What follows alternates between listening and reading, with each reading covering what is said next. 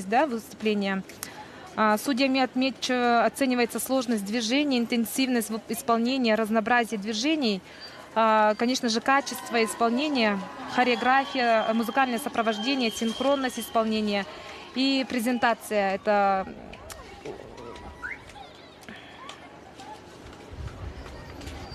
уверенность и эмоциональность группы.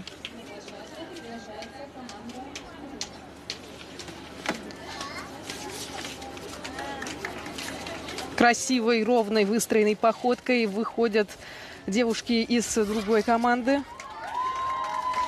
Они также поразят нас своим выступлением. Это Вилюйский улус. Да, Вилюйский улус. В составе команды 8 спортсменок. Даяна Анатольевна Прокопьева аэробикой занимается второй год. На спартакиаде выступает второй раз. Мария Филипповна Ионова занимается фитнес-аэробикой третий год. Выступление спартакиады второй раз. Михайлова Даяна Александровна, студентка СВФУ, аэробикой занимается третий год, выступает тоже второй раз.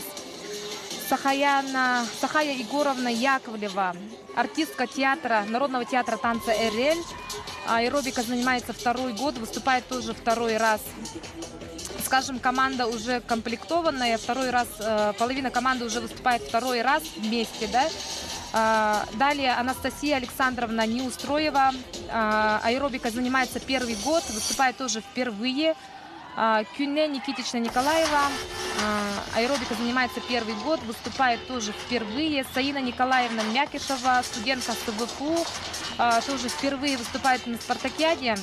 И Юлия Петровна Федорова, балетмейстер районного культурного центра народного творчества Вилюйского улуса, занимается аэробикой с 2005 года, выступает второй раз.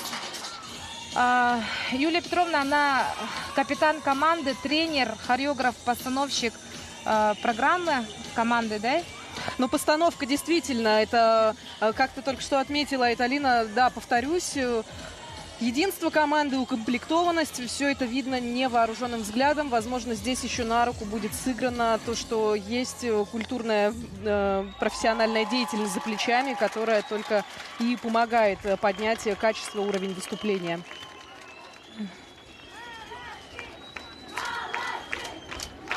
Надо отметить, что и погода сегодня довольно-таки хороша, благоволит, потому что на свежем воздухе такие выступления, как мне кажется, смотреть куда приятнее. Более того, это все происходит здесь, в селе Барагонцы, на хоккейной коробке, на паркете, где не так давно завершились одни из соревнований по мини-футболу, которые также продолжатся вплоть до закрытия спортивных игр народов Якутии. Сейчас волонтеры протирают пол, но это грамотно.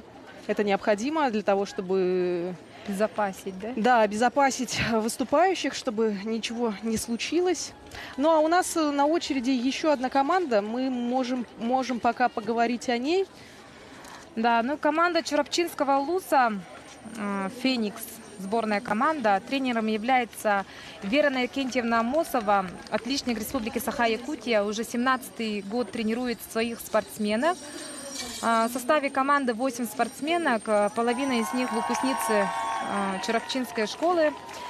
Карина Егоровна Наговицына, студентка, 10 уже лет занимается, 5-й раз выступает в спортивных играх, то есть уже имеет большой опыт со школьных времен, да? Дарья Константиновна Филиппова, студентка, 4-й год занимается, выступает 1-й год. Лилия Егоровна Дичковская, 5-й год занимается, 5-й год выступает, то есть они выступали ранее за категорию юниоры.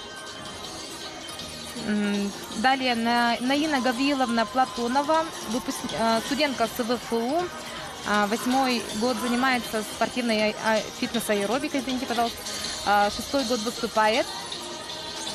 Далее Сардана Васильевна Оконешникова, выпускница Чурапчинского государственного института физической культуры и спорта. 2-й год занимается и 2-й год выступает на спартакиаде. Да? Сардана Алексеевна Макарова, выпускница Чурапчинского государственного института физической культуры и спорта. 10-й год занимается, выступает 6-й год. И Сахая Александровна Попова, 5-й год занимается, 5-й год выступает. Саяна Александровна Местникова, студентка АГИКИ, 6 лет занимает, 6 лет занимается, 2-й год выступает. Не хочется быть предвзятой в комментаторстве этого вида спорта, но я думаю, что вот Чурапчинский улус, он же и славится своей спортивной школой. Оттуда родом очень много людей, которые продолжают свою профессиональную карьеру именно в спорте, в различных видах спорта, надо отметить. Очень красивые элементы сейчас вы видите на своих экранах. И музыка, да, Программа 150... интересная, сложная, да.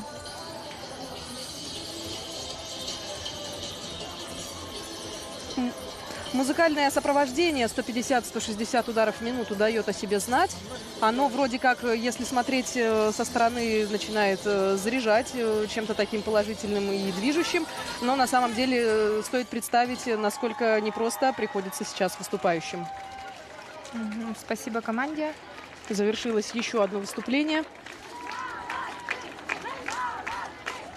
Вообще в основе программы по фитнес-аэробике, да, лежат движения высокоударной аэробики, основанные на постоянных прыжках и бегах, да, без остановки в течение вот заданной времени. Используется музыкальное сопровождение с четко различной ударностью. Такой у меня несколько наивный вопрос, потому что в фитнес-аэробике я больше наблюдательскую точку зрения занимаю. Без остановки все происходит. То есть если нужно выполнить какой-то художественный элемент, где такая специальная задержка на 2-3 секунды, или такого вообще никогда не предусматривается? Нарушениями считается это 8 счетов. То есть если спортсмен остановится на 8 счетов, это уже будет грубой ошибкой. И уже будет минус балл. Еще одна команда на очереди выступить перед нами, перед всей республикой. Сунтарский улус, сборная команда Сунтарского улуса «Джулур». Прошу прощения, Вилюйский улус.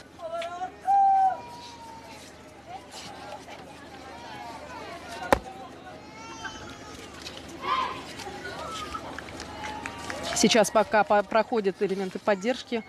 Нет, Сунтарский улус, тренер Анастасия Афанасьева.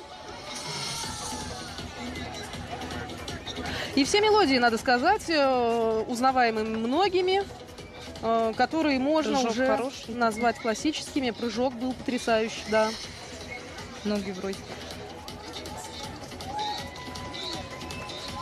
У девочек растяжка очень хорошая. Махи на высокой амплитуде. В составе команды, хотелось бы сказать, 7 спортсменок. Александра Артуровна Михайлова, инструктор физкультурный инструктор детского сада номер 5 Миргугун, занимается и выступает 1-й год.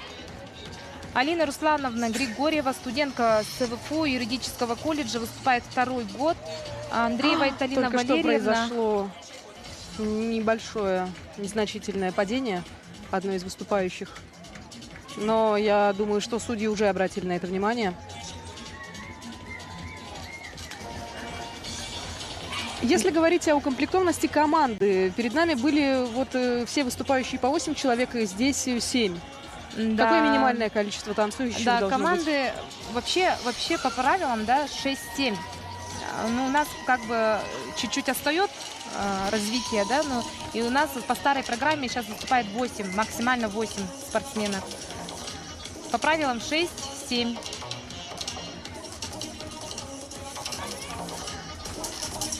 Так далее, Сардана Дмитриевна Стручкова, учитель начальных классов Сахакорейской школы, с 15 года выступает. Так, Аина Николаевна Никифорова, Варьяна Александровна Шеломова, студентка 3-го курса, Яна Валерьевна Белолюбская и Сардана Сареловна Морозова. Мне очень нравится, что все костюмы выполнены так красиво, они все искрятся нашитыми стразами, пайетками. Это очень завораживает. И, конечно, была проделана очень большая работа визажистов, стилистов, которые сделали им такие красивые прически и макияж. Вот у нас сейчас идет повтор выступления команды. Махи. Так и хочется сказать, как это было в одном советском фильме. Это энергичный танец. Вот был момент того самого падения, да. Но это падение не повлекло, За собой грубых Да. нарушений? но все равно там судьи оценят. Не помешало дальнейшему исполнению программы. И группа продолжила свое исполнение. Это минус 0,5 баллов. Еще одна команда выходит на помост перед публикой. И они выделяются в первую очередь зеленым цветовым сочетанием. Это необычно, потому что пока мы встречали красно-черные сочетания. Нам надо сказать, команда какого улуса перед нами выступает сейчас. Команда Северо-Восточного федерального университета имени Максима Кировича Амосова. «Алмаз». Тренер Марьяна Байшева.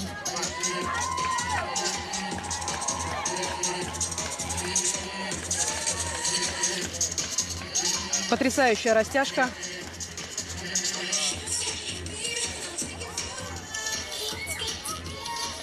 Ну, сборная команда СВФУ «Алмаз», они были очень сильными, да, вот все некоторые девочки, они выпускницы этой сборной команды СВФУ.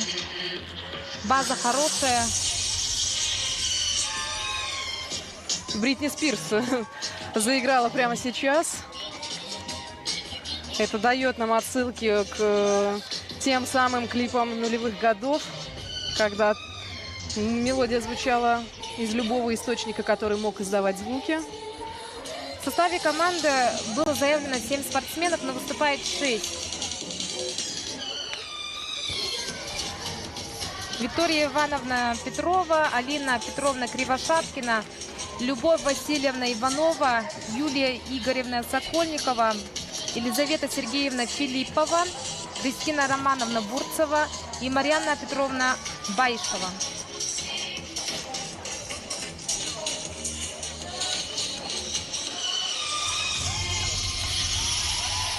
Поддержим наших девушек. Да. Остается только поаплодировать. Артистичный поклон.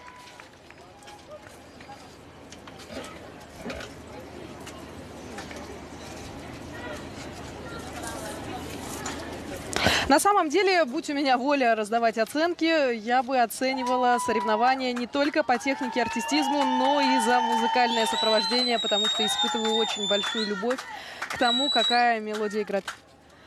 Сейчас у нас очередная команда на очереди выступать.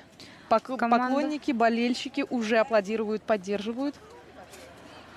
Команда Намского улуса, сборная команда «Триумф». Нет, что-то пошло не так. Сейчас.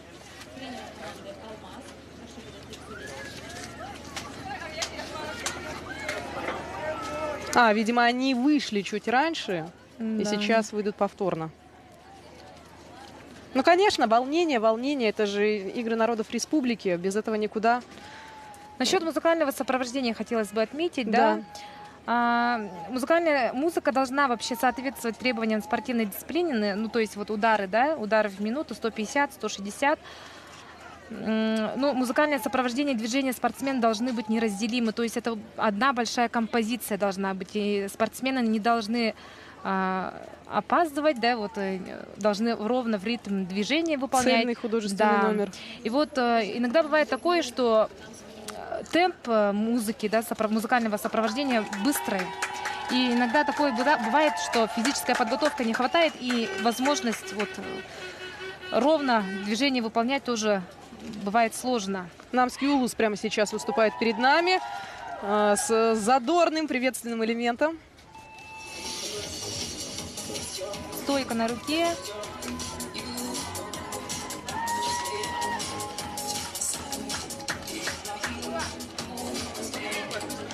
Синхронной.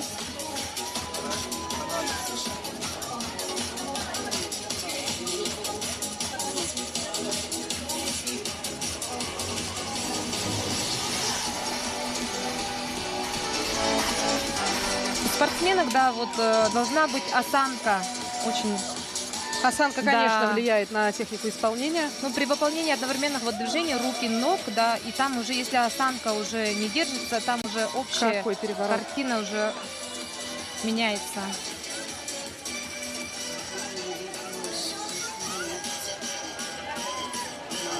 Мах в 3 стороны.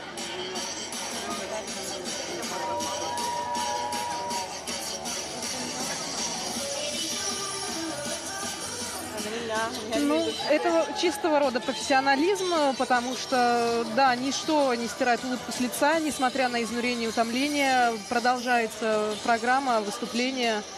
Все для того, чтобы очаровать зрителей, все для того, чтобы показать свой уровень подготовки.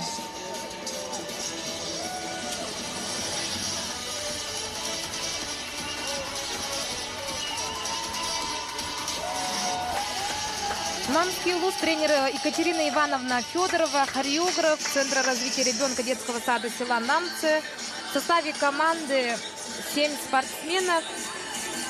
Диана Азарова, студентка ЦВФУ, Алина Матананова, тоже студентка ЦВФУ, Эвелина Максимова, Арина Калмогорова, Нария Пестерова, Милада Андросова и Снежана Белюкина. Спасибо команде.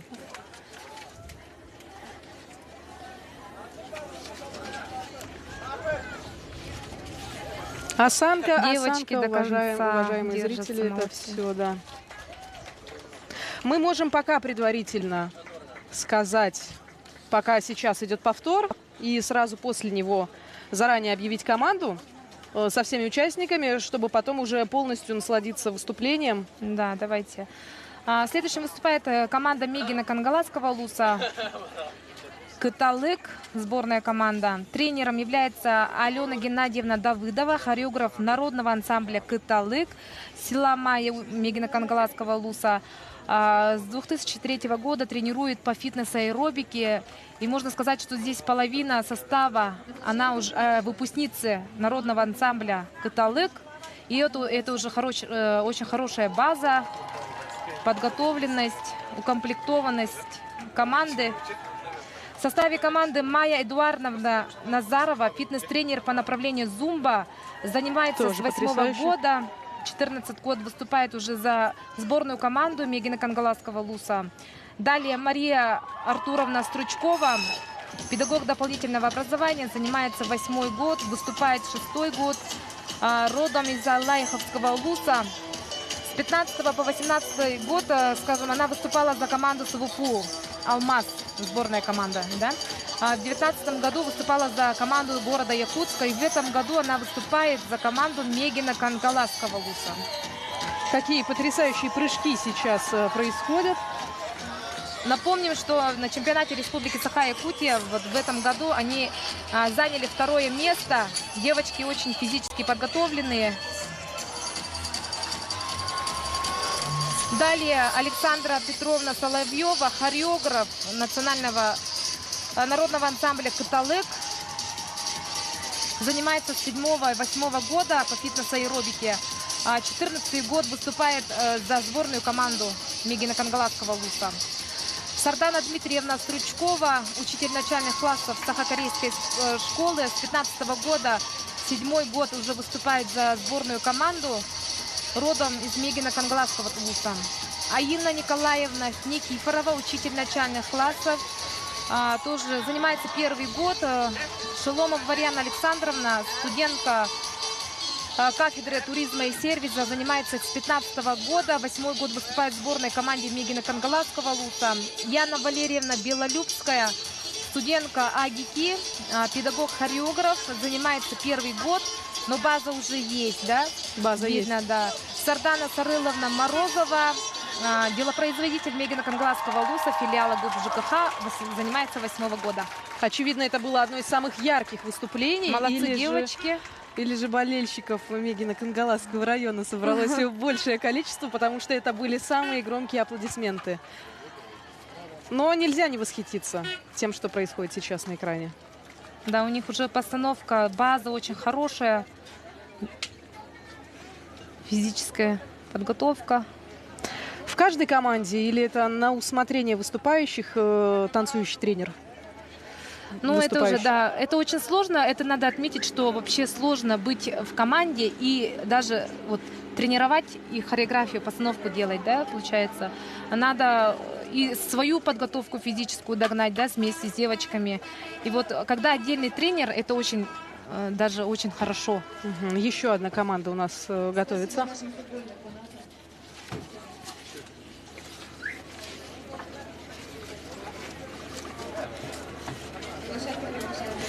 Выступает команда Хангаласского улуса, сборная команда Модун.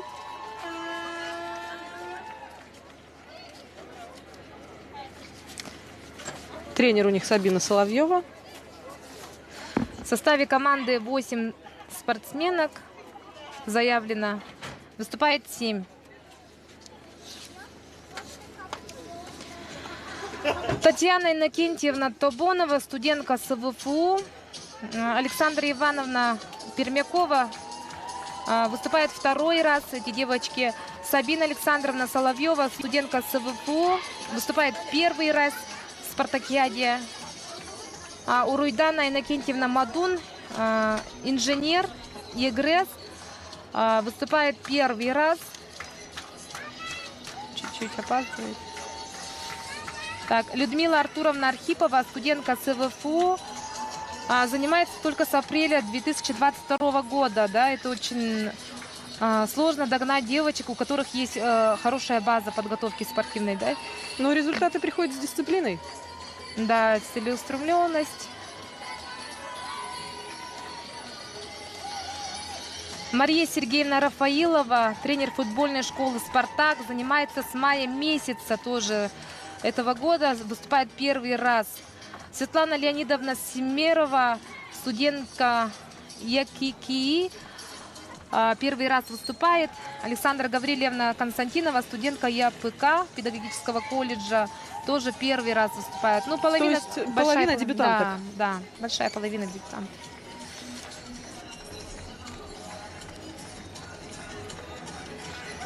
Молодцы девочки. По себе знаю, как очень сложно, волнительно выступать на большой аудитории, да? Конечно. Есть большая классификация публичных выступлений. Наверное, как раз фитнес и аэробика – это одно из тех, которые можно поставить в один ряд с театральным искусством. Да. Артистичность очень высоко ценится. Харизма. Вот некоторые...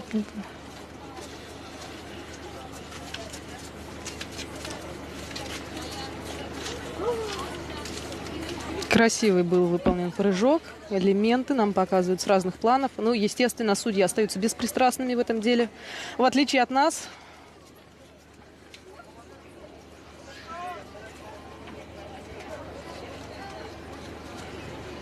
Готовится команда Нюрбинского района «Огни Нюрбы». Очень красивое название. И у них очень красивые костюмы.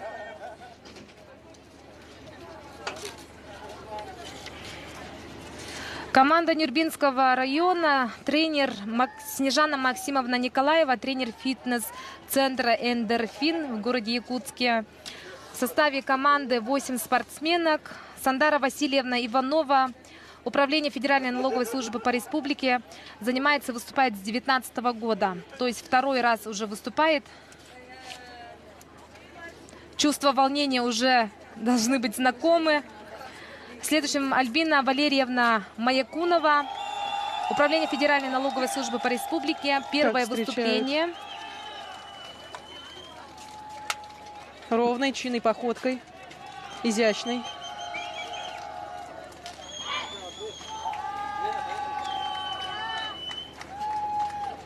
Сразу они начинают с какого-то сложного элемента. Да, хотелось бы отметить, что эта команда на прошлых играх в Амкинском улусе заняла 3-е место. Далее Маргарита Васильевна Шадрина выступает первый раз. Анастасия Меркурьевна Обоева. Первое выступление, раньше не занималась фитнес-аэробикой. Дебют. Вероника Михайловна Кутанова-Донская. Работает в Государственном противопожарной службе республики. занимала студенческие годы, принимала участие в чемпионатах республики фитнес-аэробики 18 и 19 года. Вот в составе команды, выступавшего в Бангинском Улусе в спортивных играх. Вот, кстати, один из Музыка неповторимых элементов и музыка. Да. Не то чтобы неповторимых, сложно повторимых, но, по-моему, мы сейчас, посмотрев определенное количество выступавших команд, увидели его впервые. Виктория Михайловна Кутанова занимается, выступает 4-й год. Ранее занимала студенческие годы, члены сборной команды факультета СВФУ. Тоже опыт выступления в чемпионатах республики 18 и 19 года. И тоже в составе сборной команды Нюрбинского района заняли в 3-е место в Амкинском Улусе. Нюргугун Кирилловна Корякина занимается, выступает с 19 года.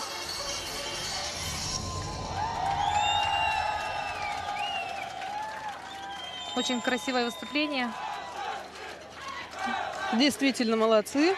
Так, и Остается Марина только Ивановна согласиться с Васильева. 2-й год занимается. Первое выступление в спортивных играх. Было в Амге. 3-е место тоже. Но половина команды, она уже выступала. У них уже есть Да, опыт. в спортивных играх. Призеры спортивных игр в селе Амга.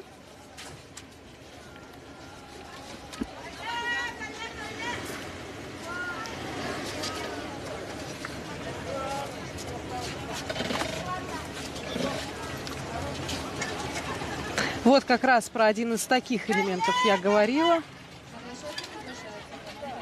Пока готовится у нас следующая команда к выступлению. Девушки уже выходят на паркет. Команда города Якутска. Сборная команда города Якутска Туймада. В честь долины. Очень сильная команда. Это победители чемпионата. Победитель чемпионата. Да, победитель. В составе команды 8 спортсменок. Девочки очень подготовленные физически. Уже видно по ним. Эверстова Аяна Михайловна, выпускница медицинского института, мастер спорта Республики Саха-Якутия по северному многоборью. Призер Игорь Манчара 17 и 21 года по национальному многоборью. В данное время работает с СММ. И тренер групповых занятий СВФУ ИФКИС. В барагонцах выступает уже в 3-х играх.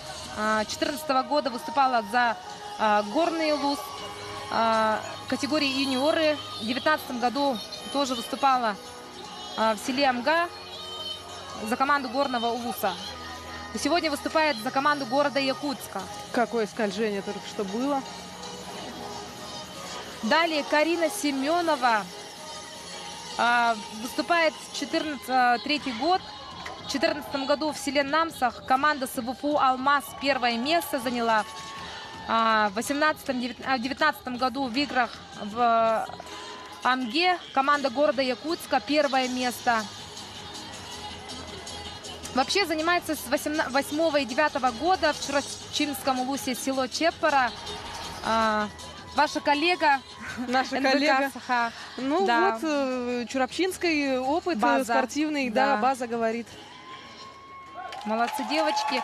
Варвара Геннадьевна Бурнашова, Анна Дмитриевна Семенова, это капитан сборной команды, тренер. Ксения Романовна Слепцова, Карина Сергеевна Васильева, Нюргуяна Андреевна Кривогорницына и Александра Егоровна Кириллина.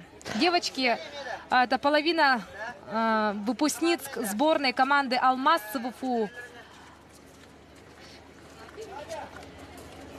Да, переворот был.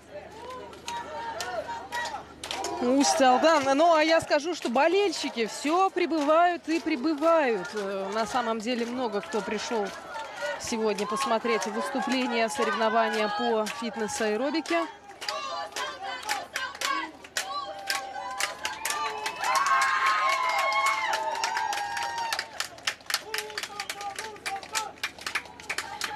Давайте знакомимся. Команда Усть-Алданского улуса «Мюрю».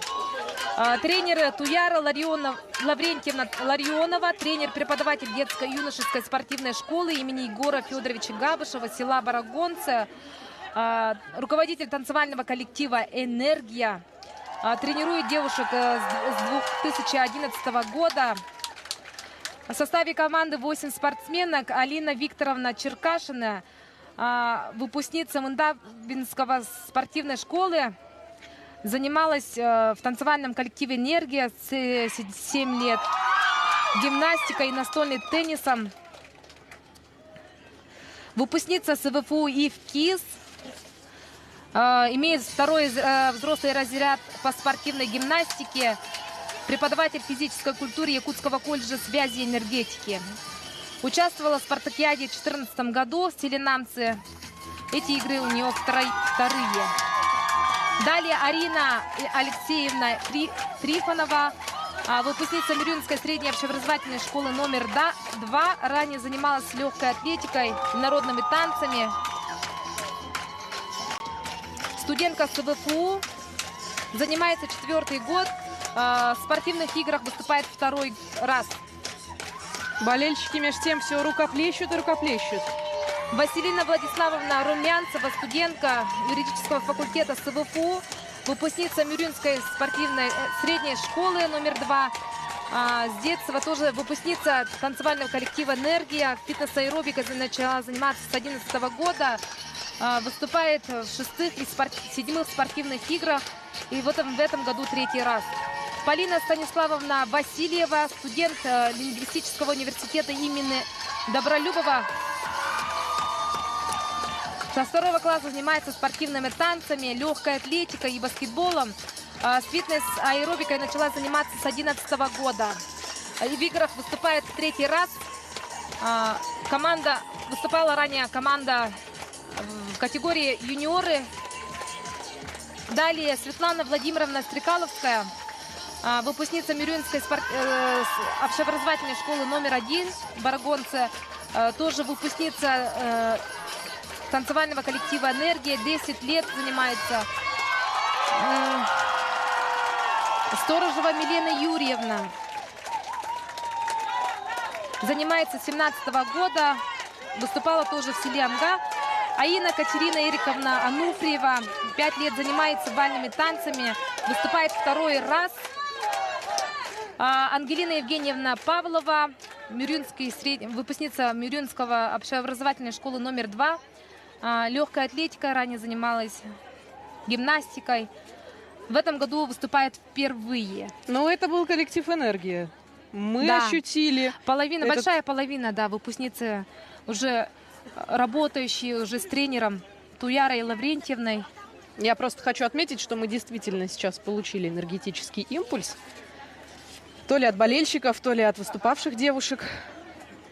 А вот у нас на очереди Верхоянский улус. Да. Верхоянский улус также представлен несколькими выступающими. Так, тренер команды Аина Афанасьевна Пономарева-Лампадистова, артистка Государственного театра коренных малочисленных народов Севера Гулун. Чемпионка по фитнес-аэробике 6-х спортивных игр народов республики в селе Намцы. Состояла в сборной команде СВФУ «Алмаз». Уроженка Вилюйского улуса, капитан сборной команды Вилюйского улуса 18-19 годы. В этом году она работает как тренер сборной команды Верхоянского улуса. В составе команды 8 спортсменок. Виктория Олеговна Домнина, 5-й месяц занимается фитнес-аэробикой, выступает впервые. Валентина Егоровна Старостина, тоже 5-й месяц занимается и впервые выступает в спортивных играх. Елена Айхаловна Стручкова, тоже 5-й месяц, только 5-й месяц. Только 5-й месяц. Нужно отметить.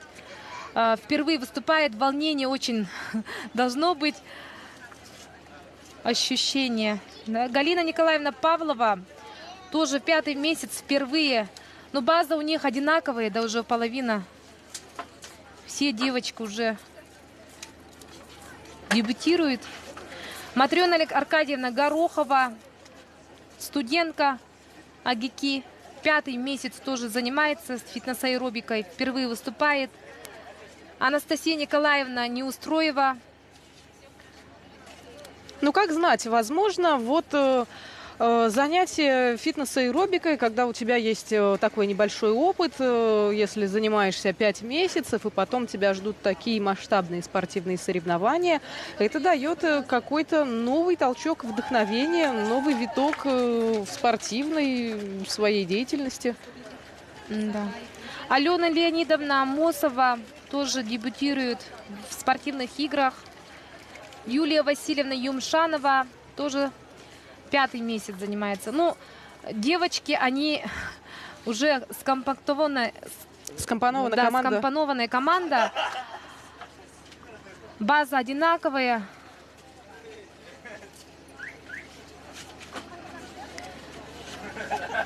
На соревнованиях присутствует министр по физической культуре и спорту Леонид Николаевич Спиридонов.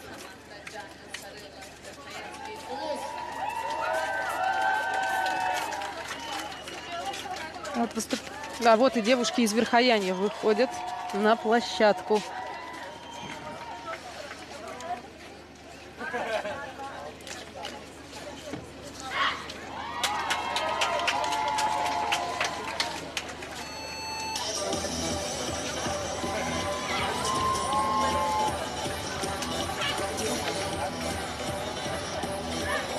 Тренер у них очень сильный. Постановка хорошая.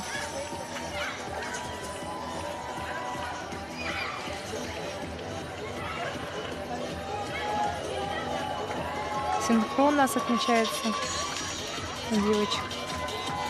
Стойка на руке.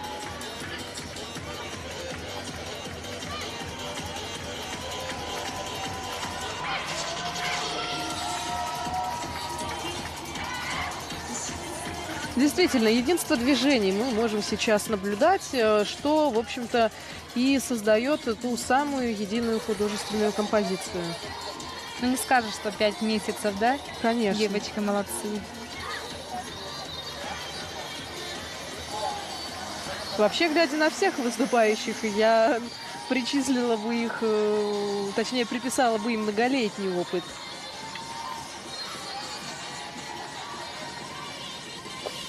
Еще одна стойка. Ну вот сложный элемент такой, да? Энергетика сильная, молодцы. Интересно, чем в этом случае можно покорить судей? Сложными элементами, энергетикой или просто единством композиции? Нет, ну вообще вот оценивается, да, каждый вот направление, каждое вот и артистичность, и сложность движений, и программы. Выполнение их вот на 100%, ну, на сколько там они процентов выполнили, да, вот это вот тоже оценивается. Аплодисменты слышим мы. Ну да, для этого и есть как раз судьи и по технике, судьи и по артистичности. Изящной походкой покидают девушки из Верхояния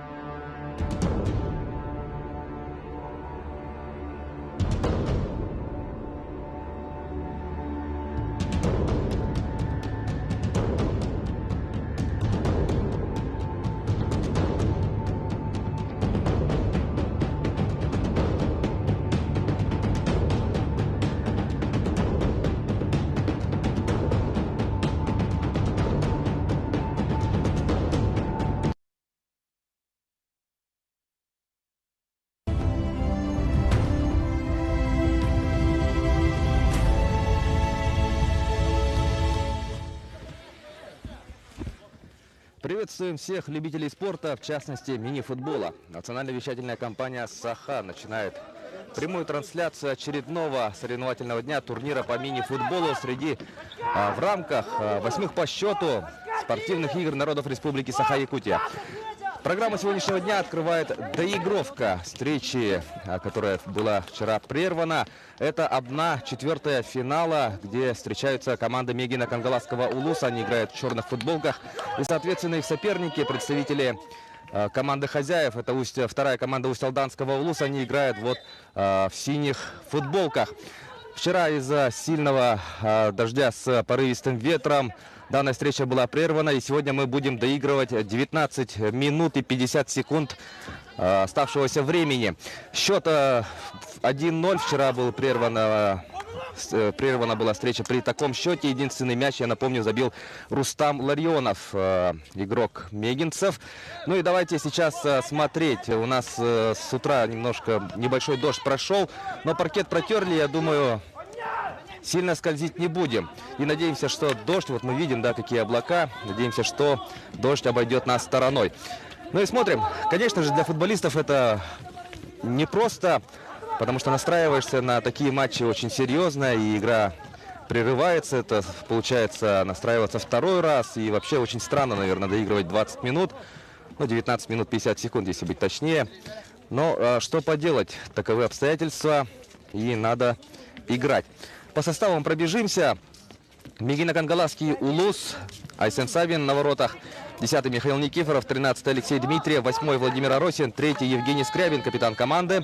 77-й Рустам Ларионов, 4-й Юрий Афанасьев, 11-й Николай Дьяконов, 7-й Игорь Дегтярев, 19-й Эдуард Афанасьев, 12-й Данил Бурнашов и 9-й Лев Захаров.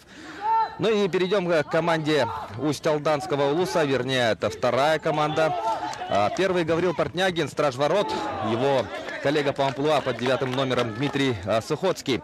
7-й Афанасий Домотов, 6-й Джулус Петров, 11-й Артем Соловьев, 8-й Николай Федоров, 15-й Василий Федоров, 14-й Семен Афанасьев, 5-й Артур Румянцев, 13-й Дмитрий Румянцев, 17-й Валентин Жирков и 10-й номер Айсен Бочкарев, капитан команды. Озвучили состав играющих команд, и теперь давайте фокусироваться полностью на игре. Вчера очень равная игра была, но, может, да, действительно, мегинцы выглядели чуть предпочтительнее. Об этом и говорит счет, который был зафиксирован во время остановки игры. Не смогли вчера мы возобновить матчи, так как дождь шел очень долго. Ну и сами понимаете, что на мокром паркете играть не то что трудно, это не видится возможным. Усть-Алдан в атаке, и сейчас отсюда можно будет пробить. Есть удар! Мяч в игре. Айсен Савин тем временем, да, у него проблемы возникли. С повреждением сейчас только что лежал страж ворот мегинской команды, но, по всей видимости, он уже на ногах. Да. Усть-Алдан пробует атаковать. Аут в их пользу. Афанасий Домотов отыгрывает назад. Вновь Домотов.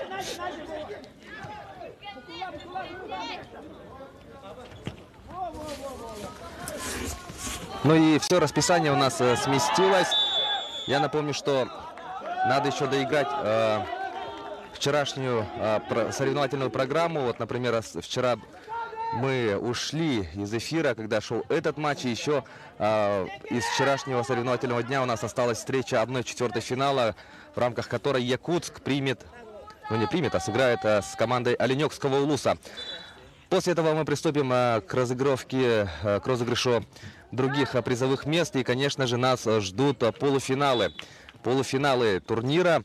И, конечно же, этой ситуацией с дождем больше всех, наверное, недовольны футболисты Якутска.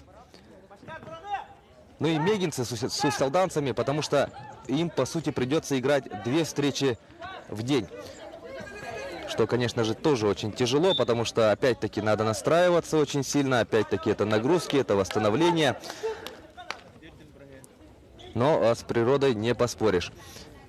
Несмотря на такую не самую лучшую погоду, мы видим то, что достаточно тут людей.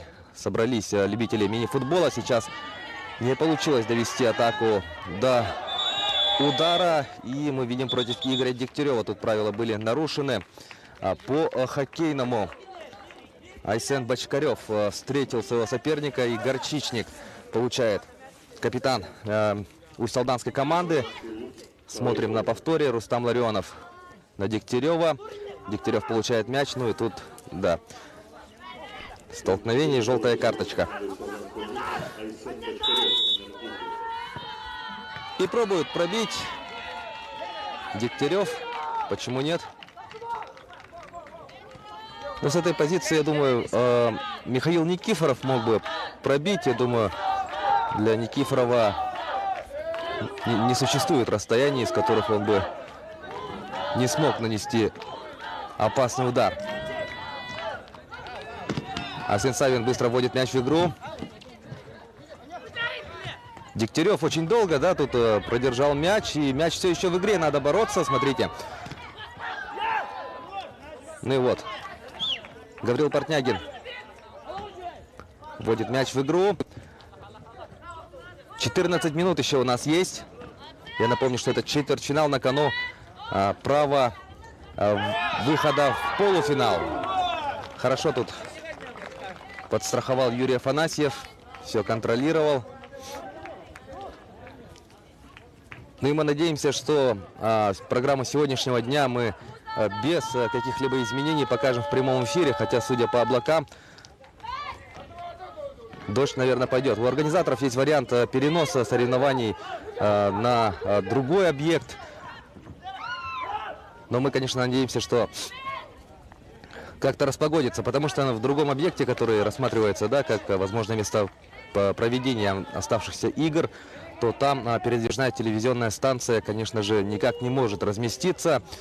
Поэтому, если организаторы примут решение переехать, то мини-футбол мы уже будем смотреть не в прямом эфире, а в рамках только вот дневников максимум.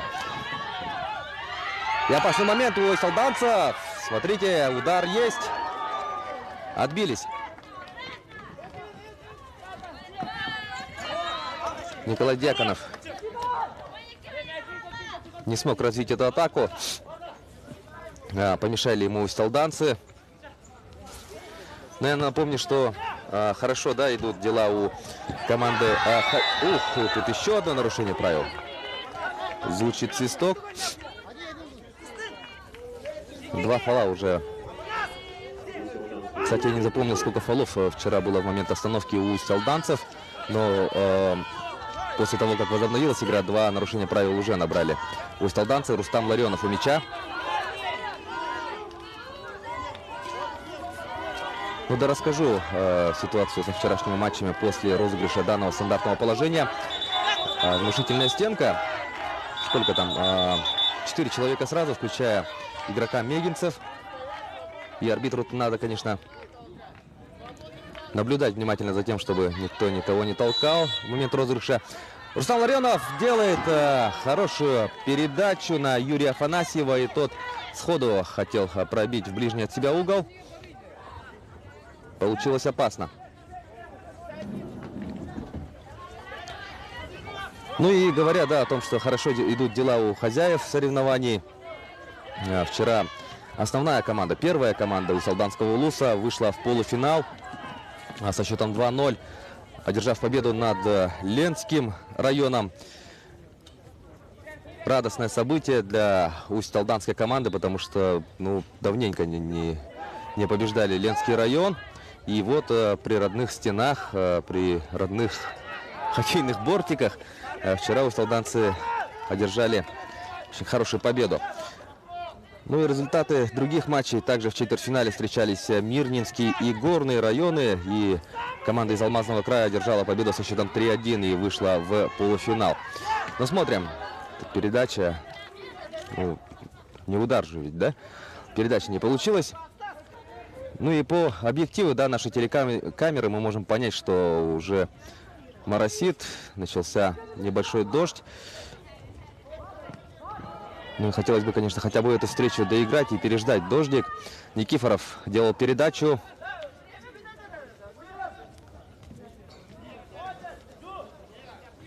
Напомню, что по регламенту турнира мы 23 минуты играем в формате грязного времени. Последние 2 минуты идут чистыми.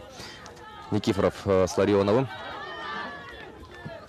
Ну, со сцеплением, да, у нас вообще проблема на этом турнире. Никифоров падает, свистка нету, надо играть. И вот сейчас опасно может получиться. Усталданцы пойдут в атаку.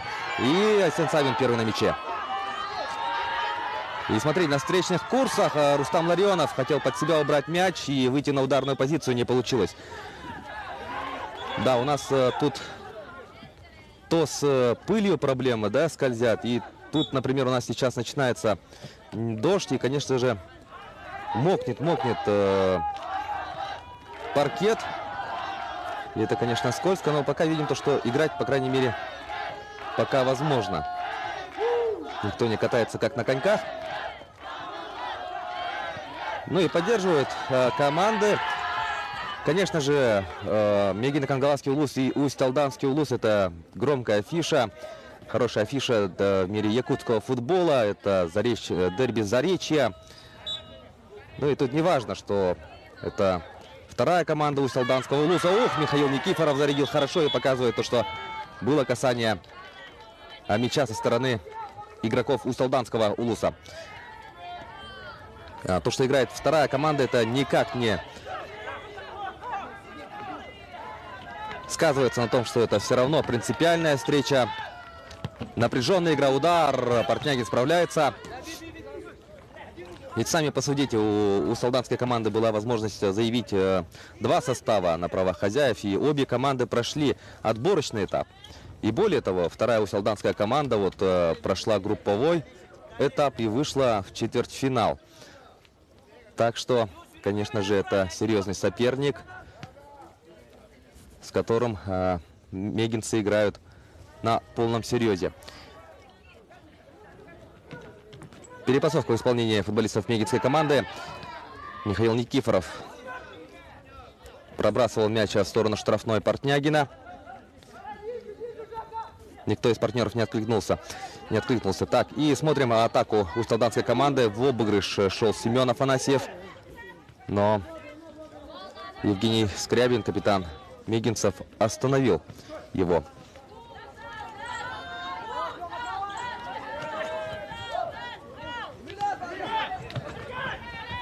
Никифоров играет в прессинг.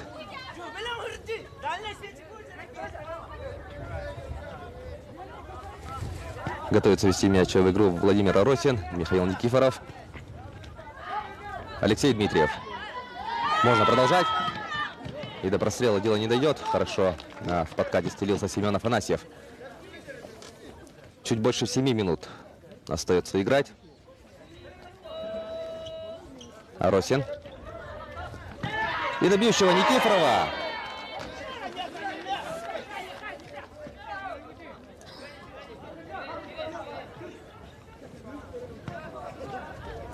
Сильная передача на левый фланг. Тут сразу против двоих ведет борьбу Афанасий Федоров. Афанасий Домотов, извиняюсь. Ну, а данную встречу обслуживают два арбитра, которые были специально приглашены на этот турнир из Центральной России. Это арбитры, которые имеют квалификацию Ассоциации мини-футбола России. Ну и, конечно, наши арбитры тоже проведут работу с ними. И получается опыт на этих соревнованиях, дополнительный опыт получают не только спортсмены, но и представители республиканского корпуса судей. Наброс вперед, и есть падение, но надо играть. Свистка нет. Айсен Савин спокойно фиксирует мяч. Скрябин играет на Никифорова. Никифоров возвращает Скрябину. Так, от кого ушел мяч? Усть-Алданцам переходит игровой снаряд. Сразу же не разыгрывают мяч. И, конечно же, время играет в пользу мегинцев. Усть-Алдан это прекрасно понимает. Хорошо, тут Дмитриев сыграл корпусом, но тут выход 1 на 1, удар и гол! Гол! Афанасий Домотов сравнивает счет в этой встрече на радость собравшейся публике. Ждет нас просто Напряженнейшая концовка данной встречи. Ну и смотрите, как заряжены, да? Как заряжены ребята. Это дерби Заречья. Ну и тут уже в Мегинце будут спешить. Я напомню, что на стадии плей-офф, конечно же, ничьи быть не может. Итоговой ничьи. Вышел 1-1 Афанасий Домотов и в правый нижний угол пробил. Айсен Савин тут не смог спасти команду. Удар был действительно сложным. Ничьи быть не может. При фиксации, да, вот ничейного результата будут 2 экстра тайма по 5 минут. Ну а в случае того, что если даже в дополнительное время победитель не будет выявлен, то серия пенальти будет назначена. Команды пробьют по 3 удара. Рустам Ларионов быстро ввел мяч в игру. Видимо, он Юрия Афанасьева хотел найти этой передачей, но мяч перешел к соперникам. 1-1 и 4 минуты 25 секунд. Столько будет у нас длиться основное время. Удар. Портнягин дотянулся ногой. И на добивание тут можно было бы сыграть, если бы Юрий Афанасьев принял мяч с первой попытки. Но тут, конечно же, сказывается и то, что и игровая обувь, и игровой снаряд у нас уже намокли. Это, конечно, вносит определенные коррективы, но все играют при равных условиях. 4 минуты. Будет продолжаться данная битва на паркете хоккейного корта в селе Барагонцы Усть-Алданского района. Рустам Ларионов. Но я думаю, конечно, последние минуты доиграют основные четверки. На кону выход в полуфинал турнира. Рустам Ларионов. Николай Дьяконов. Вновь Ларионов. У себя встречают усть-алданцы гостей. Юрий Афанасьев. Дьяконов делает мягкую передачу вперед. И получает мяч Юрий Афанасьев. Разворачивается. Нет, откатывает мяч назад. Рустам Ларионов. Он прямо на ходу протирает подошву. Дьяконов. Хорошо против него сыграл Николай Федоров. И аут в пользу мегинцев.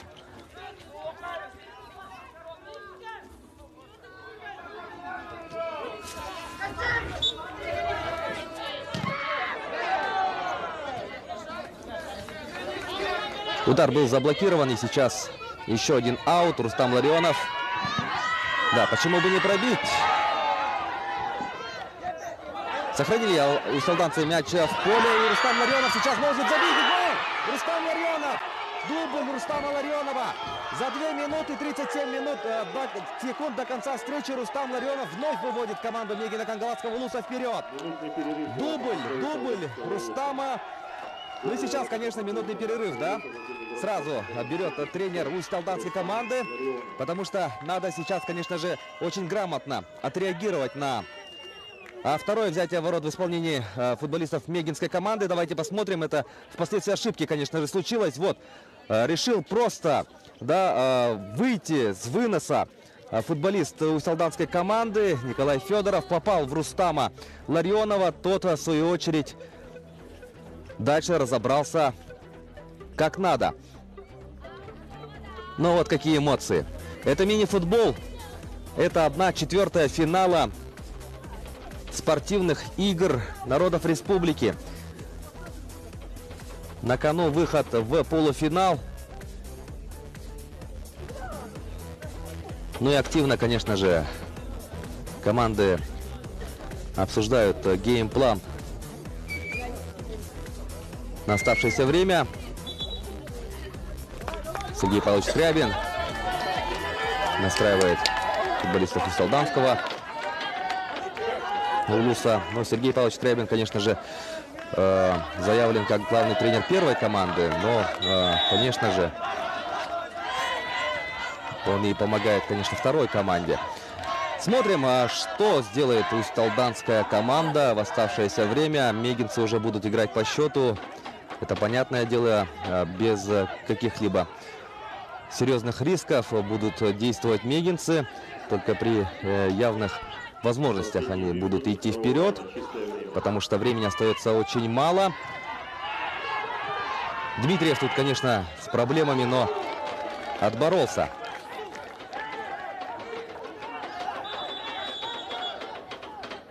Так, звучит свисток. Поспешили усть-алданцы. Мяч, на самом-то деле, Аут был в пользу мегинцев. Рустам Ларионов готовится вести мяч в игру. Впереди Дмитриев. На Дмитриева адресовалась эта передача, но не получилось. Сейчас усть-алданцы побегут в контратаку.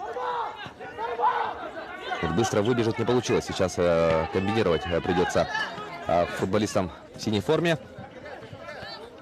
Ну и смотрите, как высоко встречают соперника мегинские футболисты.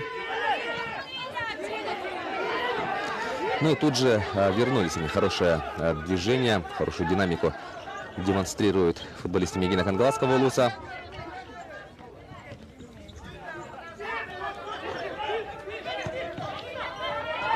И потеря. Но тут же мяч возвращается. Ну, конечно же, я думаю, сказывается то, что покрытие у нас намокло. Ну и, конечно, мяч при таких условиях двигается иначе. Подкат есть, надо встать и играть, но тут как бы не старался Юрий Афанасьев. Все-таки мяч переходит к соперникам.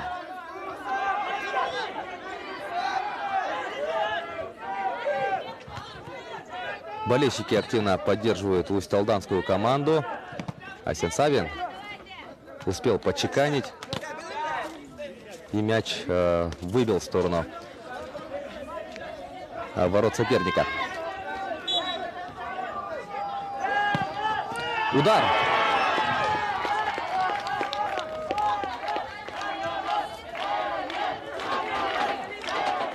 Ну и болельщиков Мегина Кангаласского улуса тут немало. Дело понятное.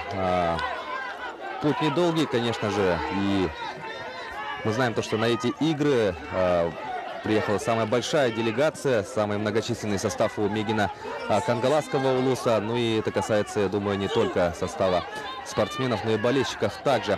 В 5 полевых тем временем играет усть-алданский улус. Вторая команда усть-алданского улуса.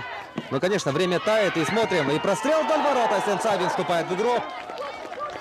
Нижний угол ворот Асена Савина под замком.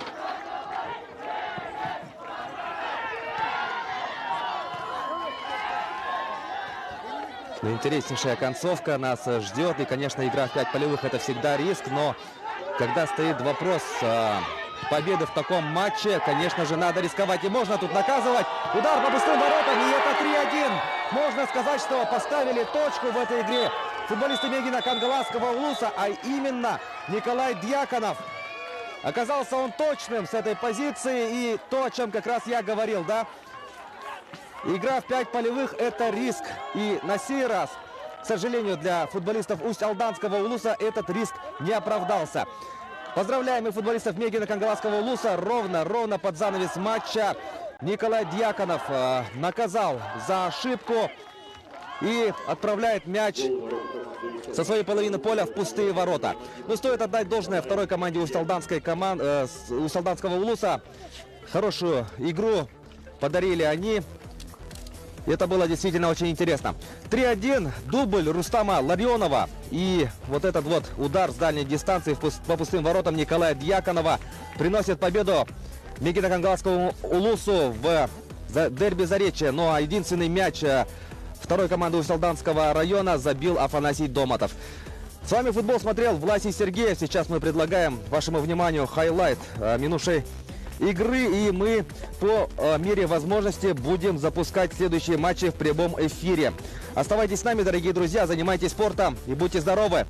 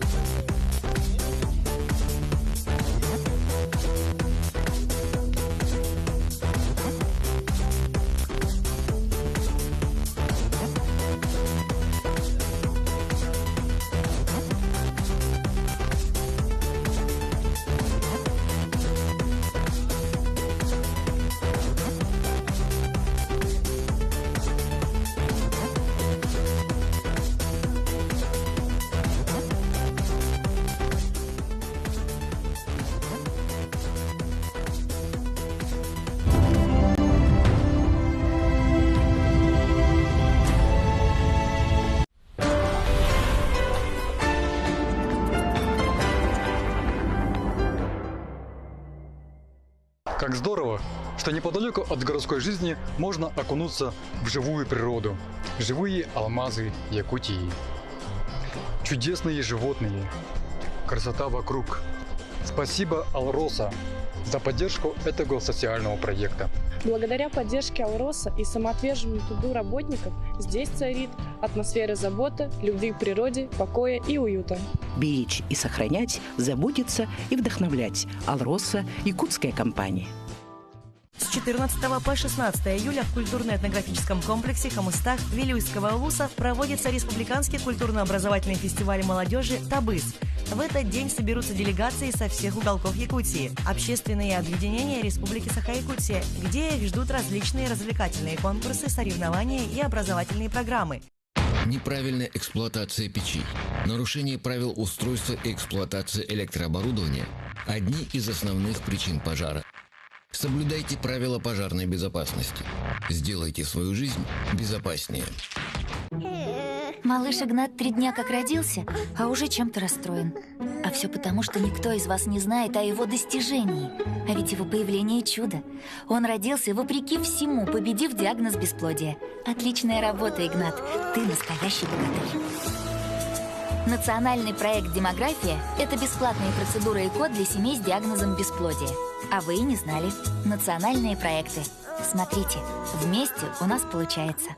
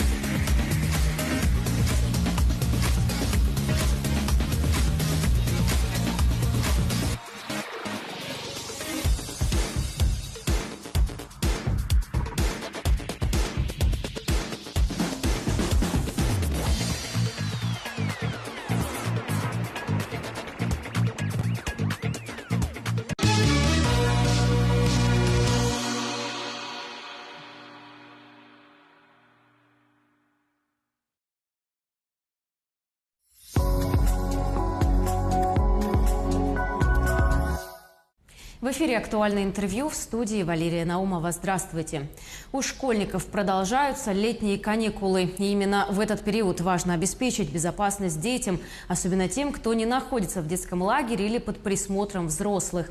Как предостеречь детей от разного рода опасных ситуаций? Какова роль и ответственность родителей в вопросах обеспечения безопасности детей? Об этом сегодня мы поговорим с начальником отдела по надзору за соблюдением прав, свобод и законных интересов несовершеннолетних прокуратуры Республики Татьяной Сараевой и уполномоченным по правам ребенка в нашем регионе Туярой Васильевой. Татьяна Аркадьевна, Туяра Валерьевна, здравствуйте.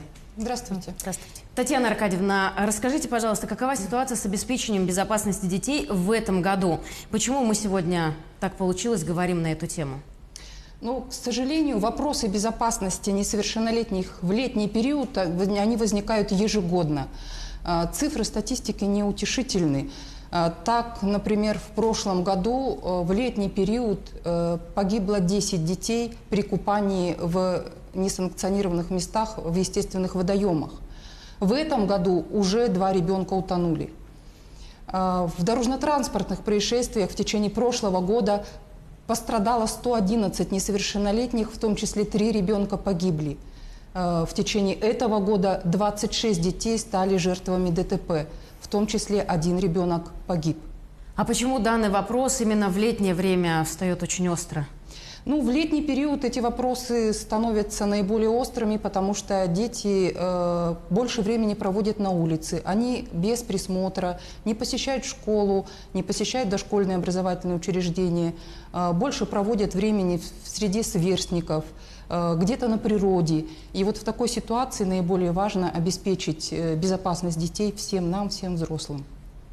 Туяра Валерьевна, расскажите, пожалуйста, исходя из вашего опыта работы, жизненного опыта, тех происшествий, которые происходят с детьми, какие объекты представляют наибольшую опасность для них? Спасибо за вопрос. Детский травматизм и его предупреждение – это важная и серьезная проблема, особенно в летний период. И, как сказала Татьяна Аркадьевна, это связано с летними каникулами, то, что у детей много свободного времени, остаются без присмотра родителей. И, конечно же, мы не можем запретить ребенку познавать мир, потому что это его природа, но мы, как взрослые, должны обеспечить безопасность и сопровождать ребенка, чтобы ребенок находился под присмотром, быть рядом и даже быть немного на шаг впереди, предупреждать события, да, трагические. В жаркое лето, конечно же, это самое опасное, это водоемы, как реки, озера, дамбы. Также опасным являются и домашние бассейны. Вот у нас недавно был случай, маленький ребенок остался на непродолжительное время без присмотра родителей, и сейчас он госпитализирован. И 2 подростков, уже, как вот сказала Татьяна Аркадьевна, опять же, утонули, так как они купались в несанкционированных местах. И обязательно нужно соблюдать правила безопасности. Нельзя оставлять детей без присмотра. Должны соблюдаться правила. Надевать спасательные жилеты детям, не оставлять их без присмотра и купаться только в санкционированных местах. И, например, в открытой реке, допустим, это часто влечет неминуемую трагедию. Также дети, гуляя по улице, могут оказаться в таких местах, как строительные площадки, промышленные предприятия, и могут получить травмы, получить удар током. Поэтому дети должны находиться под присмотром родителей. И, соответственно, самую основную, значительную часть таких происшествий связана с дорожно-транспортным. Татьяна Аркадьевна, а вот из вашего опыта надзорной деятельности можете привести какие-то тоже еще дополнительные примеры вот по таким объектам, которые несут опасность для детей? Конечно. Ну, например, в прошедшем году ввиду свободного доступа на объект незавершенного строительства в городе Якутске 13-летний подросток упал с высоты, получил тяжкие телесные повреждения. В этом году, вот о чем уже говорили, когда у нас погибли 2 ребенка, в одном случае купались в неустановленном месте, а в другом случае в присутствии родителей дети купались при наличии таблички, что в этом месте купание запрещено. Здесь определенная халатность и в действиях родителей тоже. Естественно, если взрослые подают своим примером нормы, обеспечивающие безопасность детей, то дети, соответственно, тоже будут вести себя подобным образом. Правильно подчеркнула Туяр Валерьевна, что очень много зависит от взрослых в этой ситуации, когда они не только собственным примером подают образец поведения, безопасного поведения на воде, на улице, но и проговаривают это с детьми, прежде чем отправиться в поездку, прежде чем отпустить ребенка на велосипеде. Буквально по дороге сюда в студию я наблюдала, как на площади катается подросток на скейте, без каких-либо средств защиты. Полагаю, что это прямая обязанность родителей, приобретая средства технические какие-то повышенной опасности, велосипеды, скейты, ролики, одновременно приобретать и защитные средства ребенку и объяснять, что правильно и круто, когда ты не просто катаешься, а ты обезопасил себя, подавая пример другим. Ну, получается, тогда безопаснее всего оставить ребенка дома. Не соглашусь с вами. Безопаснее всего не оставлять детей без присмотра.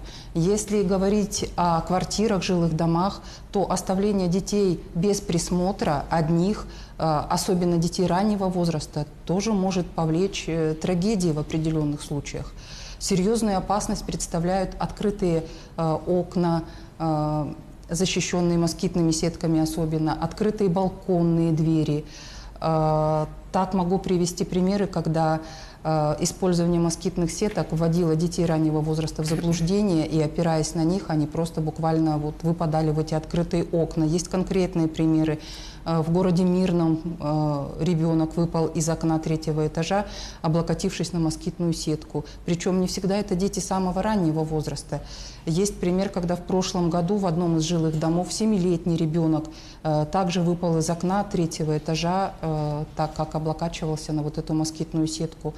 В позапрошлом году 9-летний ребенок, казалось бы, да, прыгал на диване, оперевшись на эту москитную сетку, и тоже она подвела его, да, и ребенок таким образом выпал. Ну, благо, что это только 2-й этаж, получил телесные повреждения. Ну и у всех на слуху произошедшая в этом году трагедия, когда оставленный без присмотра ребенок раннего возраста, когда родители не проявили бдительность, не закрыли балконную дверь, вот 5-летний ребенок выпал с балкона и получил тяжкие телесные повреждения, несмотря на все усилия медицинских работников, в результате скончался. Туяра Валерьевна, а как, по вашему мнению, можно избежать вот таких случаев? Ну, прежде всего, конечно же, родители не должны оставлять детей без присмотра и создавать безопасные условия. В свою очередь, органы государственной власти, органы местного самоуправления реализуют план мероприятий, которые обеспечивают создание безопасного пространства для детей, но это не умаляет роли родителей за то, что они должны нести ответственность за своих детей. И ну, если даже вот задуматься, почему же с нашими детьми случаются такие несчастья, это, ну, и честный ответ таков, что родители не готовят детей к тому, к самостоятельной жизни. Ну, это, конечно же, говорится о детях, которые уже постаршего возраста. За детьми младшего возраста только непрестанный контроль родителей и создание безопасного пространства, да? А со взрослыми детьми нужно уже разговаривать, объяснять, показывать собственным примером. Причем это касается и маленьких детей, то есть родители своим личным примером учат своих детей, как правильно переходить дорогу, пристегиваться в машине, соблюдать все правила безопасного образа жизни. Поэтому вот родители, в первую очередь, это ответственность родителей в том, чтобы с детьми не происходили трагические случаи. Татьяна Аркадьевна, а кто вот несет ответственность за детей и установлена ли ответственность вот за несоблюдение их безопасности? Безусловно, такая ответственность установлена. Права и обязанности родителей, они регламентированы статьей 38 Конституции Российской Федерации, статьей 63 Семейного кодекса Российской Федерации, которые говорят о том, что прежде всего родители несут ответственность за жизнь, за здоровье детей, за их физическое, духовное, нравственное развитие, за их безопасность, несут ответственность за него, должны защищать его права и обязанности. Хочу обратить внимание, что законодательство Российской Федерации не предусматривает ограничений и возрастных границ какого-то возраста, с которого ребенка можно оставлять одного. Поэтому в каждом случае по всем фактам травматизма и гибели детей инициируется проведение проверок и дается оценка законности действий, в том числе родителей и законных представителей. За неисполнение обязанностей по воспитанию несовершеннолетних предусмотрена административная ответственность по статье 5.35 Кодекса об администрации. Спасибо вам большое, что пришли, ответили на все наши вопросы. Благодарю вас. Уверена, что данная информация будет полезна для всех родителей, которые нас сейчас смотрят. Спасибо. Ну а я напомню, что вы смотрели актуальное интервью. Всего доброго.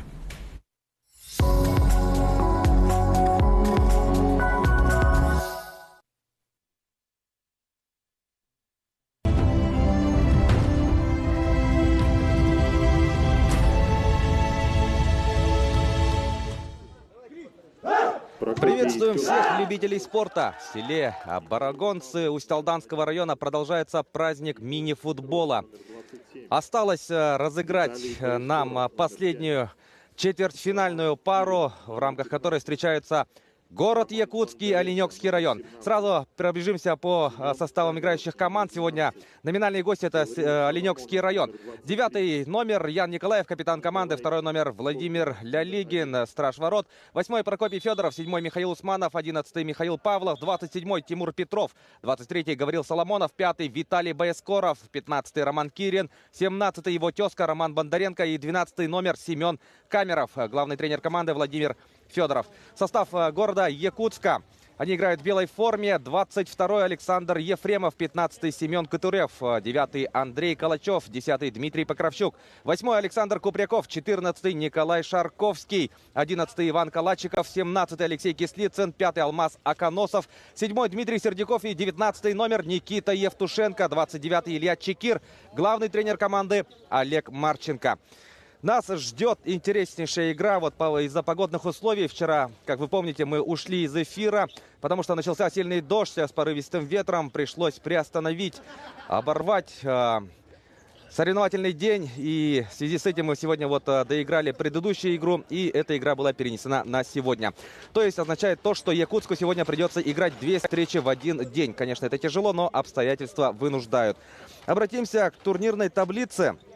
А вернее к итогам выступлений команд на групповом этапе. Якутск у нас играл в группе D. Само собой, столичная команда вышла с первого места данной группы. Со счетом 4-1 Якутск победил Горный Улус и со счетом 8-0 разгромил Среднеколымский Улус. Что касается Оленька, Оленёкский Улус у нас вышел из группы А со 2-го места. Со счетом 1-5 они проиграли Мирнинскому району, а во втором матче со счетом 2-0 одержали победу над Алданским районом. И вот команды встречаются в четвертьфинале турнира. Играем на вылет. Если победителя не выявим в основное время, будут овертаймы. А если же в дополнительное время не будет выявлен победитель, сильнейшая команда, то будет серия пенальти. Якутск играет в белой форме, в полностью белой форме. Соответственно, Оленёк играет в красной форме. Конечно же, фаворит данной встречи — это столичная команда, в составе которой выступают звезды республиканского якутского футбола. Есть и люди, которые пришли из-за чемпионата России, вернее, которые выступают на чемпионате России. Это в первую очередь, конечно же, Никита Евтушенко, серебряный призер чемпионата России по мини-футболу среди команд высшей лиги. Никита выступает в составе мини-футбольного клуба ЛКС из Липецкой области. В этом сезоне команда очень уверенно вышла из регулярного чемпионата и дошла до финала. И Никита выступает сегодня в качестве серебряного призера чемпионата России. Ну и также, конечно же, это опытные Николай Шарковский, ветераны футбола нашего, Александр Купряков также. Ну и сегодня первый матч проводит удар. Тем временем первый матч на этом турнире проводит Андрей Калачев. Он приехал с опозданием. И Андрей Калачев сегодня выйдет обязательно. Ну вот смотрим, Андрей Калачев делает передачу. Андрей Калачев в стартовой четверке. Это, конечно же, настоящая легенда якутского мини-футбола. Многолетний капитан мини-футбольного клуба «Заря». Смотрим, вот как раз Андрей Калачев с мячом. Отыгрывает налево. И пробить можно. Пробовал Дмитрий Покровщук. Немножко другая, да, сегодня стартовая четверка у столичной команды. Андрей Калачев множество лет был капитаном «Зари». Пробивал Калачев, и Илья Чекир мог замыкать, перенаправить мяч в ворота. Но в этом эпизоде оленёкским футболистам повезло. Ответ Оленька. Ян Николаев, капитан команды, развернулся, потеря мяча. И сейчас Якутск побежит в контратаку. Андрей Калачев делает своевременную передачу направо. Но не было ли нарушения правил? Кислицын в спешке пробил. На встречных курсах идет игра. Так, и тут, конечно же, споры идут. Покровщук, да, недоволен решением судьи. То, что показывал он, почему не прозвучал свисток в предыдущем эпизоде, почему сейчас. Ну и желтая карточка сейчас будет, как я понимаю, за разговорчики. Прокопию Федорову показывает арбитр. Ну или все-таки не совсем понятно. Но Прокопий все-таки. Да, очень бурно, видимо, Прокопий отреагировал на решение судьи, хотя... все-таки мяч, да, мне показалось, что назначили фол в пользу Оленька, но нет. Ну и поэтому Прокопий был недоволен и, видимо, уж больно резко отреагировал 8-й номер Оленька, и за это получил горчичник.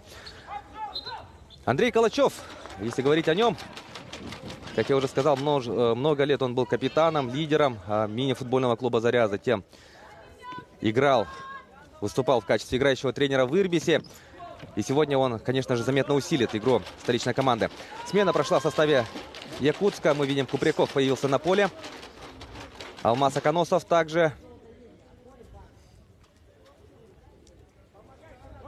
Сердяков уже был. На кону выход в полуфинал, дорогие друзья. Ну и смотрим. Заминка. Так, связанная с мячом. Видимо, у нас тут 3 или 4 мяча. Понятное дело, что играем на улице, поэтому мячи улетают далеко. Поэтому у нас очень важную роль на этом турнире играют волонтеры, которые, собственно, бегают за этими мячами. Купряков играет назад на Сердякова. Сердяков ищет варианты продолжения атаки. И, по всей видимости, еще до выноса мяч покинул пределы игровой площадки. И смотрим. Атака Оленька. И удар есть. Роман Кирин. Но, как я уже раньше говорил, да, и Роман Кирин, и Роман Бондаренко. Ну, я сомневаюсь, что они уроженцы Оленёкского улуса.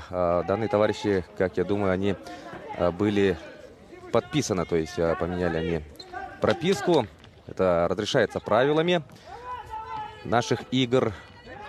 Согласно правилам, нужно поменять прописку за 2 года до старта соревнований.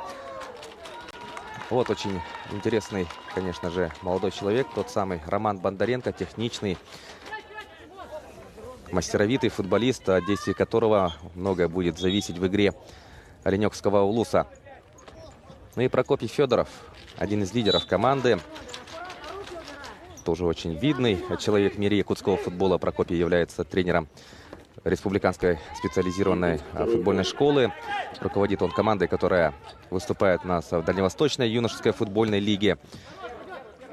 Ну и Прокопий, конечно же, и на прошлых играх в Амгинском улусе был одним из главных игроков Оленёкского улуса. Пробивал Роман Бондаренко, но Никита Евтушенко все прекрасно видел, ситуацию контролировал, даже не стал для подстраховки вот как-то тянуться к правому от себя углу. Якутск начинает свою атаку. Мягкий проброс вперед. Калачев. И Калачев бить может отсюда. Калачев бьет. Вратарь на месте. Вынос. Бондаренко, конечно же, хотел выбить мяч так, чтобы игровой снаряд ушел от Калачева. И сейчас смотрим удар. Илья Чекир бил.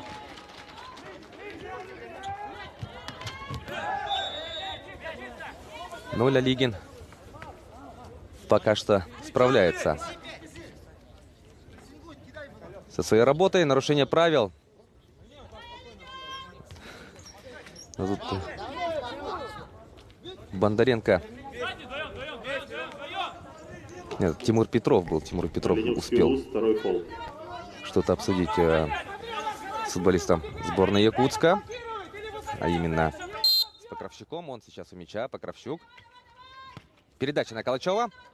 Калачев. Но это не удар, конечно же, был. Это передача в сторону левой штанги. Получилось, ну, не так, как планировал 9-й номер города Якутска. Якутск начинает свою комбинацию. Подступом штрафной подошли столичные футболисты. И Калачев может отсюда зарядить. В верхний правый угол целился Андрей.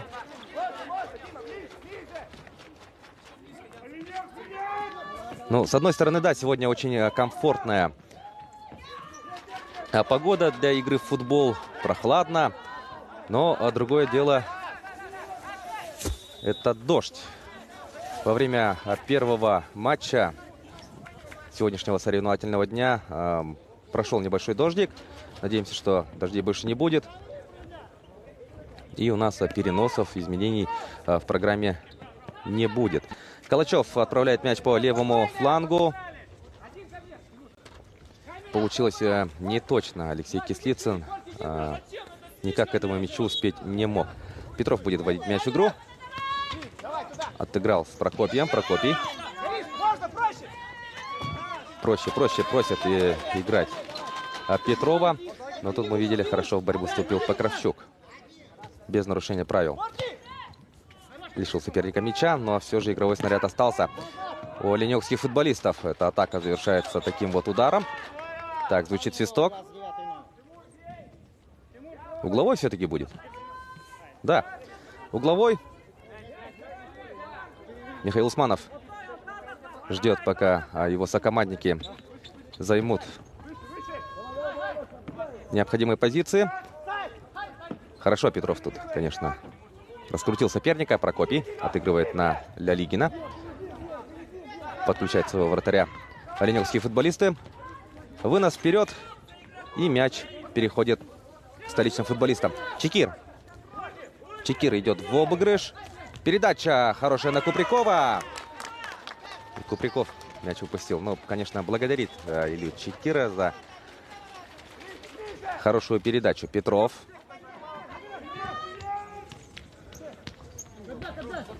Смена прошла в составе команды оленёвского Улуса. Неточная передача. Вот видим, Роман Кирин появился. Алмаз Аконосов. Покровщук. Вновь Аконосов.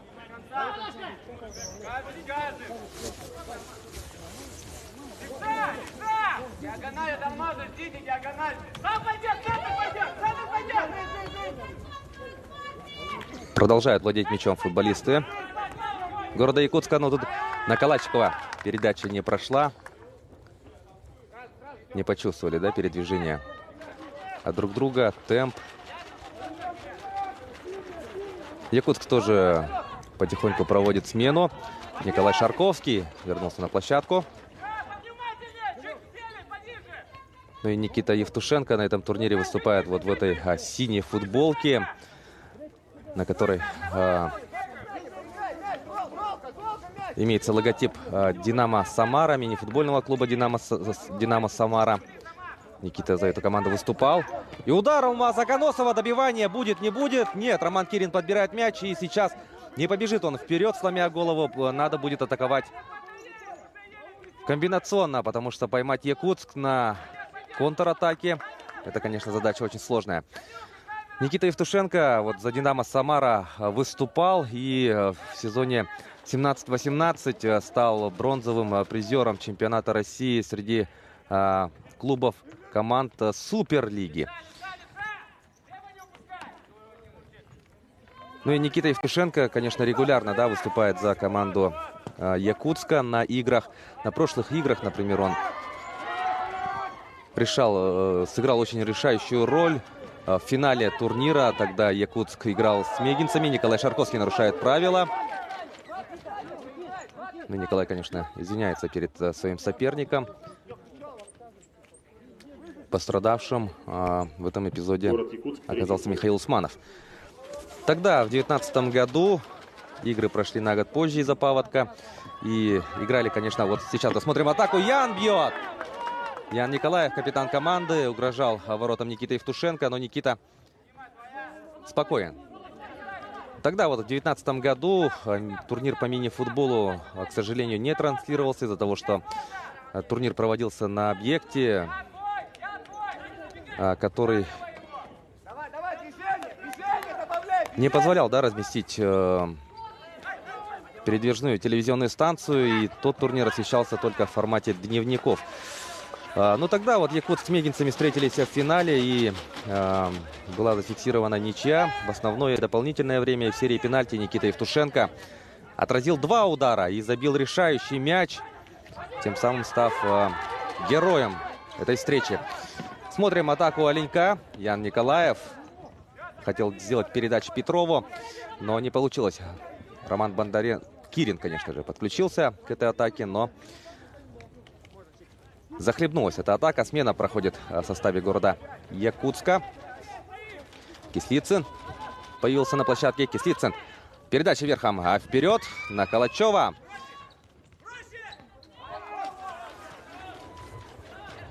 Никита Евтушенко. Да, и показал Никита, что будет играть в 5-го полевого. У Никиты полный порядок с обеими ногами. Он, в принципе, как полевой играет. И поэтому это очень хорошая дополнительная опция для столичной команды. Но тут Никита уже, кажется, да, отошел к воротам. Мы помним, что в матче с Горным Улусом, да, когда Якутск побеждал с крупным счетом, Олег Марченко принял решение, да, вот то, чтобы Никита играл в качестве 5-го полевого. Ну и сегодня при необходимости это также будет сделано. Илья Чекир пробивал с дальней дистанции. Владимир Лялигин все видел. Мяч зафиксировал. Прокопий Федоров начинает атаку своей команды. Тут серия рикошетов и мяч у Чекира. Андрей Калачев отыгрывает назад. Покровчук. Почему бы не пробить?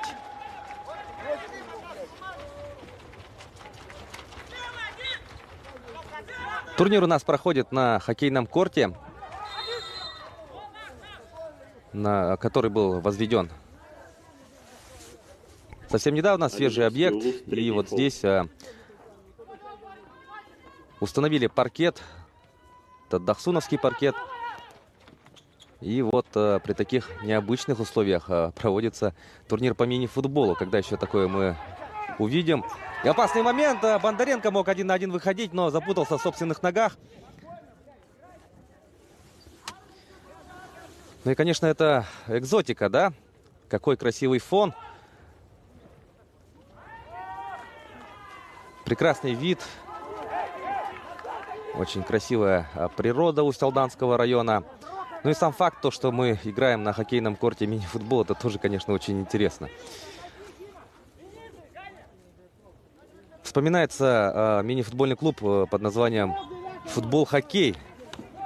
Когда «Заря» играла в высшей лиге, приезжали они в Якутск играть. Так, тут чуть ли не начудили, да, столичные футболисты.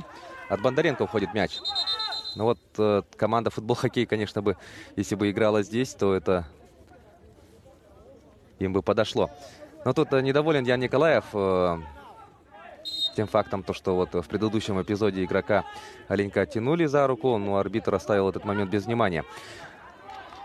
Неточная передача, и мяч переходит к футболистам Оленька.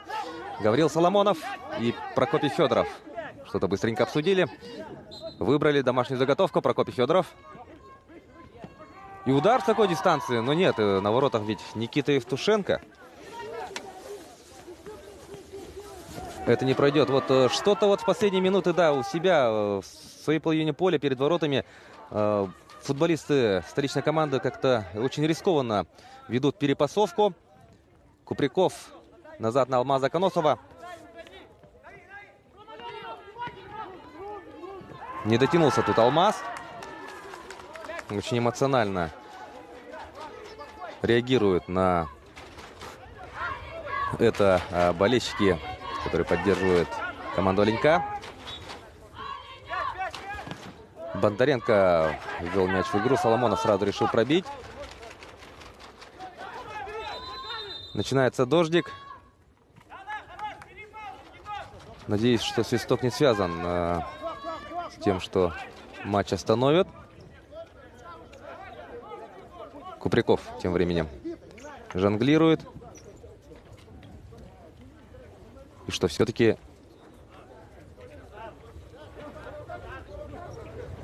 Нет, ну пока не похоже, что матч будут останавливать. Нет, Никита Евтушенко, не знаю, водички попил. И возвращается он на свою позицию.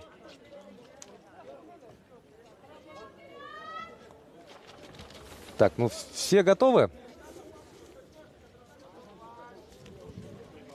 Но, видимо, да, все-таки судейская коллегия оценивает возможность, да, вот вообще проведения встречи. Ну и, по всей видимости, решают они приостановить игру. Действительно, дождь усиливается, вы это видите и по телевизионной картинке. Но, с одной стороны, очень похоже на то, что кто-то минутный перерыв взял. Хотя диктор на арене не объявлял. Нет, футболисты начинают собирать вещи. Конечно, при сильном дожде играть опасно. Но футболисты Оленёкского Улуса еще вещи не собирают, но ждут, значит, объявления.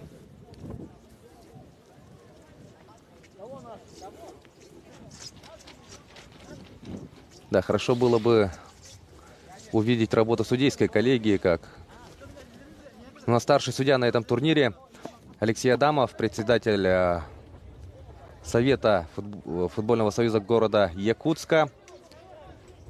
Старший судья, он работает совместно вот со специалистами, которые приехали из Центральной России, судьями Ассоциации мини-футбола России. Мы видим, да, какой ветер? Сильный ветер.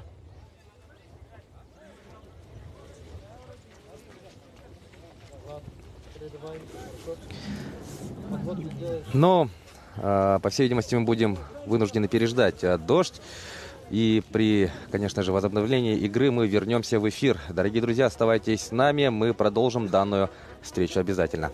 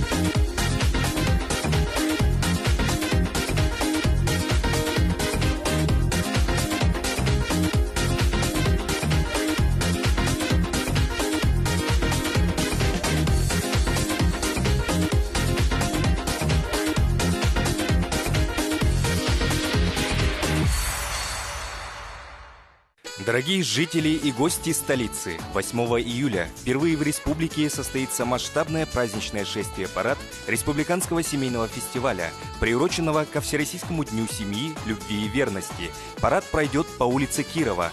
На нашем семейном фестивале на территориях Комсомольской площади и Центрального парка культуры и отдыха пройдут тематические мастер-классы, ярмарки продаж, выставки и различные детские конкурсы. В честь праздника семьи, любви и верности в 17 часов состоится праздничный концерт, а также пройдут конкурсы новобрачных на лучшее признание в любви и верности, конкурс детских колясок на лучшее оформление. За первые места легендарный круиз на Ленские столбы на теплоходе от Лена Турфлота и много других ценных призов. Приглашаем всех провести этот день в кругу семьи, набраться сил и позитивных эмоций.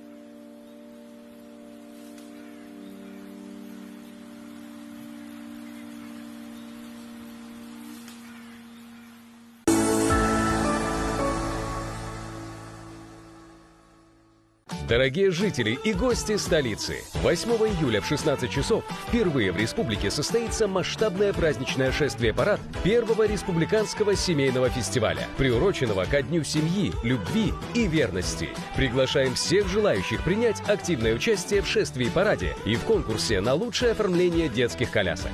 Дайте волю своему воображению и покажите всем свою индивидуальность и креативность.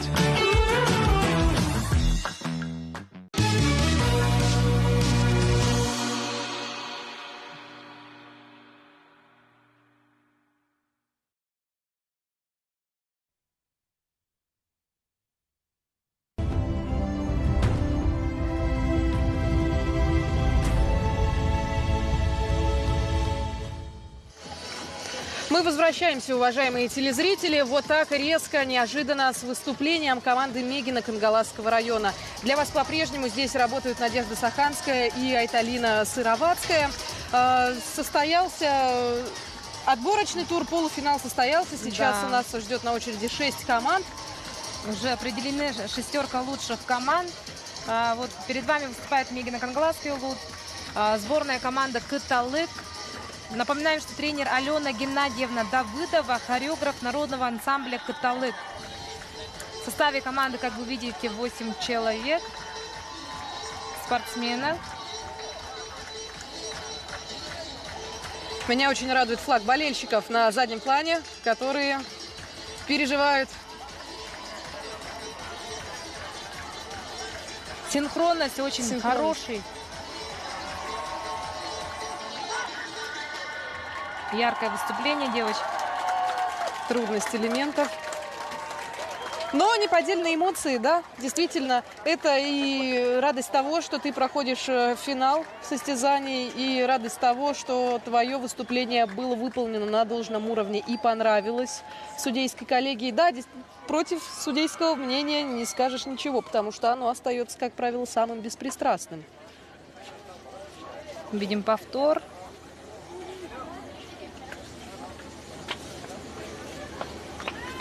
Вот очень сложные связки выполняют девочки. Переворот с махом. Чурапча выходит выступать.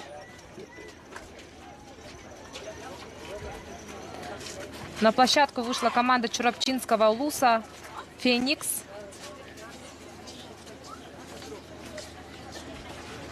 Тренер Вера Накентьевна Мосова, отличник Республики Саха-Якутия. У нее 17-летний опыт работы тренером.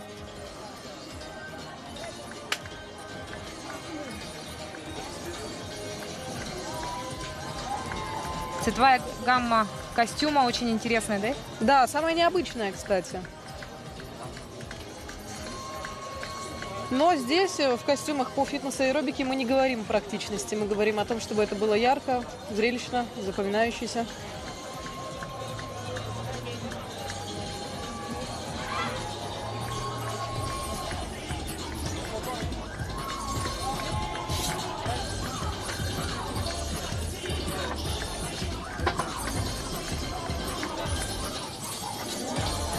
Происходят махи.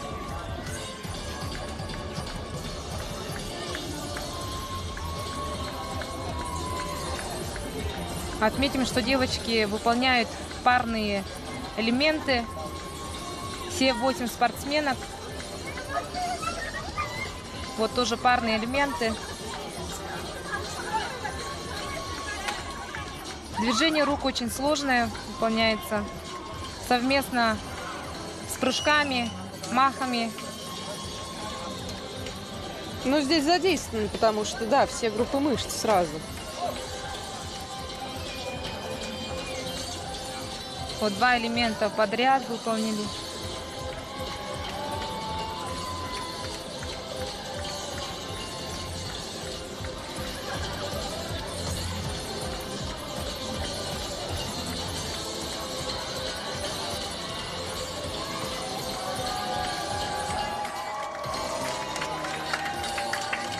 Но у большинства участниц команды, да, Чурапчинского улуса уже большой опыт, потому что здесь были отмечены и дебютантки. Да, тут тоже вот некоторые разница у них выступлений и вообще опыта разная. у некоторых девочек 8 лет, у некоторых 10 год. Некоторые занимаются, выступают только 1-2 год. А между тем на площадку приглашается команда Вилюйского улуса. Сборная команда Вилюйского улуса Оленск.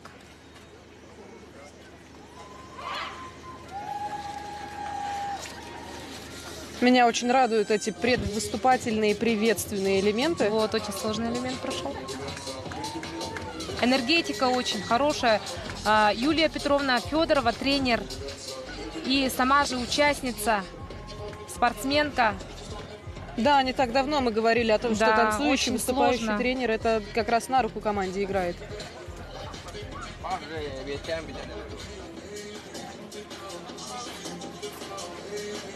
Передвижения очень хорошие, да, вот смотрится.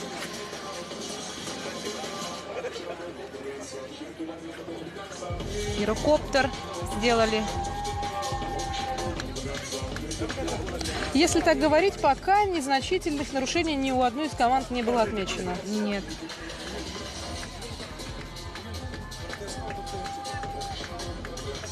Моменты бывают, когда вот обувь слетает, да?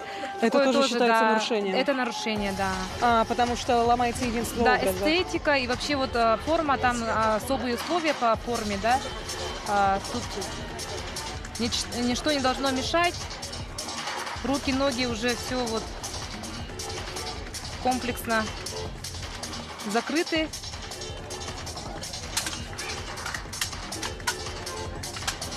Обувь тоже, соответственно, требованиям.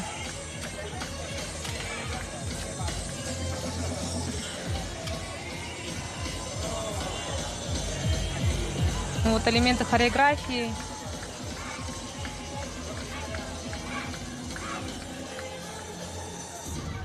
Очень ярко, очень ярко. Айталина, скажи, а вот у тебя тоже есть богатый опыт выступлений? Да, ну я, скажем, в студенческие годы тоже выступала в спортивных соревнованиях республиканских, да, и на чемпионатах тоже выступали. Сама состояла в сборной команде СВФУ «Алмаз» тоже.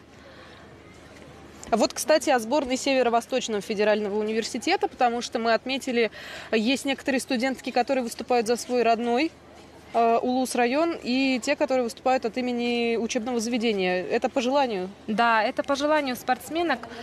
Тут, получается, СВФУ. Это раньше была такая база, в которой вообще девочки из разных улусов выступали за команду СВФУ. И вот, соответственно... Нюрбинский улус? На сцене выступает Нюрбинский улус «Огни Нюрбы».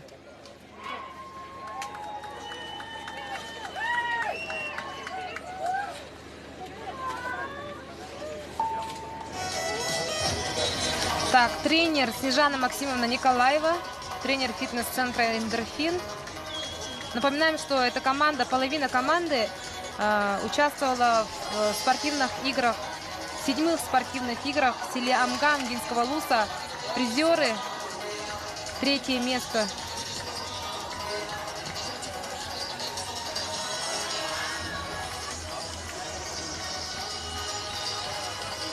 Ну и тогда можем вернуться как раз к тому, что главный вуз республики – это та самая база.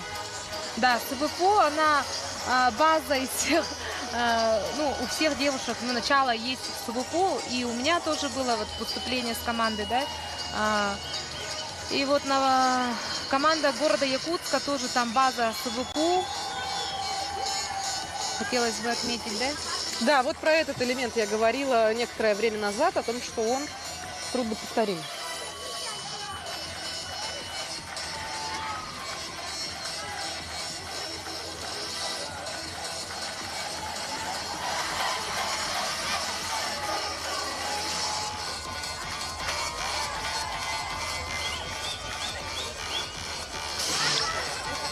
Тренер команды, тренер центра «Эндорфин», в общем-то, заряжает эндорфинами прямо сейчас и нас вместе с вами, уважаемые зрители, и тех, кто воочию, вживую здесь находится в селе Барагонцы, смотрит спортивные соревнования по фитнес-аэробике.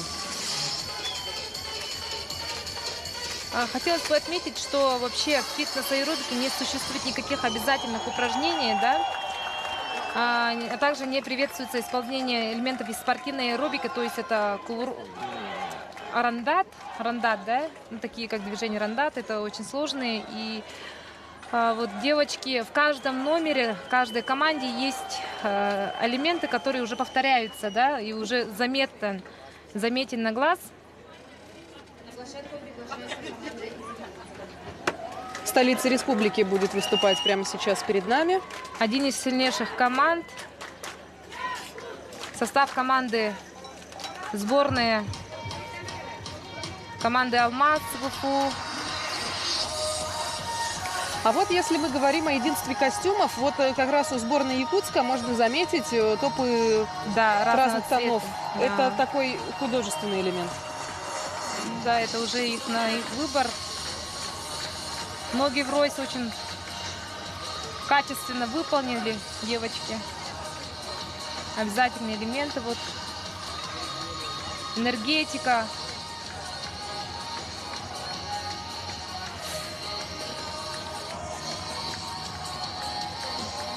Красивые синхронные прыжки происходят прямо сейчас. Переворот. Ну, тут девушки из Аллайховского Улуса, Мегино-Кангаласского Улуса,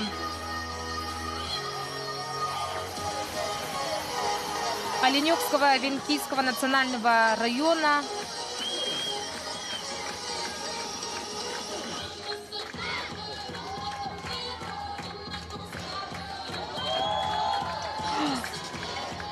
Только что. Синхронность.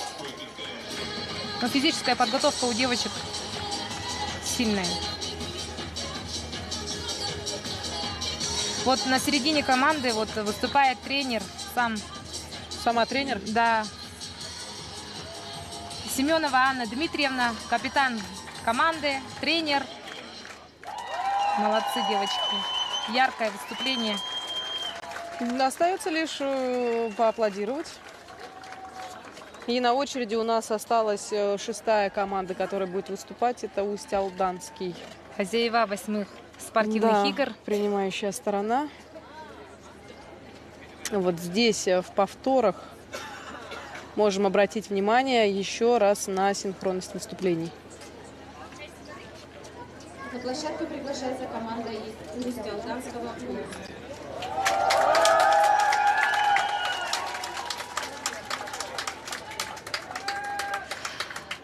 Сборная команда Усть-Алданского Улуса Мюрю. Тренер Туяра Ларионова. Туяра Ларионова.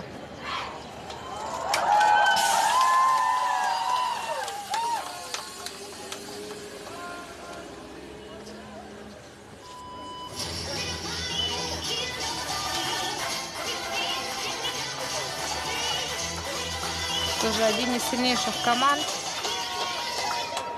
Да, Туяра Ларионовна, она вообще тренирует команду с 2011 года. Ну, то скажем, выпускницы, половина команды, выпускницы танцевального коллектива «Энергия», они уже с сеньорского возраста, уже в категории выступают на чемпионатах республики. И тут уже видно, что команда уже чувствует друг друга, да? Да, да, это действительно заметно. Энергия такая яркая. Невербальная связь. Ну и, конечно, поддержка родных болельщиков, которая, наверное, оказывает самое мощнейшее влияние.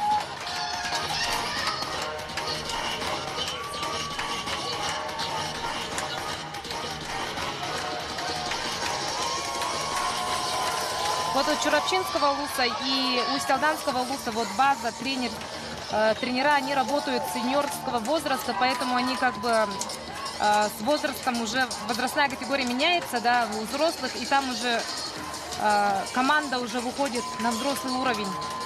Вот работа тренера вся.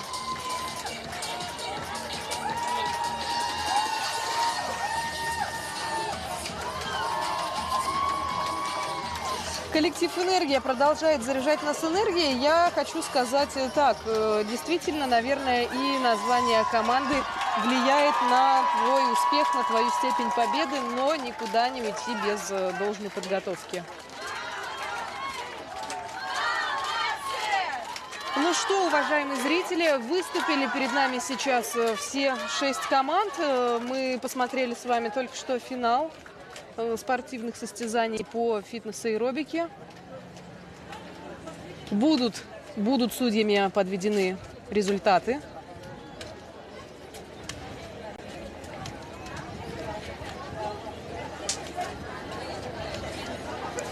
Надо отметить, конечно, у нас было действительно сегодня несколько команд, но в финал вышли не все выступавшие. Да, за это есть небольшая обида. Может быть, нам стоит назвать тех, кто не прошел финал. Не прошел финал команда Сунтарского Луса, Горного Луса. Вот с 7-го места начинаю, да? Ага. Далее Верхоянского Луса, Хангаласского Луса, Северо-Восточного федерального университета имени Максима Кировича Амосова и Намского Луса.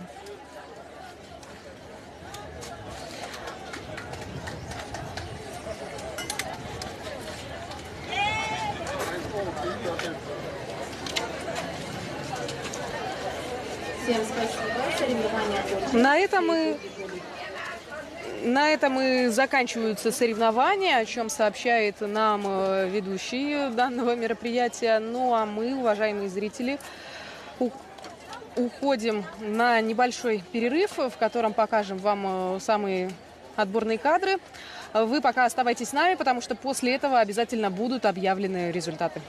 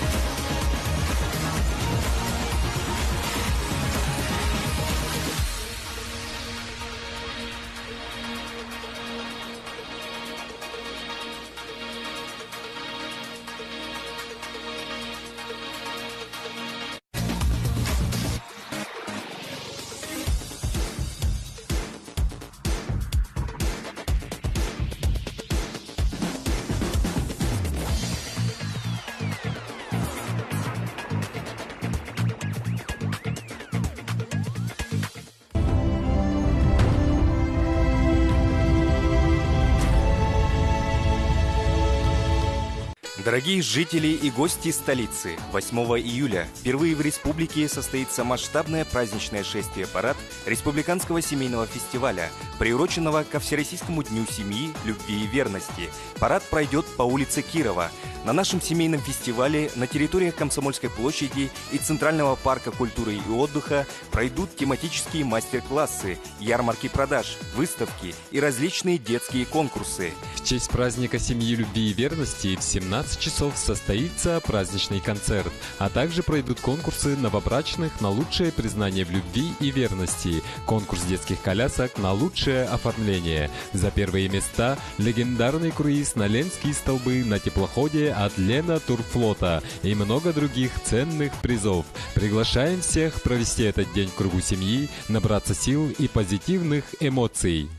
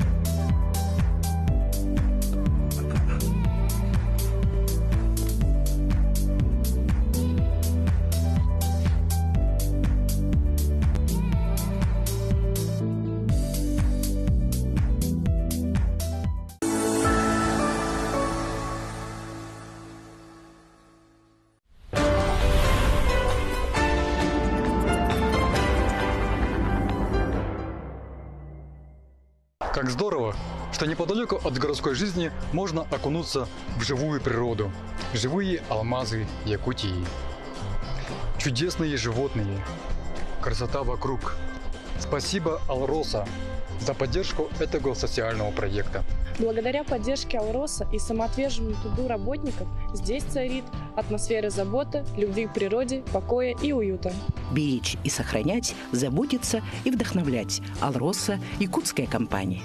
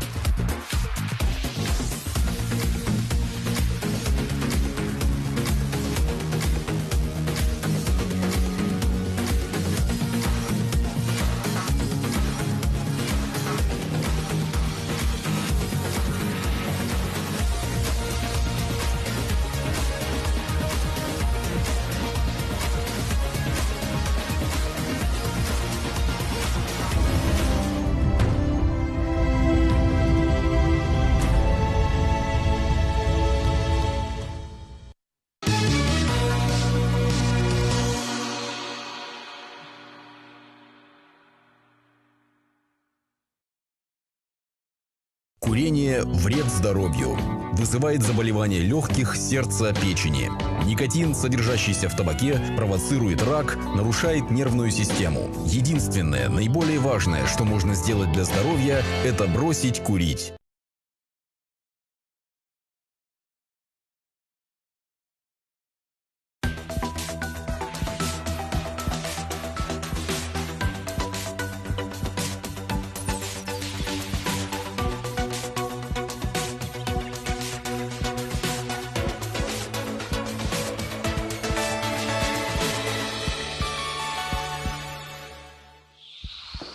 Здравствуйте, я Дмитрий Напалков, и в эфире программа «Врачи». Программа, которая рассказывает о первых признаках различных заболеваний и о том, чем современная медицина может помочь в их профилактике и лечении. Сегодня тема нашей программы – поражение органа зрения при сахарном диабете. Называется оно диабетическая ретинопатия и связано с поражением сосудов сетчатки глаза. При длительном, стойком повышении уровня сахара в крови болезнь может прогрессировать и приводить к нарастающему снижению зрения, вплоть до слепоты.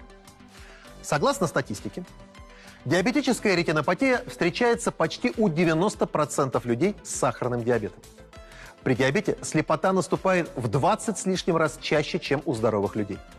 Кроме того, пациенты с диабетом имеют риск развития глаукомы на 40% выше, а риск развития катаракты на 60% выше, чем люди без диабета. Что можно сделать, чтобы минимизировать влияние сахарного диабета на наше зрение? Как обнаружить диабетическую ретинопатию и как ее своевременно лечить? Эти и многие другие вопросы я предлагаю задать в студии нашему эксперту.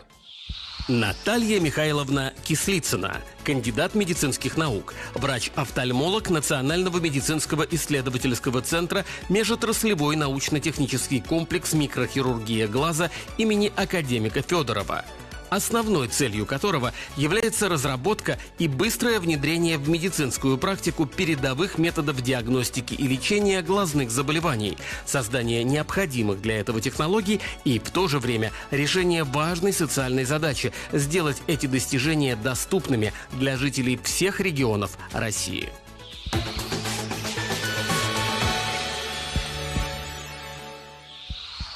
Здравствуйте, Наталья Михайловна. Здравствуйте. Наш разговор с вами пойдет о поражении органа зрения при сахарном диабете. Если говорить сугубо медицинской терминологией, то поражение органа зрения при диабете носит название диабетическая ретинопатия. А что это такое, как это расшифровать? Действительно, да, диабетическая ретинопатия. Если это расшифровать, то ретина – это сетчатка, это тонкая нервная ткань, которая именно отвечает за зрение и выстилает глаз у нас изнутри. Это та ткань, как матрица в, допустим, фотоаппарате, которая именно отвечает за зрение. А апатия – это нарушение ее работы. То есть диабетическая ретинопатия – это нарушение работы сетчатки вследствие диабетического поражения. Давайте посмотрим на изображениях, чтобы это тоже было достаточно наглядно для наших телезрителей, и попытаемся с вами объяснить, собственно говоря, что происходит во время диабета. Ну вот в норме сетчатая оболочка, она прозрачная, и поэтому видны только ее сосуды, и видны сосуды, которые просвечиваются, поэтому здесь изображение розового цвета. Что происходит при сахарном диабете? В первую очередь повышается сахар крови, который влияет на мелкие-мелкие капилляры. И стеночка этих капилляров становится более проницаемой.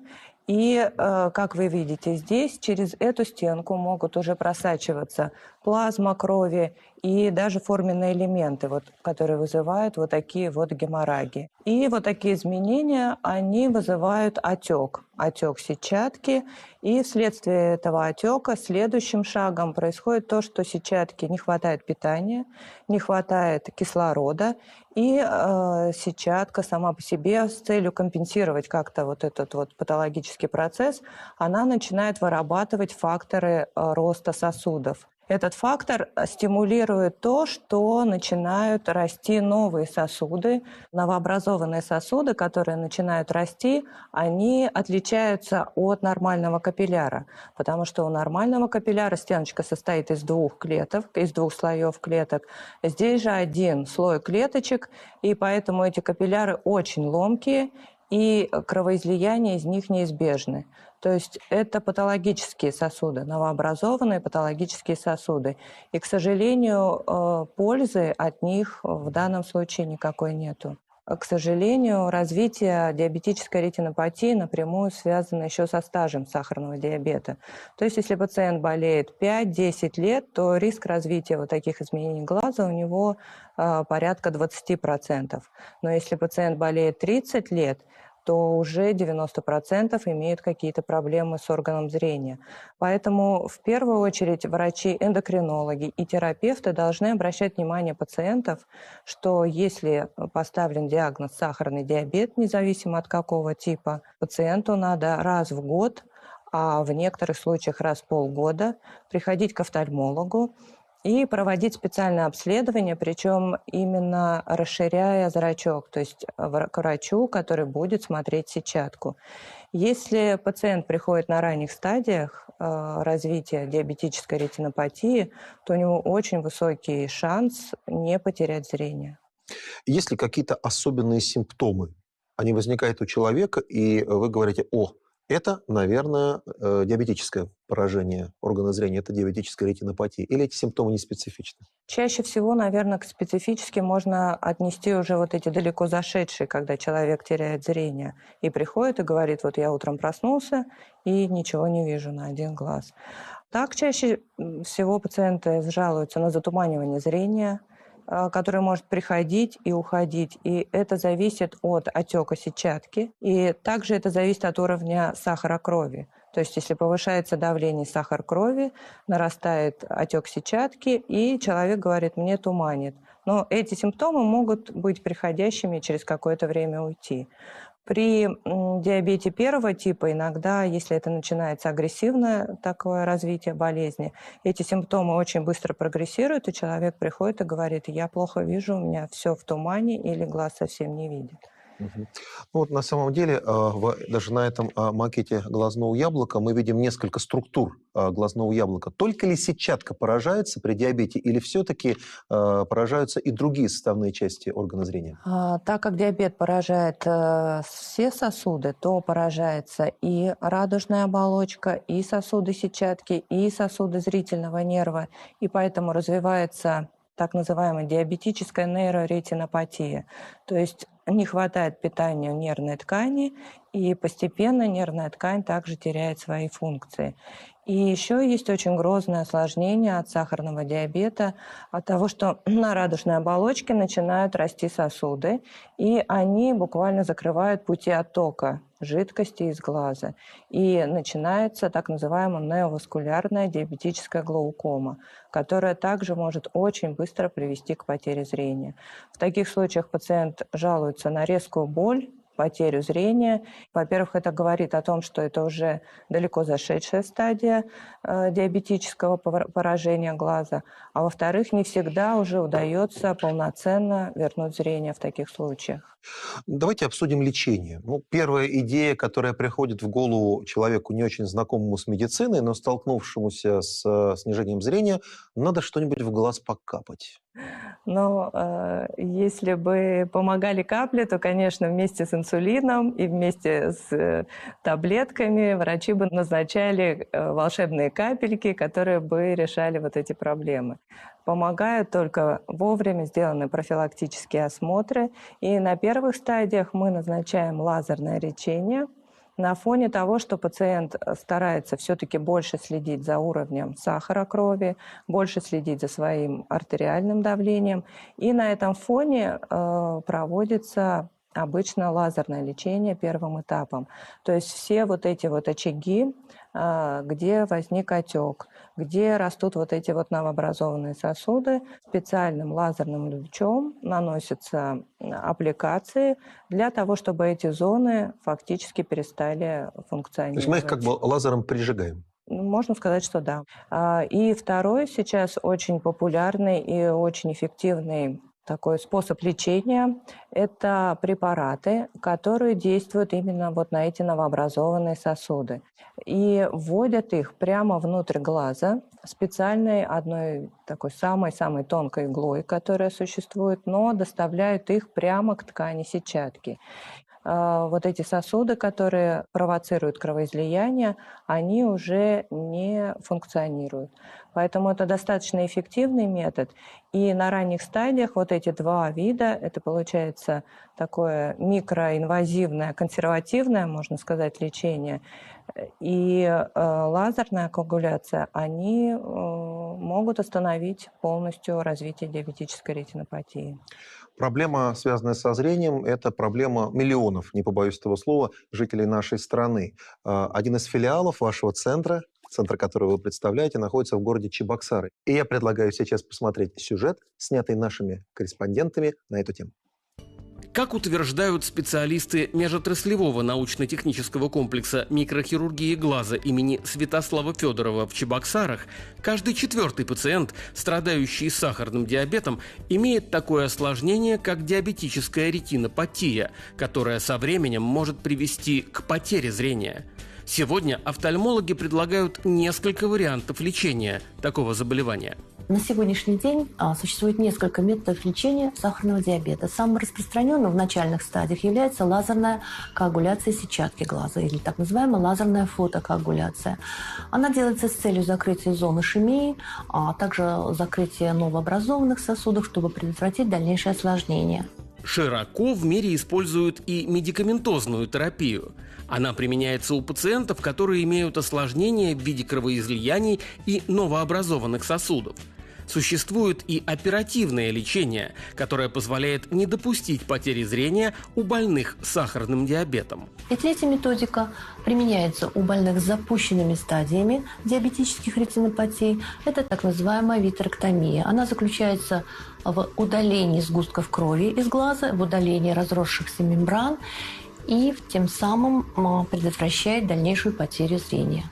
Суть метода в том, что с помощью микроскопических разрезов в области глазного яблока устанавливаются специальные приспособления, с помощью которых внутрь глаза доставляется специальный хирургический инструментарий, а также видеокамера, с помощью которой хирург может наблюдать за ходом работы на мониторе.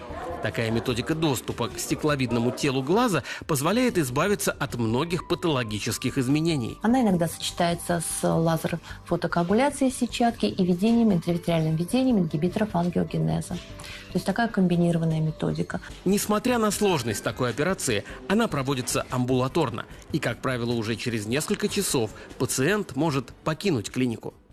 Такая многопрофильная помощь, которая оказывается и в различных филиалах, и в частности вашего центра, она крайне важна, потому что пациентов действительно много. Но вот самый интересный вопрос, который у меня, например, остался после этого сюжета, а как вы выбираете кому что? Ведь большинство пациентов скажет: о, я хочу лазером, быстренько там все доктор мне сделал, это даже и не операция, это процедура, и я пошел домой. Все-таки кому что? На первых начальных стадиях есть возможность ограничиться лазер-коагуляцией и введением анти-VEGF препаратов. Но не всегда этим мы можем остановить, во-первых, болезнь, а во-вторых, иногда пациенты могут уже обращаться, когда уже такое лечение фактически не будет иметь успеха, во-первых.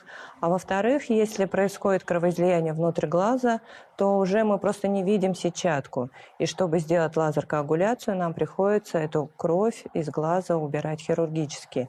То есть здесь уже все зависит от стадии заболевания и от того, как оно протекает. Наталья Михайловна, сегодня у нас в студии ваш пациент, он страдает сахарным диабетом 2 типа и перенес уже несколько операций на глазах. Давайте пригласим его к нам за стол, и он расскажет о себе. Денис, проходите к нам, пожалуйста. Здравствуйте. День добрый. Прошу вас. Денис, у вас был период в вашей жизни, пускай в детстве, когда у вас было идеальное зрение, вы на него не жаловались? Ну, первый раз на зрение я начал жаловаться примерно в 25 лет. До 25 лет очки были не нужны? Не нужны. Все были было очки, нормально, да, абсолютно? все было отлично. Ну, а потом оно постепенно начало у меня садиться. Ну, все это компенсировалось очками. Вас обследовали или просто, ну, грубо говоря, это обследование было такое минимальное? Это вот как вот в обычных салонах оптики. Вот так. Да. Можно ли сказать, что какие-то проблемы с патологией эндокринной системы могли начаться еще тогда? Конечно. Конечно. И этого было недостаточно, просто подобрать очки. Просто подобрать очки недостаточно. Надо обязательно пациентам, у которых сахарный диабет, проходить специализированное обследование, которое включает в себя и осмотр глазного дна, что не проводится в оптиках. И иногда мы назначаем еще специальные дополнительные исследования, как компьютерная томография сетчатки, ангиография сетчатки или ультразвуковое исследование, которые точно могут уже подтвердить данный диагноз. Это когда есть информация о том, что у пациента диабет. А мой следующий вопрос, а когда этот диагноз вам был поставлен? Диагноз у меня был поставлен примерно 6 лет назад. То есть, когда вам было уже сколько лет? 38. 38, то есть Да. фактически больше 10 лет спустя. Да. Вот в тот период с 25 до 35 лет вы, хотя бы раз за это время сдавали анализ крови, я имею в виду биохимию? Нет. Еще один дополнительный тоже вопрос. Вот если смотреть динамику снижения зрения, то вот как это было в 25, чуть позже, 27, 30? Резкое падение остроты или постепенно? Было очень постепенно. Я менял очки всего 2 раза. Вот вы можете вспомнить, помимо снижения остроты зрения, может быть, были какие-то неприятные ощущения, связанные с глазами? Нет. Нет. Не было. Затуманивание, чувство песка в глазах, мушки перед глазами? Ничего? Нет. Ничего не было. Когда вам поставили диагноз сахарный диабет, наверное, это сделал все-таки эндокринолог или терапевт, вам сказали, что вам нужно обязательно пройти обследование у офтальмолога, потому что при диабете поражается орган зрения? Нет, никто ничего не говорил. Диабет и диабет. Вот именно самое серьезное отношение уже к этой болезни уже началось, когда вот у меня случились проблемы с глазами. Они произошли год назад. Как все это началось? Сидишь, смотришь телевизор. Ближе к вечеру это было дело. И бах, ни с того ни с сего в глазу, сверху где-то вот так вот, появилась такая клякса, насыщенная, и начала растекаться. Это, я так понимаю, кровоизлияние? Да, это произошло кровоизлияние и именно уже в полость глаза. Кстати, я забыл сказать, что левый глаз у меня случилась та же самая ситуация спустя примерно 3 месяца после правого глаза. Я получил совершенно ужаснейший стресс, потому что моя профессия связана с глазами напрямую. Я телеоператор. Да, напрямую. Оператор новостей. Все, считай, не в профессии. Вот я до сих пор, можно сказать, на больничном нахожусь. Наталья Михайловна, давайте вспомним тот период времени. Вы впервые увидели Дениса. Какое было ощущение? Денис пришел вовремя. Хорошо, что еще не затягивал. Уже, как говорится, еще бы чуть-чуть, и прям совсем мы бы опоздали. Вот как вы оценили эту ситуацию? Конечно, лучше бы, если бы Денис показался раньше, и мы бы предотвратить могли вот это вот кровоизлияние и такую уже тяжелую стадию заболевания, когда пациент теряет зрение, теряет трудоспособность, и у него, естественно, очень сильный стресс на такое происшествие. За тот период времени, что он у вас наблюдался, сколько операций перенес Денис у вас? 3, да? Да. 3 операции, да? 3. И у вас сахарный диабет первого, второго типа? Второго типа. У Дениса не было еще таких далеко зашедших проявлений, когда невозможно уже совсем вернуть зрение. Потому что иногда приходит уже при такой стадии, когда уже мы иногда и не можем даже помочь. То есть вы просто разводите руками и говорите, что, к сожалению, тоже, ничего к сожалению, нельзя сделать. тоже, Такое тоже бывает. Бывает. Денис, скажите, пожалуйста, как вот сейчас, после всех операций, которые были проведены, кстати, последняя когда у вас состоялась? Последняя операция у меня была на прошлой неделе. То есть совсем недавно. Получается, спасибо большое, что вы, несмотря на это, нашли возможность нам прийти. А я здесь недалеко живу. Это радует. Под контролем доктора. Хорошо, тем более под контролем доктора. Совершенно согласен. Спасибо вам. Как вы оцениваете свое зрение? Лучше стало, но тут путь долг и тернист. Достаточно для того, чтобы, вот, грубо говоря, завтра, может быть, через неделю выйти на работу? Нет. Еще надо работать и работать. Наталья Михайловна, вопрос по поводу перспектив Дениса. Все-таки вот этот свет в конце туннеля, он есть? Можно еще сделать какие-то усилия и как минимум замедлить падение зрения или даже его улучшить? Конечно, есть. Но, во-первых, здесь правый глаз, он должен немножко пройти реабилитацию после хирургического лечения, потому что, как я уже говорила, хирургическое лечение достаточно травматично, оно достаточно, и как вы видели на видео, это еще дополнительная травма для глаза. И обычно глаз заживает после такой операции от месяца до 3. Мы даем в нормальное течение для реабилитации. Здесь левый глаз, которому ранее была сделана лазеркоагуляция, очень хороший прогноз, потому что сейчас вы же видите, да, левым глазом буквально через дни после операции человек, Денис, получил зрение и уже может смотреть телевизор, что-то видит в телефоне. Ну, то есть, естественно, здесь левый глаз должен еще адаптироваться к новому состоянию и просто пройти какое-то время после хирургического вмешательства. Правый глазик также мы планируем там еще лечение и лазерную коагуляцию дополнительную. И я надеюсь, что все-таки мы вернем и трудоспособность Денису, и будет он дальше читать, писать. И здесь прогноз достаточно неплохой. Денис, ну и вопрос к вам тоже достаточно важно для нашей страны насчет доступности такой медицинской помощи. Это насколько затратно для вас? Все-таки много операций или вы получаете помощь абсолютно бесплатно? По квотам. То есть вы не платите за операции? Нет. Мне кажется, это очень важно. Когда это такой многоступенчатый и действительно достаточно дорогостоящий подход к лечению, когда человек может получить эту помощь. И это, я так понимаю, входит в обязательное медицинское страхование граждан? Это входит в высокотехнологичную медицинскую помощь. То, мне кажется, это очень важно, потому что не только ваш центр именно расположенный в Москве, но мы сегодня смотрели видеосюжет из города Чебоксары, ваших таких филиалов по Российской Федерации очень-очень много, и там работает такая же система. Если у нашего пациента, например, такого как Денис, не в Москве, а в каком-то другом городе есть проблемы, он может отправить заявку и по квоте получить высококвалифицированную медицинскую помощь. Ну что ж, я думаю, что это прекрасно, когда у нас есть возможность пользоваться самыми лучшими, новейшими достижениями науки и техники. Еще, наверное, лет 50-70 назад мы даже не могли мечтать о том, что можно будет остановить прогрессию такого заболевания, поражение органа зрения при сахарном диабете, а сейчас это стало доступно и возможно по всей стране.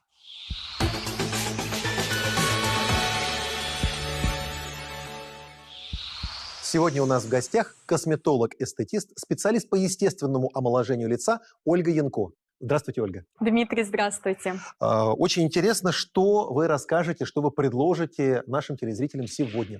Сегодня мы будем с вами убирать гусиные лапки и отеки под глазами с помощью кинезиотейпа. Просветите, пожалуйста, меня. Я все-таки кардиолог по специальности. Что такое гусиные лапки? Гусиные лапки – это морщинки вокруг глаз, такие красивые, они часто появляются от улыбки. Они красивые, зачем же их убирать? Но женщинам нам нравится, чтобы все было как в молодости. Раз вам нравится, чего хочет женщина, того хочет и мужчина. Да. Для этого нам понадобится с вами кинезиотейп и немного стараний в вырезании, подготовке этого материала. Кинезиотейп – это вот эта ленточка? Это эластичная лента, которая восстанавливает тонус мышцы. Что мы с вами делаем? Мы будем расслаблять круговую мышцу глаза. Просто по глазнице мы пальпируем, да, прощупываем, находим косточку, там у нас пролегает круговая мышца глаза. Нарезаем кинезиотейп, ширина у нас будет 0,5 см и длина где-то 1,5-2 см. Убираем бумагу, представляем, что у нас есть наш глаз, это круг, и нам надо нарисовать к нему лучики.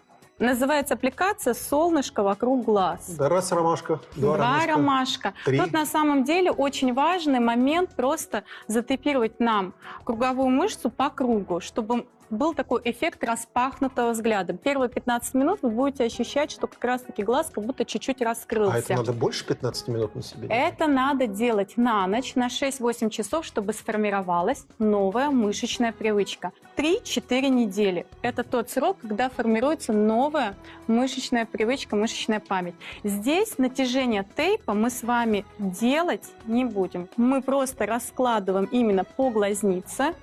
Обязательно не забываем делать активацию, да, когда мы проглаживаем этот термоклей, он у нас очень реагирует на температуру, чтобы он прогрелся и хорошо зафиксировался. Для лучшей фиксации. Для лучшей фиксации, да, чтобы никуда не убежал, потому что кинезиотейп мы наносим на ночной уход, то есть мы нанесли крем на лицо, может, сыворотку, используют женщины. И после этого уже нанесли кинезотейп.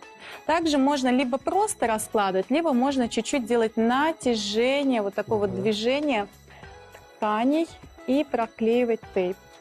То есть у нас меняется угол наклона. И такой мы прям делаем вот такой круг, 360 по кругу. градусов. Проходим, Очень да? важно именно расслабить мышцу по кругу. Именно так эта аппликация будет работать эффективно. Ничего там потом не будет, никакого раздражения? Нет, если выбрать качественный, хороший кинезотейп, то никакого раздражения не будет. Как выбрать качественный и Только хороший? Он какой должен быть? у него должна быть эластичность примерно схожа с эластичностью здоровой кожи человека. Это где-то 130-140% из натуральных материалов, 100% хлопок, без спандекса, без примесей. И у него должно быть написано для чувствительной кожи, для сенситив. То есть вот полностью, получается, делаем круг. Да, делаем круг, на спинку носа тоже мы с вами заходим. Вот такая вот у нас красота, согласитесь, Согласен позитивненько. полностью, да, очень позитивненько. Да, мы делаем, и аппликация у нас готова. Отлично. Ну и, собственно говоря, мы делаем также симметрично на втором глазу. Да, да, совершенно верно. Ну что же, я думаю, что вот такое светлое солнышко, которое вы нам сегодня нарисовали на своем лице, будет озарять нашу жизнь каждый день, ну, по крайней мере, в течение курса данной терапии. Что ж, вот, пожалуй, и все, что мы хотели вам рассказать в нашей сегодняшней программе. И помните, что осознание своей болезни и готовность лечиться – это уже первый шаг навстречу исцелению. С вами была программа «Врачи».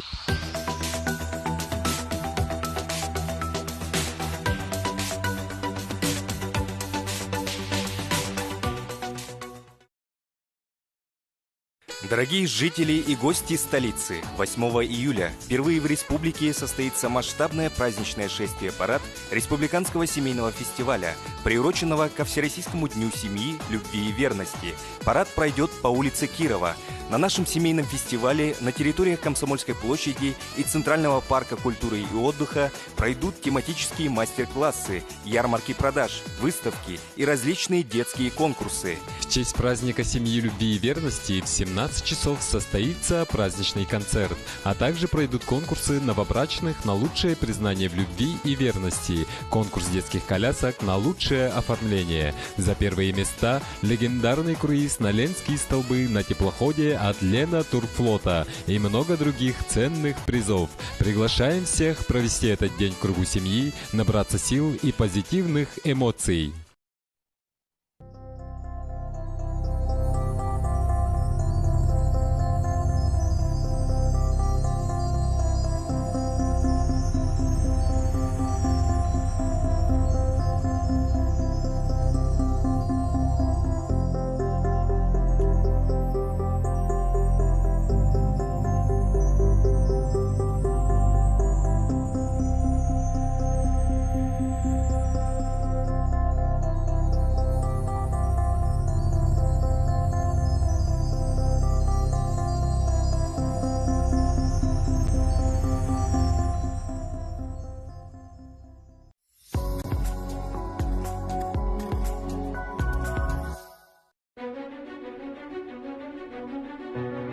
Город Кировская Донецкой Народной Республики встречает гостей зелеными улочками, разбитыми дорогами. Там и здесь выглядывают пустые глазницы окон домов. Это результат вражеских обстрелов. Сегодня здесь относительно спокойно. Линия фронта находится в 40 километрах. Но местные жители до сих пор с содроганием вспоминают 2014 год.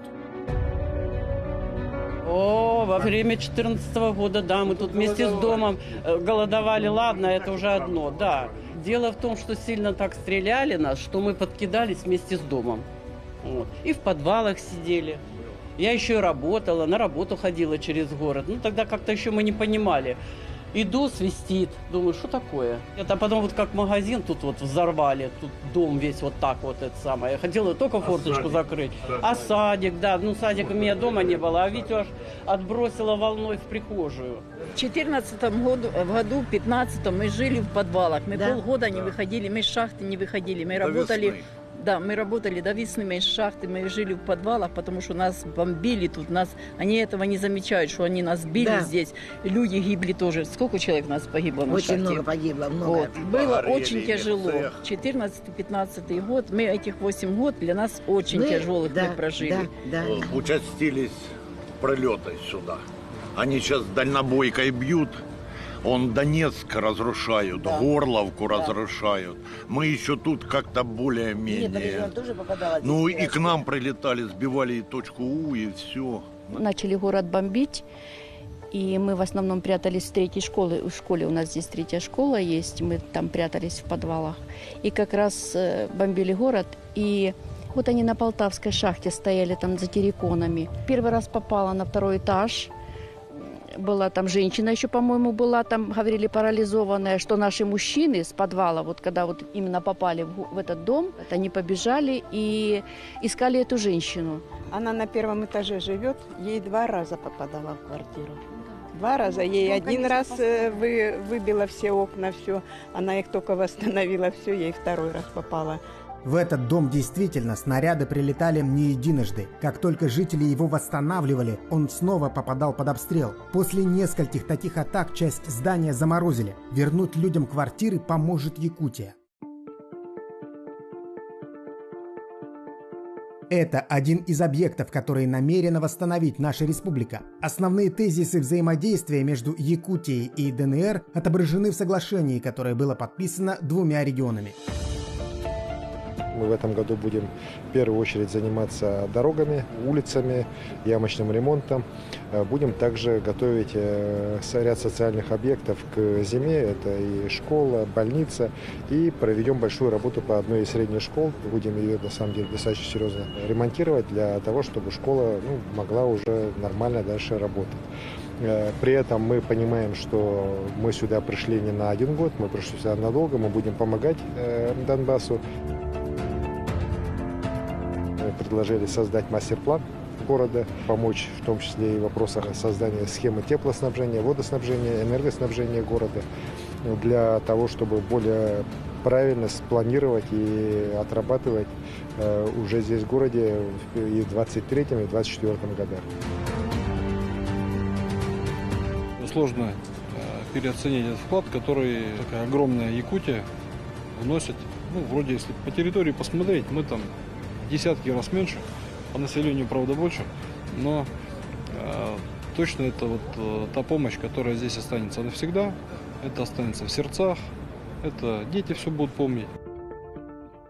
Одним из главных объектов, который сейчас восстанавливает Якутия, является 2-я городская школа. Вы видите сами, сейчас здесь полным ходом идут работы, причем ремонта не было в этом здании с 80-х годов. Со времени постройки здесь были большие проблемы с отоплением, энергоснабжением, не было даже пожарной безопасности. И за несколько месяцев школу приведут ко всем российским стандартам. Правда, работы у строителей действительно немало. Требуется реконструкция электросетей, замена щитовых, капитальный ремонт столовой, спортивного зала, актового зала, замена канализационной системы, потому что деревья очень близко растут к зданию, и была нарушена канализационная система корнями деревьев. Поэтому нужно провести чистку канализационной системы, санитарные узлы привести к стандартам, так сказать, потому что, как школа построилась в 80-м году, она была сдана в эксплуатацию, и дети переехали сюда учиться. То есть за эти 42 года практически таких капитальных ремонтов не проводилось. Работаем в тесном сотрудничестве с якутской делегацией. Очень рады, что вы нам помогаете. Большое вам спасибо. Поэтому все вопросы, которые возникают у нас или которые у них к нам возникают вопросы, мы совместно решаем, обговариваем. Тем более штаб заседает в нашей школе, поэтому мы всегда, каждый день друг друга видим и общаемся, поддерживаем такие дружеские отношения, так сказать. Городская центральная больница – важнейший социальный объект. Сюда привозят с фронта раненых бойцов. Как у вас со здоровьем? Держитесь? Все за вас, все болеют. Наши ребята там тоже вместе с вами воюют с фашистами. Поэтому дай Бог вам уже помощи. Зданию больницы требуется ремонт. Посетителей встречают обшарпанные стены, разрушенная кровля и медицинское оборудование, которому, только вдумайтесь, уже больше 60 лет. В таких условиях местные врачи всеми силами стараются поставить на ноги покалеченных солдат. Мы там поможем провести ремонт кровли, который протекает очень сильно. Поможем заменить лифт для перевозки тяжело больных. В больнице лечится достаточно много пациентов, раненых на войне. Мы также уже помогаем им с медикаментами, и эта помощь действительно для них очень-очень необходима. Думаем, что поможем по ряду позиций в оборудовании. Сегодня в Кировском нет воды. В многоквартирные дома ее подают по расписанию, пару часов в день. Водопровод, который снабжал поселение, был взорван украинскими солдатами при отступлении. Его восстановление – это вопрос ближайшего будущего. А уже сегодня с помощью Якутии удалось решить другую важную проблему. В рамках делового визита А.С.Н. Николаев вручил ключи главе города Кировская от канала промывочной машины, которая позволит прочищать канализационные коммуникации. Первое, что спросили у меня, а в чем мы нуждаемся? Мы нуждаемся очень сильно в промышленных машинах, да? Каналопромывочная машина – это приоритет в городе. У нас доходило до 138 заторов канализационных сетей. Поэтому на сегодняшний день это одна из единственных, можно так сказать, но и из многих машин, механизмов, которые нужны для нашего города. Однозначно улучшит жизнь водоотведению. Что хочется, чтобы что-то для детей сделали, какой-то комплекс, какие-то это самое, вот, чтобы было, да, чтобы хоть детям было куда сходить. И мнение местных жителей учли. В скором времени и это место тоже преобразится. Здесь сейчас такой заброшенный сквер, но вскоре тут появятся детская и спортивная площадки для того, чтобы люди могли отдыхать с детьми, а молодежь заниматься активностями. Этого очень сильно не хватает горожанам. В дальнейшем планируется только расширять сотрудничество. Вчера появилась здесь идея, и я думаю, что она может быть осуществлена, чтобы город Кировская и наш город Нерюнгри, шахтерские города, стали городами-побратимами. Мне кажется, это будет реализовано в ближайшее время. Гуманитарную помощь, которую сюда была доставлена от шахтеров Нерюнгри, очень с большой благодарностью была принята здесь. Мы ее распределили между социальными учреждениями города. Сегодня здесь работает также представитель нашей одной из угледобывающих компаний с тем, чтобы оказать содействие в развитии шахты «Комсомолец Донбасса». Это крупнейшая шахта ДНР. Мы также видим возможности обмена по линии нашей культуры, спорта. Безусловно, я думаю, полезным было бы обмен опытом между педагогами. Мы сейчас смотрим уже на экономические связи, чтобы самая крепкая связь, социальные, гуманитарные связи, это очень важно, нужно. Очень крепкая связь должна быть, в том числе и в экономике. Мы хоть и разные, но очень похожи. В свое время на Донбассе более 30 миллионов тонн угля добывалось. Сегодня в Якутии добывается более 30 миллионов тонн. У нас пока меньше. Будем опять восстанавливать свой потенциал, свои мощности. И ищем, и задача нашим экономическим блокам найти идеи, найти бизнесы для того, чтобы можно было развиваться, чтобы у нас товарооборот был. Мы его уже считали, каждый год прирастали. И это очень важная задача для восстановления мирной, нормальной человеческой жизни. Местные жители с нетерпением ждут изменений. Они устали от боевых действий и надеются на скорейшее возвращение к мирной жизни. А пока даже начинают учить якутский язык. Модун Арасия КН Тутуута. Это «Расти и славься, Якутия». Якутяне наши, с которыми я общалась, они прекрасно владеют русским языком. Вот. Ну и было бы, думаю, сегодня бы приятно всем тем, кто сегодня пришел пообщаться, услышать слова хотя бы какие-нибудь небольшие. И я избрала себе как лозунг вот эти вот прекрасные слова: «Расти и славься, Якутия».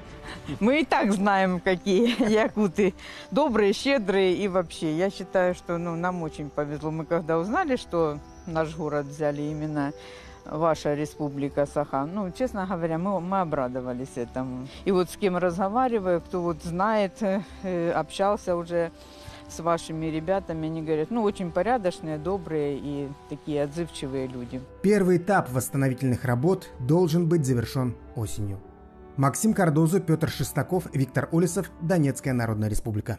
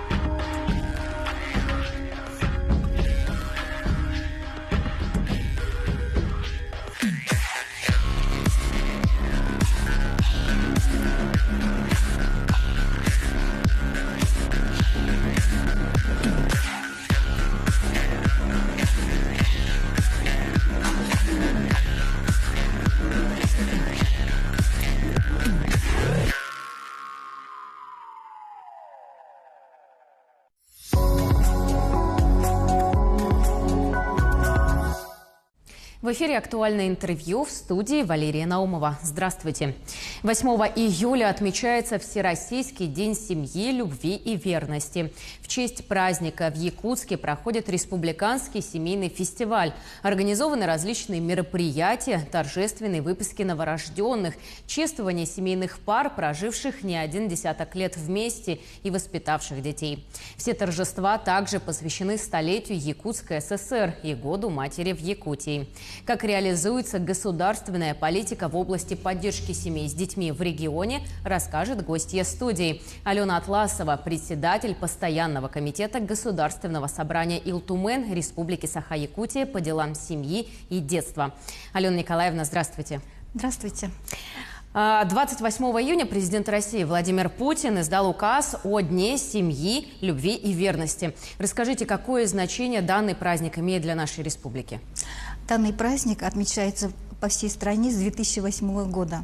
Если это была с самого начала общественной инициативой, соответственно, сейчас издан указ президента. И это говорит о том, что идет последовательная политика государства в отношении семей с детьми. И приняв Конституцию Российской Федерации, нашей республики, провозгласив детей приоритетом государственной политики, мы таким образом сейчас государство продолжает работу в отношении, чтобы укрепить социальный статус семьи, традиционные ценности семьи. Соответственно, в этом направлении идет работа. 2022 год в нашей республике объявлен Годом матери. Расскажите, какие меры поддержки матери почувствуют в этом году? Но прежде всего это дети столетия. Глава республики Айсен Николаев в своем послании обозначил такой целевой капитал «Дети столетия». И на первое полугодие у нас родилось 5375 новых граждан. Это, конечно, идет последовательная политика. Далее в послании главы республики он остановился на двух очень важных проблемных вопросах. Это обеспечение инфраструктуры земельных участков для многодетных семей и на улучшение жилищных условий для семей с 5 и более детьми. Эти вопросы всегда народные депутаты ставим перед правительством. И буквально на днях у нас состоялся разговор, деловое совещание у председателя правительства Андрея Тарасенко. Соответственно, были предложены разные пути ликвидации очередности, чтобы действительно многодетные семьи, которые очень долго стоят в очереди, каким-то образом реализовывали свое право. И также все-таки проголосовав за Конституцию, мы государство, обеспечивая приоритет семейного воспитания, все же берет на себя ответственность в отношении детей, сирот, детей, оставшихся без попечения родителей. И здесь глава, то, что он объявил в послании, сегодня уже принято законом о том, что приемным семьям будет их вознаграждение увеличено 2 раза. И, соответственно, этот закон уже с июля месяца работает. Алена Николаевна, завершается сейчас у нас весенняя сессия 2022 года Государственного собрания Илтумен Республики Саха-Якутия 6-го созыва. Расскажите, какая работа проведена Постоянным комитетом парламента по делам семьи и детства за этот весь период? За весь период создания нового комитета с 2018 года народными депутатами нашего комитета инициировано и принято 40 законов. И в данный момент я остановлюсь конкретно на инициативе главы.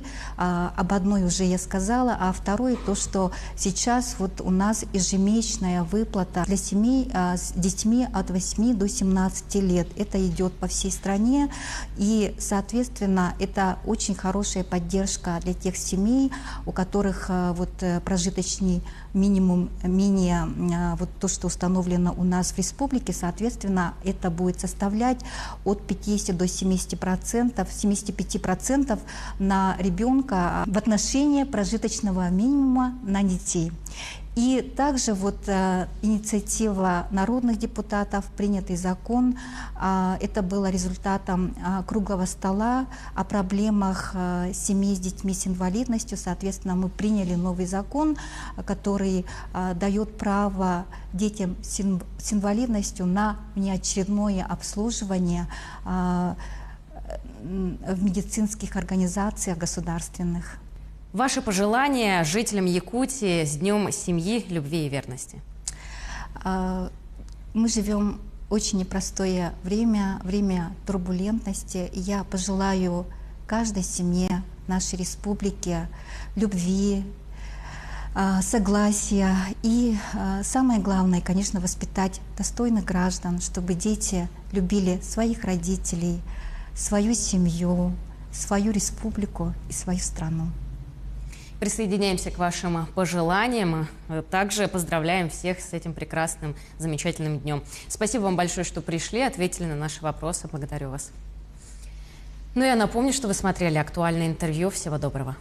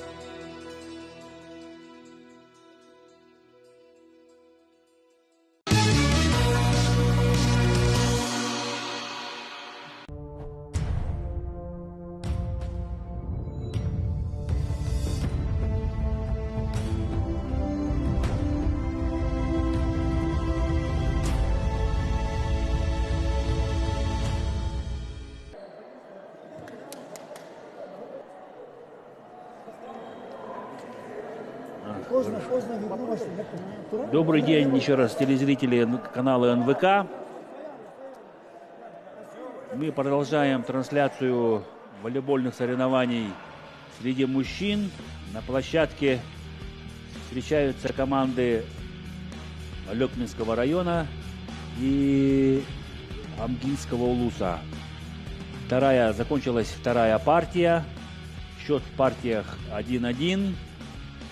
Первую партию выиграла команда Алекминского района.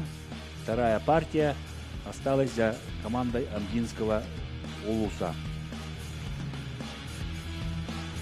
Я вам напомню, что данная игра очень дорогого стоит. На кону выход в финал 8-х спортивных игр народов Якутии. Амгинская команда является чемпионом спортивных игр. Село Намцы 2014 и является бронзовым призером Амга 2019.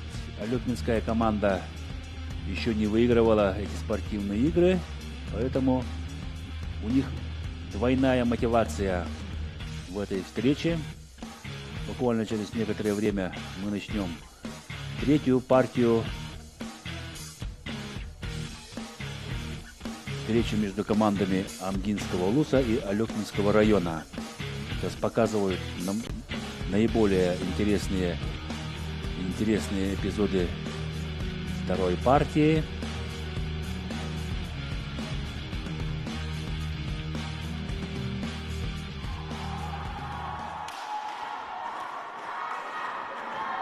Николай Павлов.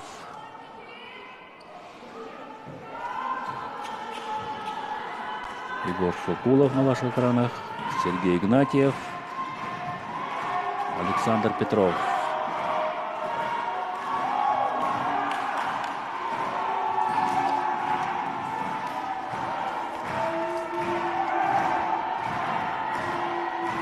С обоих сторон болельщики скандируют.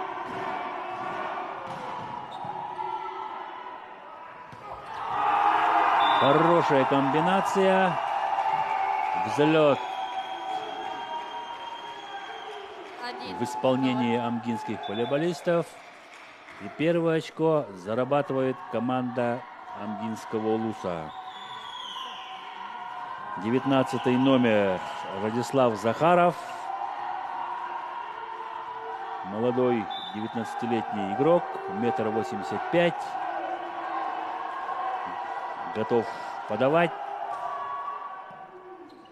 Егор Шукулов принимает. Николай Павлов. Лидер команды Николай Павлов сравнивает счет. 1-1. Сивцев Нюргон, связующий команда Алекминского района. Блок. Анатолий Макаров. Еще раз атака через Анатолия Макарова. Обыгрывает блок. Замена команде Амгинского улуса. Вместо игрока номер 2 на площадку выходит игрок номер 11 Джулустан Захаров. Данил Шестаков. Что-то у него с ногой. Попросил замену. Вместо него вышел на площадку Джулус Захаров. Он тоже играл в первой партии. Сразу вышел на подачу Джулус Захаров.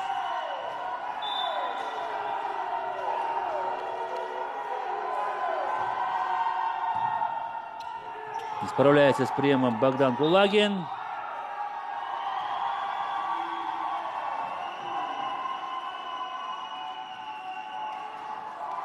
Ошибается в этой ситуации Денис Шестаков.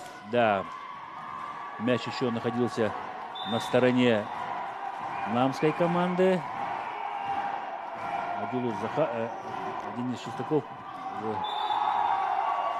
дотронулся до этого мяча. Ошибается Николай Павлов. Да, напряжение на высочайшем уровне. Здесь необходимо максимально контролировать свои действия. Анатолий Макаров. Хорошая подача. Егор Сокулов. Мощнейшая атака по линии.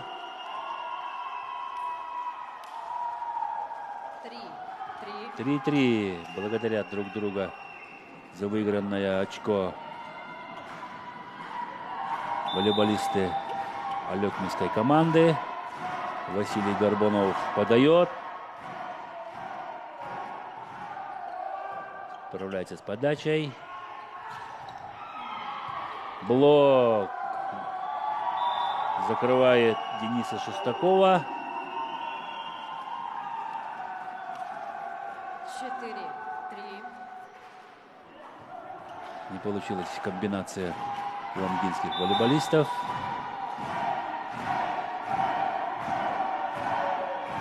Василий Горбунов. Прием. Подстраховал своих Николай Павлов.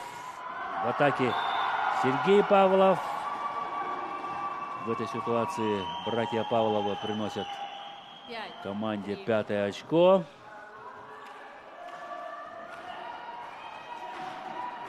Блокаут пробивал Сергей Павлов. Защита не справилась с отскочившим от блока мячом. Второй брейковый мяч выигрывают омгинские волейболисты. Подключается Денис Шестаков. Не получается с атакой.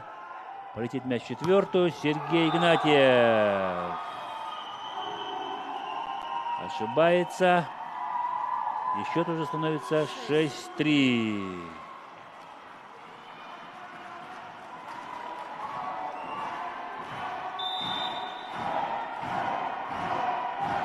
Три брейковых мяча выигрывает команда Алекминского района. Полетела четвертая. Остались игроки омгинской команды без нападения. Александр Петров.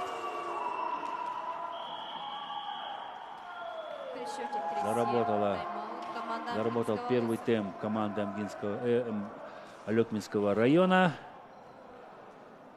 Да, практически над блоком пробил Александр Петров. И берет старший тренер Александр Романов. Главный тренер омгинской команды Александр Романов берет тайм-аут. Успокаивает своих игроков. Даст пару рекомендаций.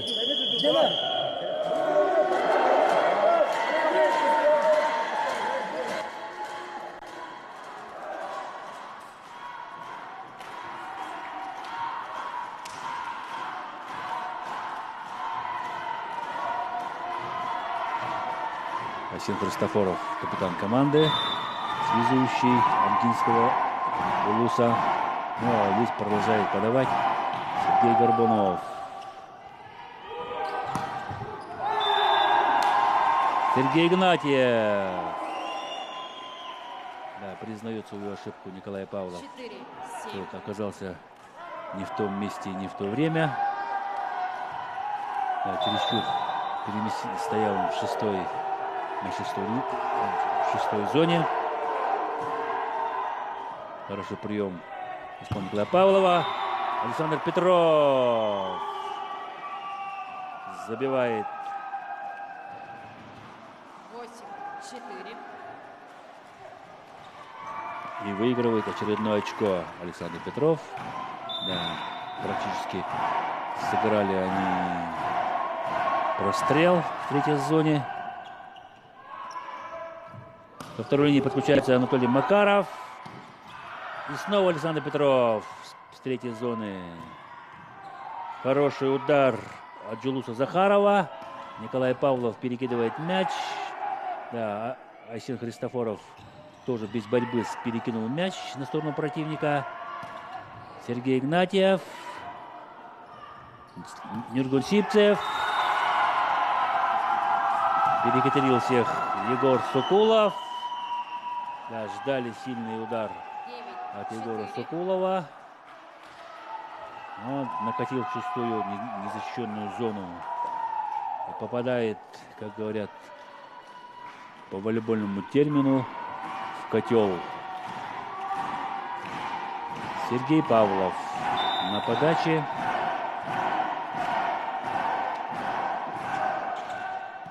Прием в исполнении Анатолия Макарова. Сергей Игнатьев. При хорошей доводке Сергей Игнатьев очень жестко, плотно нападает. Иногда, да, совершает ошибки, но это все зависит от передачи связующего. Прием. Егор Сукулов. Сетки касается блокирующий Амдинского Улуса. 10-5. Да, коснулся сетки 19 номер Радислав Захаров.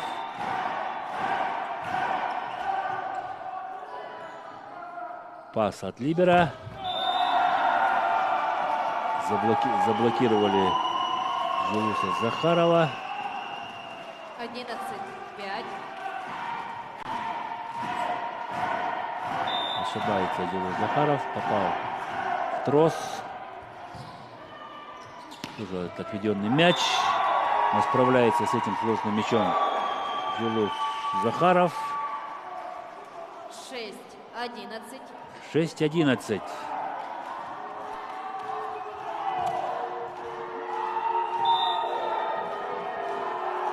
Сергей Игнатьев. Прием от Егора Сукулова. Николай Павлов.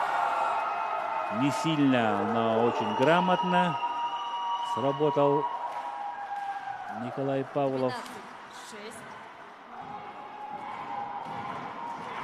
И счет становится 12-6.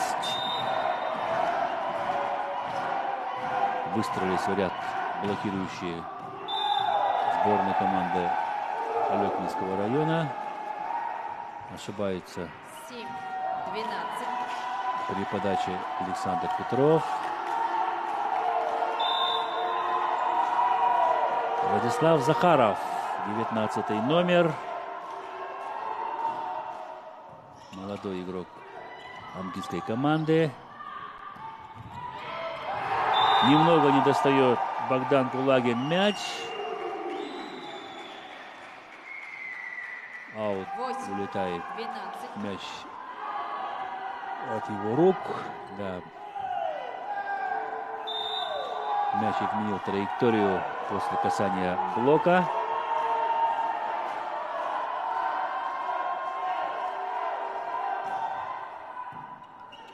Прием. Василий Горбунов. Очередная комбинация. Зона проходит у алекминских волейболистов.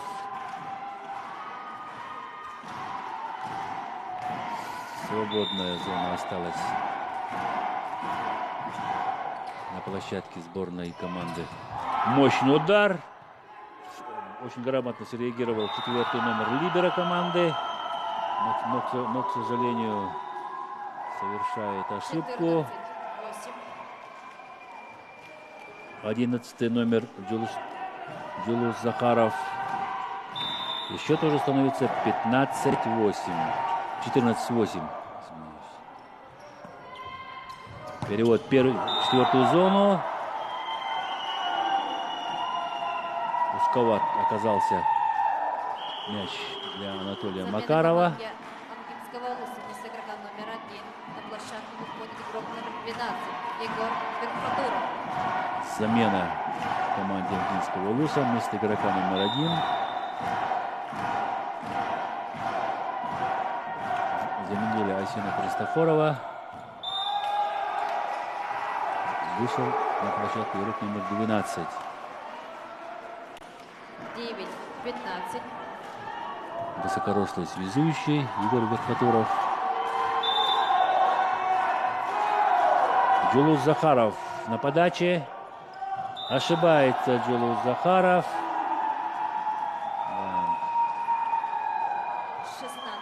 16-9. 16 очко зарабатывает команда Алекминского района. Не стал рисковать Николай Павлов. Аут. Хороший перевод по линии 17-9. у Анатолия Павлова. Но, увы, мяч попадает в аут.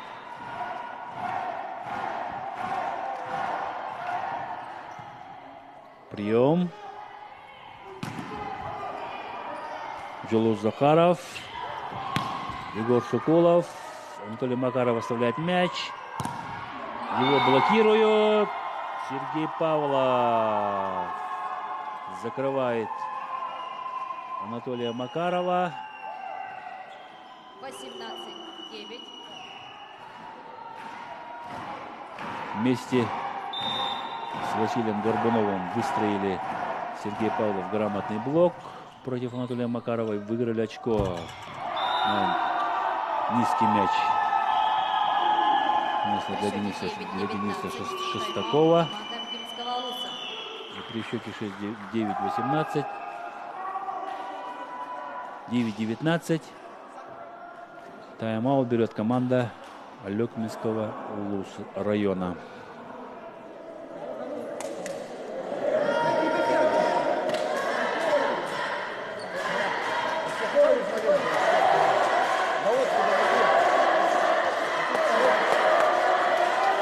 Александр Романов, главный тренер аргентинской команды.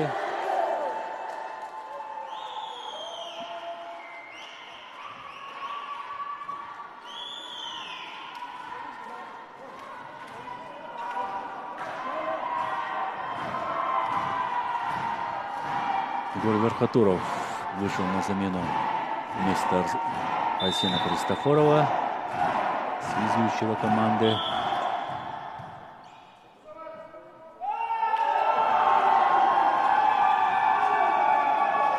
Второй судья зафиксировал заступ. 29.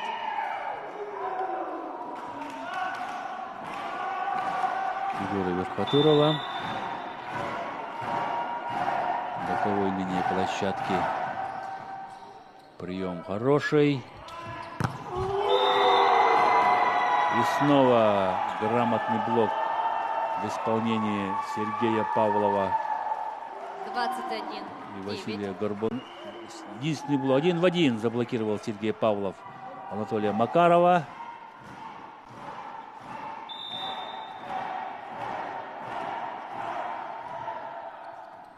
Простая подача.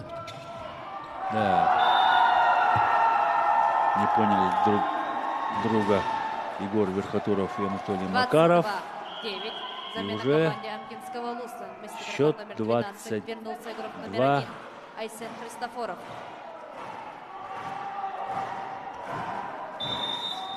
22-9. Да, разгромный счет в третьей партии. Ошибается Айсен Христофоров. 23 очко. Замена команде Амкинского Луса. Вместо игрока номер 5 на площадку выходит игрок номер 8 Айтал Соловьев. Выходит на площадку 8-й номер Айтал Соловьев. Заменил пятого номера Анатолия Макарова. Оставил мяч связующей команды. Василия Горбунова чехлят блокирующие Амгинского Улуса. 10-23. Денис Шестаков заблокировал Василия Горбунова. Айтал Соловьев. Тоже молодой 19-летний парень. 1,78 м. Айсен Христофоров. Связующий команды. Да. 24. Ошибается Сергей Игнатьев. Опоздал на этот, немножко опоздал на этот мяч.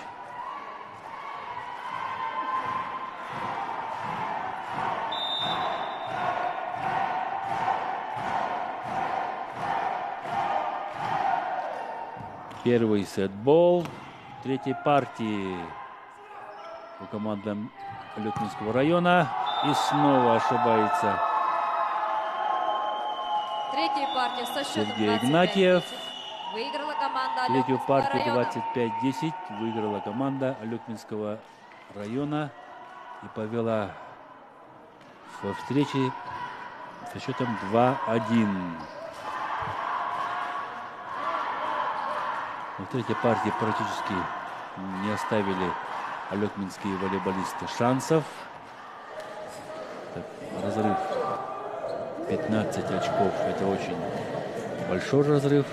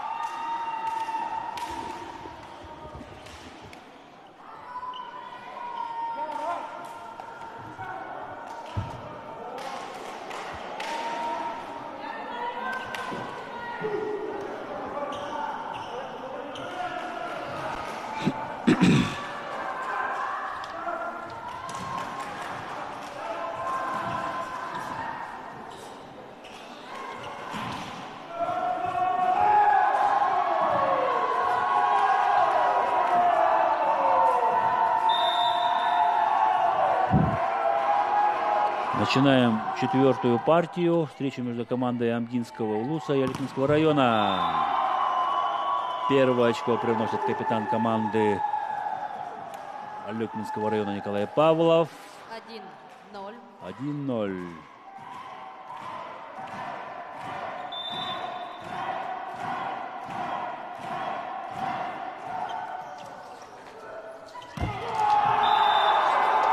Девятнадцатый номер Радислав Захаров. Хорошая комбинация, хороший удар. 1-1.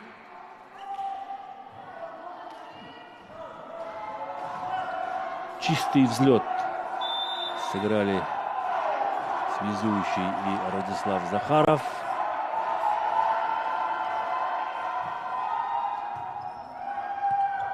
Остается мяч в игре.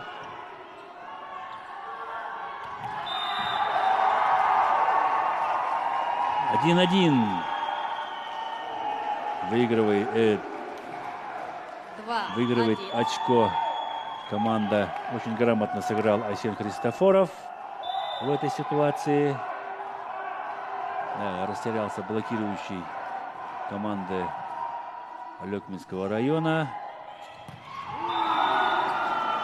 Ответка пролетает от Василия Горбунова. 2-2. 2-2.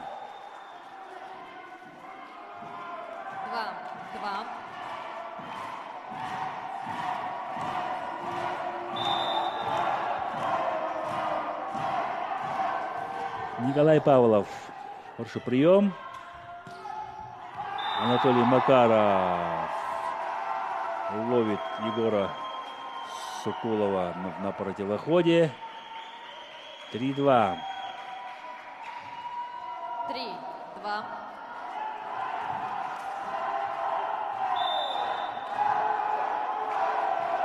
Джилут Захаров. Хороший прием. Василий Горбунов. Мяч улетает в аут. 4-2. 4-2. Команда Амгинского улуса выходит вперед.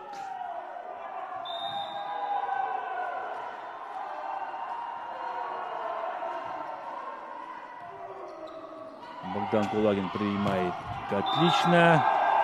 Егор Соколов ошибается. 5-2.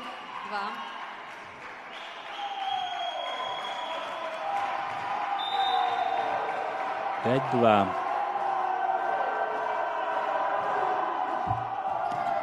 Успевает на этот мяч Богдан Кулагин. Анатолий Макаров не успевает пристроиться к своему блокирующему Василий Горбунов. Расправляется с одним блоком Анатолий Макаров.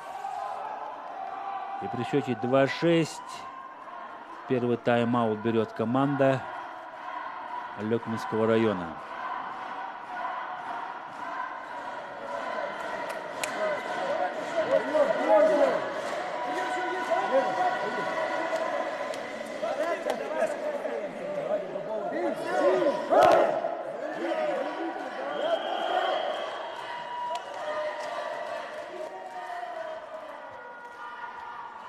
Я вам напомню, уважаемые телезрители, что Алекминская команда в 1/4 финала встречалась с командой Северо-Восточного федерального университета. Выиграла 3-0. А Амгинская сборная выиграла команду из Намского улуса тоже со счетом 3-0. 7-2. 15:00. Встреча, тоже супер встреча между командами сборной города Якутска и сборной Ленского района. Ошибается связующий Алекминского района Нергон Сивцев.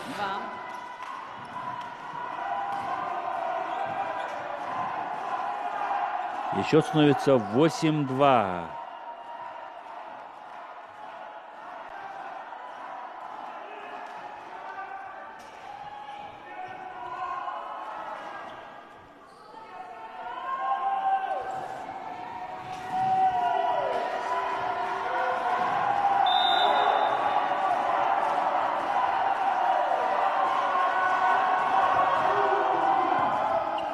Прием. Василий Горбунов. Анатолий Макаров. Да, чересчур аккуратно хотел сыграть Анатолий Макаров. Ошибается. 3-8. Василий Горбунов на подаче.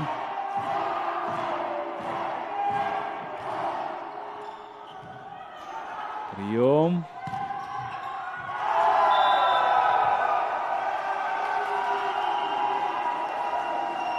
В аут улетает мяч от блока. 9-3. После атаки Дениса Шестакова.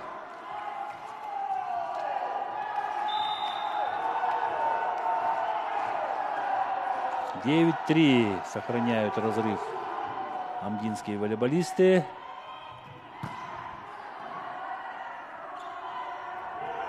Сергей Игнатьев не рискует. Николай Павлов подключается с задней линии.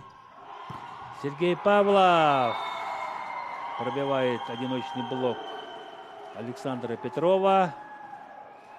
И счет становится 4-9.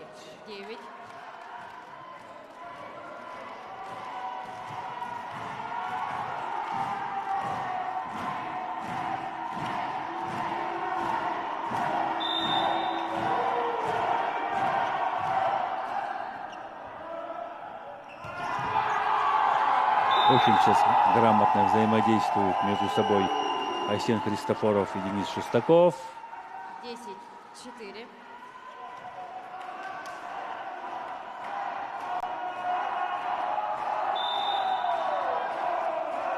Связка приносит победные очки амгинской команде. Оставляет мяч в игре. К сожалению, ошибается Анатолий Макаров. Не ждал 10. этот мяч Анатолий Макаров. Не был готов, да еще и мяч шел сбоку, летел сбоку. Егор Сукуев при счете 5-10 подает. Не справляется с приемом. Сергей Игнатьев. Ошибка. Да. 6-10. Не заметил Радислав Захаров, что задел спиной сетку. 6-10. Подача на Сергея Игнатьева. Анатолий Макаров. Николай Павлов. Остается мяч в игре. Оставляют мяч в игре. И снова ошибаются игроки амгинской команды. 7-10.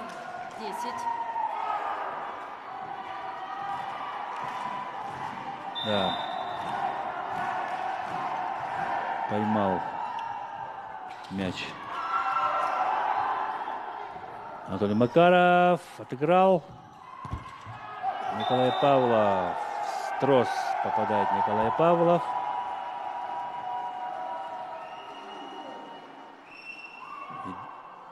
И очко зарабатывают игроки амгинской команды.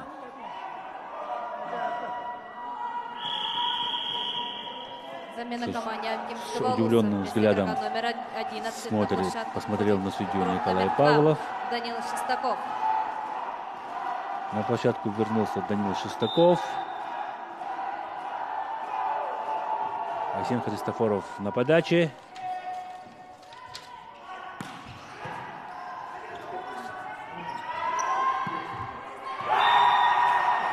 Да. Резко перестали играть алекминские волейболисты. 12-7 в пользу команды амгинского Улуса.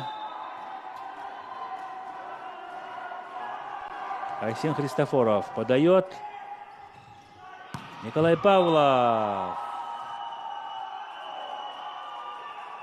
Аут фиксирует линейный судья.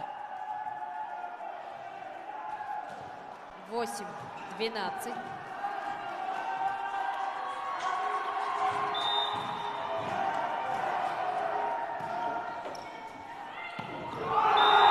Поле.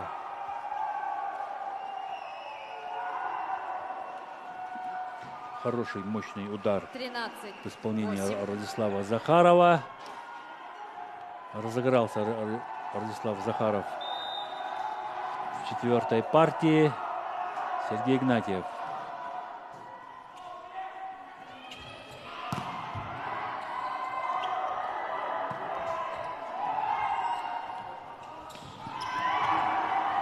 Успевает поднять мяч Богдан Гулагин, но не успевает на этот мяч Егор Сукулов. 14-8.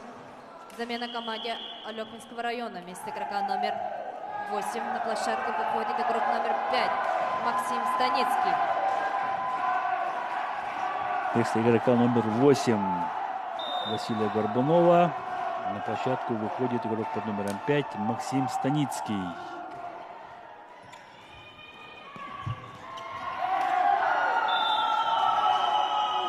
Выигрывает очко алекминская команда. 9-14. 9-14. Плюс 5. Минус 5. У алекминской команды. И снова подключает Связующий 19 номера Радислава Захарова. 15-9. 15-9.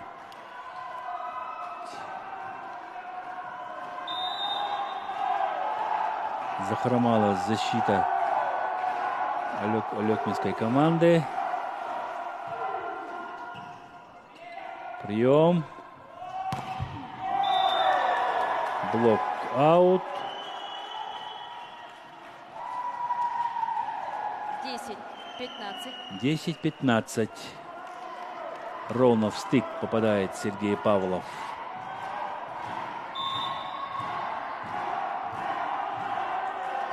Николай Павлов на подаче.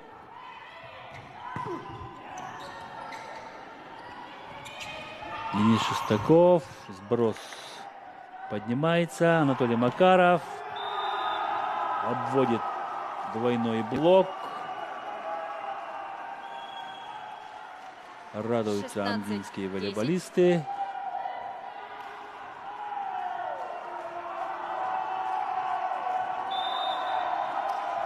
16-10. Прием. Егор Сокулов.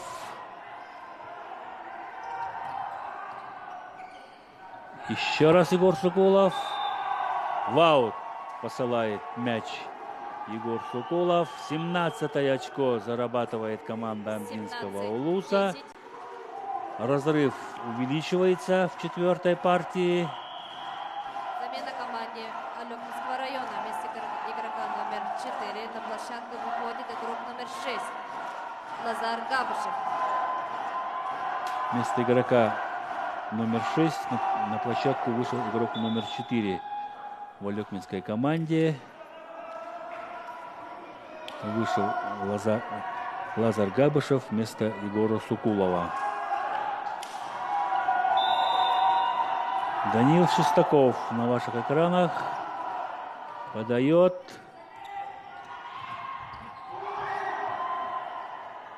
Подключается Лазар Габышев.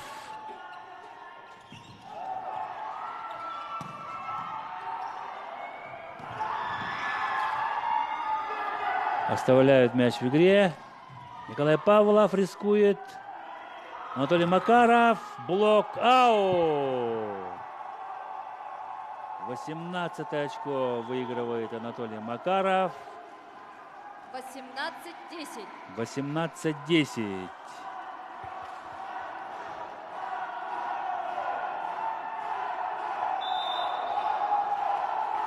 Потихоньку амгинская команда подкрадывается к 20-му очку. Да, к сожалению, ошибается Анатолий Макаров. Узковатый был мяч. 11-18. Между третьей и четвертой зоной пасовал связующий.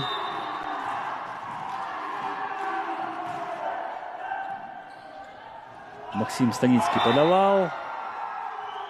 Да, хватается за голову Денис Шестаков. 12-18.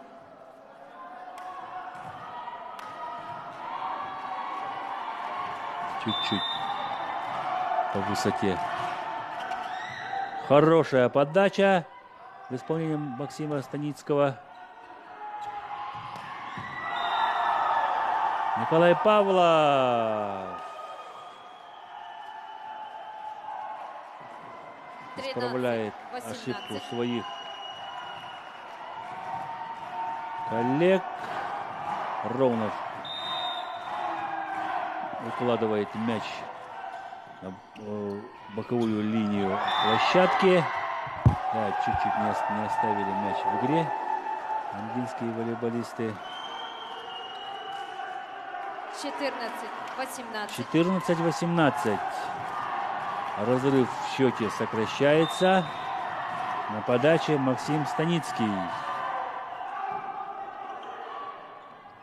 Хороший пас. Заблокировали Анатолия Макарова. При счете 18-15. И при счете 15-18. 18-15. Тайм-аут берет команда Амгинского улуса. Да, хорошо отработал блок в этот промежуток времени.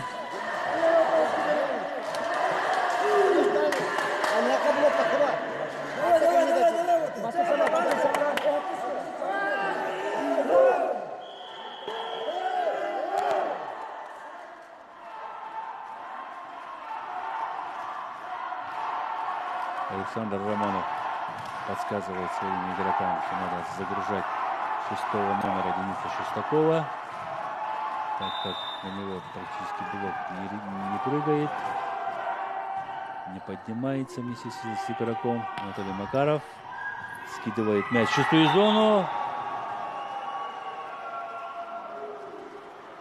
19-15. 19-15. Замена команде Алекминского района. Застоялись игроки в защите. Вернулся игрок номер 4. Возвращается на площадку Егор Сукулов вместо Лазара Габышева. А на подаче Анатолий Макаров. Вау! Посылает мяч Анатолий Макаров. —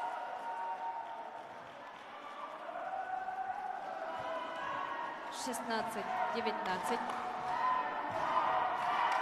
16-19.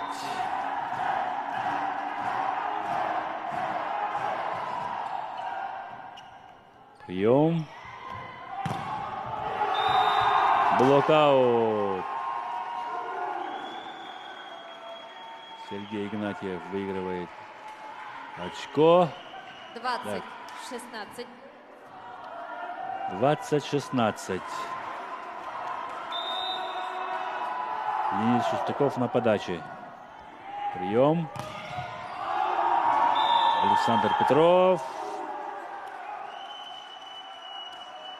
Не справляется блокирующий с атакующим ударом Александра Петрова. 17-20. Спасает мяч либера команды Амгинского улуса, но, к сожалению, не поддержали своего либера номер 5 и номер 7 команда Амгинского улуса. Не разобрались в данной ситуации. 18-20. Потихоньку подкрадывается алекминская команда. Сборная команда Амгинского улуса ошибается. Сергей Игнатьев. 19-20. Практически догоняют игроки Алекминского района волейболистов Амгинского улуса. Прием. И снова. Ну, в этот раз Сергей Игнатьев на высоте исправил свою предыдущую ошибку.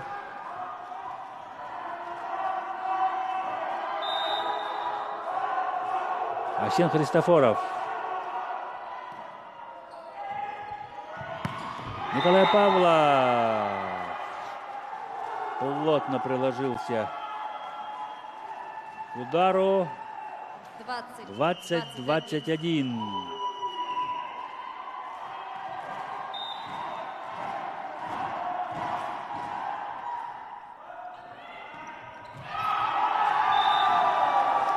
И снова на высоте Радислав Захаров. 22-20. Как только хороший прием связующей команды Амгинского улуса подключает первый темп.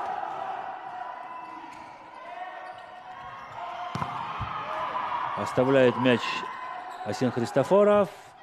Сергей Игнатьев. К сожалению, мяч от троса улетает в аут.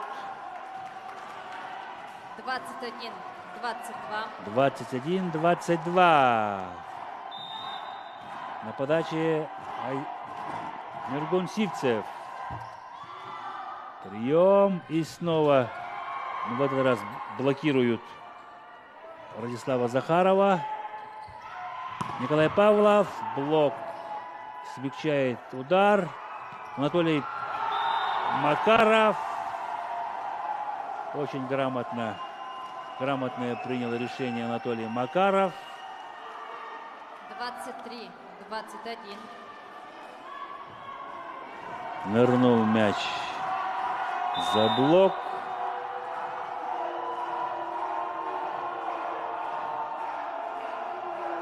Захаров Радислав. Радислав Захаров на подаче. Надежная подача. Да, не смог оставить мяч Айсен Христофоров. Хотя был готов. 22-23. 22-23. 20. Нервная концовка. 24 очко набирает команда Амгинского Улуса.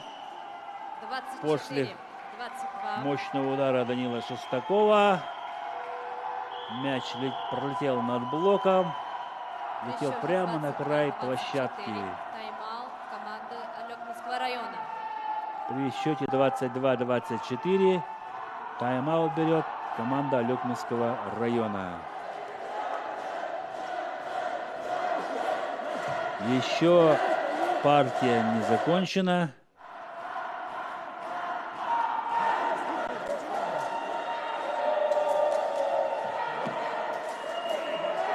Волейбол — непредсказуемая игра. Вы сами прекрасно видели, как в предыдущую партию выиграла Алекминская команда легко.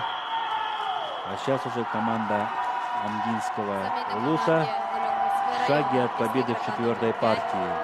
Но я еще раз повторяю, что еще не все потеряно. Василий Горбунов.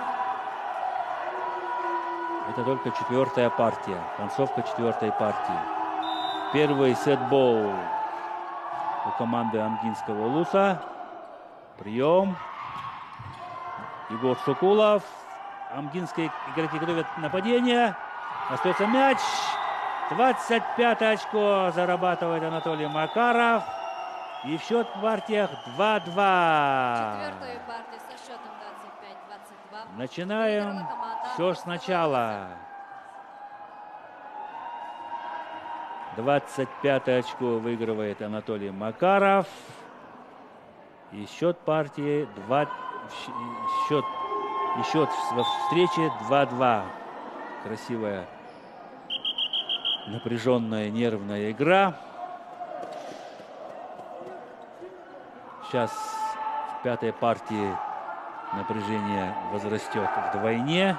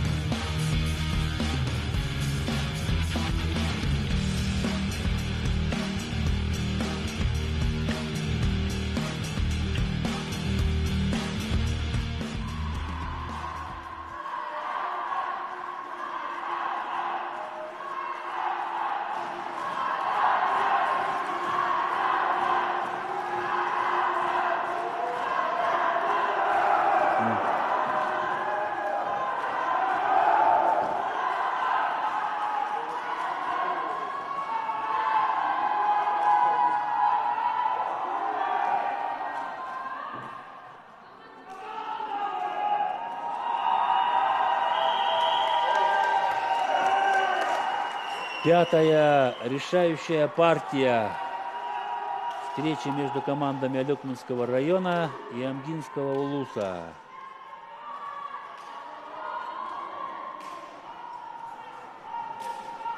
Четыре партии не в счет, начинается все сначала. Пятая партия играется до 15 очков, потому что она будет намного скоротечней, напряженней, энергичней, динамичней.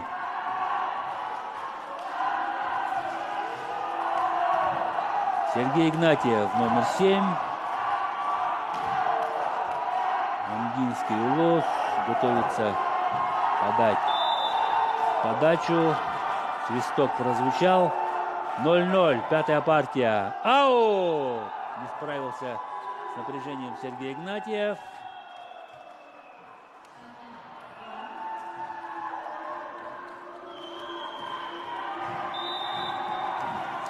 Нургун Сивцев. Прием.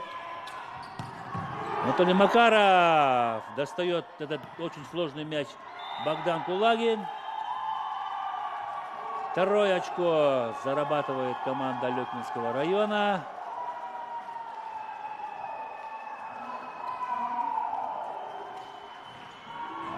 Не успевает на этот мяч либера команды Геннадий Михайлов. Хороший прием. Блок! Василий Горбунов.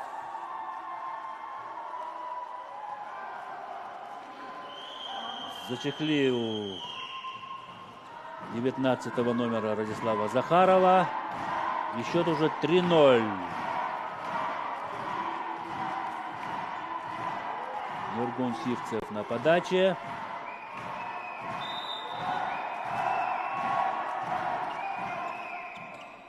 Прием. Блок. Не справляется с атакующими действиями Данил Шестаков. 1 в 1. Закрывают Данила Шестакова. 4-0.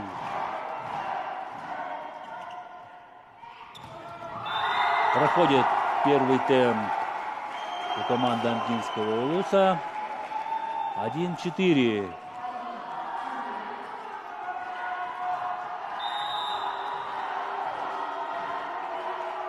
Радислав Захаров подает.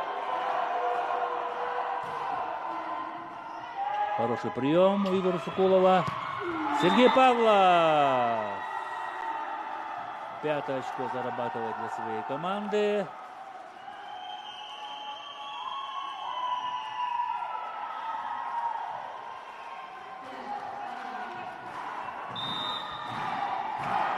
Николай Павлов. Простая планирующая подача.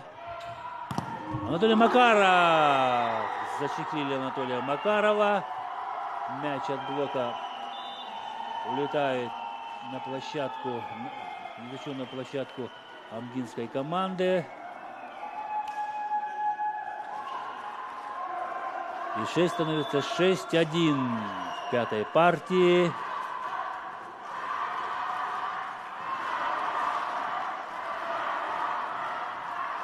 И при счете 1-6 тайм-аут берет амгинская команда.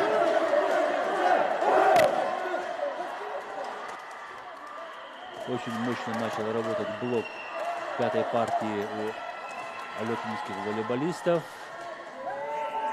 Практически половину мячей выиграли чисто блоком. Богдан Кулагин, это лидер команды Алекминского района. 13-й номер.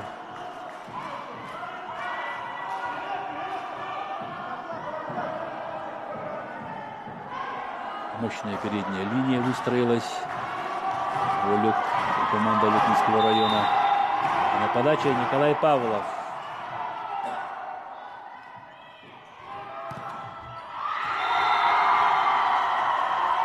7-е очко зарабатывает команда Алекминского района.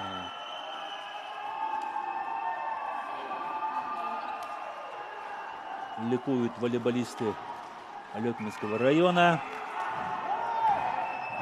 В начале пятой партии у них практически получается все. Прием. Анатолий Макаров останавливает блок. Мощно пробивает по линии Анатолий Макаров. Не стал мелочиться. Выиграл 2-е очко. 2-7.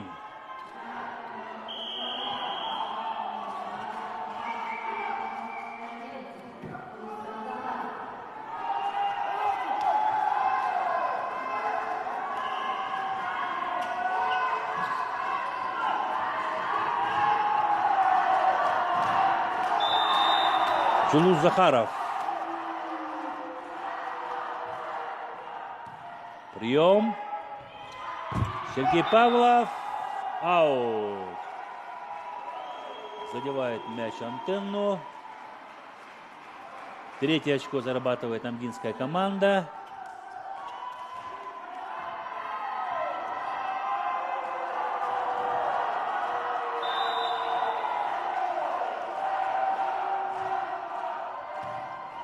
Прием. Василий Горбунов. Анатолий Макаров скидывает за блок. Ошибается Сергей Павлов. На верховой мяч выигрывает Егор Шукулов. И приносит своей команде 8-е очко. Замена площадок.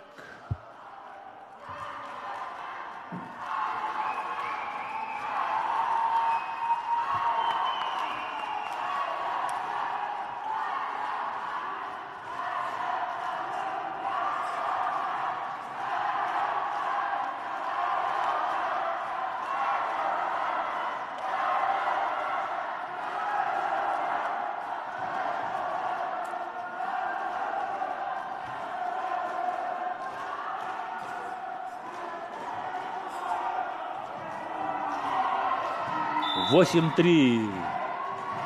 На подаче Василий Горбунов. Отведенный прием. Анатолий Макаров. Переиграл Егора Сокулова. Анатолий Макаров выиграл 4-е очко.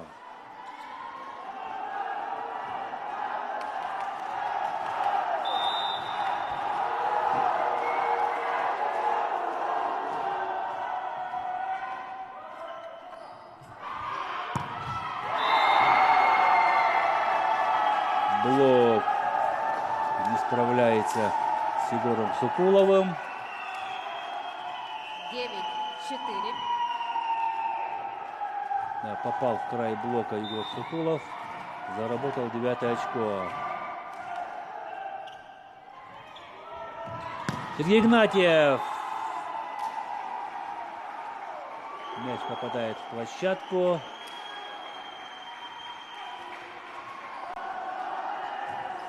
5-9. Начинает просыпаться амгинская команда. Егор Шукулов.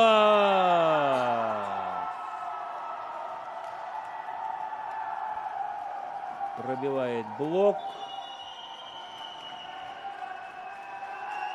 Да, попадает 10-5. стык блока и зарабатывает 10-е очко. Егор Сокулов сам идет подавать.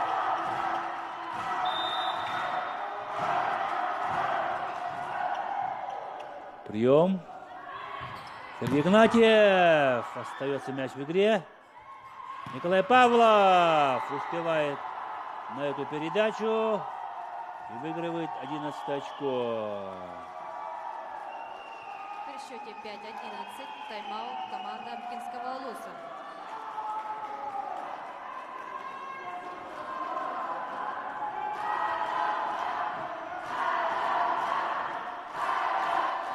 И при счете 5-11 тайм-аут берет команда Амгинского Улуса.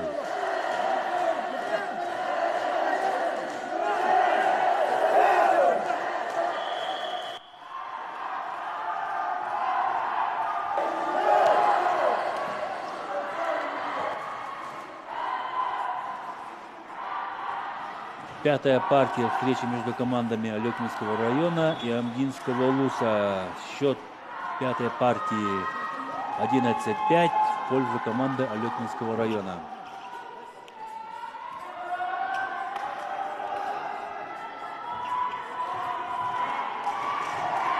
На подаче Егор Сукулов, 4-й номер. Аут! Улетает мяч. Держится за голову Егор Соколов, признает свою ошибку, извиняется перед своими игроками.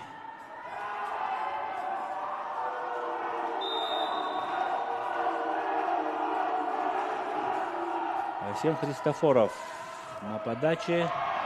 Николай Павлов блокирует Николая Павлова. Еще раз атака через него, еще раз блокирует Николая Павлова. Третий раз, с третьего раза Николай Павлов приносит 12-е очко.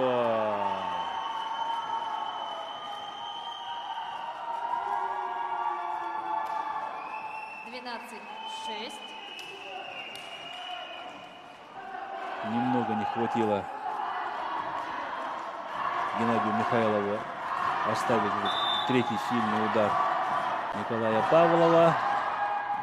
Но счет уже на табло 12-6.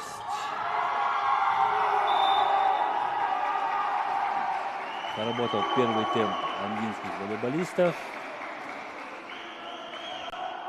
Радислав Захаров выигрывает очко. Сергей Игнатьев на подаче.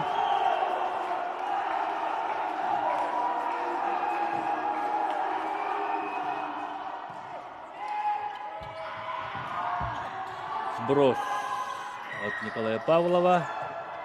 Либера. Николай Павлов забивает 14 очко. 13-7. Нет, 13 очко забивает Николай Павлов.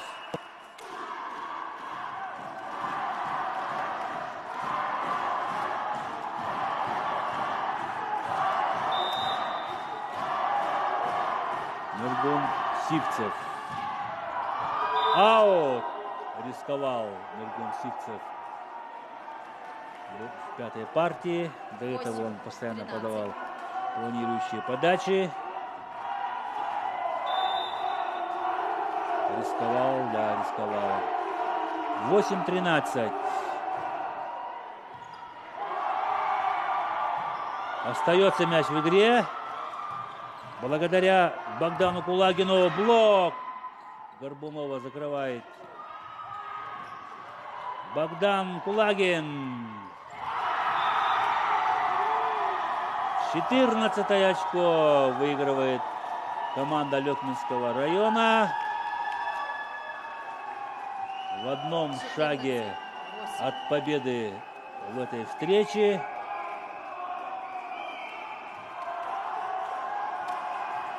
Николай Павлов, капитан команды, выходит на подачу при счете 14-8.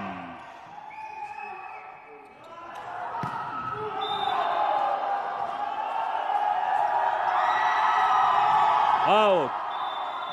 Попадает, улетает мяч после удара Анатолия Макарова. Первая команда финалист соревнований по волейболу. Сборная команды Алекминского района.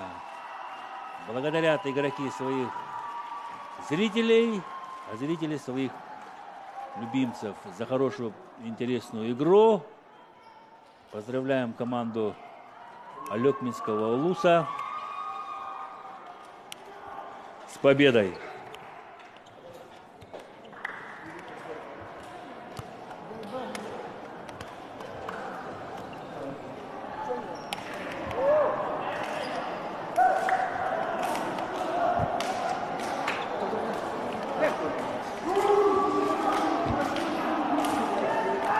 Команды благодарят друг друга за хорошую, интересную игру.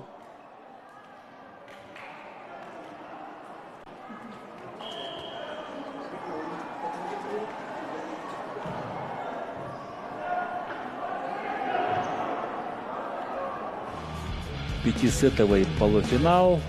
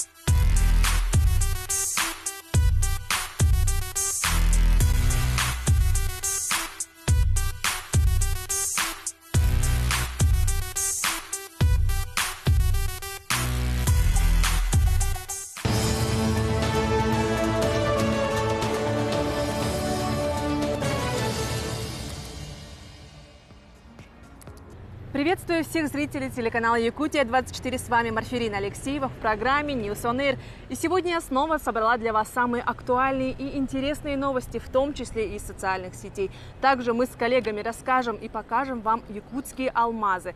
Ну и, конечно же, по традиции, самые уникальные, наикрасивейшие места нашей необъятной большой Якутии. Приступим! Представьте, если Максим Кирович Амосов жил бы в наше современное время. Современный образ государственного деятеля глазами 3D-дизайнера. Пользователи социальных сетей разделились на два мнения. Некоторые считают анимацию действительно схожей с фотографиями Максима Кировича, другие не согласны. А как считаете вы? Ну, в любом случае, мне кажется, это очень интересно. Алданочки на празднике Ивана Купала. Так их прозвали пользователи социальных сетей. Энергия воды, огня и красивых женщин. То ли нимфы лесные, то ли ведьмы, пишут в социальных сетях. И ливень разогнали, и все обряды прошли. На видео девушки из Алдана, Куранаха и Тамота. Его мелочек, он судьба наверняка. Ой, на Ивана Купала я вино заплетала. Ой, на Ивана Купала в хоровод вошла. Легкоатлету из Якутии стало плохо прямо перед финишем. Он лидировал всю гонку, но в итоге был дисквалифицирован из-за того, что ему помогла мама. Артур Бурцев обгонял соперников, но в конце дистанции спортсмену резко поплохело. В селе Барагонцы, где проходит забег, 35 градусов жары, и у парня, по-видимому, случился тепловой удар. На помощь пришла мама. Она подбежала к сыну и довела его до финиша. Спортсмен пришел вторым в окружении мамы и врачей. Но серебряную медаль бегуна аннулировали из-за мамы, потому что заходить на дорожку посторонним и помогать спортсменам, увы, нельзя. Но легкоатлет Артур Бурцев нормально относится к произошедшему. Как говорят, поговаривают, что на игры он специально привез маму и сестру. Артур планировал, что это будут его заключительные игры. И уже сегодня всех якутян обрадовала радостная новость. Артур Бурцев выигрывает забег на 5000 метров и становится героем спортивных игр народов Якутии. Алексеев Роман, бронзовая медаль. Чуть-чуть не хватает Драгунова Константина, вчерашнему чемпиону. Артур Бурцев вернул должок вчерашнего выступления. Естественно, все болельщики поддержим чемпион 8-х спортивных игр народов Республики Саха-Якутия Артур Бурцев. Получилось очень драматично, и на самом деле отчасти, да, это многие узнали о том, что в Якутске проходят такие соревнования благодаря вчерашнему моему финишу. Поэтому Но, будем сказать, для меня это было хорошим уроком. А для других это было, ну, отчасти очень многие переживали за меня. И как знакомые, друзья, ну, очень много из родственников, все писали, ну, как мое здоровье, все хорошо. Для тебя обиднее было все-таки прийти не первым или вот сам факт дисквалификации? Для меня вообще ничего не было. Не было обидно, да? Не обидно было, потому что, ну, мама есть мама, поэтому она у меня, к сожалению, сама спортсменка, стала благодаря мне. То есть она очень много, ну, вот сейчас дома, помимо работы, бегает, плавает на велосипеде, крутит. И если бы она спортом не занималась, наверное, она бы вот, у нее не было бы такой реакции, поэтому не подхватила бы меня. Поэтому я увидел это уже просто на видео, но это спорт, поэтому и мама есть мама, поэтому, ну, такое бывает. Я контролировал и бег, потому что я понимал, что я ребят уже достаточно на большое расстояние убежал от них, и, по идее, я мог расслабиться и бежать спокойно, и все равно бы выиграл. Но трибуны подгоняли, и плюс это домашний старт, и хотелось выиграть, и это была первая бы медаль для нашего района, потому что это первые соревнования, ну, которые разыгрывали медаль. Но потом, когда вот оставалось буквально, наверное, 200 метров до финиша, начали снова трибуны скандировать. И, ну, домашняя арена, она помогает. И, конечно, район и поддержка сделали свое дело. И откуда-то силы взялись, и я смог перебрать ногами и для себя, и для зрителей смог завоевать медаль. Поэтому это, ну, очень здорово, что так вышло, и все хорошо закончилось. Еще одна потрясающая новость. Летучий прыгун улучшил собственный рекорд. Игорь Скрябин из Мегино-Кангаласского улуса установил новый рекорд республики в прыжках в длину – 7 метров 40 сантиметров. А теперь я предлагаю уже по традиции окунуться в самые красивые места нашей большой Якутии. Ловите видео с Булуса. Я уверена, что многие сейчас в данный момент в нашу жару хотели бы там оказаться.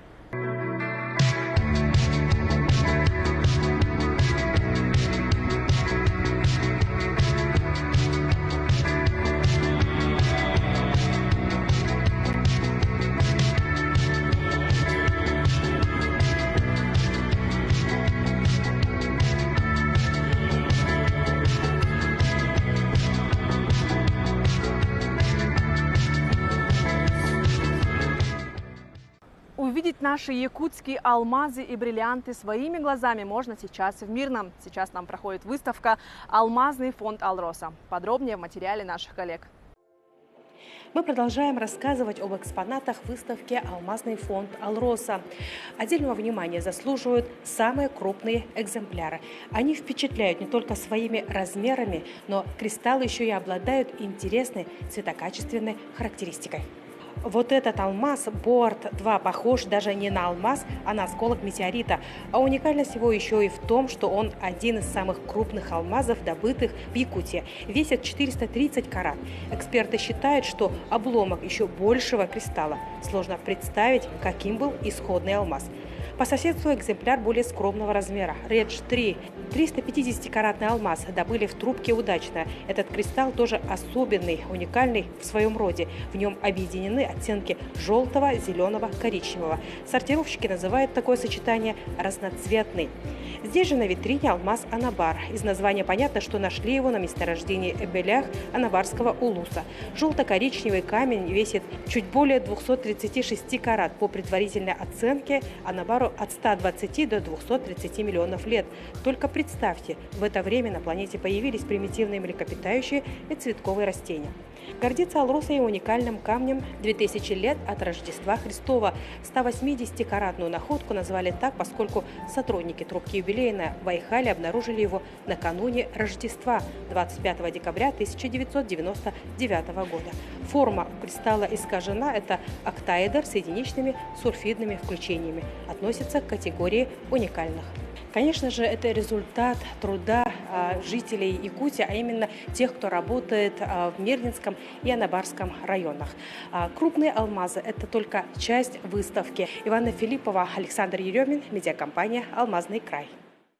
А на этом я с вами прощаюсь, но не спешите переключиться. Представляю вашему вниманию познавательный ролик о горном хребте Улахан-Сис, который расположен на границе Абыйского и Алаиховского улусов, который впервые был обнаружен только в 2016 году. IT-школа Илларионова сделала видео о том, как появилось это уникальное место. Приятного просмотра и до новых встреч!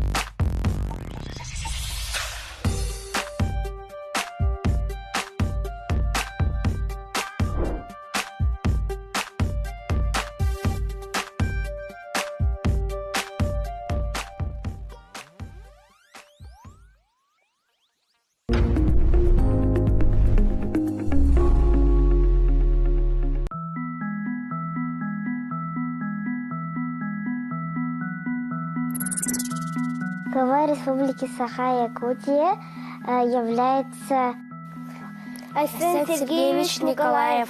Я бы отметил у нашего Ильдархана такие качества, как стрессоустойчивость, хорошая работоспособность и близость к народу. Требовательный, старается. Он очень терпеливый человек, очень умный, образованный. Он следит за благополучием народа и защищает права и свободу человека. Я думаю, он может вести переговоры с очень важными людьми. и ведет переговоры с Путиным. Если бы я был бы главой, я бы обеспечил людей достойной зарплатой. Новых школ, дорог, домов. Я бы сделал природу более чистой, чтобы она всегда оставалась в чистоте. Думать о будущем народа. Я бы включил роботизацию в помощь сельскому хозяйству. Знать о проблемах народа. Он может ночевать на работе, потому что у него очень ответственная и важная работа. Сделал бы медицину более доступной. Не бесплатно, но уменьшил бы цену. Я бы реформировал систему образования под более современные рамки. И делал бы все хорошее для народа. Мне пока не очень хочется быть президентом, потому что это довольно будет трудно. Можно каждый день что-то там подписывать, автографы там. Я тогда не смогу почти что появляться дома. Чтобы управлять целой республикой, нужно быть человеком честным, ответственным и образованным. Современным. Помогать людям, чтобы люди развивались. Справедливым и сохранять нейтралитет. Меры строгим. Помогать людям во время трудных проблем. Знать несколько языков. Любить свою страну, уважать народ, делать правильные решения и быть патриотом своей страны. Чтобы держать за собой целый народ.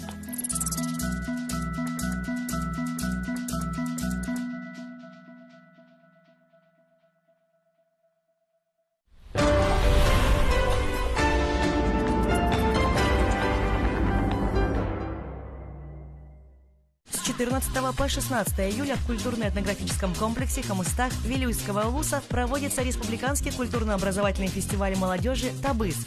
В этот день соберутся делегации со всех уголков Якутии, общественные объединения Республики Саха-Якутия, где их ждут различные развлекательные конкурсы, соревнования и образовательные программы. Как здорово, что неподалеку от городской жизни можно окунуться в живую природу, живые алмазы Якутии.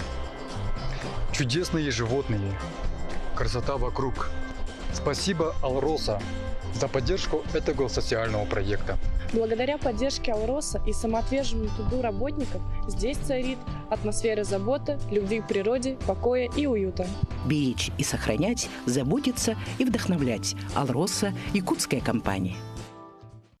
Неправильная эксплуатация печи, нарушение правил устройства и эксплуатации электрооборудования – одни из основных причин пожара. Соблюдайте правила пожарной безопасности. Сделайте свою жизнь безопаснее. Малыш Игнат 3 дня как родился, а уже чем-то расстроен. А все потому, что никто из вас не знает о его достижении. А ведь его появление – чудо. Он родился вопреки всему, победив диагноз бесплодия. Отличная работа, Игнат. Ты настоящий богатырь. Национальный проект «Демография» – это бесплатные процедуры ЭКО для семей с диагнозом бесплодия. А вы и не знали. Национальные проекты. Смотрите, вместе у нас получается.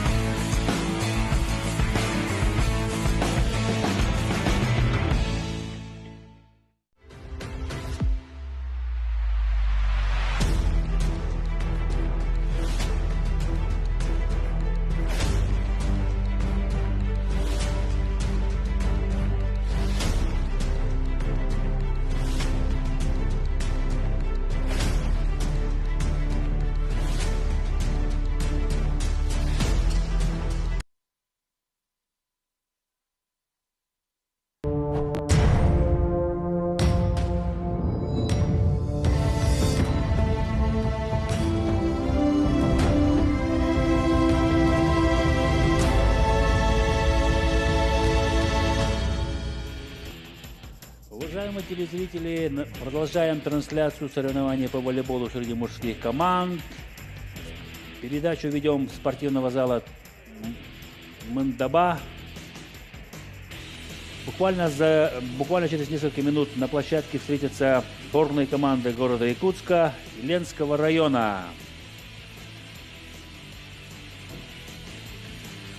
Сейчас команды активно проводят разминку.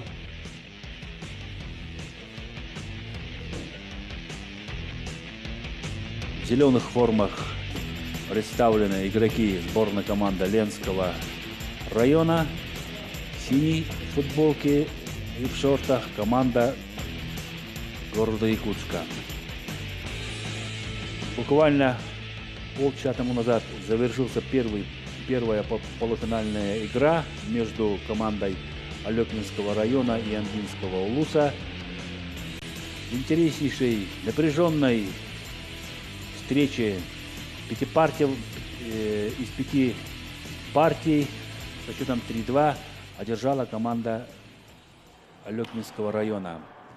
И команда Алекминского района ждет победителя этой встречи, чтобы сразиться за золотые медали 8-х спортивных игр народов Якутии.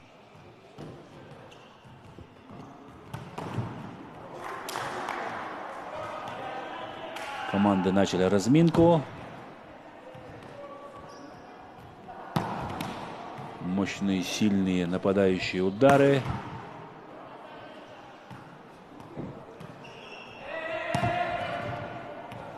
Высокорослые игроки.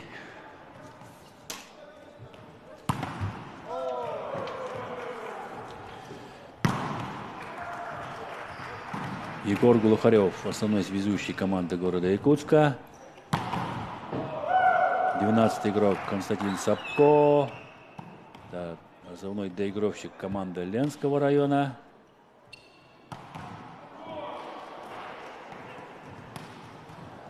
Восьмой номер, основной связующий команды Ленского района Дамир Гугенфельд.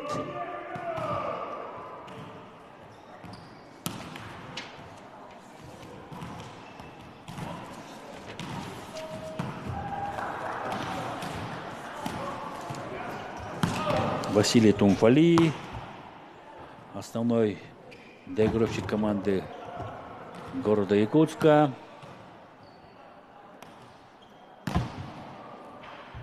Чемпион, он является чемпионом 7-х спортивных игр народа Якутии, которые были проведены в селе Намцы в 2019 году. Владимир Сидоров, основной тоже доигровщик команды города Якутска. Игрок номер 4 Максим Кондратьев, основной доигровщик сборной команды Ленского района. Это Анатолий Татаев, номер 11, центральный блокирующий города Якутска. Номер 3 Никита Иванов, центральный блокирующий сборной команды Ленского района. Иннокентий Артамонов, основной либеро, первый либеро команды города Якутска.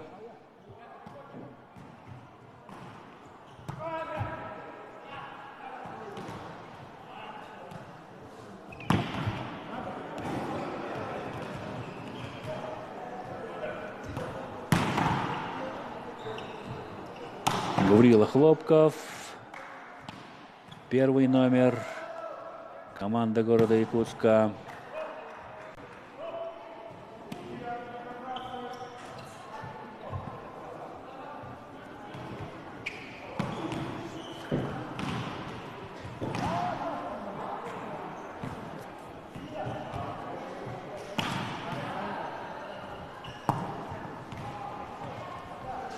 Нас ждет захватывающая игра.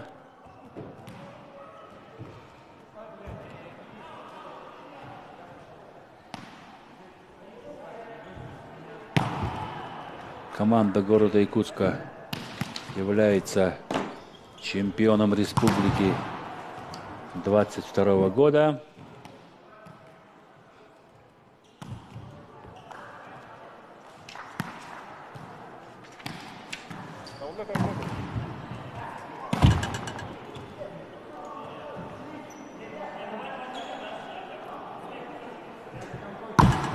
Команда Ленского района, серебряный призер спортивных игр народов Якутии, которые были проведены в 2010 году в городе Алекминске.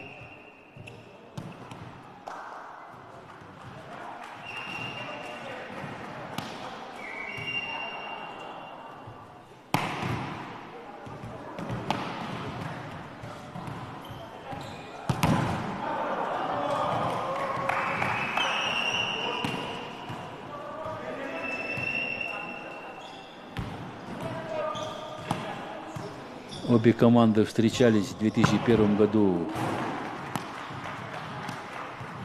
на чемпионате Республики Саха-Якутия. В той игре город Якутск занял 3-е место, Ленский район 4-е место.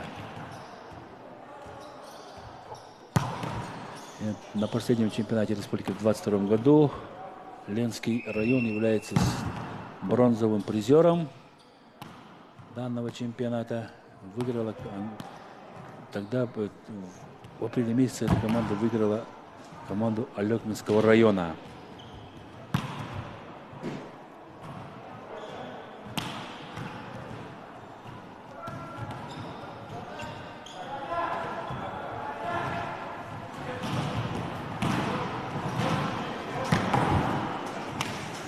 Так что обе команды входят в пятерку лучших команд республики.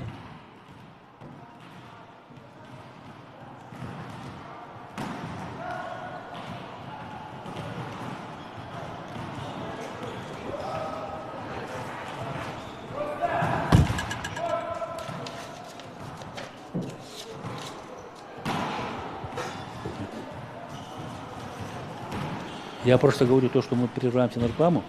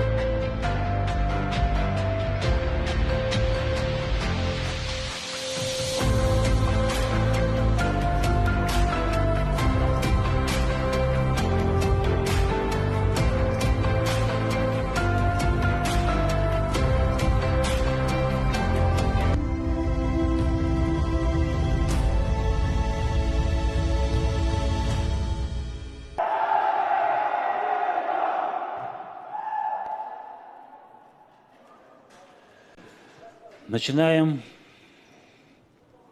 вторую полуфинальную игру. Соревнования по волейболу среди мужских команд между командами города Якутска и Ленского района.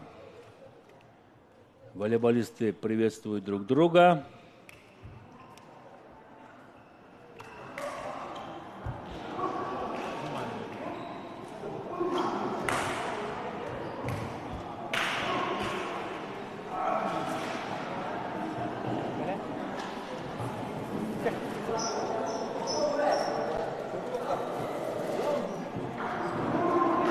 Сборная команда Ленского района представляет судейскую бригаду.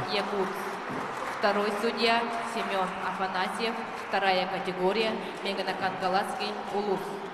Судьи на линии Геннадий Назаров, город Якутск, Василий Кожуров, город Якутск. Секретарь матча Парасковья Трохимова, вторая категория, город Якутск. Главный судья Анатолий Тимирзанский, первая категория, город Якутск.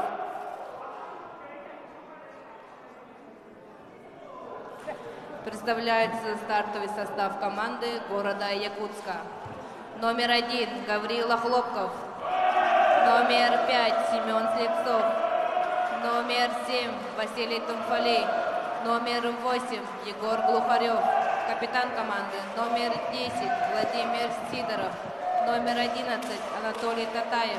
Либеро номер 12 Михаил Семенов. Главный тренер Пестряков Петр. Представили стартовый состав сборной команды города Якутска. Района. Номер 3 Никита Иванов. Номер 4 Максим Кондратьев. Номер 8 Дамир Гагенфельд. Номер 9 Антон Рыков. Номер 10 Евгений Черкасский. Номер 11 Максим Арзамаскин. Либеро номер 2 Александр Чекулаев. И номер 7 Константин Шипилов. Главный тренер Клаус Александр.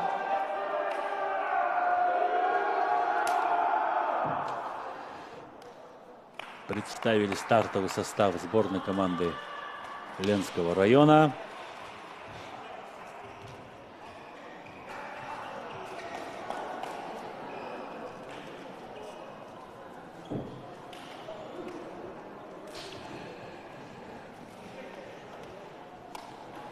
Сборная Ленского района не намного младше сборной команды города Якутска.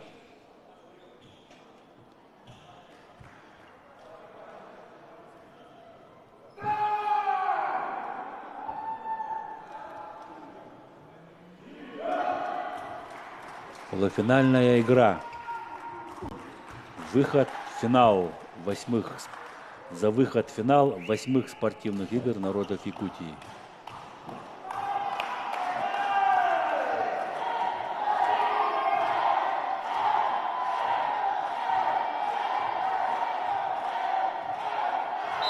Свисток. Гаврила Хлопков на подаче. 9-й номер Антон Рыков приносит своей команде первое очко.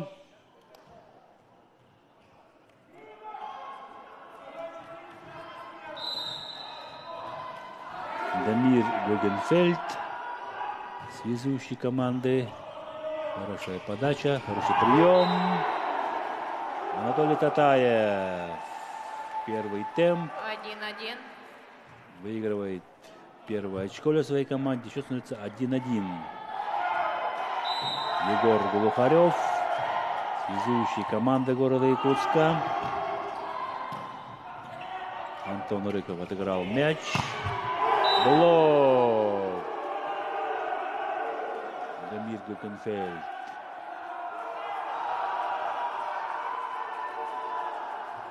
Один в один закрывает Семена Слепцова. 2-1. Да, высокорослые волейболисты в команде Ленского района.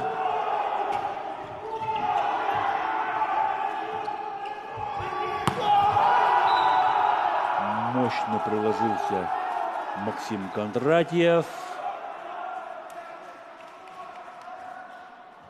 Одиночный блок, да. Даже не заметил, что был выставлен блок. Максим Кондратьев. 3-1. В аут улетает мяч после подачи Антона Рыкова.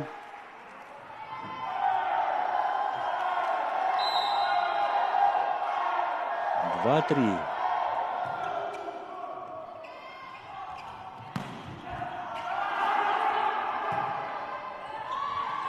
Семен Слепцов достает мяч ленинские волейболисты. Перекидывание через сетку не получилось. И счет за 3-3. Ошибается Максим Кондратьев.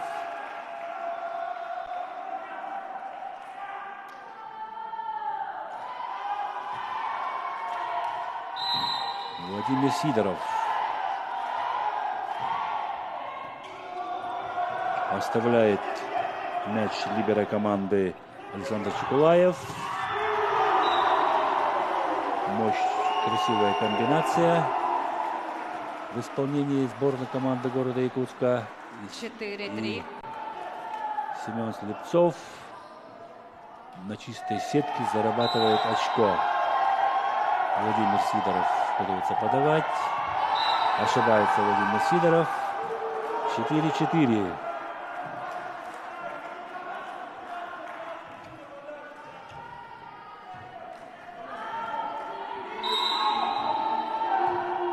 Никита Иванов.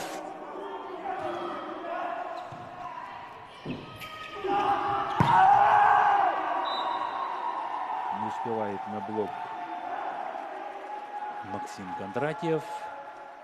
И счет становится 5-4 в пользу команды. Потерял Никита Иванов своего нападающего. Прыгнул на первый темп.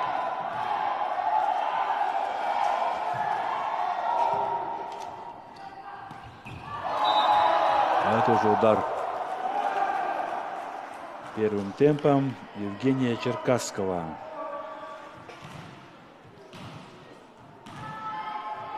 Пять.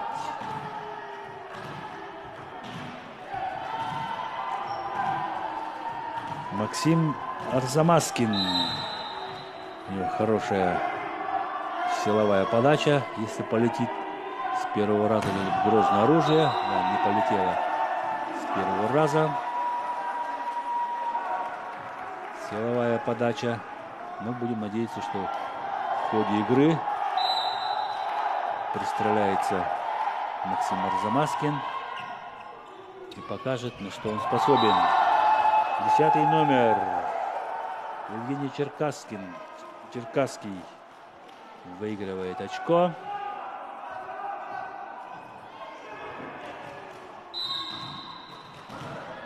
Да, запоздал, не поверил блок центральный блокирующий города Якутска, то, что будет атака. А здесь в этой игровой ситуации город Якутск выигрывает 7-й мяч. Василий Тумфали пробивает блок.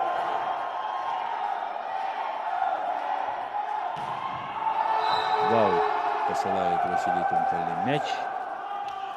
У него тоже очень хорошая силовая подача. 7.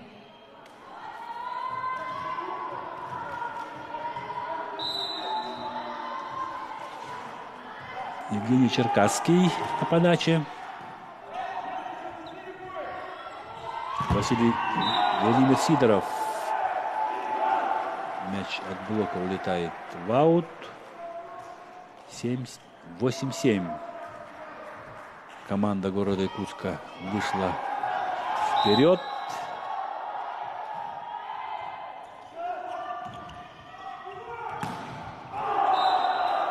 В аут улетает мяч после удара Максима Арзамаскина.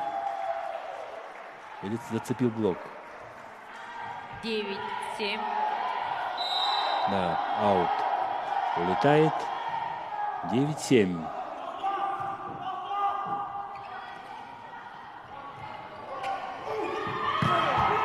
Владимир Сидоров разбирается с блоком.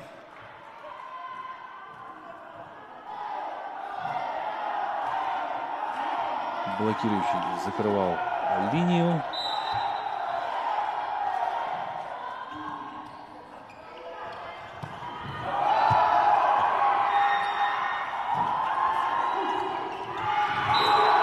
Хороший сброс в исполнении Дамира Гугенфельда. 8-10.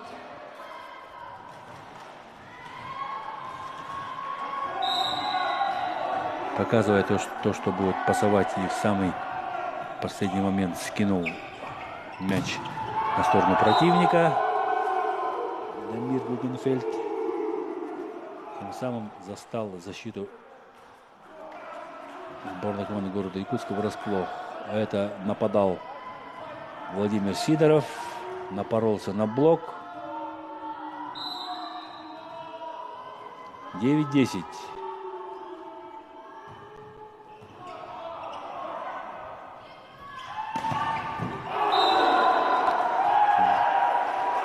В аут улетает мяч после блока. 11-9.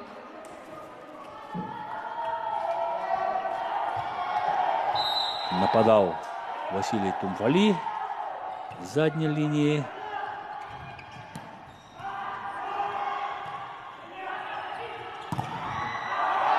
Закрывают Семена Слепцова. Да, практически без разбега Семен Слепцов нападал. Шел на этот высоченный блок. Грамотно выстрелили ленские блокирующие свой блок. Антон Рыков.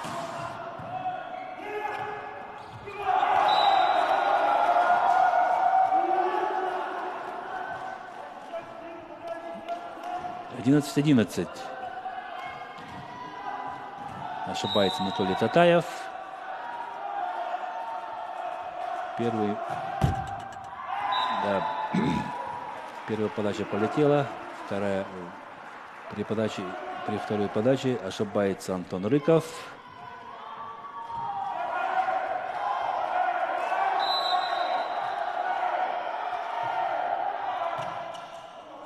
Хороший прием. Закрывает Анатолий Татаев Никиту Иванова. 1-1. 12-11.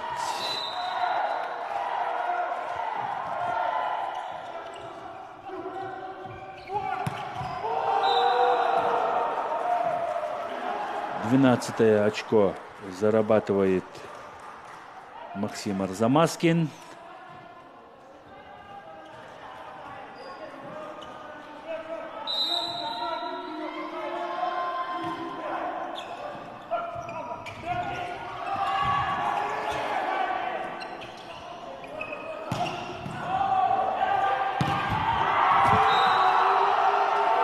На блок напоролся Василий Тумфали. 13-13. И команда сборной, команда Ленского района сравнивает счет в первой партии. Простая подача у Никиты Иванова.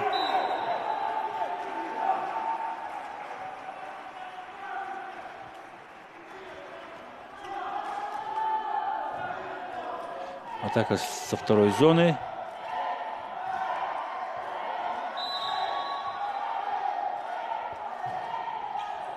Анатолий Татаев. Да, не разобрались здесь ни блокирующие, ни защитники сборной города Якутска. Просто подарили очко команде Ленского района.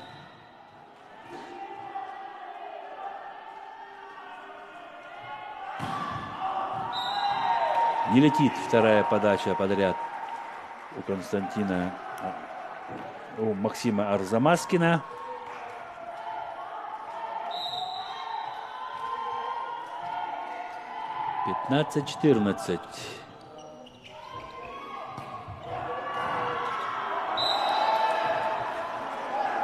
Перебрасывает аккуратно мяч Максим Кондратьев. Да, 15-15. чересчур был отведенный мяч для него. 15-15. От него ждем тоже силовую подачу. Хорошая силовая. Но справились якутские ребята с приемом. Не ошибается.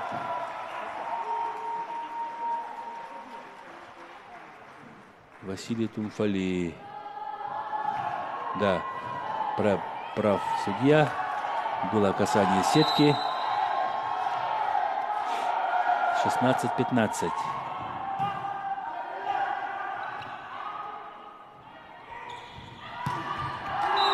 Ну, при одиночном блоке справляется Владимир Сидоров. И 17 очко зарабатывает команда города Якутска. 17-15. 15-17. И при счете 15-17 тайм-аут берет команда Ленского района.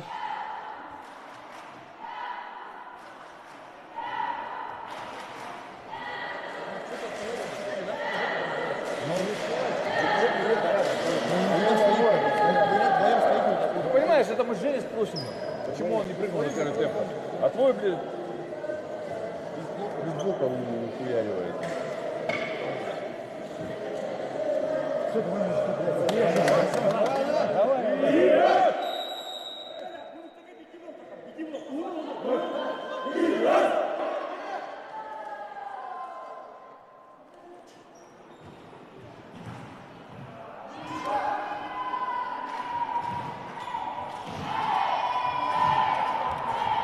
Аркадий Ефремов, первый судья данной встречи. Василий Тумфали продолжает подавать. Ошибается Василий Тумфали после перерыва. 16-17. 16-17. Евгений Черкасский.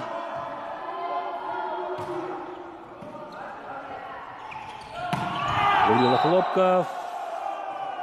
Не успевает накрывать мяч.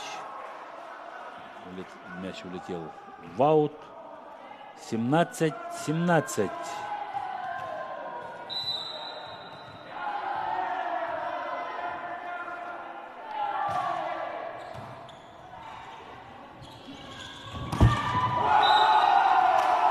Заблокировали Василия Тумфали в третьей зоне.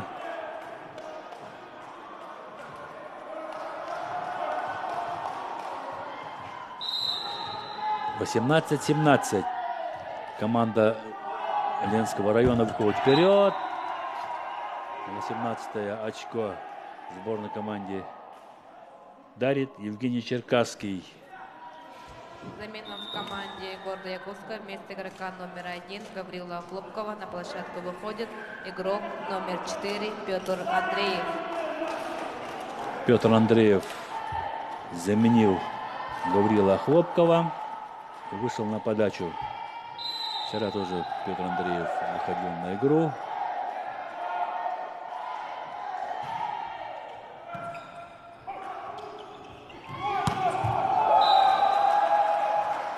Антон Рыков заводила и лидер команды Ленского района. 19-летний волейболист, 1,95 м, плотного телосложения волейболист. Перехитрил Егор Глухарев либера команды 19-19. Ленского района.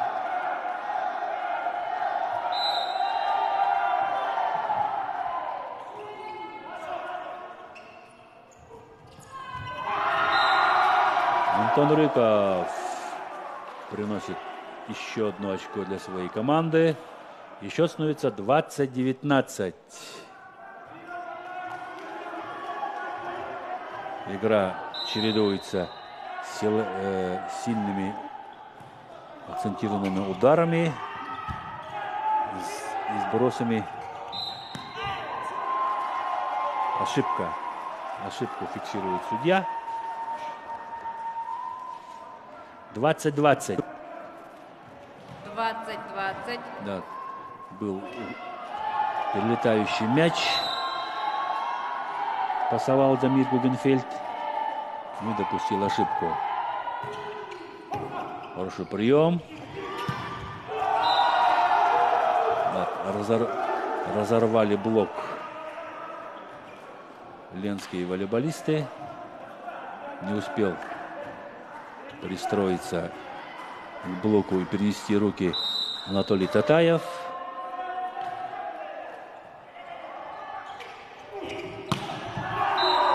Хороший, мощный удар в исполнении Семена Слепцова.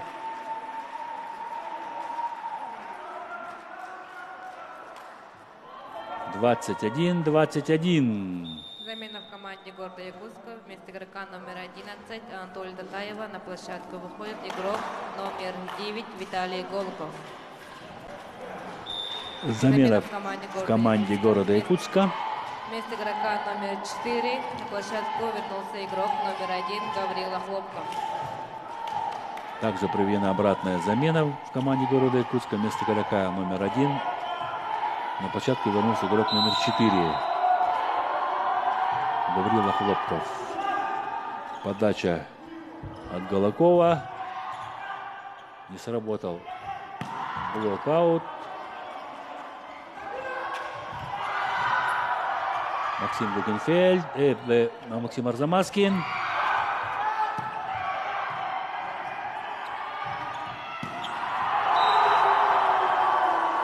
Выигрывает 22 очко Владимир Сидоров, подключившись с задней линии. 22 очко Пайп сыграла команда города Якутска. Виталий Голоков на подаче.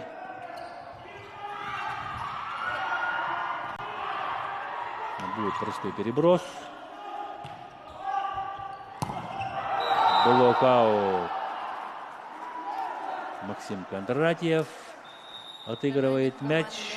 Района вместо игрока номер 4 Максима Кондратьева на площадку выходит игрок номер 6 Николай Федоренко. На площадку выходит Николай Федоренко, игрок номер 6. Заменил он игрока под номером 4 Максима Кондратьева. Николай Федоренко уже основной доигровщик. Пробивает одиночный блок Семен Слепцов. 23-24. Обратная замена. Выходит Федоренко. Возвращается на площадку Максим Кондратьев. Семен Слепцов подает. Справляется с приемом. Остается мяч в игре. И еще раз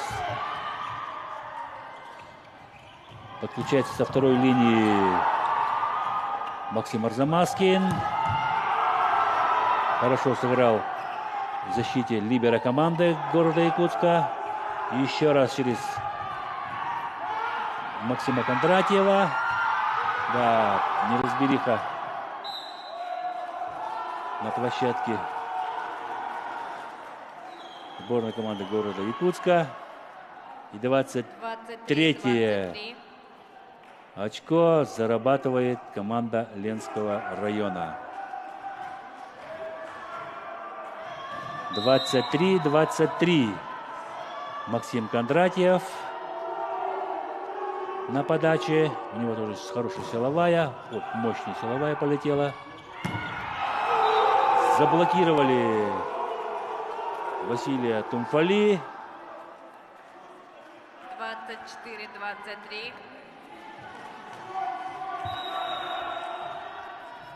23-24. Тайм-аут команды города Якутска. 1 в 1.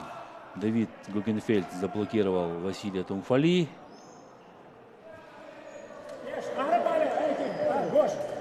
24-23 при счете 23-24.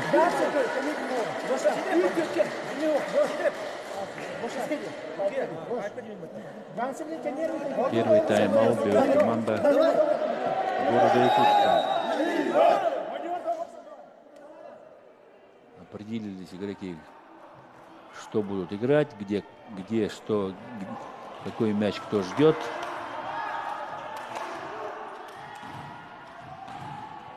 На подаче 4-й номер Максим Кондратьев. 22-летний волейболист.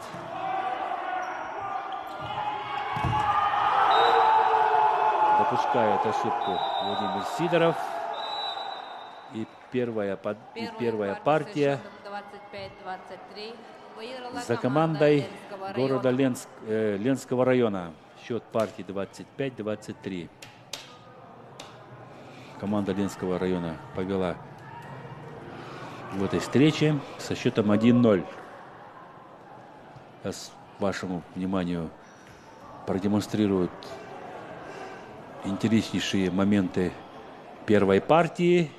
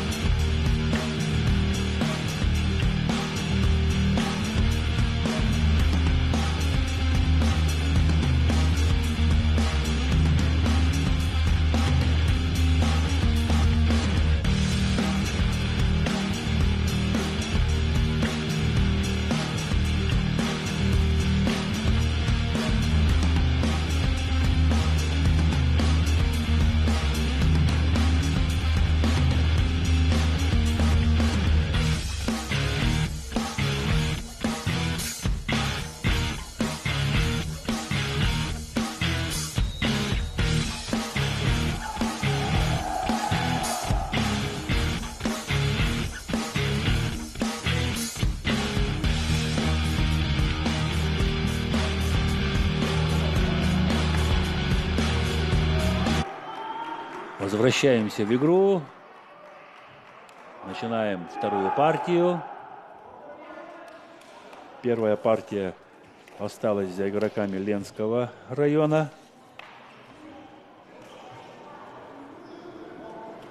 Мы сейчас посмотрим, какие выводы сделаны по итогам первой партии игроков города Якутска.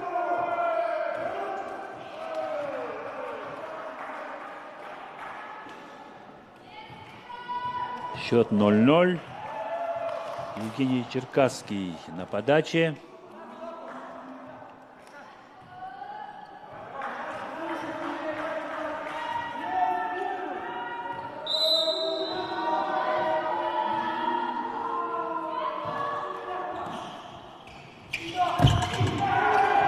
Остается мяч в игре.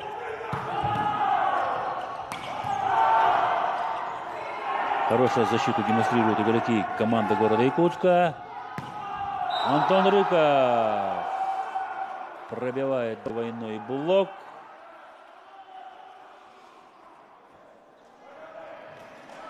Команда Ленского района выходит вперед. Очень эмоциональный игрок Антон Рыков. Воспитанник Ленской школы волейбола. Ошибается Семен Слепцов. 2-0.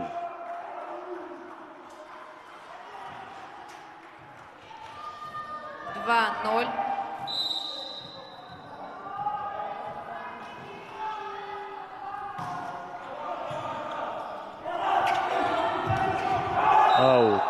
Улетает мяч после нападающего удара Владимира Сидорова.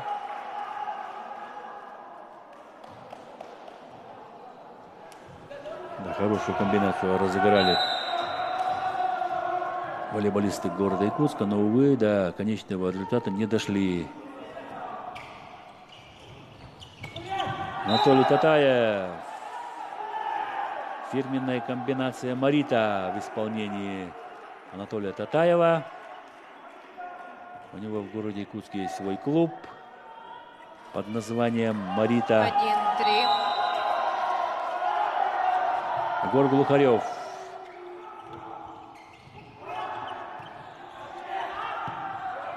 Простой переброс мяча через сетку. Ну и здесь разбирается с блоком Антон Рыков. И счет уже становится 4-1.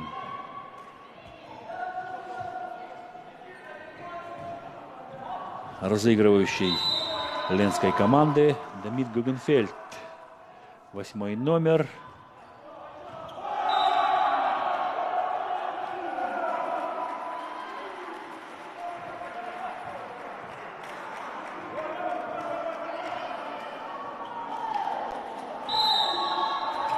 Мяч улетел в аут. Да. Был перелетающий через сетку мяч. Еле достал Дамир Гугенфельд. 3-4. Ошибка при второй передаче.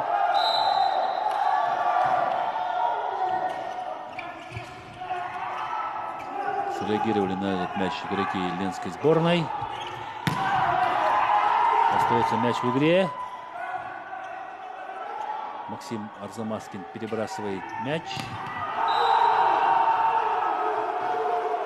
Заблокировали Василия Тумфали. 1-1. Разыгрывалась комбинация «Волна». Просчитали данную комбинацию игроки Ленского района. Антон Рыков. Сетку подает Антон Рыков. Счет 4-5. При таком счете команда Якутска подает. Анатолий Татаев. Простая подача. Мощнейший удар в исполнении Максима Арзамаскина. Доводка в исполнении. Ну и вот он. Немного отведенный мяч для Максима Кондратьева.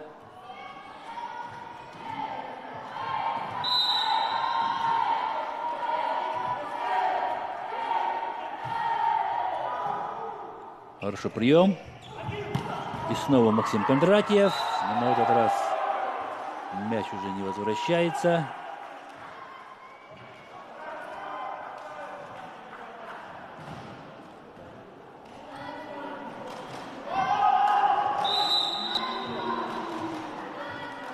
Никита Иванов на подаче центральный блокирующий. Ошибается Никита Иванов. До этого он в первой партии подавал простые подачи. А здесь начал рисковать. И мяч улетел в аут. Семен Слепцов. Хороший прием. Крайс.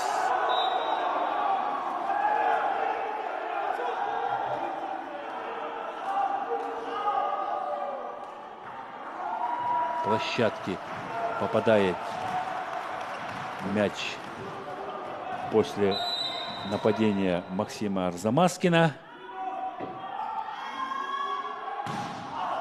Аут. Улетает мяч.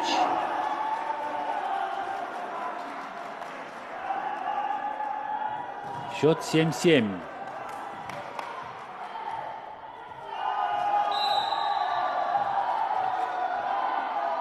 Василий Тумфали. Трос смягчает скорость мяча. Остается мяч в игре. Василий Тумфали. Отыграли в защите. Подключается с задней линии игрок Максим Арзамаскин, к сожалению, ошибается. Мяч улетает в аут после его атаки. Это метровый аут. 8-7. Команда города Якутска выходит вперед. Успевает на этот мяч Дамир Гuggenfeld. И снова ошибается Максим Арзамаскин. И счет становится уже 9-7. 9-7.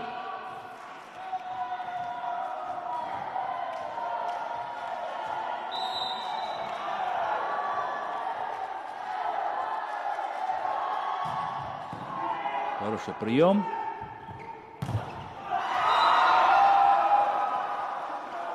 Максим Кондратьев. 8-9. Да, мяч прошел между рук блокирующих.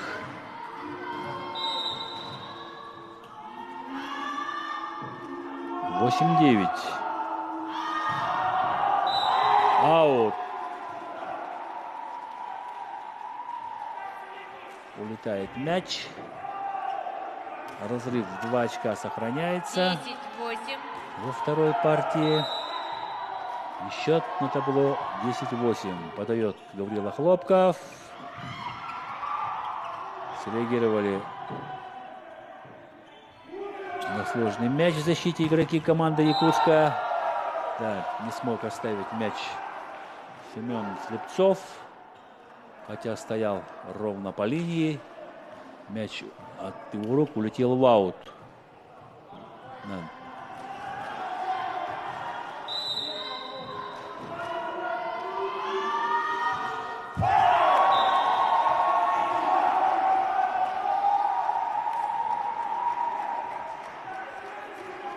Ошибка при подаче.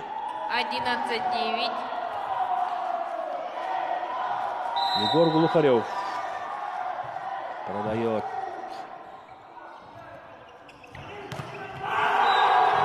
Блок города Якутска выигрывает 12-е очко.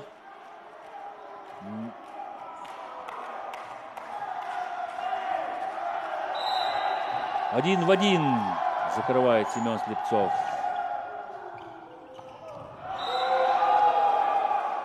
Заработал первый темп в исполнении Никиты Иванова. 10-12.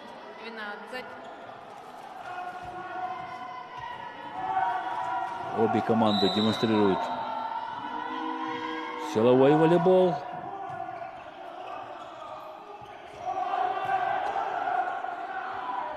Ленская сборная готовит атаку. Закрывают очередной раз Максима Арзамаскина. И 13-е очко зарабатывает команда города Якутска.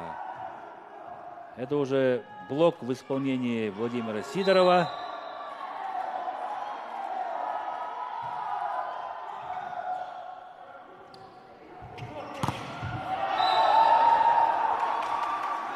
Антон Рыков сокращает разрыв в счете. 11-13. 11-13.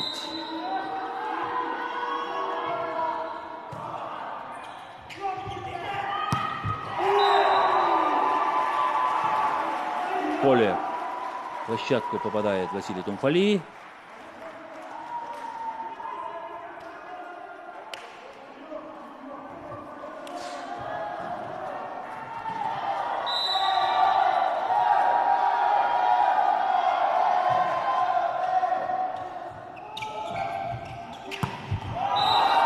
Максим Арзамаскин на этот раз 12-14. пробивает точно в площадку, добивает мяч до полу.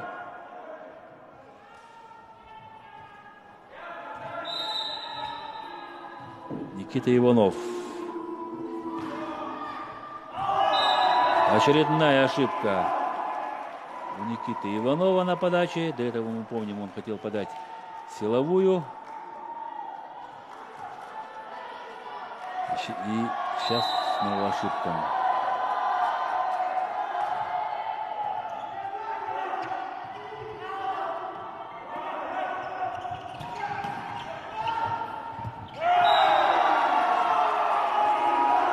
сложный был мяч после защитных действий. Мяч 16-12. прилетел прямо в сетку. 12-16. Тайм-аут команды При счете Ленского 12-16 района. берет команда Ленского района.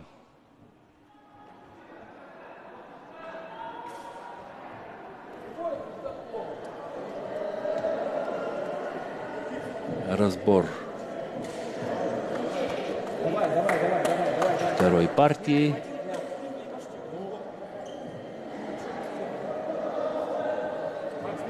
Седьмой номер — это Константин Щепилов, самый возрастной игрок в сборной команде Ленского района.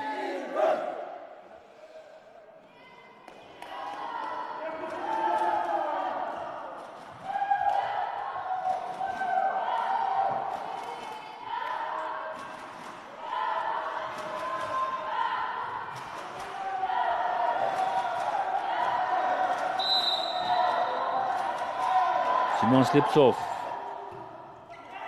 и снова не справляется с приемом. Александр Чекулаев.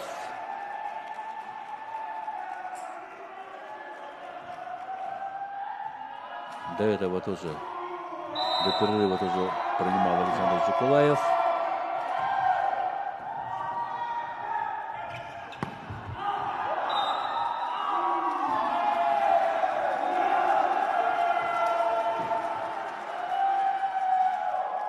Ошибается 18-12.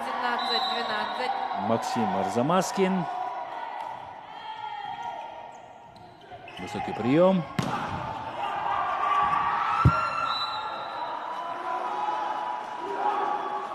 После мощного удара Максима Кондратьева мяч улетает в аут. Не смогли оставить мяч в игре игроки сборной команды города Якутска. 13-18.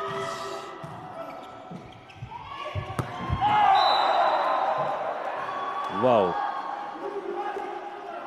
Улетел мяч после атаки Василия Тумфали. Хотя вроде бы нападал на чистой сетке.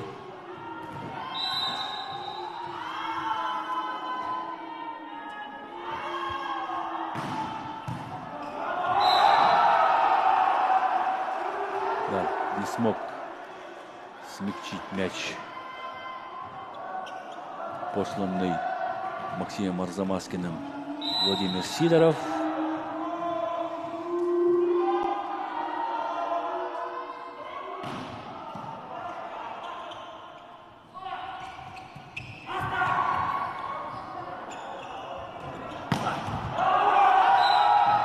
Обмен любезностями, либо обмен мощными ударами с обоих сторон. 18-16. Тайм-аут команды города Якутска. При счете 16-18 тайм-аут берет команда города Якутска.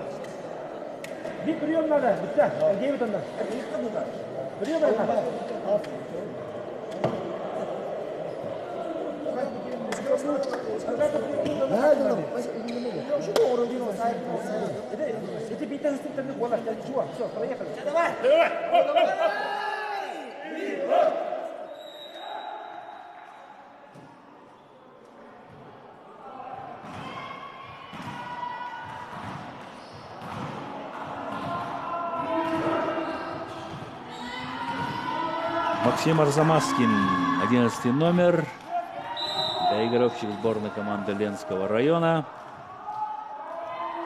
Готов подать очередную силовую подачу. Ошибается Максим Арзамаскин. 19-16.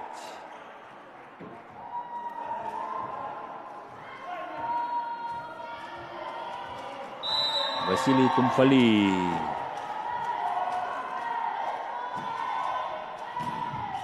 Не стал рисковать Василий Тумфали.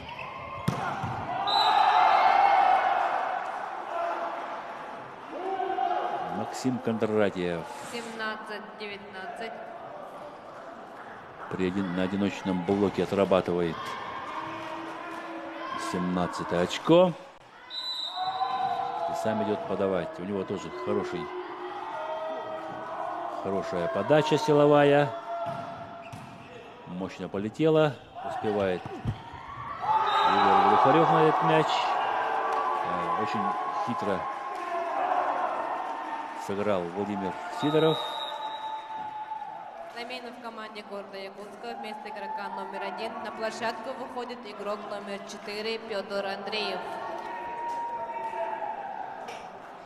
Петр Андреев выходит на подачу.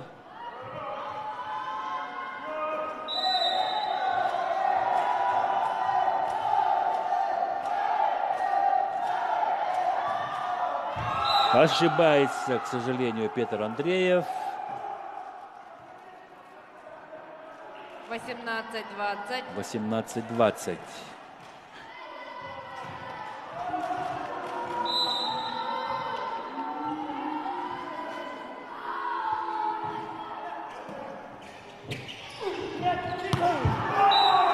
Одиночный блок не справляется с Владимиром Сидоровым.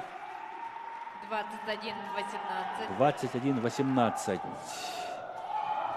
Но в этом эпизоде Анатолий Татаев поднял аж двойной блок. Егор Глухарев ошибается.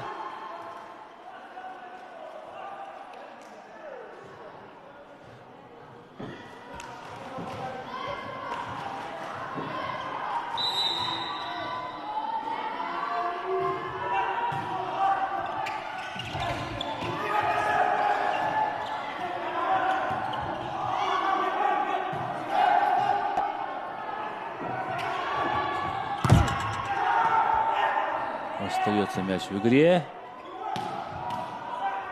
Максим Арзамаскин. Находит брешь в блоке Владимир Сидоров.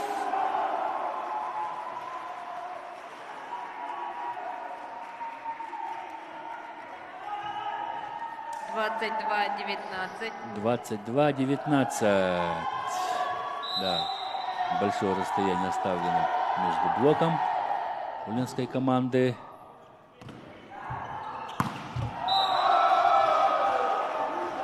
Антон Рыков выигрывает 20-е очко. Вместо игрока номер 11 на площадку выходит игрок номер 12 Константин Савко. Выходит на площадку 12 номер Константин Сапко.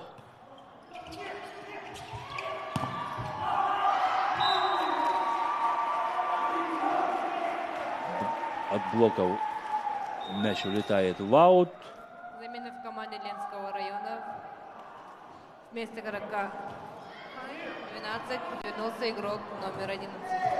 Замена в команде города Якутска. Вместо игрока номер 4 на площадку Обратная вернулся замена игрок в номер сборной 1 команде Ленского Гаврилов района. Луков. Такая же обратная замена в сборной команде города Якутска. Возвращается Гаврилов Хлопков. А в команде Ленского района вернулся Максим Сапко, Максим Арзамасский. Арзамасский. Да, не успевает на постановку блока. 20-24. Тайм-аут Арзамаскин. команды Ленского района. Первый сетбол у команды города Якутска. И при счете 20-24 берет перерыв сборная команда Ленского района.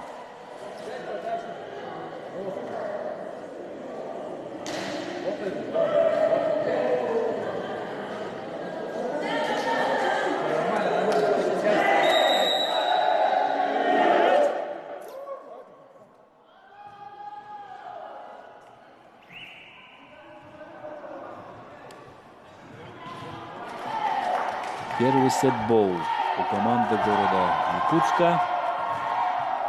И на подаче Анатолий Татаев. Хороший прием. Максим Кондратьев выигрывает 21 очко. 21-24. 21-24.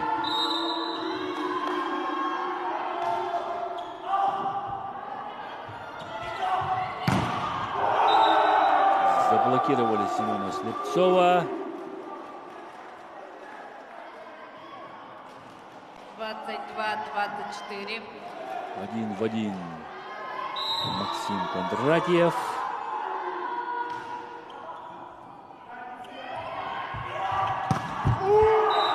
Двадцать 25-е очко своей команде проносит Василий Тумфали. Вторую партию со счетом 25-22. Вторая партия выиграла команда заканчивается города Якутска.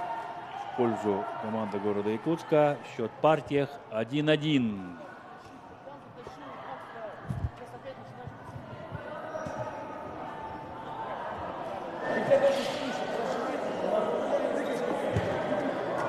В резерве у сборной города Ленского района еще два хороших игрока. Это 6-й номер Николай Федоренко и Константин Сапко.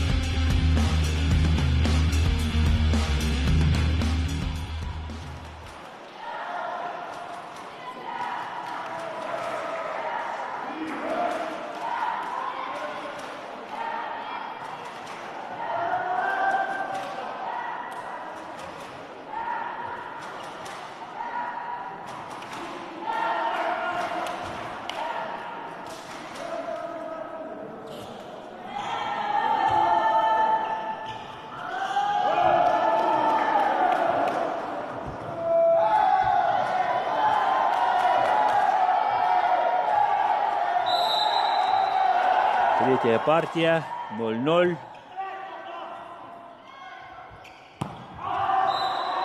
Антон Рыков. Мяч улетает в аут. Не попадает по мячу Антон Рыков.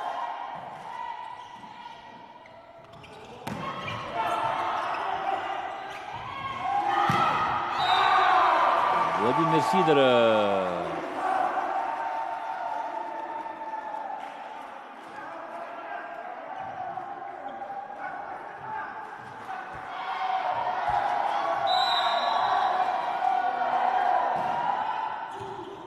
Гаврила Хлопков подает. Антон Рыков пробивает блокаут. 1-2. 1-2.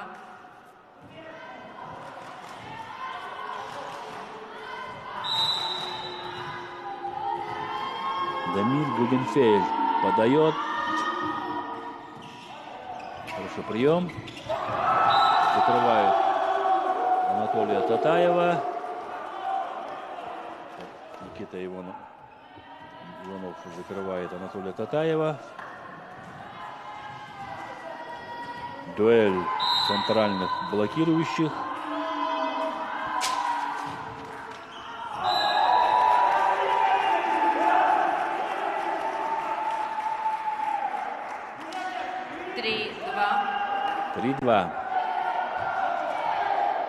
Аут. Улетает мяч. Егор Глухарев. Ошибается Максим Арзамаскин.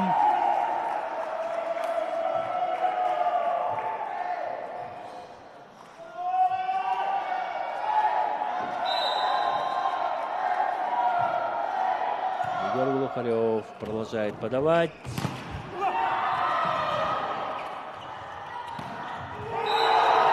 Василий Тумфали.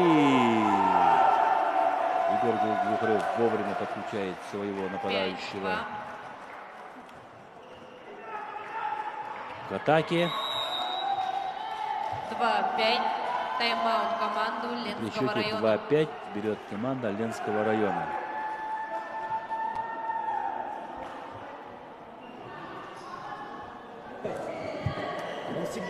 Напомню, что первый финалист Всю дорогу вы там встали, двойки. Ленского района.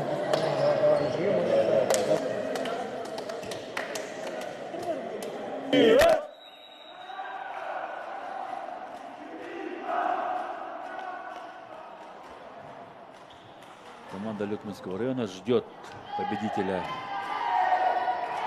данной встречи.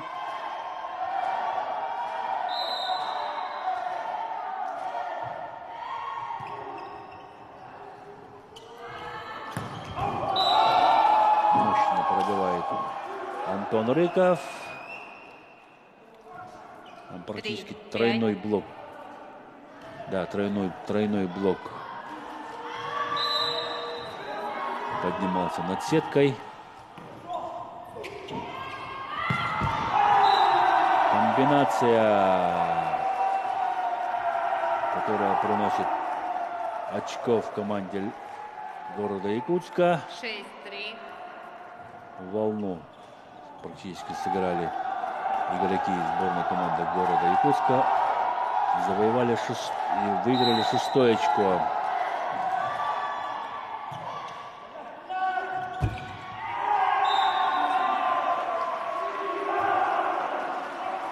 Ошибку зафиксировал судья. Задержка мяча.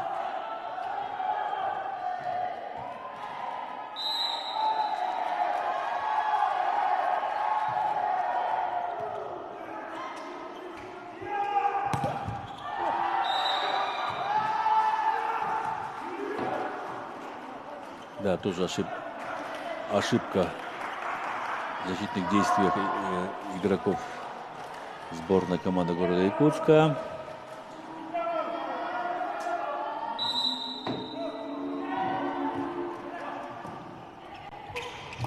Анатолий Татаев закрывает Анатолия Татаева. Не получилось. Атаковал за головой. Вовремя оказался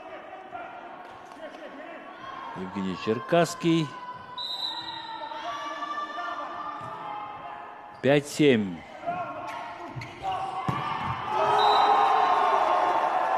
Не успевает центральный блокирующий. 8-5. И Василий Тумфали атакует на одиночном блоке. И выигрывает 8-е очко. Анатолий Татаев. Прием.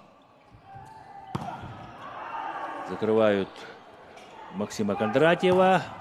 Еще раз закрывает Максима Кондратьева. Перевод на Максима Арзамаскина. Хорошая защита у Антона Рыкова. Еще раз Максим Арзамаскин. Семен Слепцов.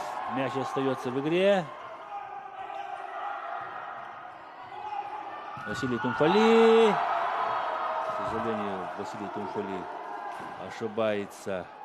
6-8. Да, попадает в трос.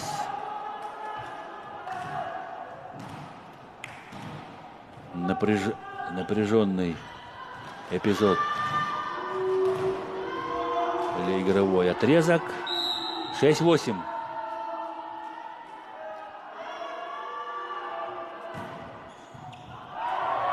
Не справляется с приемом Иннокентий Артамонов, либеро команды города Якутска. Да.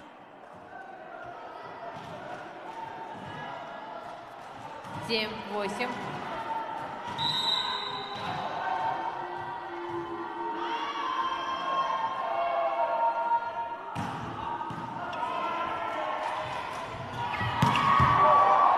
Хороший удар.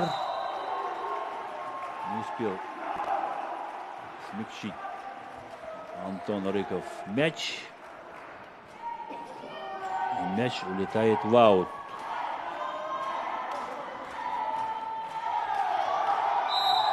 Семен Слепцов.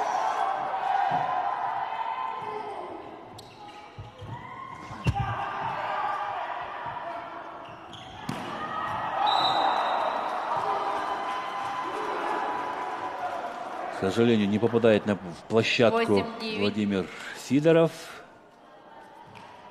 И счет уже становится 8-9. Максим Кондратьев на подаче. Силовая подача. В сетку попадает Максим Кондратьев. А так приложился очень здорово. 10-8. 10-8. Счет в третьей партии. Василий Тумфалей готов. Силовая подача тоже у него. Максим Рыков. Антон Рыков. Владимир Сидоров.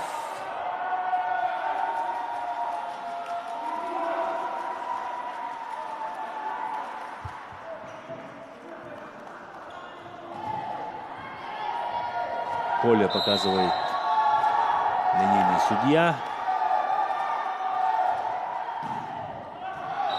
Аут.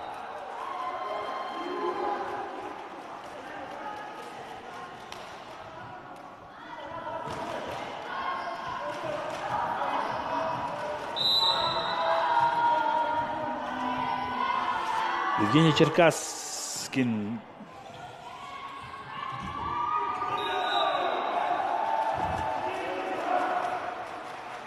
Выигрывает воздушную дуэль Владимир Сидоров. 12-9. 12-9. Команда города Якутска ведет. Заблокировали Никиту Иванова. Ждали эту передачу. 13-9. 13-9. На двойной блок вывел связующий команда Ленского района своего центрального нападающего. Но в этом моменте неразбериха. 9-14. Тайм-аут команды 9-14. Ленского района. Тайм-аут берет команда На матче Ленского присутствует района. министр физической культуры и спорта Республики Саха-Якутии Леонид Николаевич Спиридонов.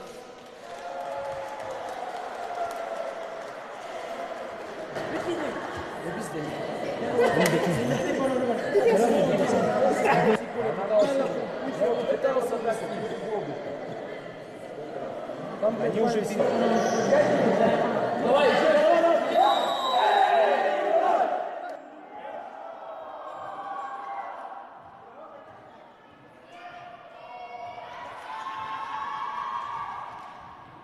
Четырнадцать 9.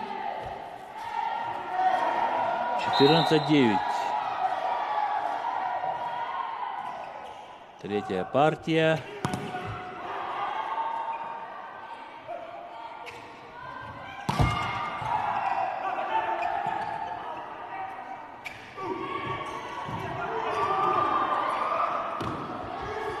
Антон Рыков забивает мяч. 10-14. В команде Ленского района вместо игрока номер 11 на площадку выходит игрок номер 12 Константин Сапко. Вместо Максима Арзамаскина на площадку вышел Константин Сапко.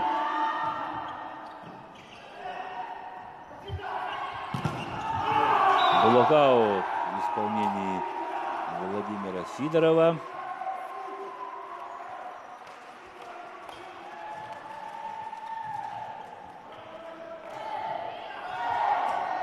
Счет 15-10.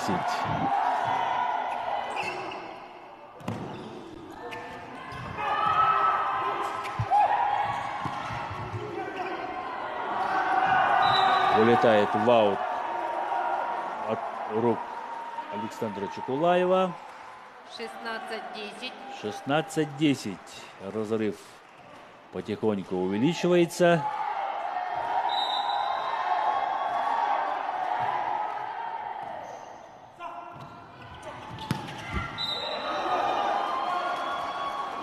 Аккуратно и надежно нападает Антон Рыков.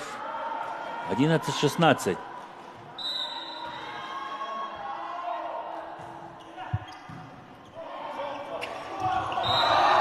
Ошибается Егор Глухарев.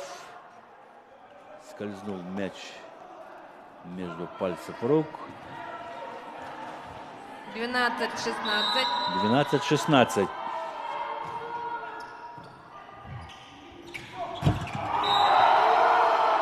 Ошибается Анатолий Татаев.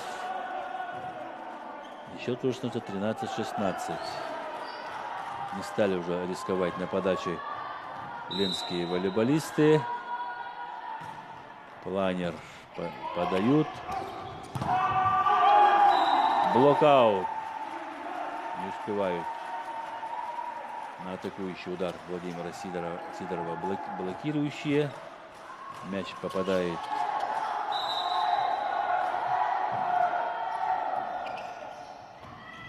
улетает в аут. Хороший нападающий удар. Егор Глухарев отлично сыграл в защите. Оставляет мяч в игре. Еще раз скидка. Анатолий Татаев ошибается. 14-17. При второй передаче.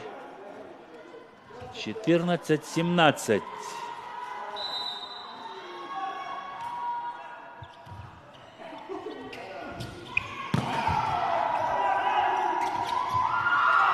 Выигрывает в блоке Евгений Черкасский.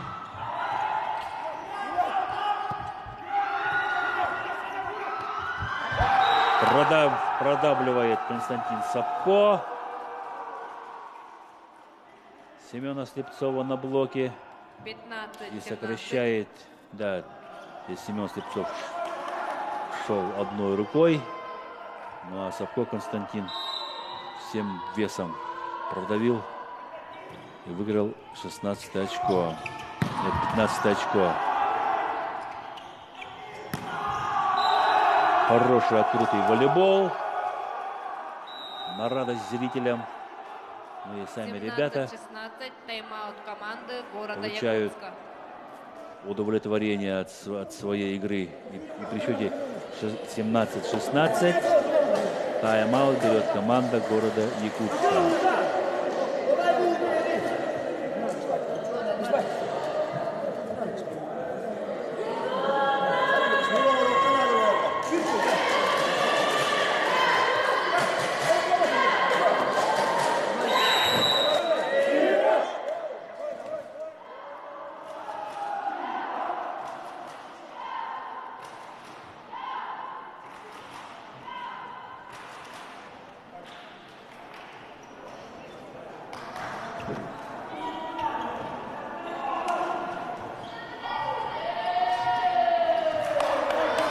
Никита Иванов 16-17. готовится к подаче.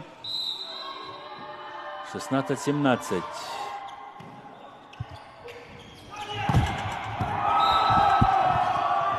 В поле попадает мяч. После отскочивший от блока мяч переходит на сторону игроков сборной города Ленска. 17-17. 17-17.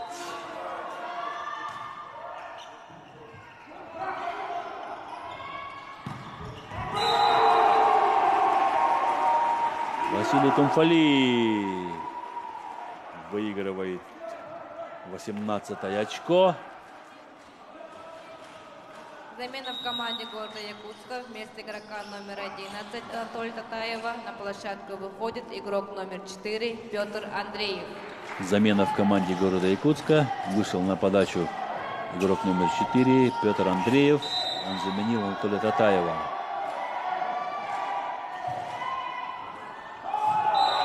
В аут подает Петр Андреев.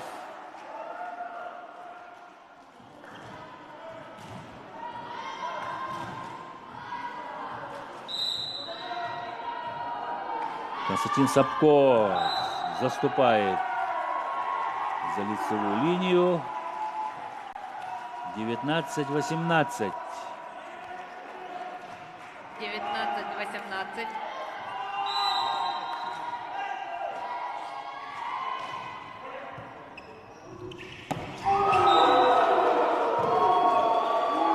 Евгений Черкасский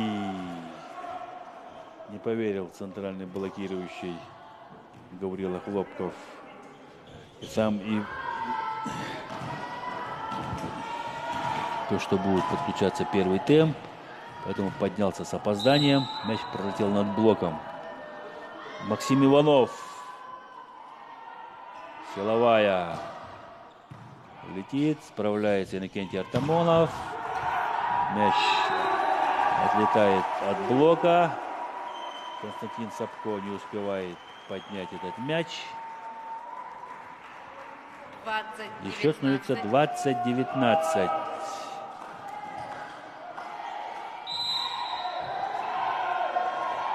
Василий Тумфали на подаче. Хороший прием. Сетка. Да, Антон Рыков хотел просто-напросто отыграться от блока, но игрок сборной 20, команды 20. Егор Глухарев зацепил сетку. 20-20. Простая подача. Мяч остается в игре. Блок. Да, не успевает на этот мяч Евгений Черкасский. Замена в команде Потерял города мяч Якутска. Антон Вместо Рыков. игрока номер 4 на площадку 21-20. Анатолий Татаев. Возвращается на площадку Анатолий Татаев.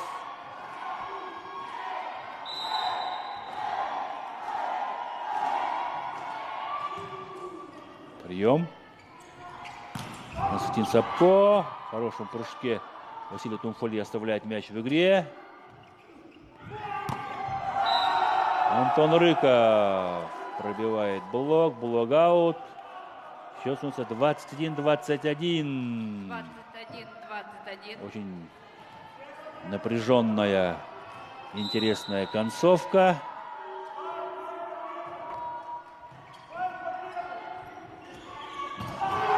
Марита! Мощная Марита в исполнении Анатолия Татаева.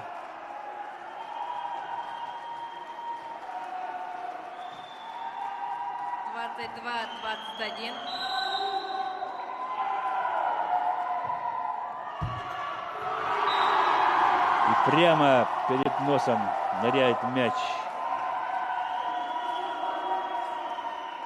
После подачи Егора Глухарева. Еще становится 23-21.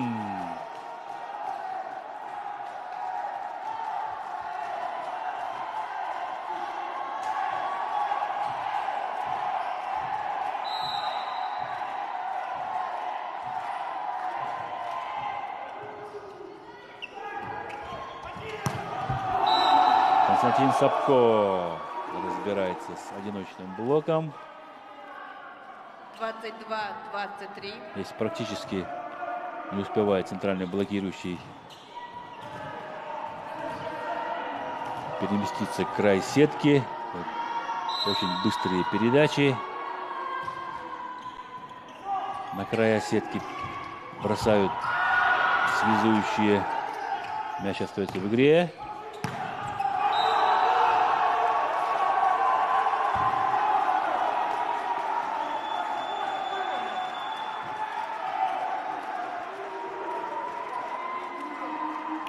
24-22. 24-22. Первый сетбол у команды города Якутска. Успевает этот мяч либеро команды Ленского района. Да. 25-е очко выигрывает команда города Якутска. Вторую партию со счетом 25-22 выиграла команда города Якутска. В третьей партии счет в партиях 2-1 в пользу команды города Якутска.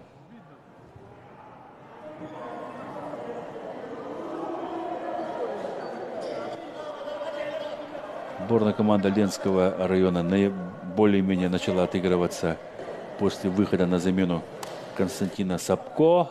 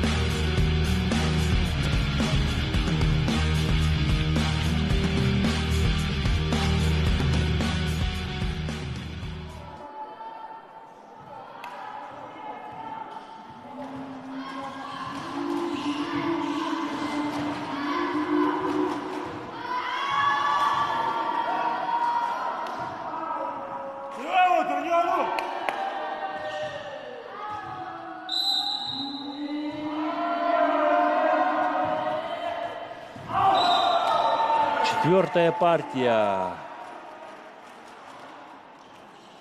Встречи между командами Ленского района и города Якутска.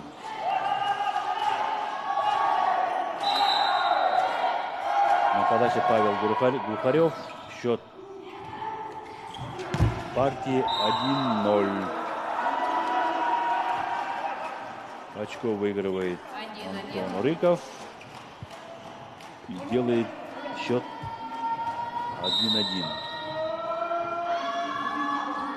Дамир Губенфельд. Аут. Улетает мяч.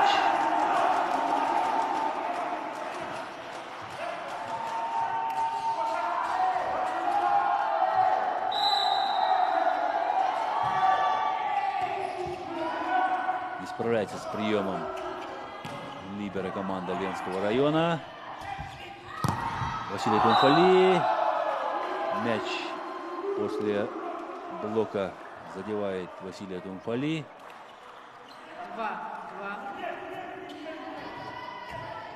2-2.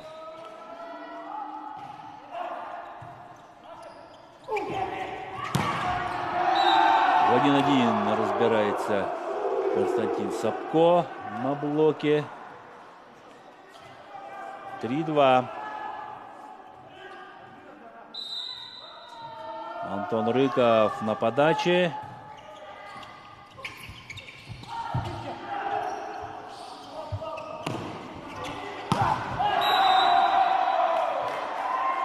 Ошибается Максим Кондратьев. Был хороший, мощный удар.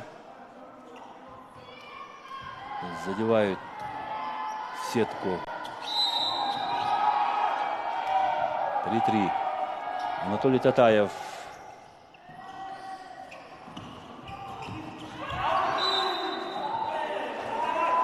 Вау. В исполнении Максима Татаева, Максима Кондратьева.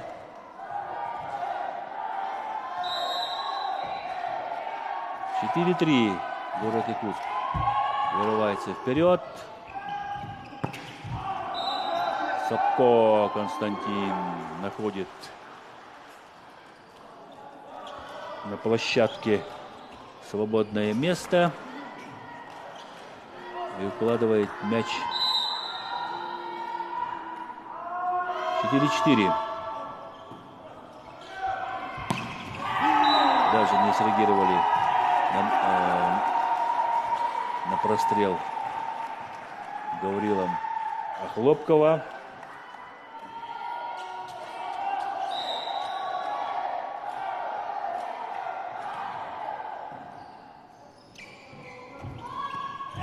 Костин Сапко накатывает за блок. 5-5.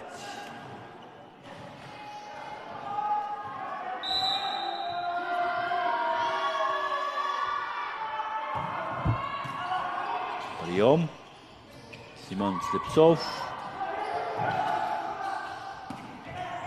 Антон Рыков. Владимир Сидоров. Блок аут.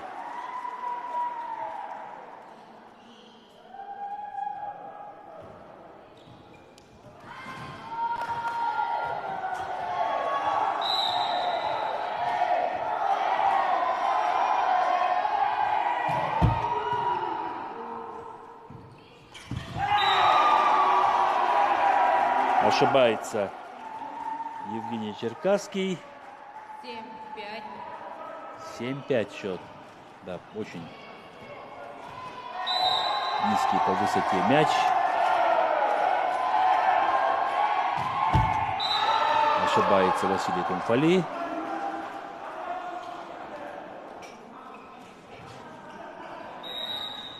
Замена в команде Ленского района. Вместо игрока номер 4 на площадке выходит игрок номер 6 Николай Федоренко. Выходит на площадку игрок номер 6 Николай Федоренко. Заменил он игрока под номером 4 Максима Кондратьева.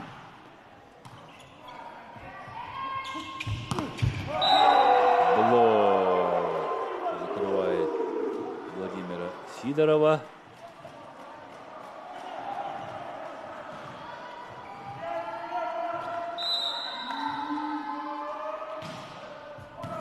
Николай Сидоренко подает. Ошибается Василий Кумфали, подключаясь с задней линии. 2 тайбрейка. Брейковых мяча выигрывает команда Ленска.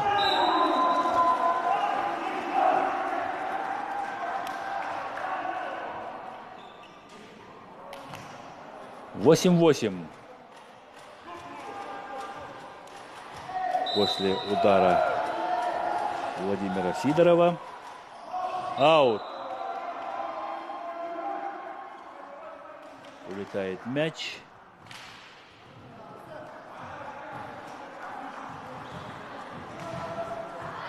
«9-8».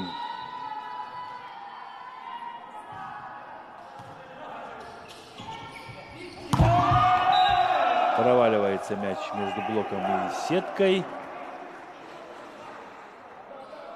9-9.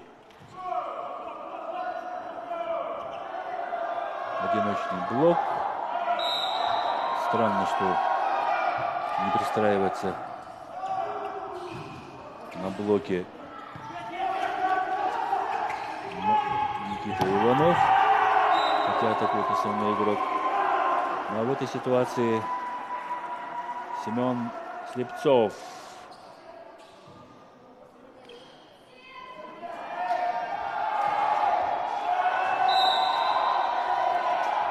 10-9. Якутск вышел вперед. Не справляется с приемом Николай Федоренко.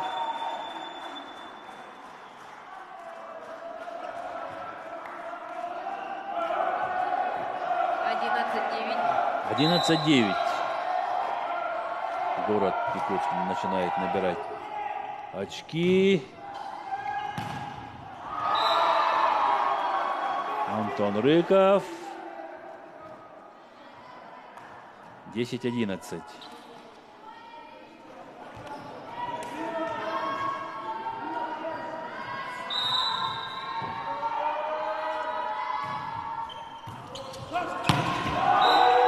Мощный удар по переходящему мячу. Бьет Константин Сапко. 12-й номер. Счет уже стал 11-11.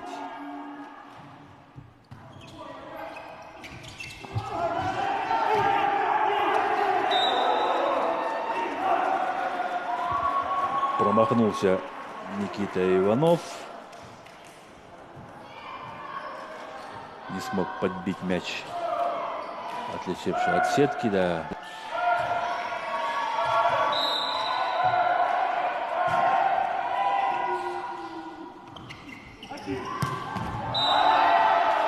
Константин Сапко с большей степени связующий командой Ленского 12-12. района использует только края.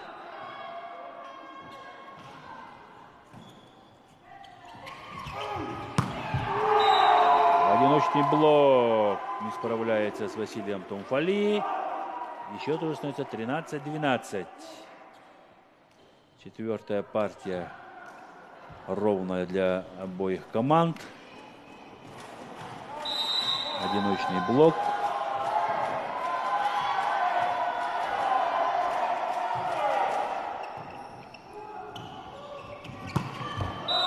Константин Сапко. Прямо над блоком пролетает мяч. Попадает практически под линию. Да, мяч пролетел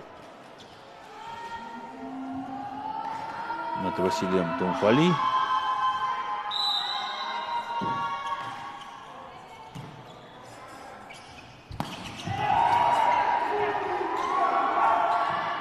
Оставляет мяч Антон Рыков.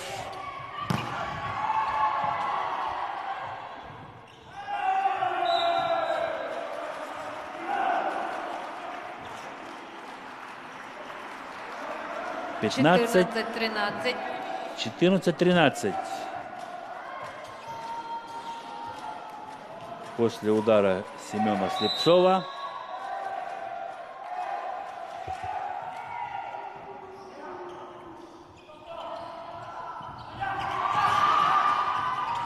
Успели подстраховать своих блокирующих. А здесь ставит точку Константин Сапко. 14-14.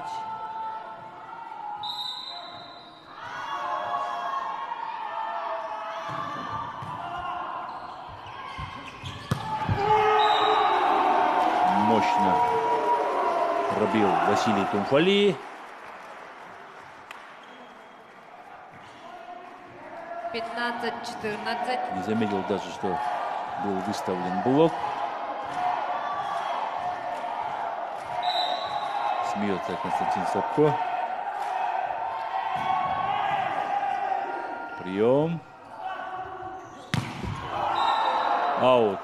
Улетает мяч после сильного удара Николая Федоренко. 15-15. Очко в очко идут команды.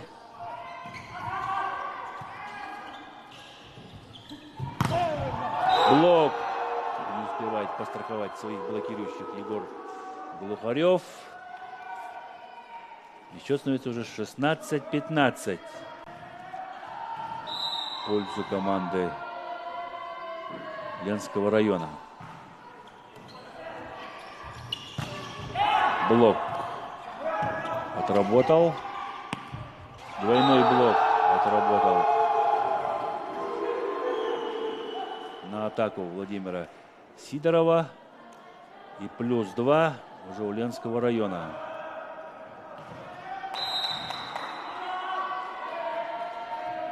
Николай Федоренко на подаче. Хорошая планирующая подача. Неожиданно Егор Белухарев сбрасывает в пятую зону. И выигрывает 16 очко. 16-17.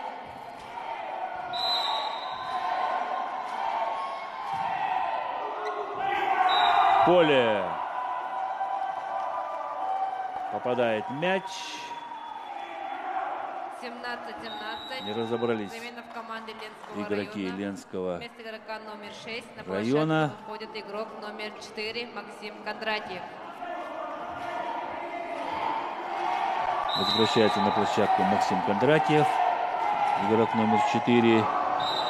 Ну и в этой ситуации, говорил Хлопков, 18-17. посылает мяч в аут. 18-17. Ленский район выходит вперед.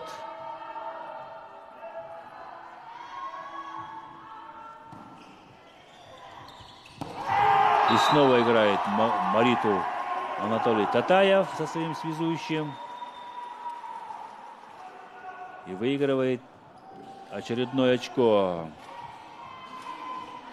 Пока не могут пристроиться данной комбинации игроки Ленского района. Подстраховали своего нападающего. Василий Тумфали. Константин Сапко. Владимир Сидоров. Попадает мяч в край сетки, в край площадки. 19 очко выигрывает команда города Якутска. 19-18. И выходит вперед.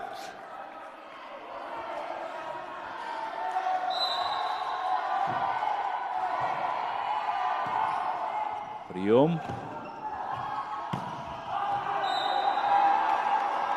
Видел, куда нужно бить Антон Рыков. Не стал напрягаться. Просто акцентированный удар. И счет уже стал 19-19. Начинается концовка четвертой партии. Растерялись в этой ситуации Владимир Сидоров и Иннокентий Артамонов. 20-19. Понадеялись друг на друга. 20-19.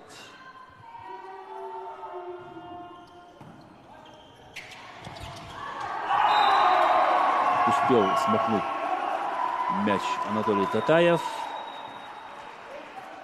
20-20.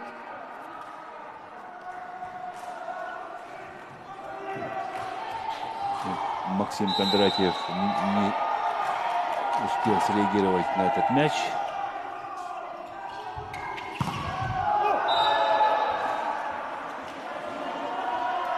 Антон Рыков. 21-20.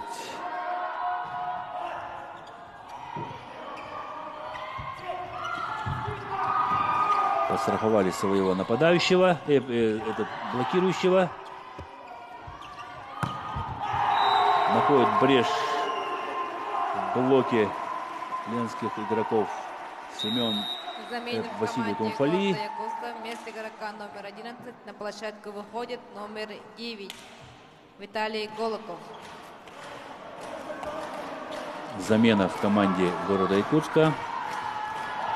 Вышел Виталий Голоков, номер 9, на подачу. Скидка в исполнении Константина Сапко. А это уже скидка в исполнении Владимира Сидорова. 22 очко зарабатывает команда города Якутска. Затяжной прыжок. 22-21.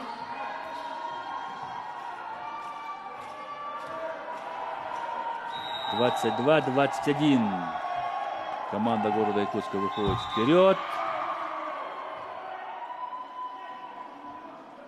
И при счете 21-22 тайм-аут берет команда Ленского района.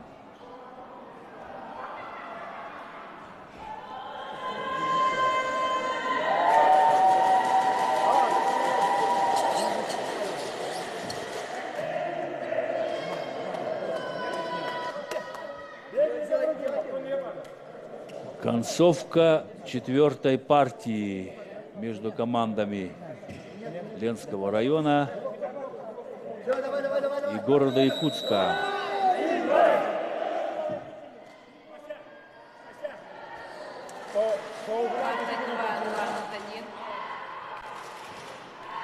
Второй полуфинальный матч соревнования по волейболу среди мужских команд.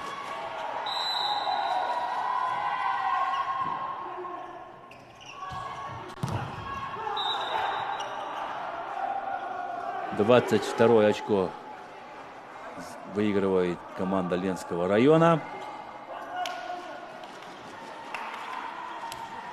Да, не успевает перебросить руки через сетку Гаврила Хлопков. Мощнейший блок в исполнении игроков Ленского района. 23-22. Никита Иванов. Простая подача в исполнении. Подстраховывают друг друга ленские волейболисты.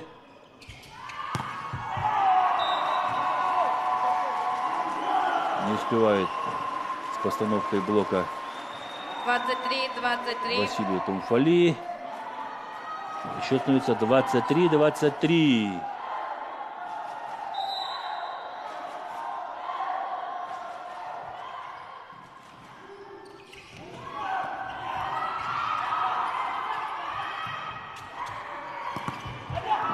Оставляет Василий Тумфали отыгрываться от блока.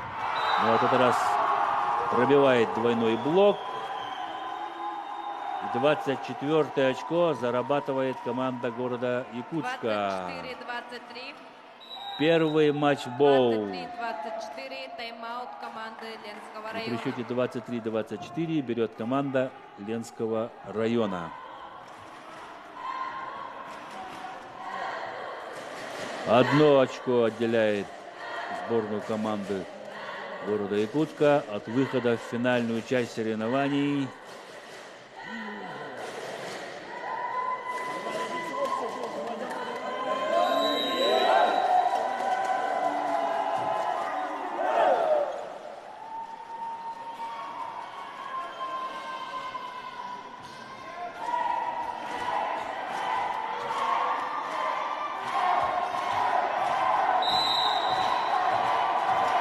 Семен Слепцов на подаче. Успевает на этот мяч либеро команды. Аут. Улетает мяч после нападающего удара Мансина Сапко. Со счетом 25-23 команда города Якутска выигрывает в четвертой партии. Счет встречи 3-1. Победу одержала команда города Якутска. Поздравляем волейболистов города Якутска с победой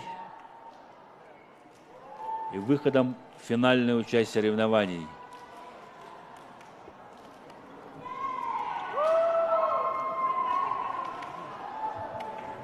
Сборная команда Ленского района будет сражаться за 3-4 место со сборной командой Амгинского Улуса.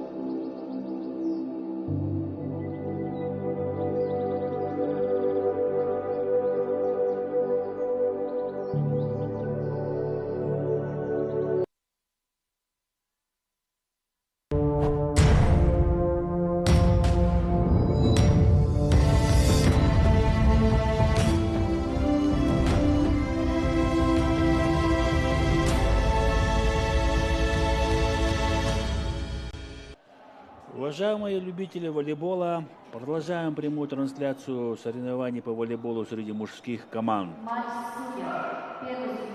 Пятая игра пятого соревновательного дня между командами Северо-Восточного федерального университета сборной командой Мегана Кангаласского улуса. Встреча за 7-8 места в турнирной таблице соревнования по волейболу. Представлю судей.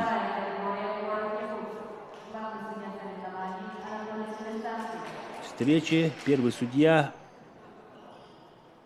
Афанасьев Семен, первая категория, город Якутск. Второй судья Ефремов Аркадий, первая категория, город Якутск. Секретарь встречи Слепцова Саина, Мегана Кангаласский улус.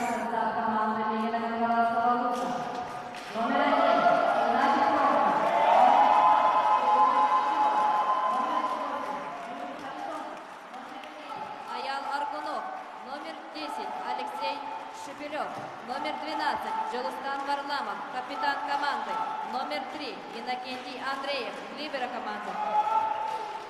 Главный тренер Аял Аргунов. Приглашается стартовый состав команды Северо-Восточного федерального университета. Номер 1 Эркин Киров, капитан команды. Номер 4 Айтал Алексеев. Номер 7 Андрей Мерикянов. Номер 8 Алексей Устинов. Номер 16 Аян Сыромятников. Номер 17 Сергей Петчитов. Номер 22 Константин Андреев, либеро команды. Номер 6 Евгений Пермяков, либеро команды. Главный тренер Семен Сабаракин. Представили основные составы сборных команд. Я вот повторюсь, что да, игра за 7-8 места в турнирной таблице.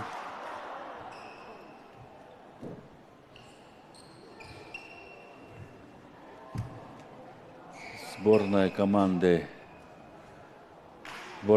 Северо-Восточного федерального университета в синей форме.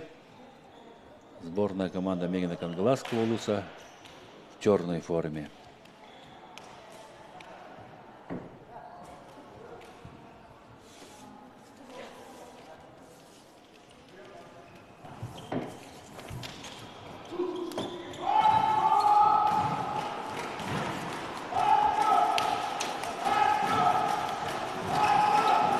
Первый судья Семен Афанасьев. 12 номер Джолустан Варламов начинает игру.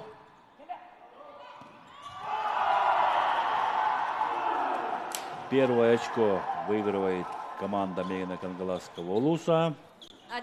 1-0. 10 номер Алексей Шепелев выигрывает верховую дуэль на блоке.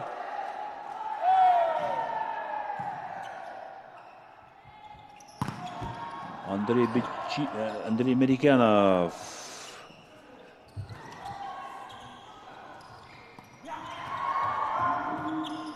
Мяч остается в игре. Эргин Киров.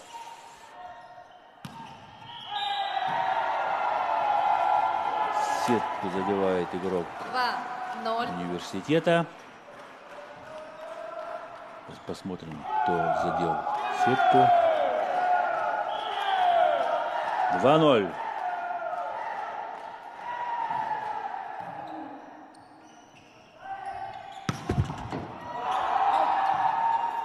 Оставляет мяч в игре либеро команда Мегана Кангаласского улуса.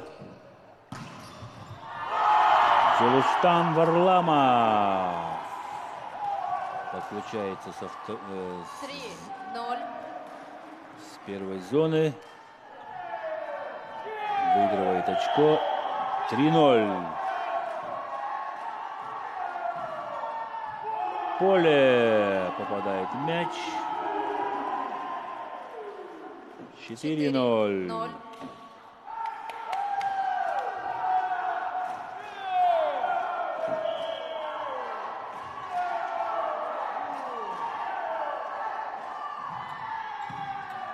Хорошая подача.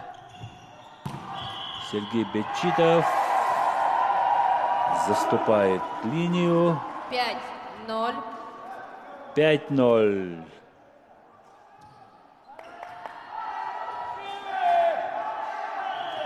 Первый отрезок показывает, кто заряжен играть на победу.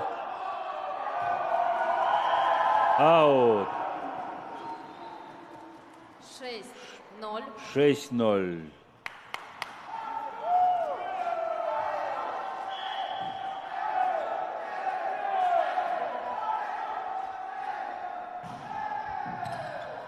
Прием.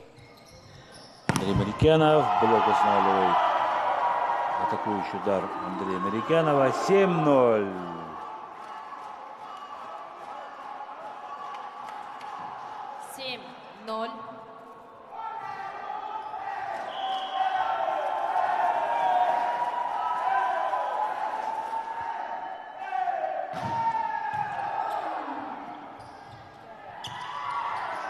Команда университета осталась без атаки. Сброс. Аут. Улетает мяч после атаки Эркина Кирова.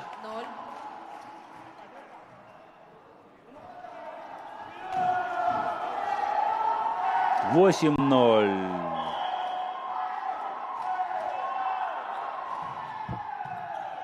Хорошая подача в первую зону.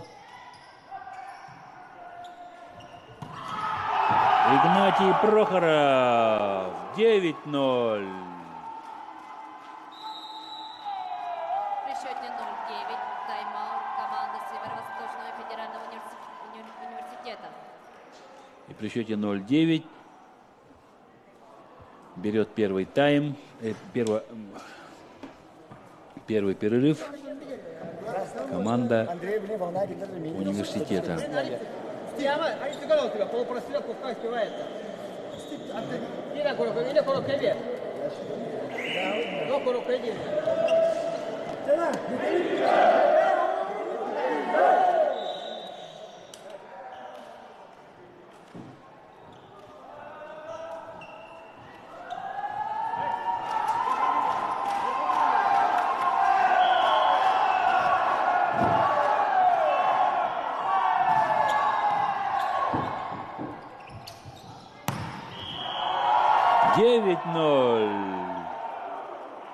Заступает в линию Эркин Киров.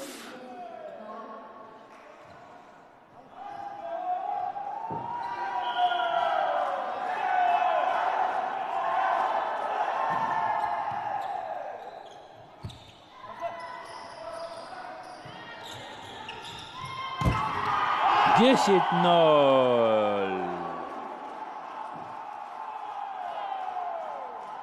10-й номер забивает мяч. Это Алексей Шепелев.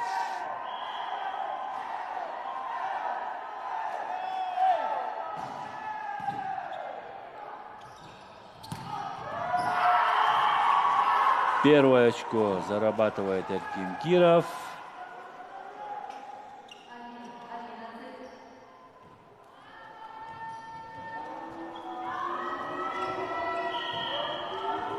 Андрей Марикянов подает.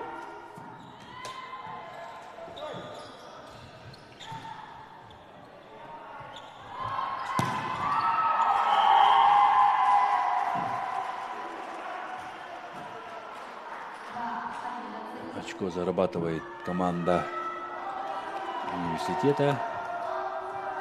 Эркин Киров.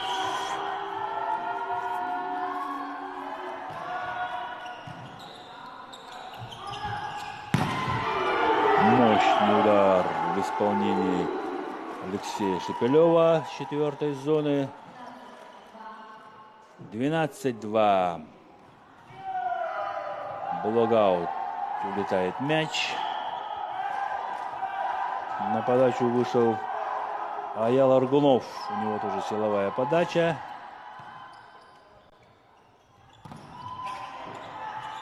Блок смягчает удар.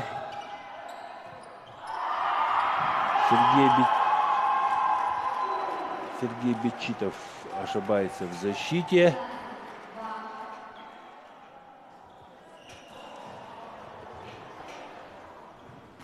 (13-2).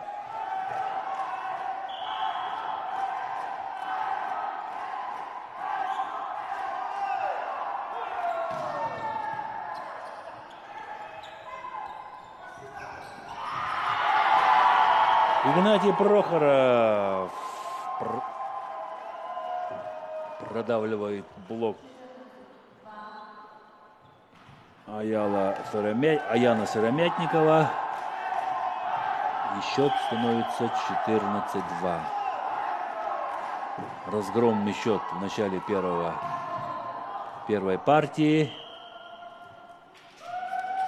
13-4. 3-14.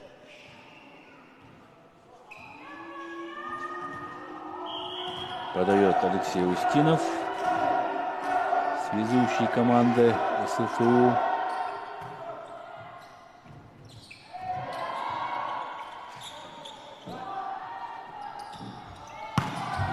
Эркин Киров. Мяч пролетел над блоком. Прыгучий Эркин Киров зарабатывает 4-е очко. 4-14.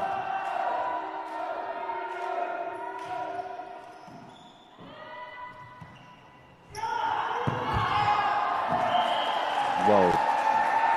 Улетает мяч после атаки Егора Винокурова.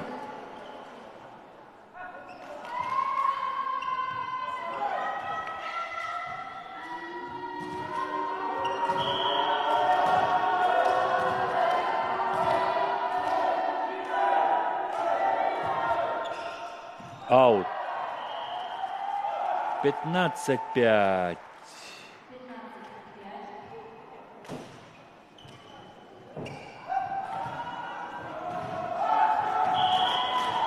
Игнатий Прохоров, лидер команды Мегина Улуса.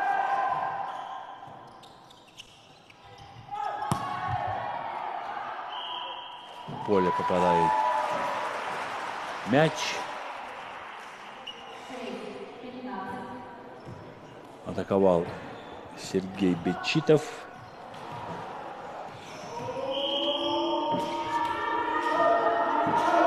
Аян Сыромятников, к сожалению, ошибается и дарит 16-е очко команде Мегина Кангаласского Улуса.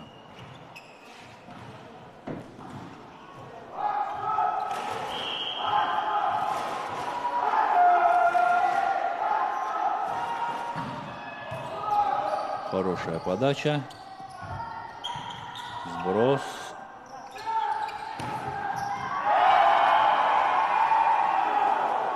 И очередное очко зарабатывает команда Мегина Кангаласского Улуса.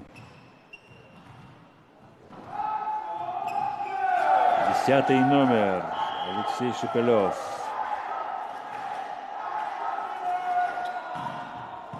Хорошая силовая подача. Сергей Бечитов, к сожалению, посылает мяч в аут. 18-6. Неприличный счет для такой опытной команды, как СФУ.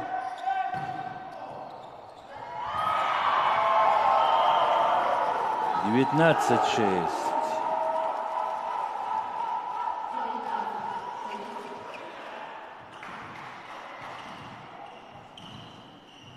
Ошибается при приеме Эркин Киров.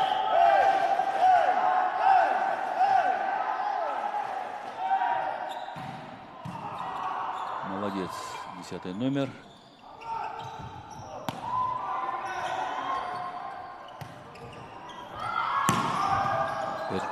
Достают мяч после атаки Эркина Кирова.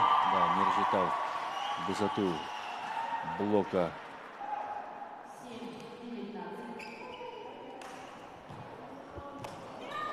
Егор Винокуров. Да, а это уже Эркин Киров на подаче. Андрей Американов блокирует переходящий мяч.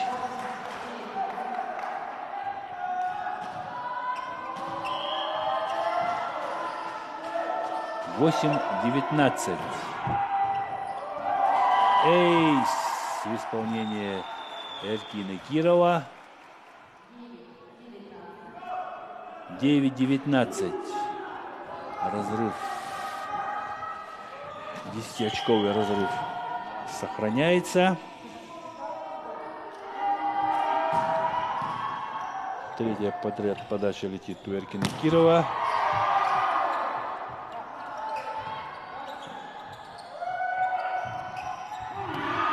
Разобрались центральные нападающие, связующие команду университета. И 20-е очко выигрывает команда Мегина Кангаласского Улуса.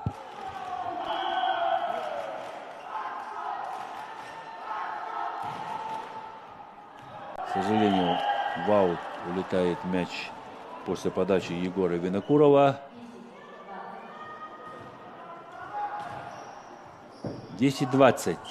Сергей Бечитов.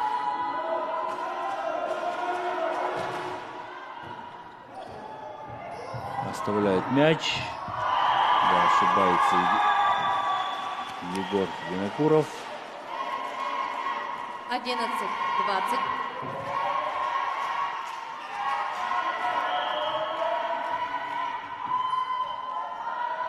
Помешал ему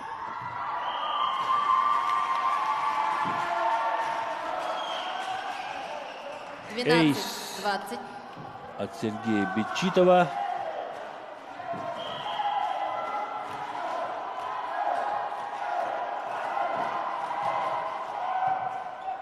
И снова ошибается либеро команды Мегина Кангаласского Улуса. Андрей Меликянов не настроился 21. на игру. Андрей Меликянов.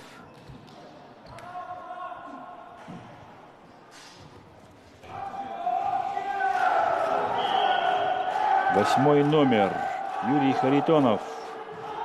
Мегина Кангаласский Улус. Сергей Бечитов оставляет мяч. Восьмой номер, да, к сожалению, в этом эпизоде не справился с уходящим 13-21. мячом, отскочившим от просто направленным Сергеем Бечитовым в первую зону.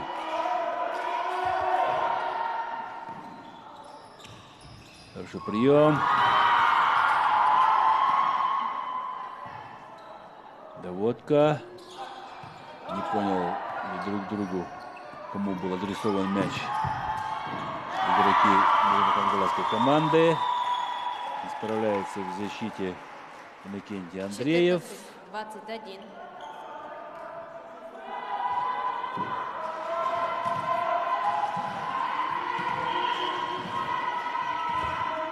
Айтал Алексеев, центральный блокирующий, подает при счете 14-21. Достают мяч игроки команды университета. Оставляет в игре либеро команды. Мощная защита. Могут же играть университетские ребята. Просто не хотят. Выходить на площадку, значит, надо играть. Хороший отрезок в первой партии. Демонстрируют обе команды. Аут.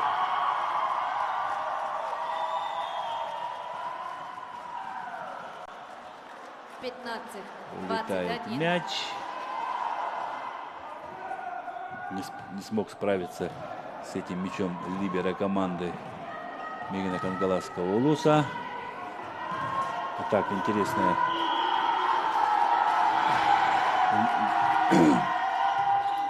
был игровой отрезок.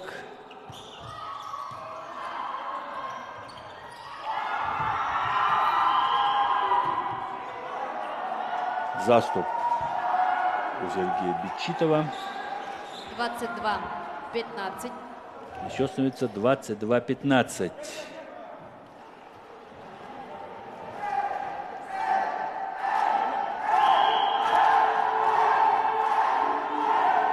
Рустам Варламов. Хорошая подача. Сергей Бечитов. Заступ средней линии у связующего команды университета. Да, заступил линию.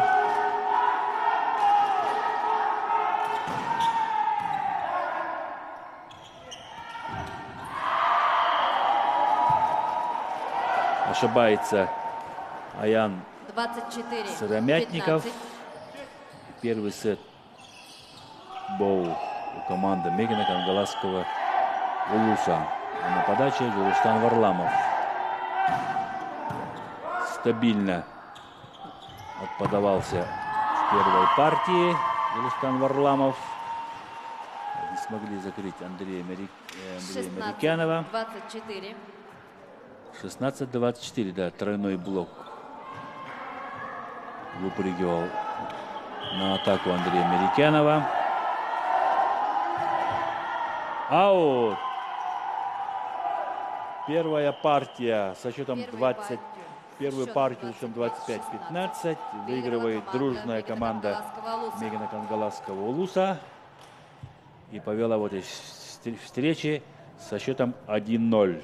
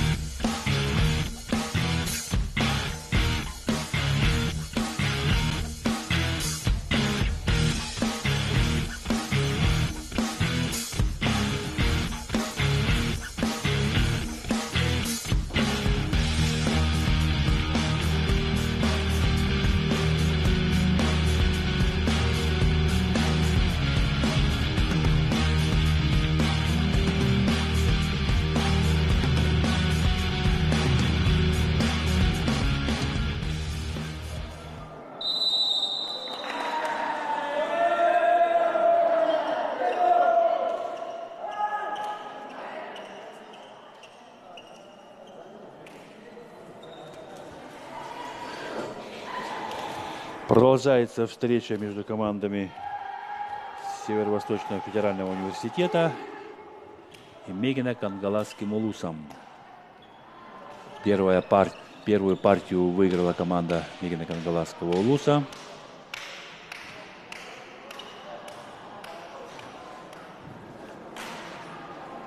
С нежеланием начала команда СВФУ первую партию, но прибавила в концовке партии, начала догонять, но не сумела достичь положительного результата и проиграла первую партию. На подачу вышел Данил Лисачев, замена в команде СВФУ. Прием. Не успел развернуться. 1-0. Игрок под номером 21 Денис Анисимов тоже появился во второй партии. Аял Аргунов. Эркин Киров.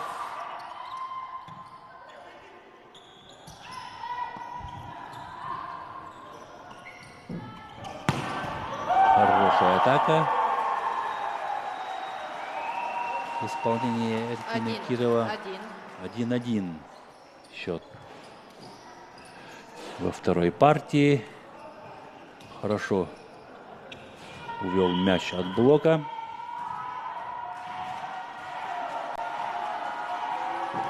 Алексей Устинов.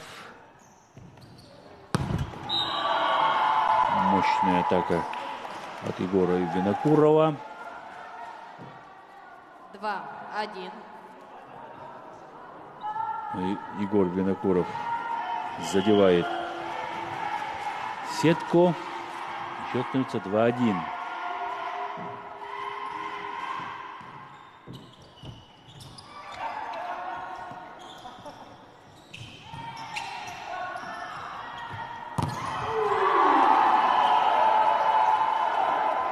Блок. 2-2. Отыграл второе очко для команды Мегина Кангаласского улуса. А нападал 9-й номер Сергей Сипцев, тоже вышедший на замену во второй партии.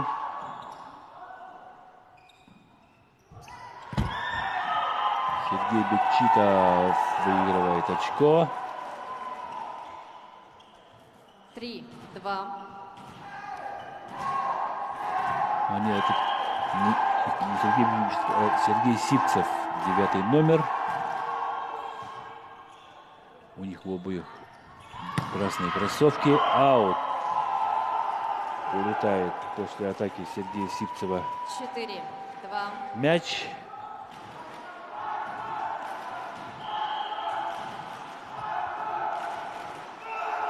«4-2». Команда Мегина Кангаласского улуса выходит вперед. Эркин Киров практически прилетел к сетке. 3-4.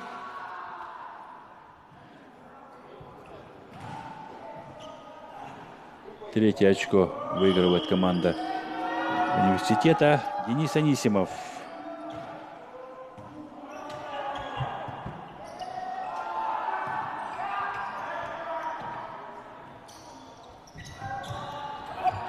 Сергей Сипцев достает мяч, сброшенный Сергеем Сипцевым.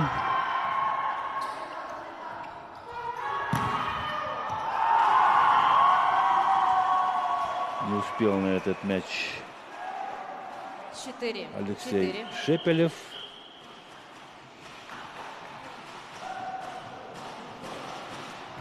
И счет сравнялся 4-4.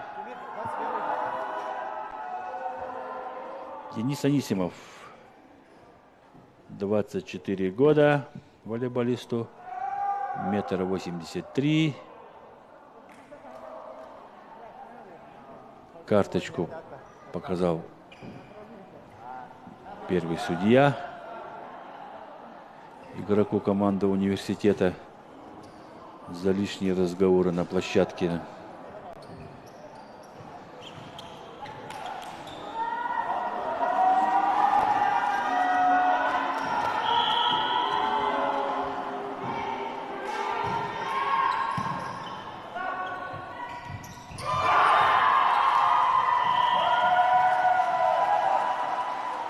Выигрывает Андрей Американов. 5-4. Мяч над сеткой. 5-4.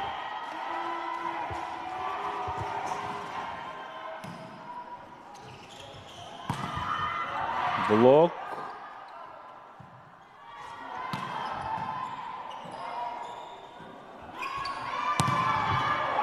Блок.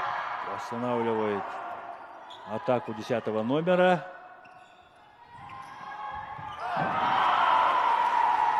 Ошибается Эркин Киров. 5-5. Не был готов, он так понял, что к этой передаче. Алексей Шепелев, 10-й номер. Команда Мегина Кангаласского Улуса ошибается, к сожалению. Мяч улетает в аут. 5.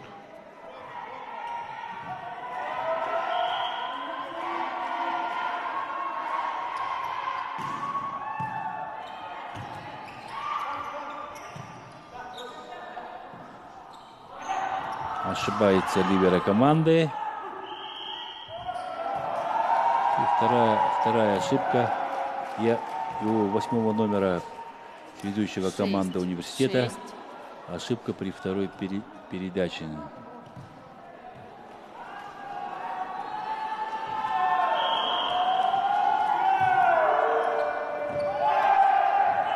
Аут, показывает линейный судья. 7. 6. Вялотекущая игра во второй партии началась.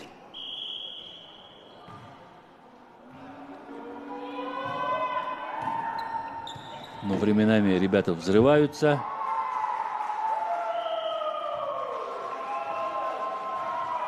Аут. 8. Улетает мяч 6. после действий Джилустана Варламова. И счет становится 8-6.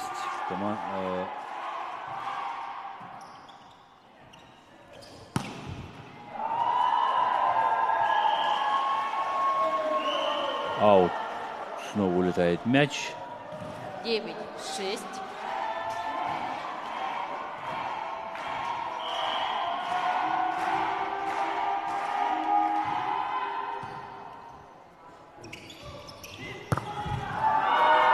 На этот раз Джилустан Варламов обыгрывает блок. 7. 9. 7-9.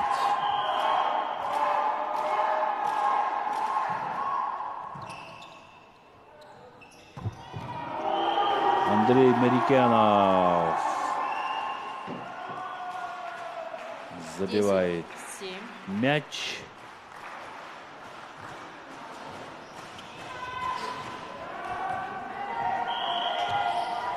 «10-7» в пользу команды университета. Сам подает Андрей Марикянов.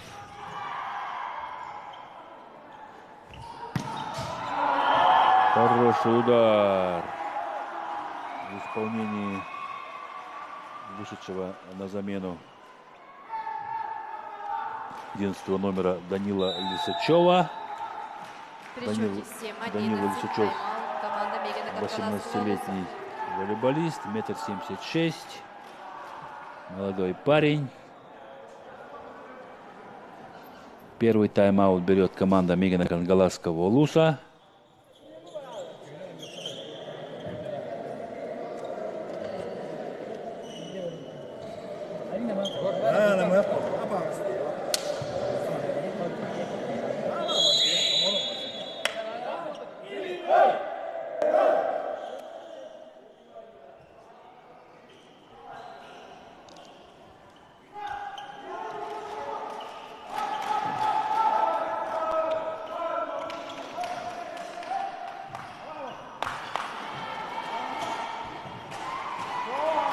Андрей Марикянов подает после перерыва. Ошибается. 8. 11.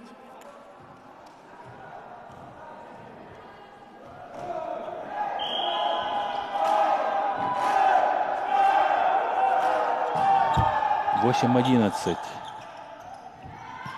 Денис Лисачев оставляют мяч в игре. Волейболисты Мегина Кангаласского Улуса. Еще раз атака через Дениса Лисачева. На этот раз справляются блок. 9. 11. Игнатий Прохоров.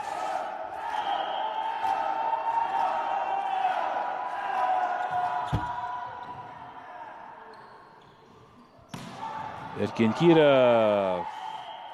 Поле показывает линейный судья. 12. 9. Эркин Киров подключался с задней линии. Обыграл двойной блок. выиграл для своей команды очко. Денис Лисачев.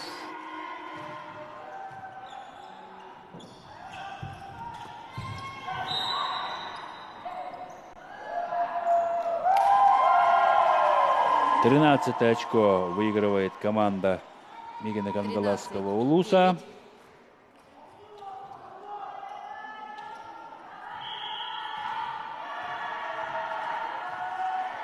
Денис Лисачев продолжает подавать.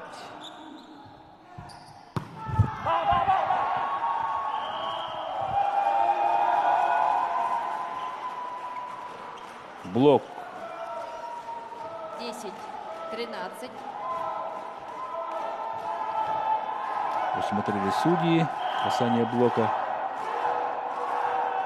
Аял Аргунов, лидер команды Мигина Кангаласского Улуса, отработали. Не успел на этот мяч 21 номер Денис Анисимов. 11-13. 11-13.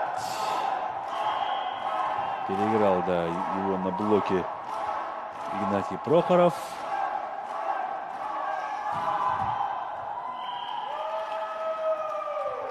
Ошибается Аял Аргунов. 14-11. 3 очка. Сохраняется разрыв между командами. Алексей Устинов, связующий команды университета.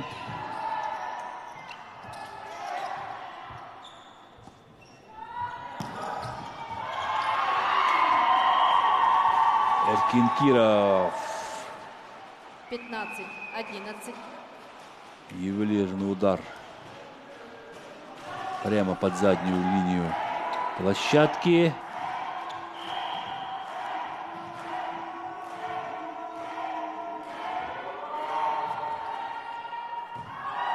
Поле показывает линейный судья. 15-11. 16-11. Да, в поле выпадает мяч. Вопросов нет.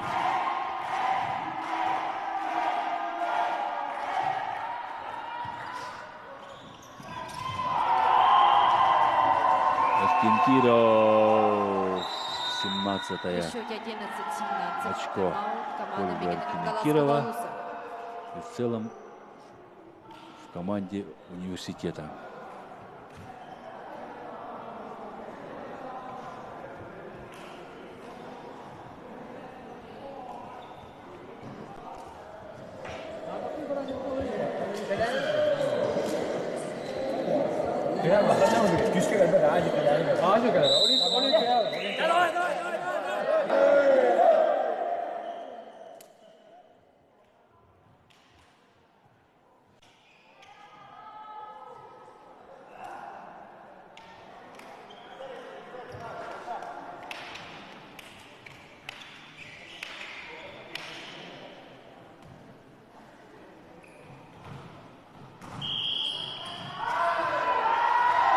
(17-11). Вторая партия.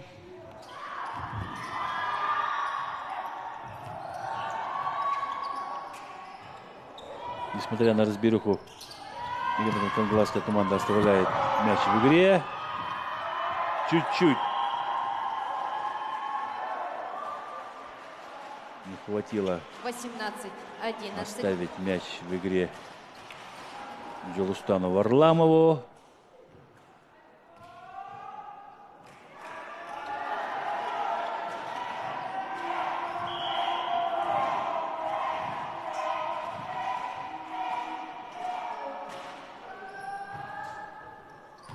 Прием.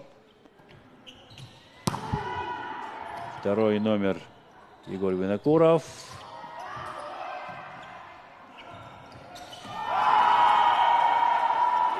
Игнатий Прохоров выигрывает очко для своей команды. 18.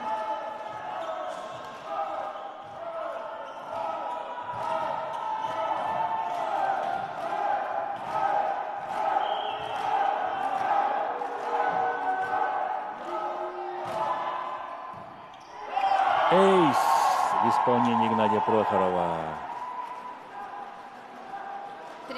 13 очко приносит для своей команды Геннадий Прохоров.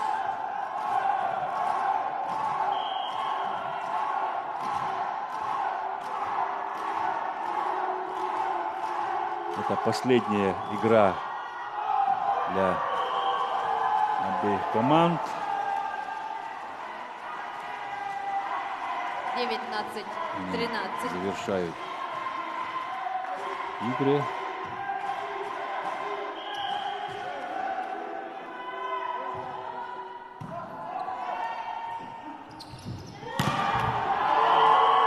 После этой игры встречаются команды Мамского и Чурапчинского улусов. 20-13. Тоже мы увидим принципиальную игру.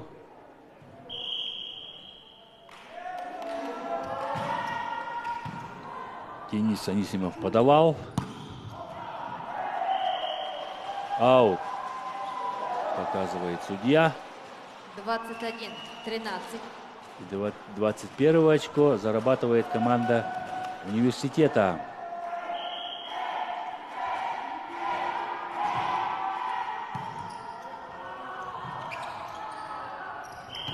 Ошибка у Алексея Устинова. 14-21.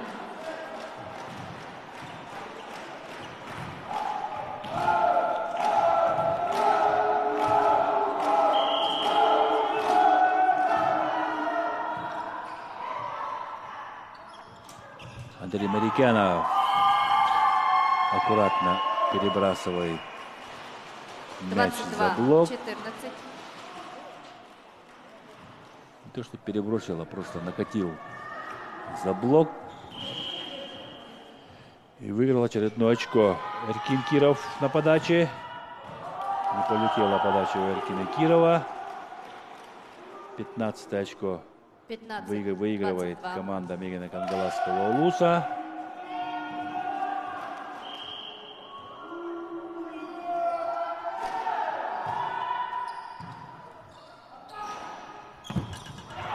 Андрей Американов. Включается вторая зона. Сергей Сипцев. Оставляет Сергей Сипцев мяч в игре. Но, к сожалению, ошибается Данила Лисачев. 16-22. Счет становится 16-22.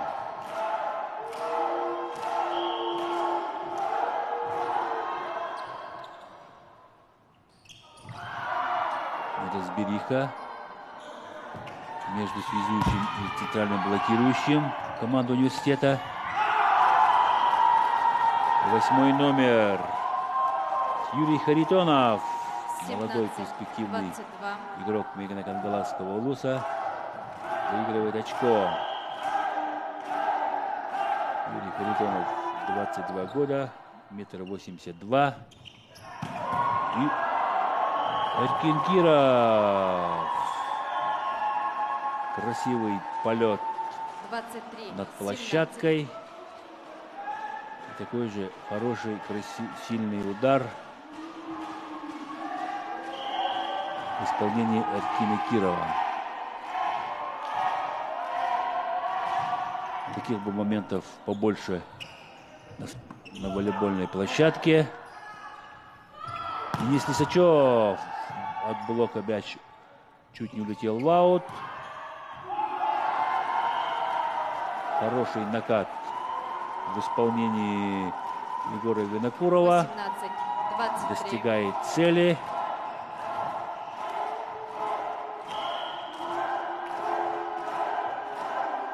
Юрий Харитонов на подаче. Хорошая подача. Денис Лисачев. Не поняли друг друга. Денис Лисачев и Алексей Устинов.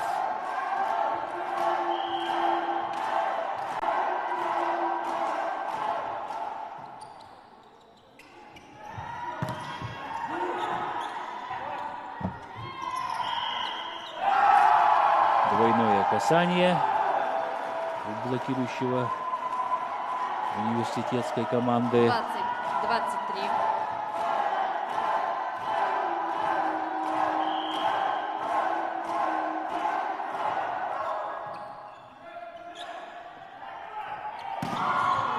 Еще раз такой же полет над площадкой осуществил 24. Эркин Киров. И 24 очко зарабатывает команда университета.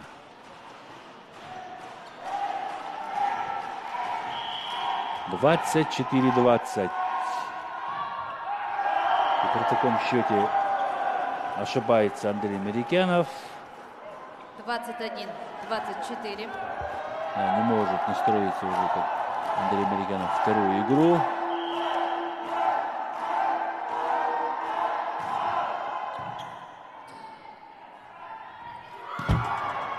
Эркин Киров. Хороший удар в исполнении Алексея Шепелева. 22-24. Таким макаром и Мегина Кангаласской командой догонит команду университета. К сожалению, ошибается Джурустам Варламов и дарит 25-е очко команде университета. Восточного федерального университета.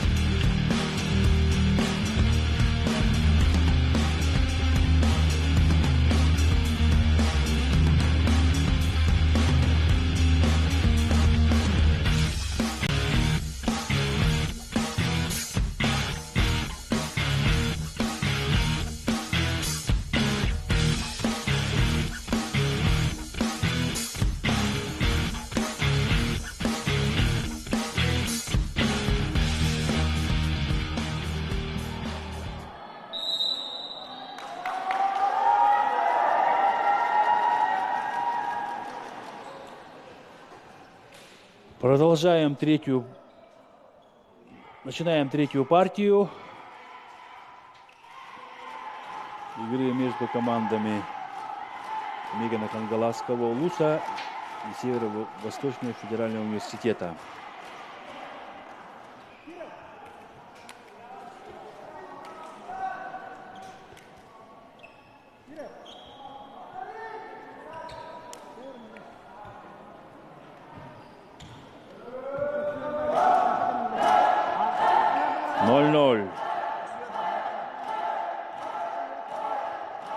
Третья партия.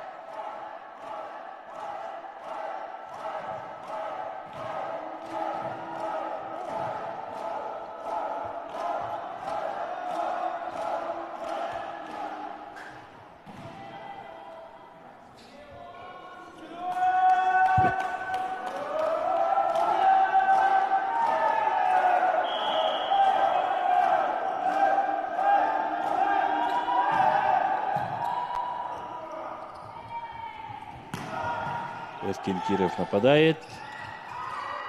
Сброс от Аяла Аргунова.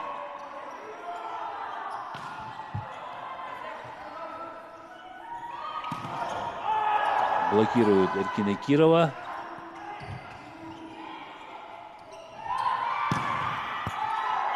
оставляют мяч в игре. Но, к сожалению, мяч от блока улетает в аут. 1-0. Да, за антенной пролетел мяч. Ошибается Джулуштан Варламов. Первую и вторую партию очень надежно подавал. Денис Лисачев. 18-летний волейболист.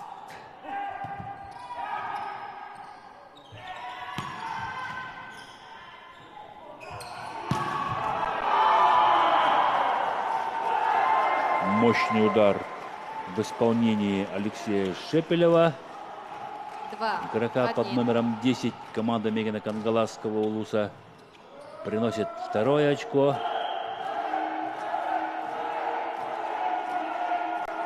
Аял Аргунов на подаче. В поле попадает мяч, нырнул именно под линию. 3-1.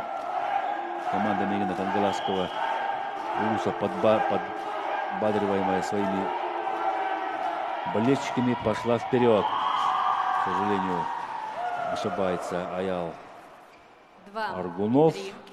2-3.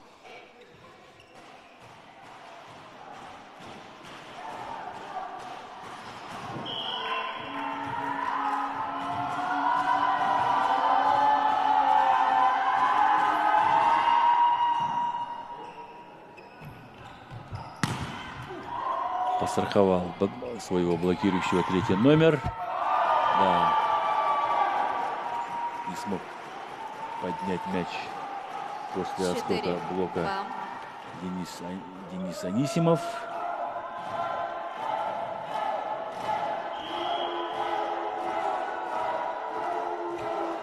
Четыре-2.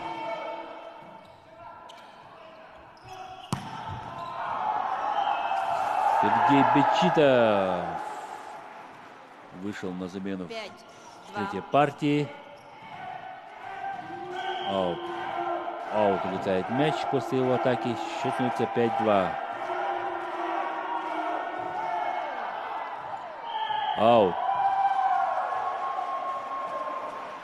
Улетает мяч после подачи Игнатия Прохорова. 3-5.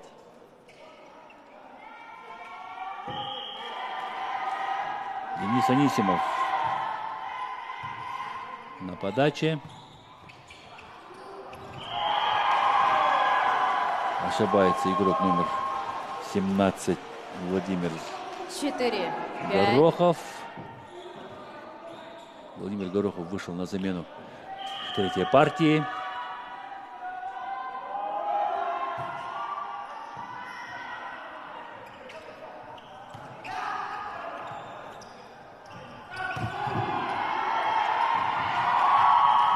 Не успевает на мяч Аял Аргунов. 5-5. 5-5. Потихоньку команда университета догнала команду Мегина Кангаласского Улуса.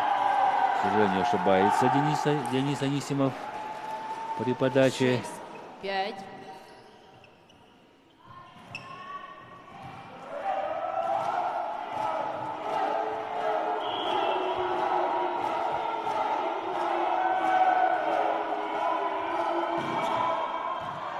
Аут.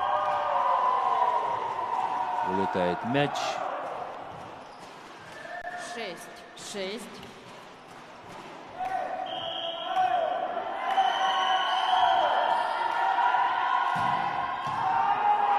Эйс в исполнении Эркина Кирова. При счете 6-7. Тайм-аут команды Мегина Кангаласского Улуса. При счете 6-7 тайм-аут берет команда Мегина Кангаласского Улуса.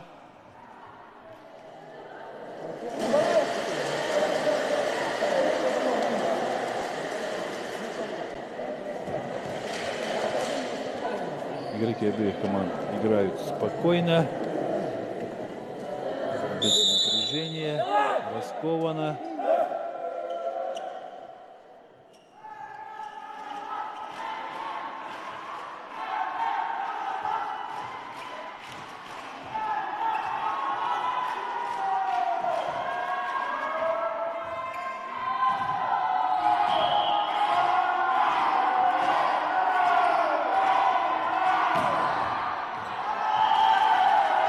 Ошибается после перерыва Эркин Киров. Счет становится 7-7. Игра равная.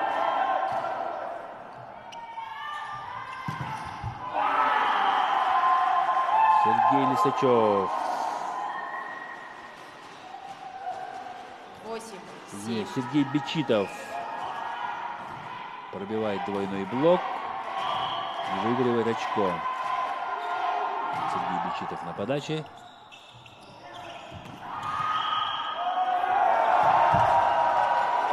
Задержка мяча. 8-8. Счет становится 8-8. Для обоих команд тренировочная игра. Можно ошибаться, можно выигрывать мячи.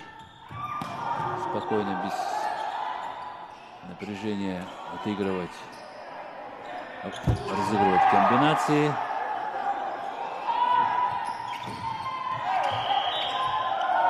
Ошибается Данила Лисачев. 9-8. Переступил среднюю линию площадки. 9-8. 9-8. Вперед вырывается команда Легина Кангаласского Улуса.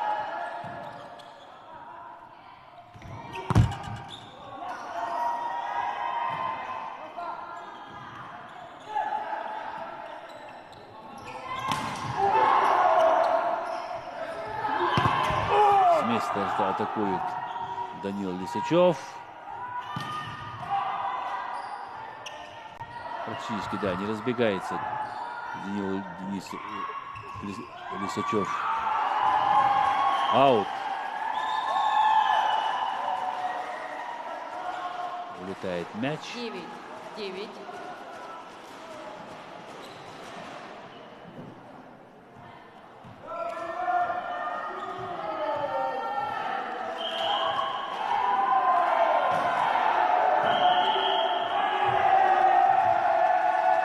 Заступ линии 10, фиксирует 9. судья у Андрея Американова. Сейчас становится 10-10.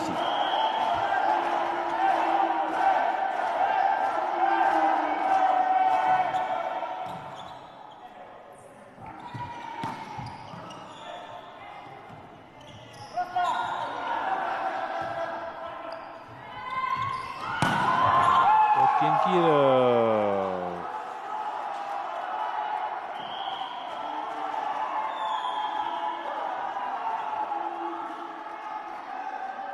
Десять. В поле попадает мяч. 10-10.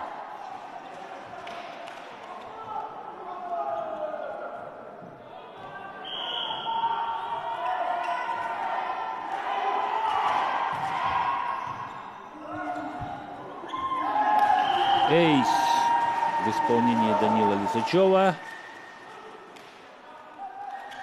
11-10. 11 очко зарабатывает команда университета. И выходит вперед. Не успевает на этот мяч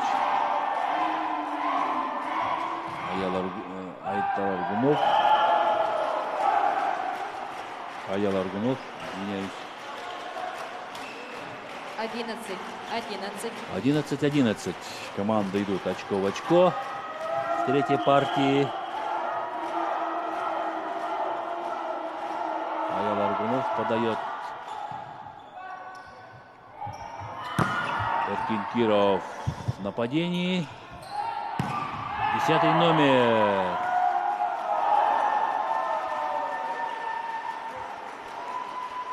Алексей Шепелев. 12-11.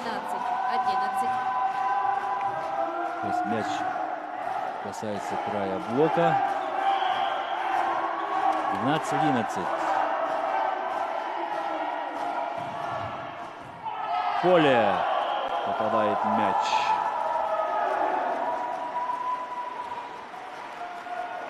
Тринадцать, 11.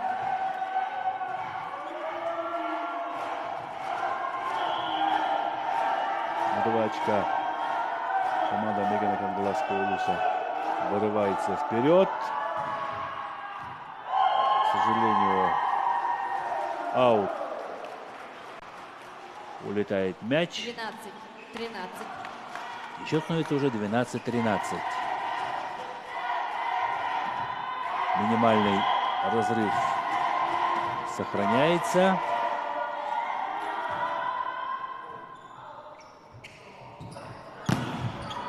Блок.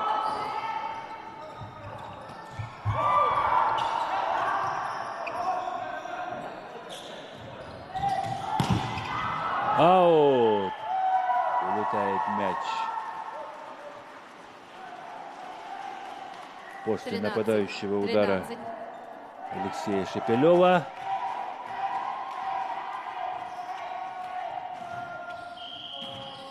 «13-13». Счет сравнялся в третьей партии.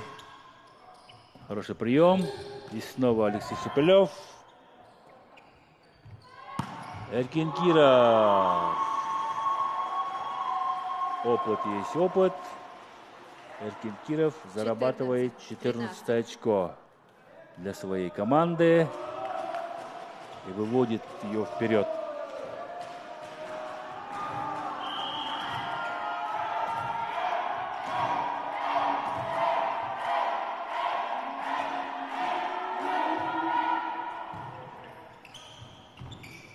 Практически с колена пасовал связующий. 15-13. 15-13. Низкий прием.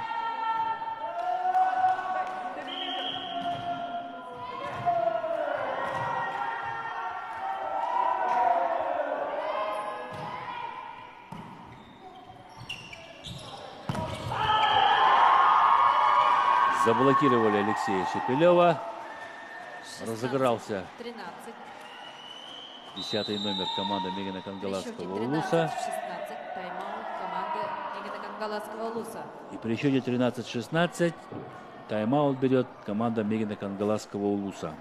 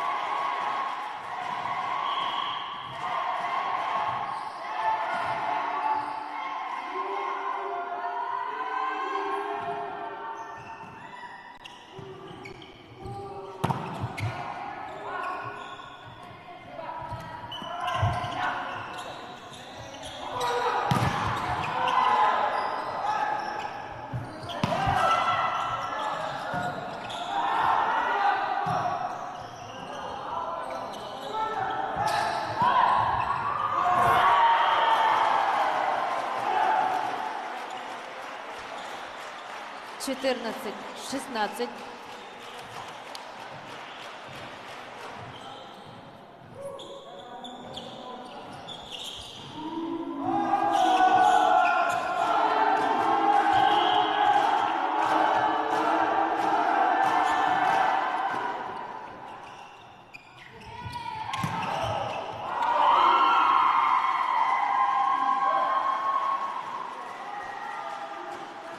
Семнадцать, 14.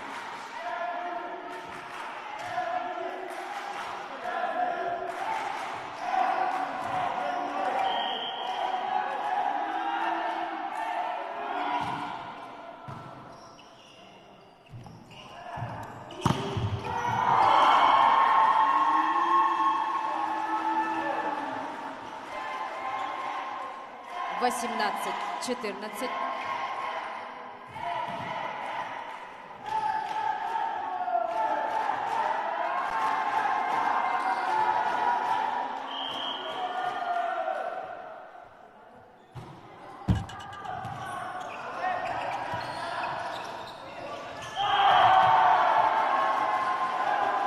Пятнадцать, 18. 15-18. Ошибается в безобидной ситуации связующая команда университета. Аут. 19-15. В третьей партии увеличилось количество брака при подаче. Эркин Киров. Тоже ошибка при подаче. 16-19. 16-19.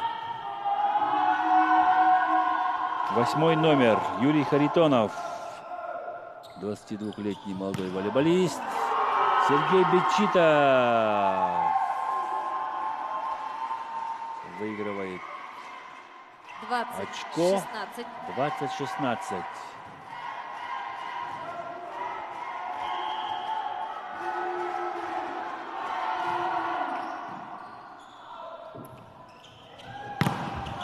Блок-аут.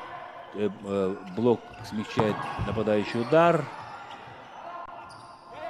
Сброс без атаки. Сергей Бечитов, к сожалению, ошибается.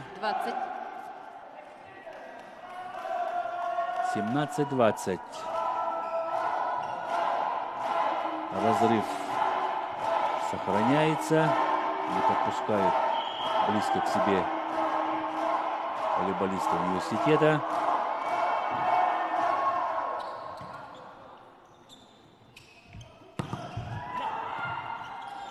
Блок. Ау! Ошибается Джулустан Варламов. 21-17.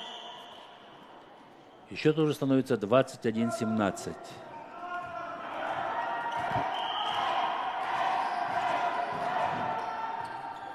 Андрей Мериканов на подаче. Аут.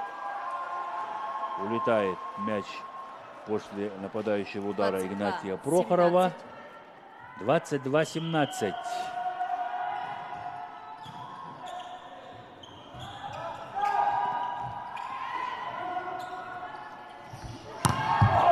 Денис Лисачев.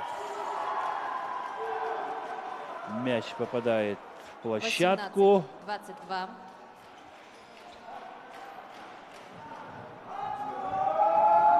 После нападающего удара в самый последний момент увернулся от мяча Алексей Устинов. Но мяч попал в площадку. Эркин Киров. Подскальзывается 21 номер.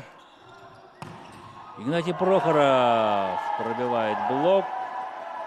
И 19 очко приносит своей команде.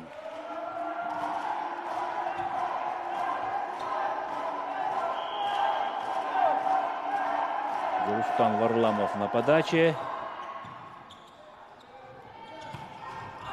Аут.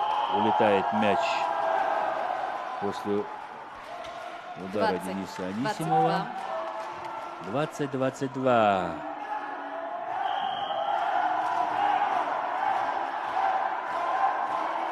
Два очка между командами. 23 очко приносит своей команде 23, Денис Анисимов. 20.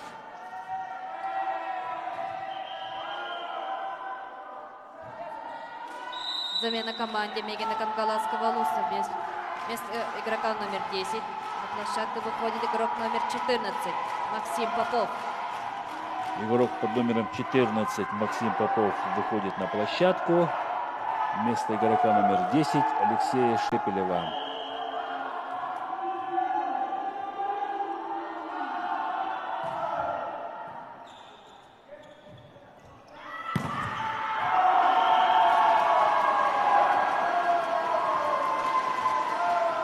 Максим Попов, 21-23.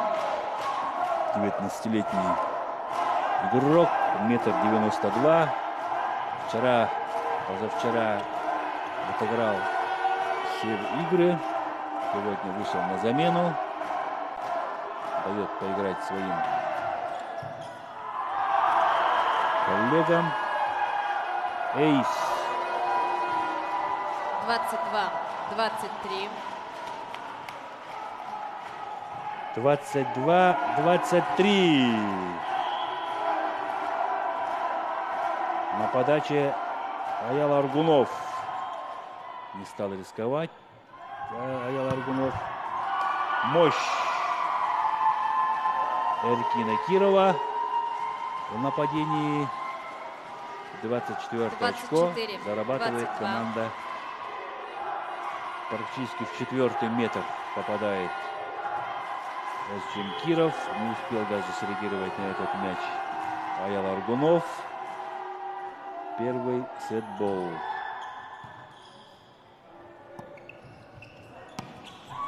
Игнатий Прохоров. Эсджим Киров. Мяч остается в игре. Еще раз игра через Эркина Кирова. Заблокировал Эрчима Кирова Игнатий. 23-24. Эркина Кирова Игнатий Прохоров. И счет становится 23-24.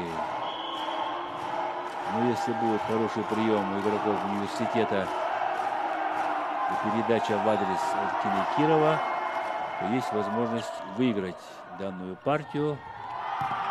Да, Эркин Киров нападает, но этот мяч достают игроки Мегано-Кангаласского Улуса. Третья Но партия со счетом 25-23. все равно 25-е очко выиграла команда остается за командой Северо-Восточного университета. федерального университета.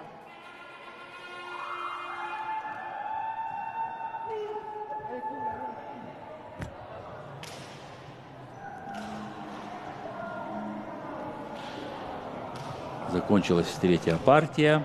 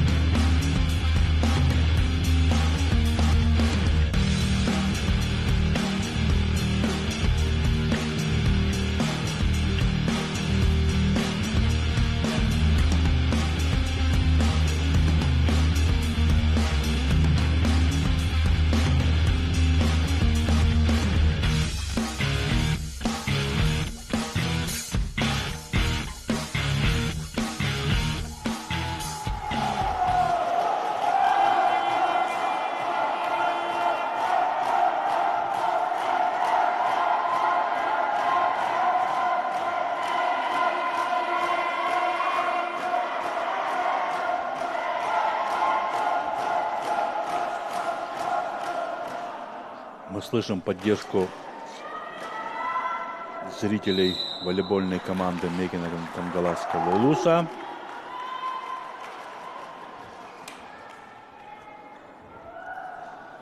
Сейчас начнется четвертая партия.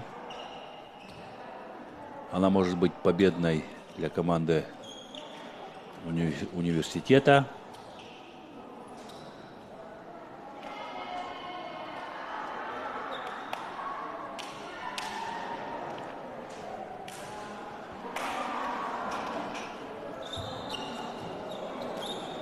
Встреча за 7-8 место. Северо-Восточный федеральный университет и Мегано-Кангаласский Улус. На подаче Данил Лисачев.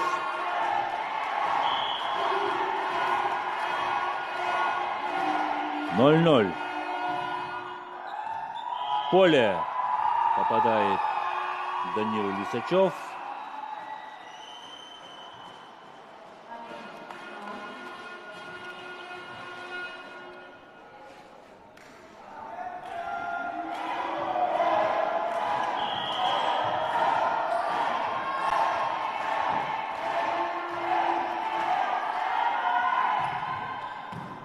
Хорошая подача. Оставляет мяч в игре Эркин Киров. Сам нападает.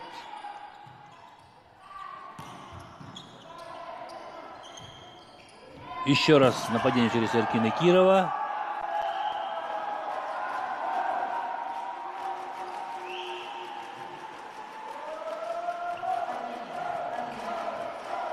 Один-один.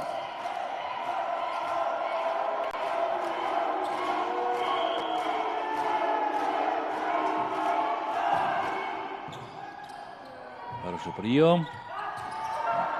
Не разобрались между собой связующий и Эркин Киров. Тоже остались без нападения. Но не стал долго думая. Эркин Киров зарабатывает очередное очко.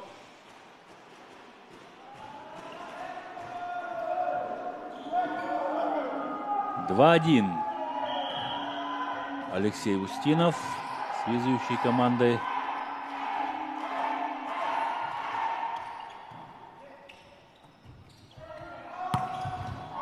Аут. Хорошо приложился Юрий Харитонов, но, к сожалению, мяч улетает в аут.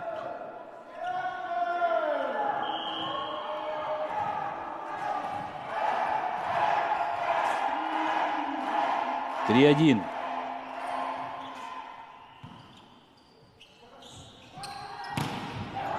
Закрывают 10-го номера Алексея Шепелева. Аял Аргунов перебивает мяч через сетку. Ошибается Сергей Бечитов. Требует у судьи то, что было касание блока.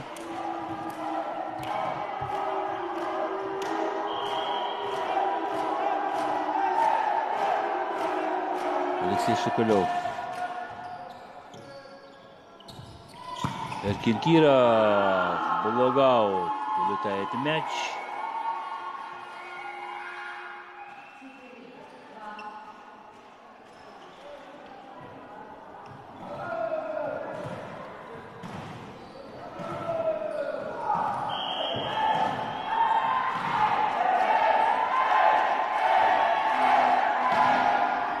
Вышел на замену Айтал Алексеев в 4-й партии. Аут. Ошибается Юрий Харитонов. Молодой игрок команды Мегано-Кангаласского Улуса.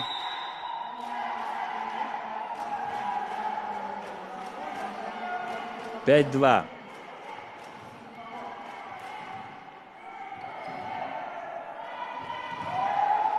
Вышел на площадку Максим Попов, номер 14. Команда Мегано-Кангаласского Улуса. Айтал Алексеев ошибается.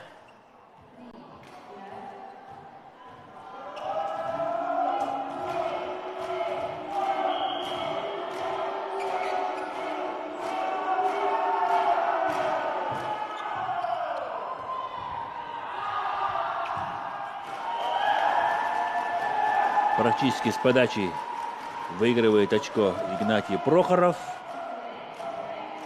И счет становится 4-5.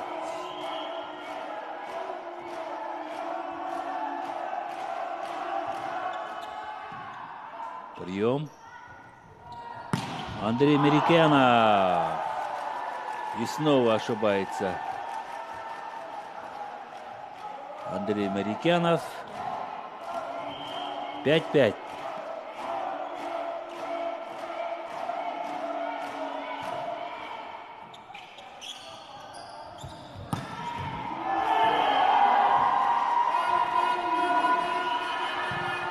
Эркин Киров зарабатывает 6-е очко. Целенаправленно нападал Эркин Киров.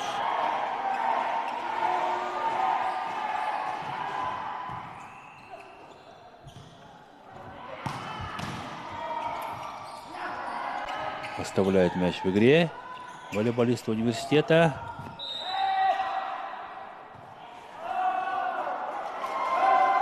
Сетка.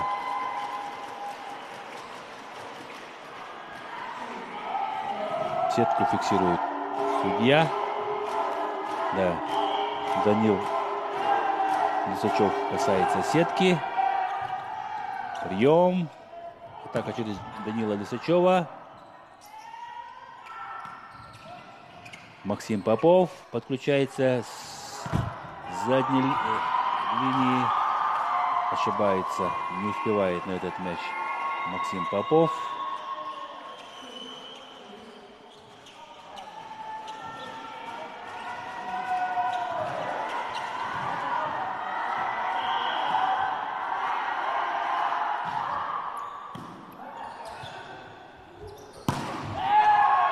Аут.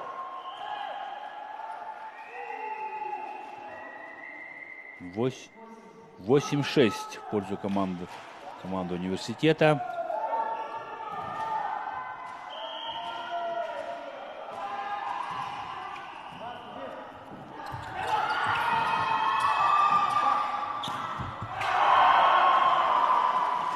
Не смог перебить через сетку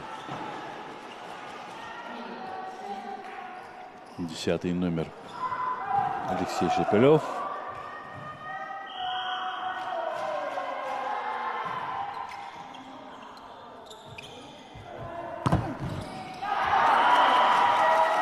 Аял Аргунов, блокаут. 7-9. Разрыв практически минимальный.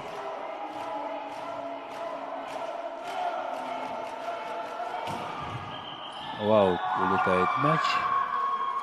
Да, сделает замечание судья то, что Аял Аргунов подает без свистка.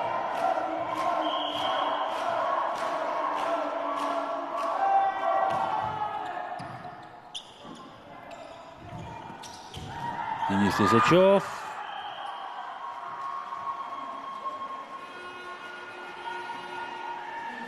Выигрывает 10-е очко Денис Лисачев.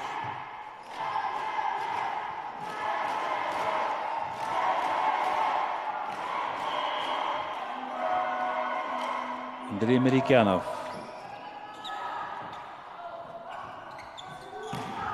Подключает с задней линии Максима Попова. Здесь ошибается связующий команду университета.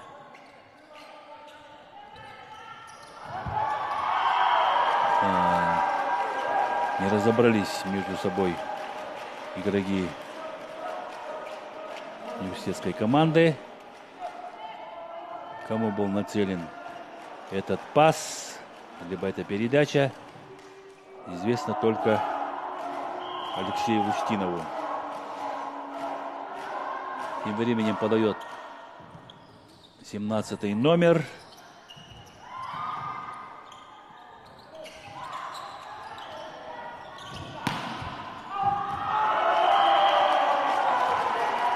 Ошибается Сергей Бечитов.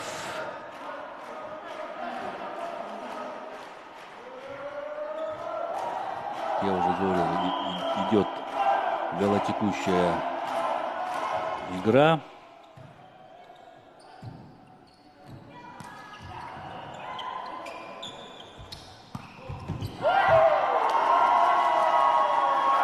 Блокаут. Еще становится 10-10.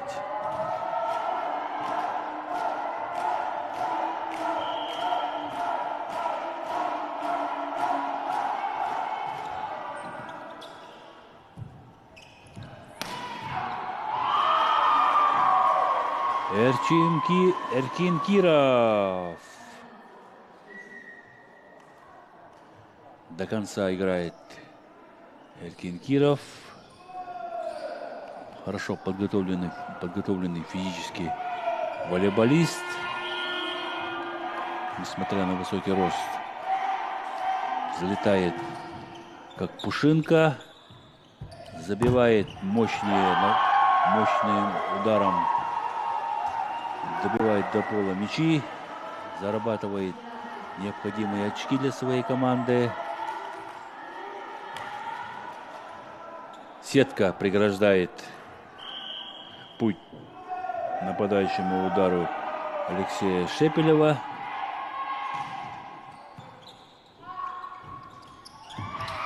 Ошибается Игнатий Прохоров. Но спасает положение Максим Попов. Выигрывает 11 очко для своей команды.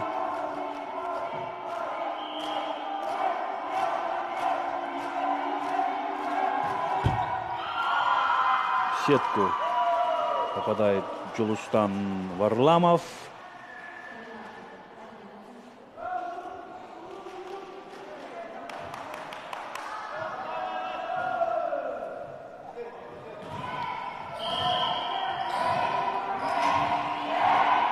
Алексей Устинов на подаче при счете 11-13.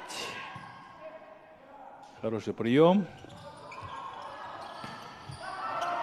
Блокирует сброс Сергея Бечитова. Эркин Киров практически неуловим в телете партии. Ну и вообще в целом встрече Эркин Киров. Что с передней линии, что с задней.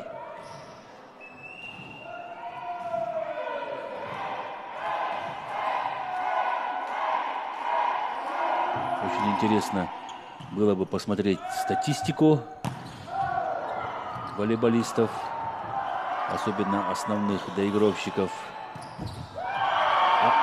В сетку попадает Аял Аргунов.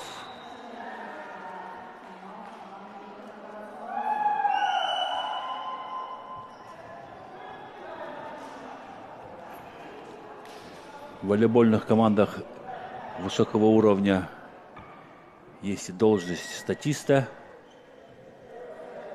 Разработаны ряд программных обеспечений. Фиксируют все, что можно. И потом анализируют данные, статистические данные.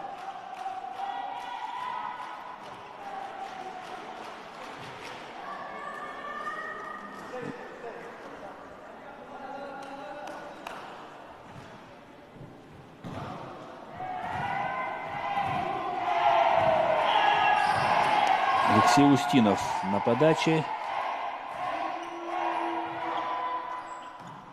15-11 счет четвертой партии. Блок. После блока мяч отскакивает в площадку Мегана Кангаласского Улуса. 16-11.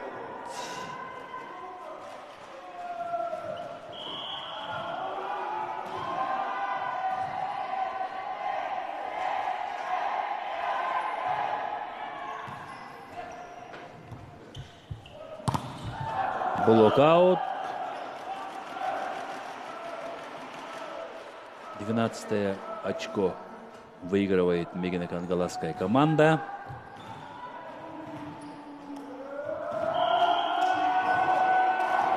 Между рук Сергея Битчитова пролетел мяч.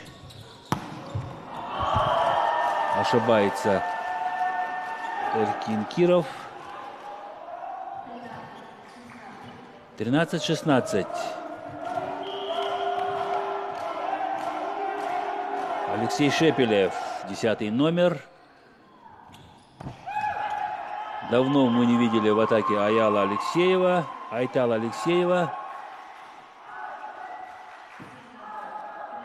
центрального блокирующего команды университета. Выигрывает Айтал Алексеев очко, идет подавать. Простая подача у него. Блок в исполнении Андрея Мерикянова. И разрыв в счете увеличивается до 5 мячей. Поднимает руку вверх Андрей Мерикянов.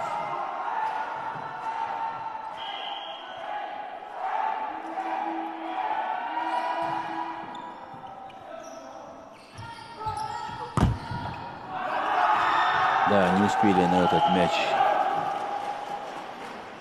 защитники команды университета. Игнатий Прохоров, 1-й номер, ведущий игрок Мегана-Кангаласского Улуса, на подаче.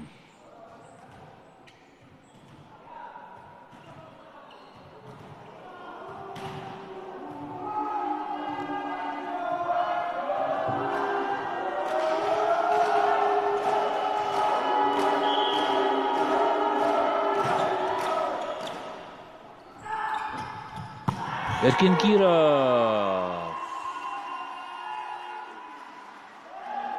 пробивает блок и защиту команды Мегана-Кангаласского Улуса.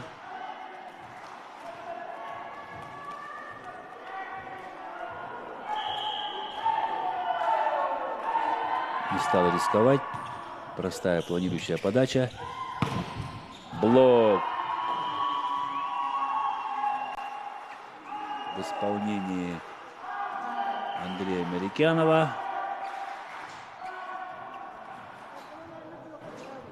Да, вход закрыли Аялу Аргунову.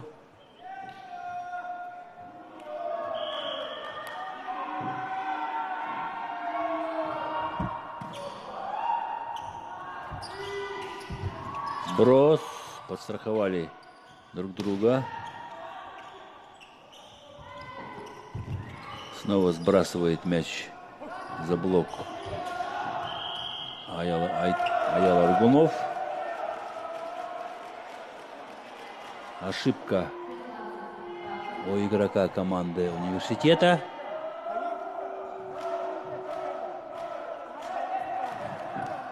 И на подаче Максим Попов.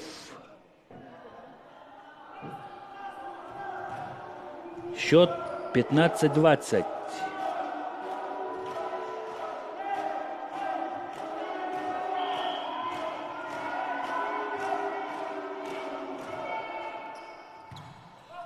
Прием. Денис Лисачев. Блокаут. И 21 очко выигрывает команда университета.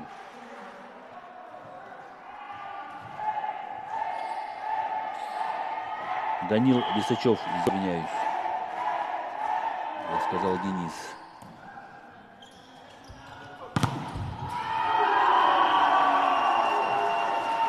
Аяла Аргунова заблокировали.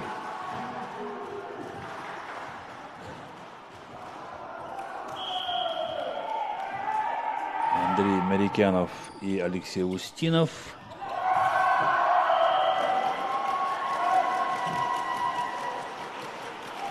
16-22.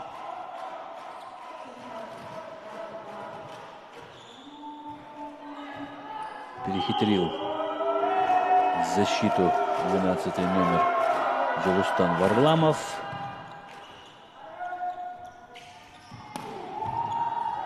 Эркин Киров подключается с задней линии.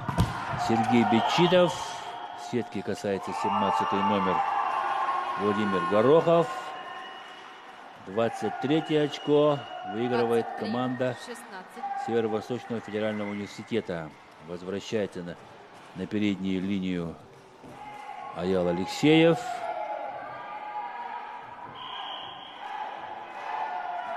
Андрей Мериканов на подаче. Чужой мяч фиксирует судья. 17-23. Посмотрим, кто прав. Да, коснулся мяча, находящегося на стороне команды Мегана Кангаласского Улуса. Айтал Алексеев.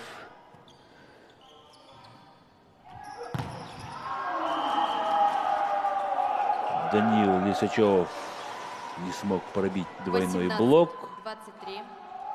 18-23.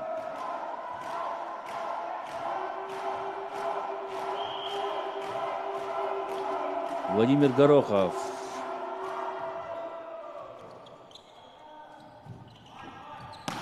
Эркин Киров. Ждут решения судьи. 24 очко выигрывает Эркин Киров и команда университета. Первый матчбол на подаче Даниил Лисачев.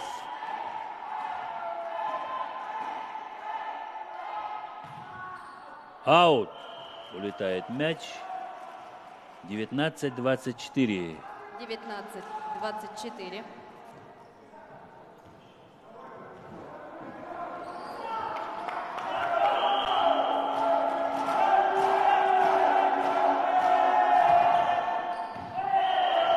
Поле. Мяч попадает в площадку. 20-24.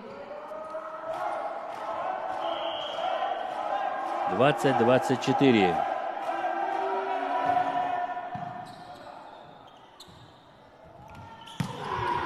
Капитан команды Эркин Киров ставит точку в этой партии, в этом матче. Северо-Восточный федеральный университет выиграл со счетом 3 в партиях 3-1. Заняла 7-е место. Поздравляем обе команды с достигнутым успехом на 8-х спортивных играх народов Якутии. На этом они завершают соревновательный день, соревнования.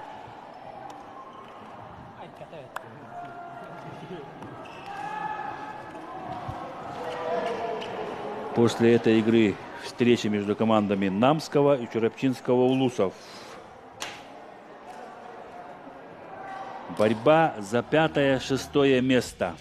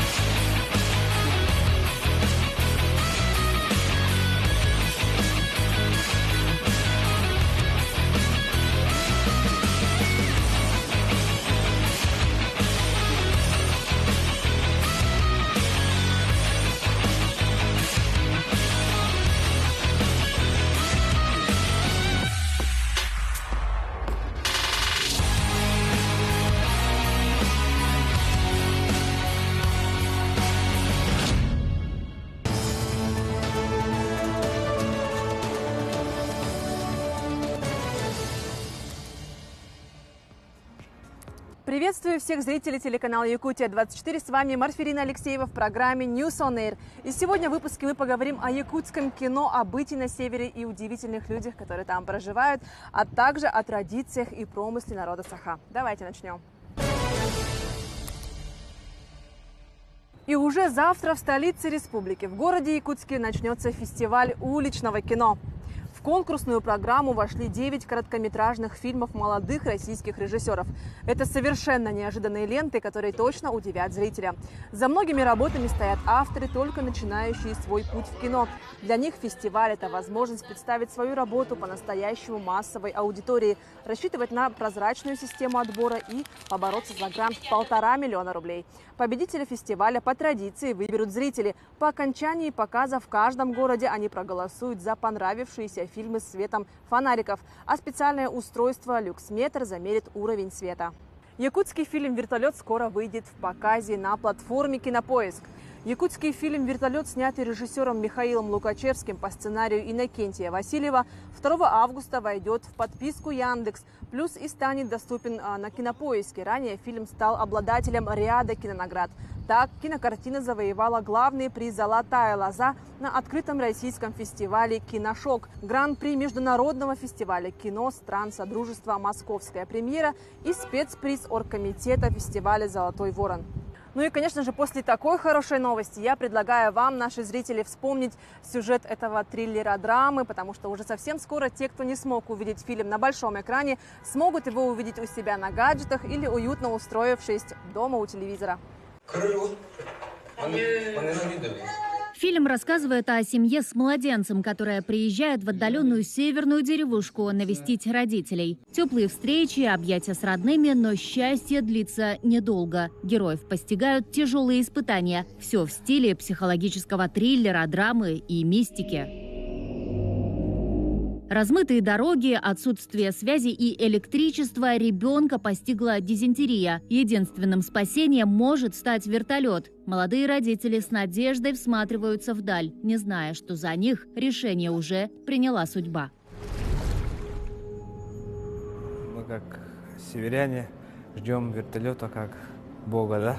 Что Он нас спасет, что Он нас покормит, что Он нас отвезет, увезет.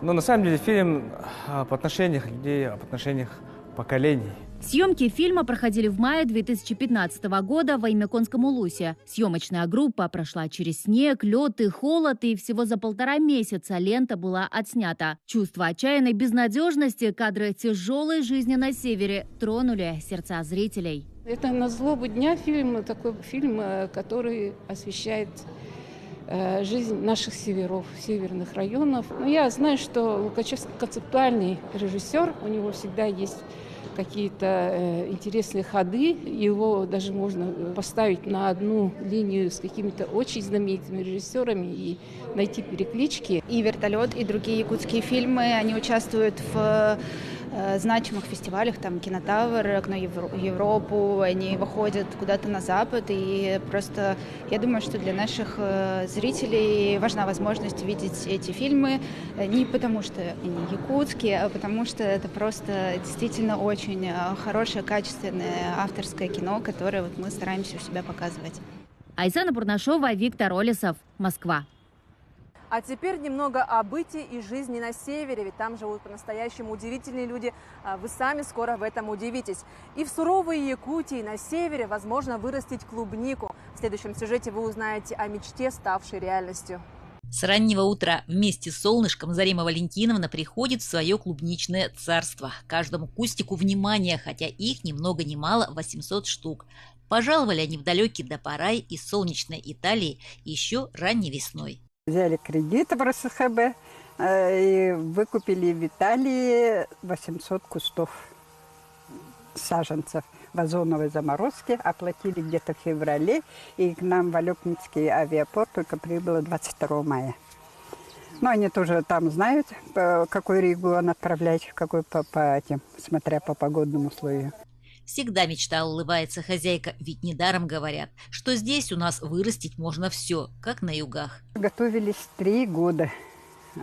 заняться вот клубникой именно в Алекминском улусе. Думаю, почему вторая Украина, тепло и зима вроде бы не как в других районах, такая холодная, да? Не заняться. И вот 3 года готовились, систему готовили поливную, ленточную, полив готовили. Все это же надо выкупать, все это надо приобретать. Ягодка и впрямь одна к одной, и это не только сортовая особенность. Чтобы с мечты был толк, хозяева изучали вопрос долго и тщательно, со всех сторон. Да и сегодня каждый день учатся. За 3 года, конечно, мы все и в Ютубе смотрели, и в Краснодарском крае, и с Зубцовым сколько раз переговаривали, разговаривали в WhatsApp. И вот он порекомендовал вот именно этот сорт. И еще самое главное, нас в Намсов, Хамахате, да, Кривошапкин Сергей Георгиевич, вот он большие советы он дает нам. Я, например, какие-то изменения, сразу отправляю фото. Почему так, почему что, как это сделать. В планах приучить капризную ягоду жить в наших условиях, уже на обычной грядке. Помогаешь? Да. Бабушке что делаешь? Поливаю, сорняки убираю, коров загоняю. Куриц кормлю и еще другое. Кроме клубники, растет у хозяев весь огородный набор. В очередном эксперименте арбузы. Убеждена Зарима Валентиновна, можно вырастить. Здесь не считают года. Живут полной жизнью, строят планы и, главное, воплощают их в жизнь. Елена Фаст, Максим Копылов, Алекминск. Сейчас вы увидите, как сохраняют, точнее даже сохранили и развивают, а также популяризируют традиционный промысел и быт в Татинском районе Республики Саха-Якутия. Конечно, безмерно радует, что народу Саха удается проносить все это через века в наших современных реалиях. Ведь пока есть промысел, пока есть быт и сохранение традиций, пока мы говорим на своем родном языке, есть народ.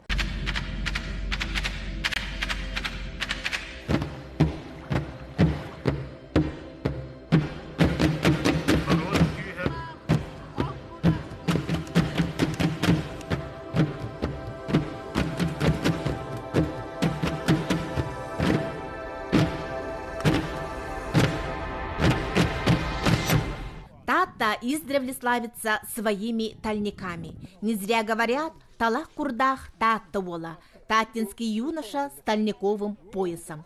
Фестиваль предложил командам, состоящим из взрослого и ребенка школьного возраста, за 3 часа изготовить из тальника стул и якутские национальные игрушки. В селе Чемнай живет пожилой мастер Попов Дмитрий Афанасьевич. Он меня обучил смастерить якутский стул из стальника около 20 лет назад. Ему скоро исполнится 92 года. Очень хорошее мероприятие. Здесь я участвую вместе с сыном. Много людей, которые подходят, интересуются, спрашивают про заказ. И это вдохновляет. Сам придумал приспособление для нанесения узоров. Рисунки наношу только на ножки стульев. Не только красиво, но и одновременно является как бы моей именной печатью.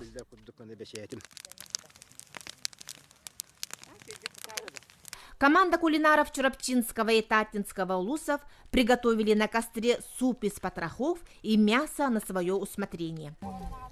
Это все свежее, натуральное. Муж, отец нашей семьи, заядлый охотник. Вот поэтому на нашем столе свежие фаршированные караси, дары красавицы Амги, рыба, утки. Очень интересно, оказывается, готовить еду на свежем воздухе на открытом огне.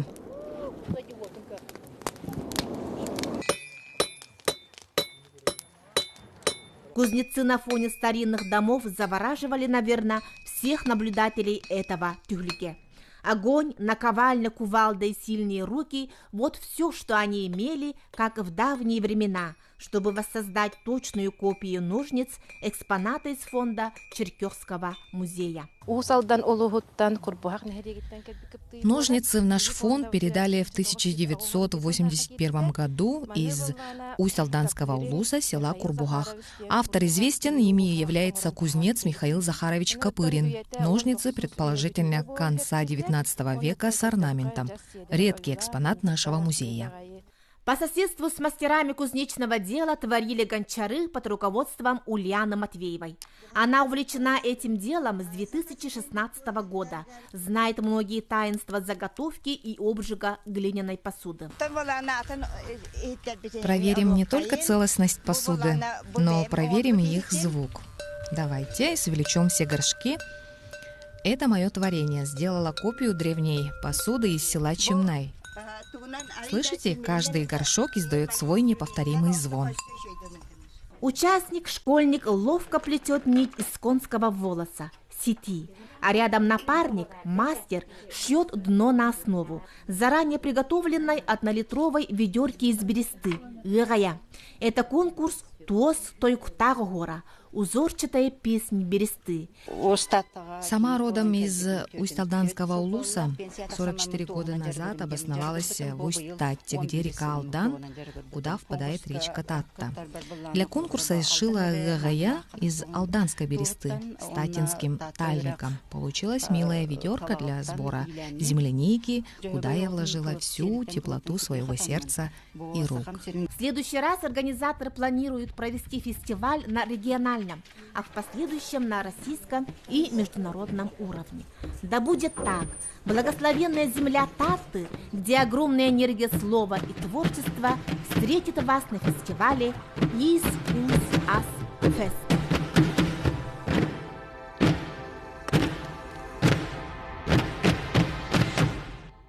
Ну и на такой прекрасной ноте я с вами прощаюсь. Желаю вам провести отличные и плодотворные выходные. Ну и мы с вами встретимся уже на следующей неделе. Смотрите программу News on Air в понедельник в 11 и 17 часов. До встречи в эфире!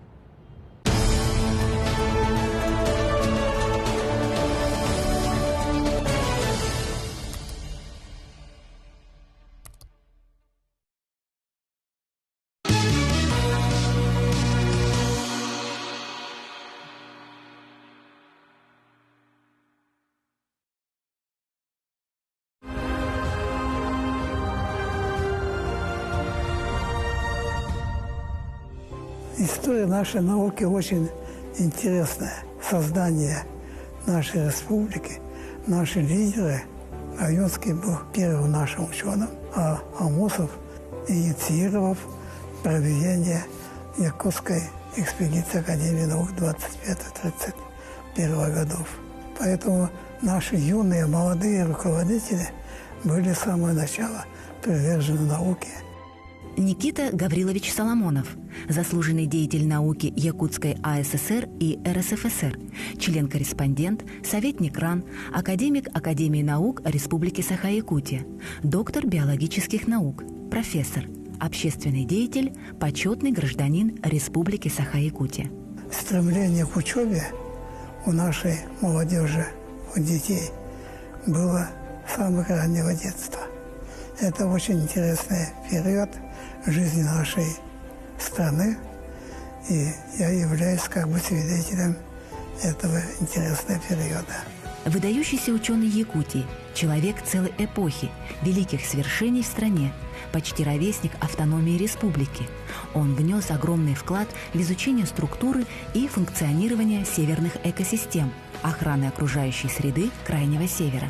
При его непосредственном участии увидела свет «Красная книга Якутии». Были открыты Международная биологическая станция Лена Норденшельд, ресурсный резерв Кыталык. Он является одним из инициаторов включения Национального парка Ленские столбы в объекты всемирного наследия ЮНЕСКО, способствовал организации сети особо охраняемых территорий в республике, которые сейчас занимают более 30% площади Якутии. Им разработаны и проведены многие открытия, совместные с зарубежными партнерами работы по изучению экологии и миграции уникальных птиц Севера. Начаты многолетние международные исследования роли растений и животных мерзлотных регионов в глобальных изменениях климата совместно с японскими учеными. Научная школа Никиты Гавриловича включает 17 докторов и 30 кандидатов наук. Профессор является автором и соавтором 280 научных работ, 7 монографий. Средних так называемых, даже, может быть, слабых считавшихся ребят, выдающиеся результаты получаются. И у нас очень много примеров, которые говорят о том, что вот многие участники всесоюзных, и всероссийских и международных всяких конференций школьных и всяких выставок и так далее, это средние ученики. Я думаю, что раскрытие талантов скрытых, не понятых самими ребятами, учителями незамеченных. И вот среди тех, кто вот незамеченным был, очень большой процент.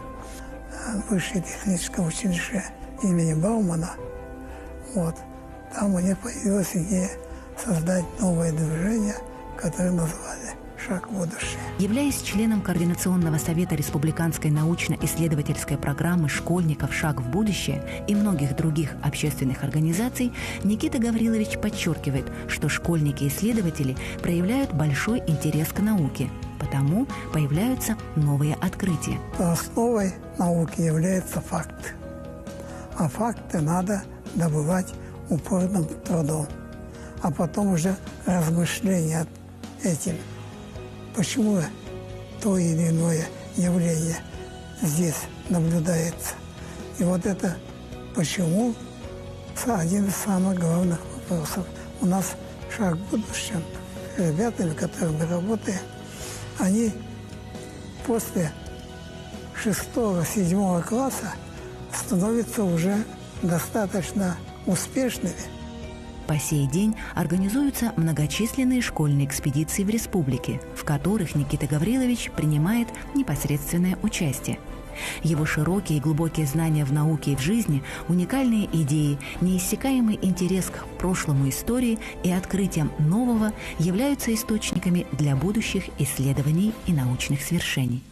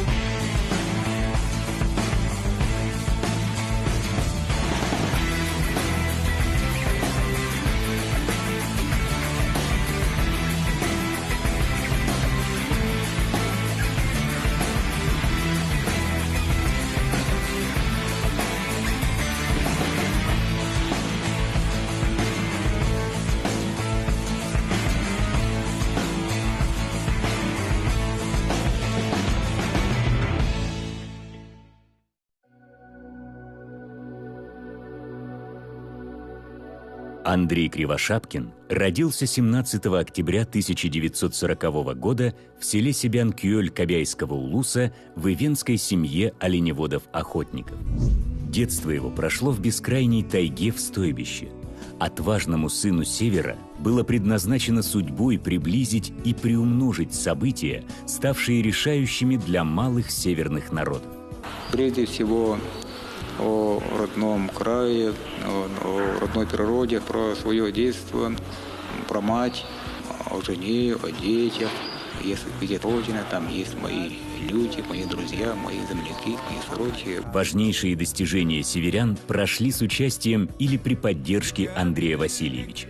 Открытие кафедры северной филологии в Северо-Восточном федеральном университете имени Максима Кировича Амосова и Института гуманитарных исследований и проблем малочисленных народов Севера Сибирского отделения Российской академии наук. Разработка программ деятельности кочевых школ, создание и деятельность телерадиостудии «Геван», газеты «Илькен», открытие Дома народов Севера и открытие Театра коренных малочисленных народов Севера и ведение должности уполномоченного по правам коренных малочисленных народов Севера в Республике Саха-Якутия.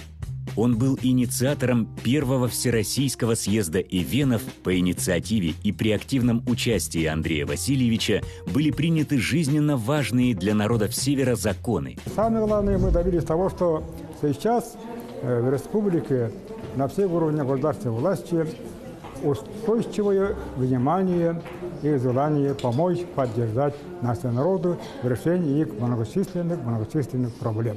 Вот это самое главное наше достижение. Андрей Кривошапкин издал более 70 книг, автор многих учебных пособий для эвенских школ, учебников, изданных на русском и эвенском языках. Работая в местах проживания своих избирателей, не оставлял без внимания ни одно обращение от населения. Оказывать нуждающимся и пострадавшим реальную поддержку и помощь – это жизненное кредо Андрея Васильевича Кривошапкина.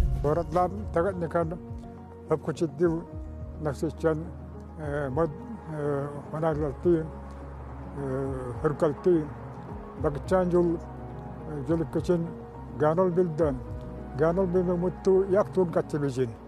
Мутту жавскайт хоралла жабар спиле тагаттил хаванталда гундирал багачанжул як дихижин мутту тарид декан тодид декан тагшадда. Баньян тарабдакки ганга хунто маргавалангани кан аме ганал жугудун гургат тажир хуйрин нада. Жуласки мутту хариннат хадид элкамишет таракам як тургатча вижет, як бургамейка багачавен мат декан жуласки кана жаджи.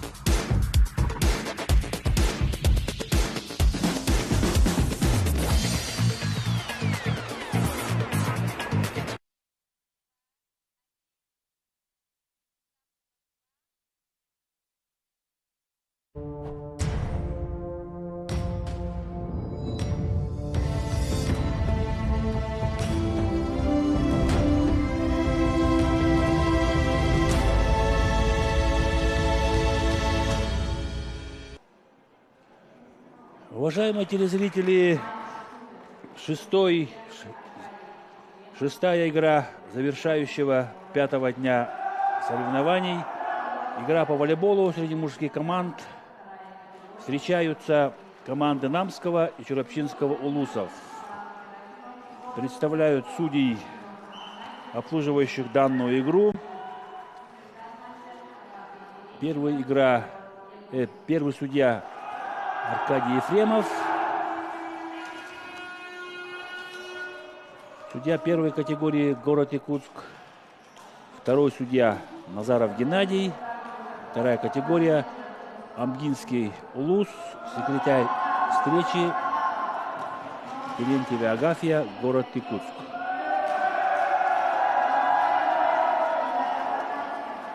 Команда Намского улуса в белой футболке, команда Чурапчинского улуса черно-красная форма. Представляют основной состав сборной Чурапчинского улуса.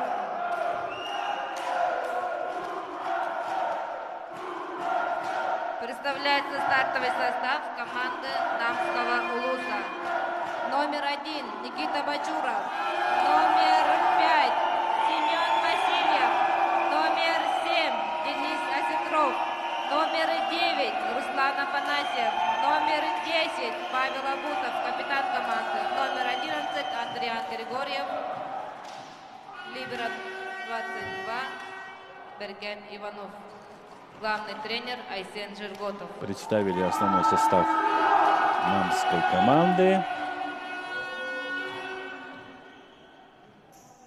Дмитрия Ржакова показали.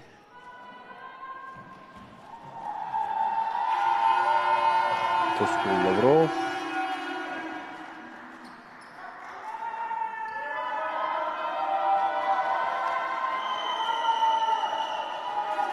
Семен Васильев, 5-й номер.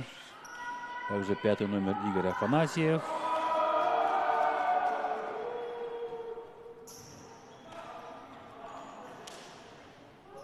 Павел Абутов, 10-й номер.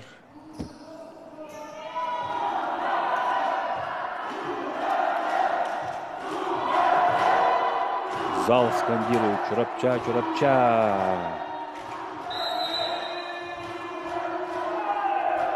Принципиальная игра.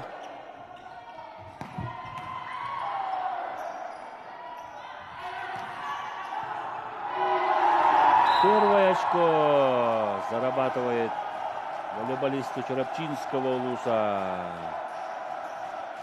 1-0.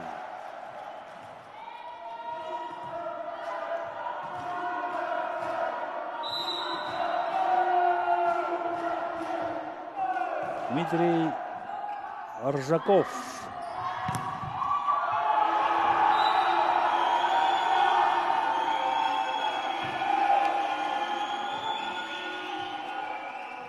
Второе очко зарабатывает команда Намского улуса. Павел Абутов. Силовая подача. Мощно полетела подача Павла Абутова. Эйс зарабатывает третье очко Павел Абутов. Аут. 2-2.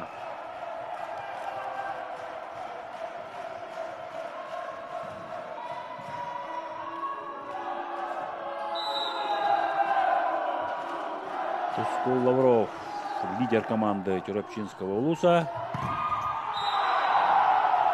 Блокаут. Руслан Афанасьев зарабатывает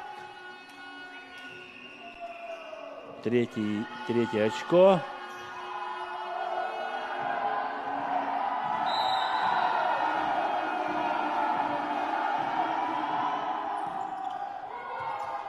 Прием. К сожалению, мяч улетает в аут после атаки Игоря Афанасьева.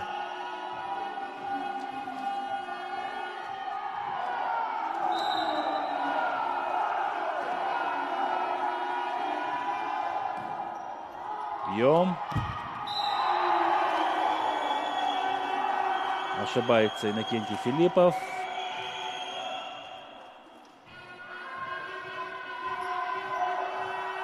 Строс попадает мяч.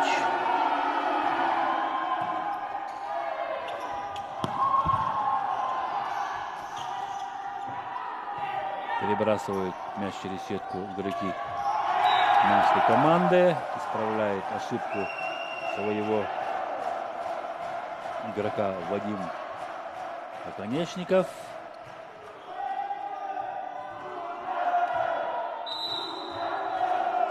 Вадим Оконечников, связующий команды Чурапчи. Хорошая подача. Ошибаются связующий и 11-й игрок Андриан Григорьев Намской команды. Да, не успел на этот мяч по высоте Андриан Григорьев.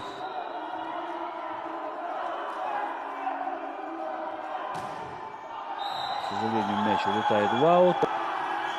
После подачи Вадима Оконечникова. Вчера Вадим Оконечников очень надежно подавал. Уверенно. Силовая подача. Хорошая комбинация. Вывели своего игрока на пустую сетку. Это, конечно же, заслуга Вадима Оконечникова. Увидел, где расположен блок. Иннокентий Филиппов, ведущий игрок Чурапчинской команды, центральный блокирующий.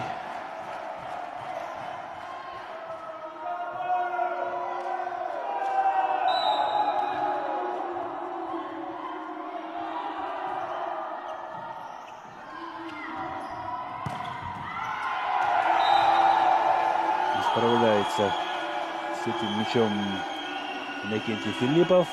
Смеется. Уступает свое место либеро. Первый номер Никита Бачуров. Тоже вчера очень хорошо сыграл Никита Бачуров. И вот свое первое очко зарабатывает Дмитрий Ржаков. Нацеленный на атаку молодой игрок Дима Ржаков, 2003 года, 2-метровый, самый высокий. Поднимают мяч в защите игроки Чурапчинской команды. Подключается с задней линии Никита Бачуров. Мяч улетает в аут. Да, хорошая была комбинация. Не успевал на блок поставить грамотно блок Кускул Лавров. И снова ошибаются игроки Намской команды. Это Семен Васильев, уже молодой 22-летний доигровщик команды Намского Улуса. На подаче Роберт Захаров. Хороший прием от Бергена Иванова. Остается мяч в игре. С места практически атакует 5-й номер. Подключается Кускул Лавров. Подбадривает своих подопечных Кускул Лавров. 7-10. Тайм-аут команды Намского 7-10. Заводится как команда Чурапчинского Улуса.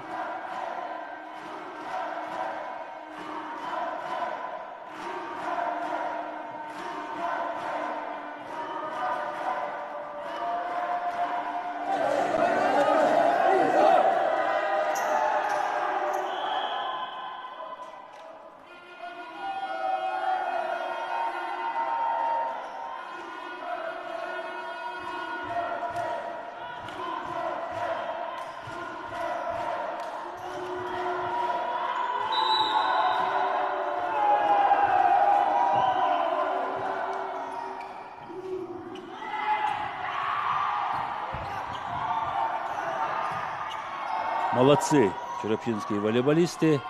Достали мертвый мяч практически. Но, к сожалению, не смогли заблокировать Андриана Григорьева.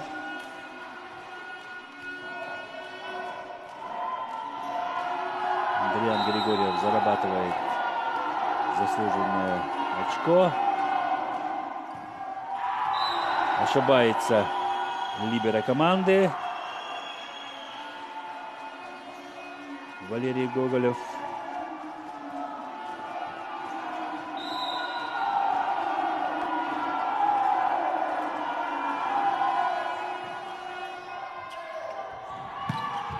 Снова атакует на одиночном блоке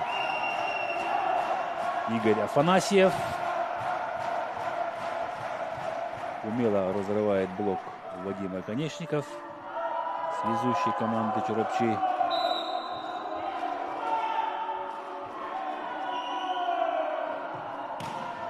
Аут.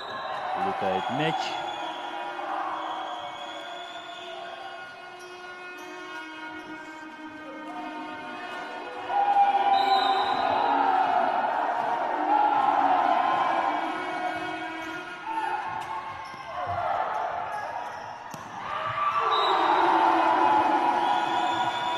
Поймали на блоке Вадима Оконечникова.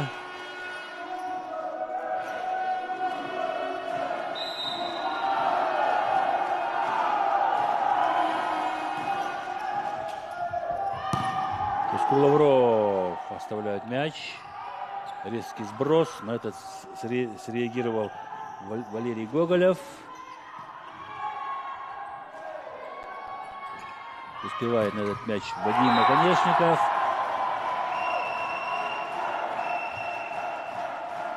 И пятый номер Игорь Афанасьев зарабатывает очко для своей команды. Хороший пас за голову в исполнении Вадима Оконечникова. Глухой блок закрывает Никиту Бочурова.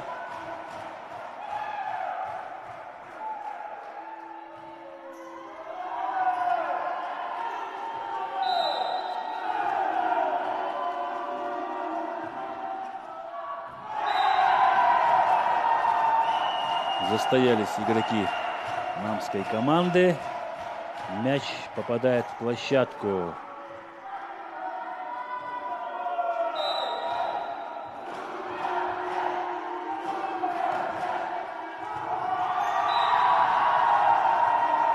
Ошибается в приеме Денис Осетров. Да, чуть не хватает Денису Осетрову опыта.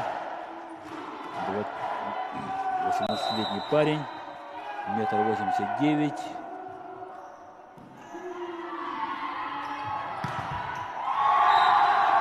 Блоком закрывают Руслана Афанасьева.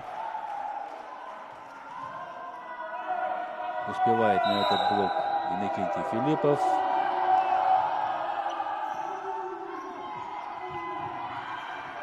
Подстраховали друг друга намские волейболисты из Чурапчи.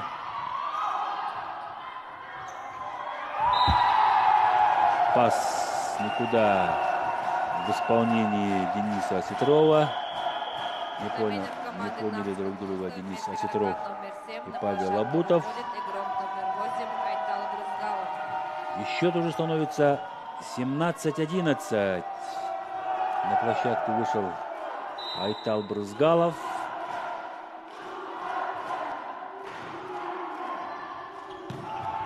Блок. Снова блок.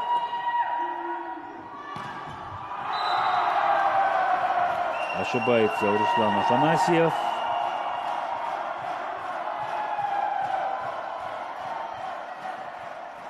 Радостные лица у игроков чурапчинской команды.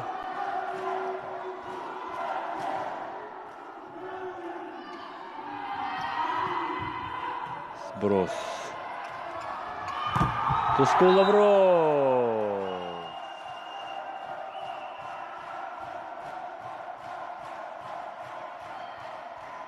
Данный игровой отрезок ребята из Чурапчинской команды играют как одна единая команда.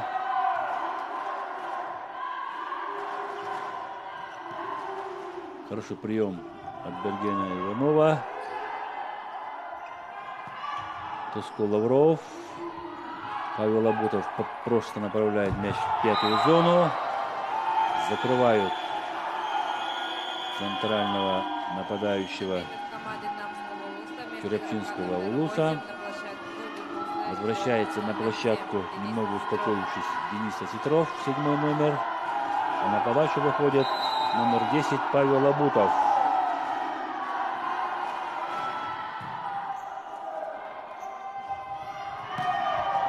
Тускул Лавров уже начинает атаковать со второй зоны. Успел подстроиться под центрального блокирующего. 19-20 в пользу команды Чурапчинского Улуса. В аут попадает Никита Бачуров. Не получается с приемом у Бергена Иванова.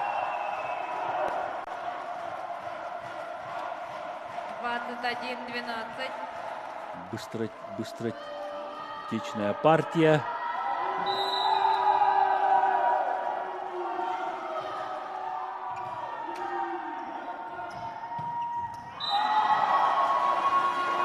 Неправильно прыгнул Никита Филиппов на разыгрывающего, стоящего на второй линии.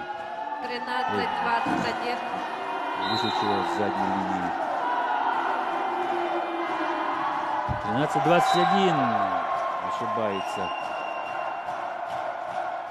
не вовремя Руслан Афанасьев.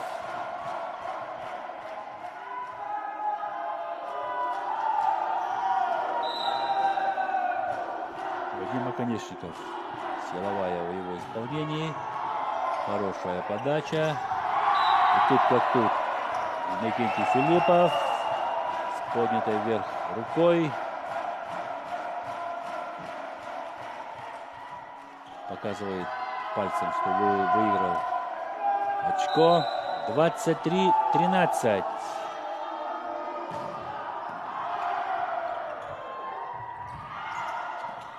И снова блистательно сыграли в защите игроки Чурапчинской команды. 24-13. 24-13. Контрольный мяч. Не попадает в площадку Вадим Оконечников.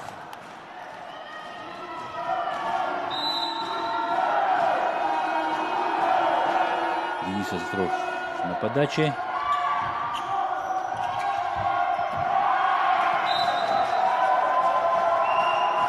Двадцать 25-е очко приносит своей команде Иннокентий Филиппов. Первую партию со счетом 25-14 выиграла команда Чурапчинского Улуса. Со счетом 25-14 первую партию выиграла команда Чурапчинского Улуса. На одном дыхании прошла всю партию, порадовав своих верных болельщиков.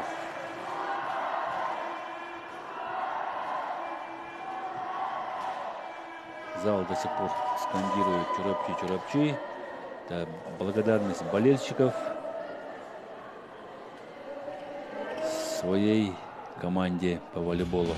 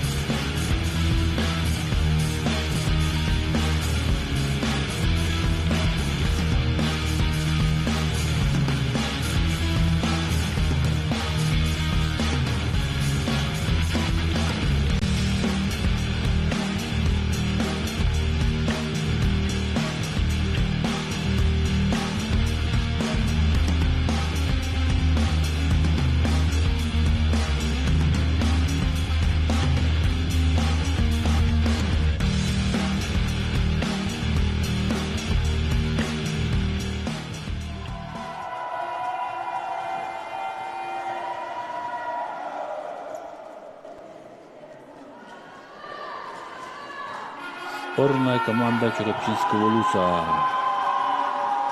в черно-красной форме. Сборная команда Намского в белых. Форма, белая форма.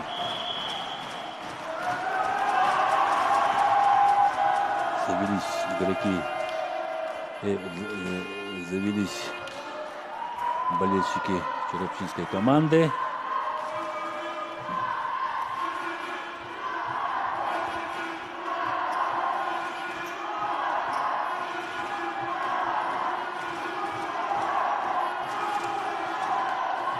Семен Васильев на подаче у намской команды.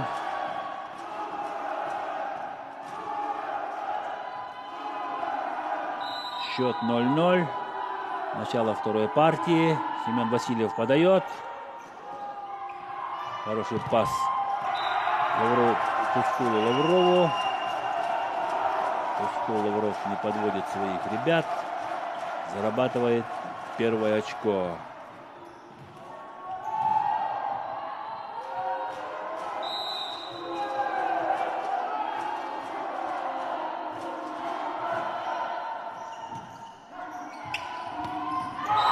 Марк Васильев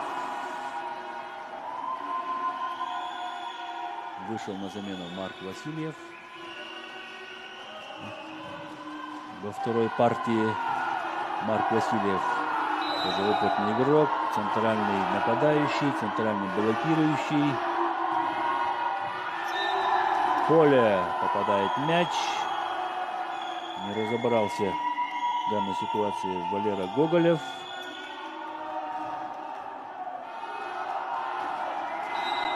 1-1.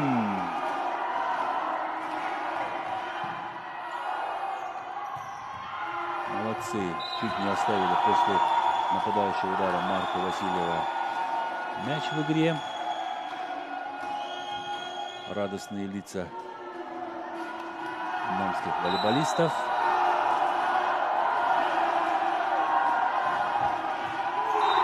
Эйс.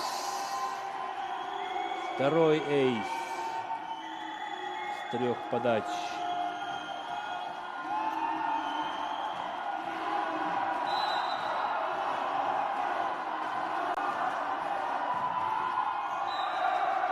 Аут. Ошибается Павел Абутов. 2-4.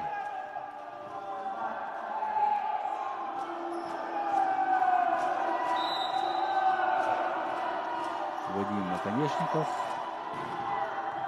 Хорошая передача.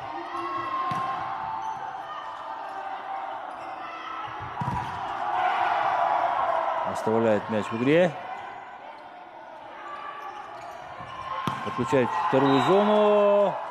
Тут как тут Игорь Афанасьев.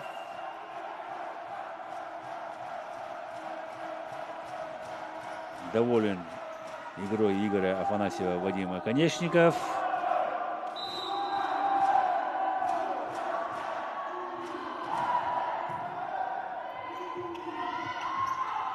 В аут улетает мяч после удара Марка Васильева.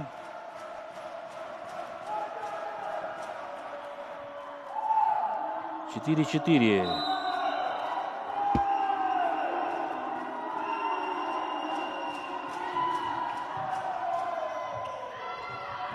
Не достает мяч Марк Васильев. Опаздывает с прыжком.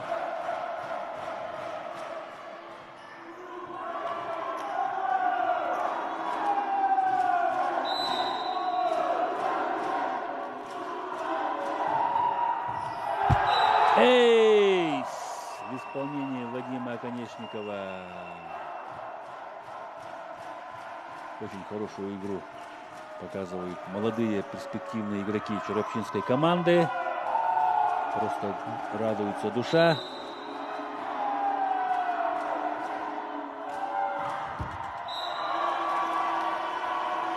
Ошибается Вадим Наконечников. Подбадривают его ребята. Вернулся на переднюю линию Андриан Григорьев. Марк Васильев подает. Хороший прием. Заблокировал Андриан Григорьев Иннокентия Филиппова.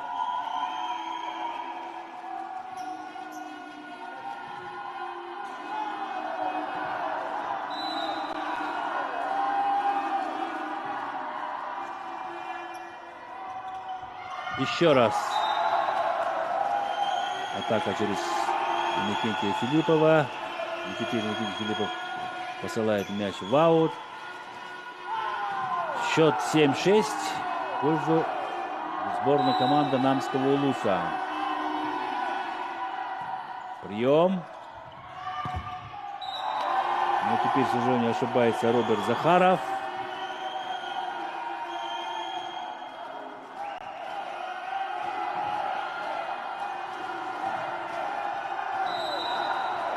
Ошибается на одиночном блоке. Еще раз. Атака через Игоря Афанасьева.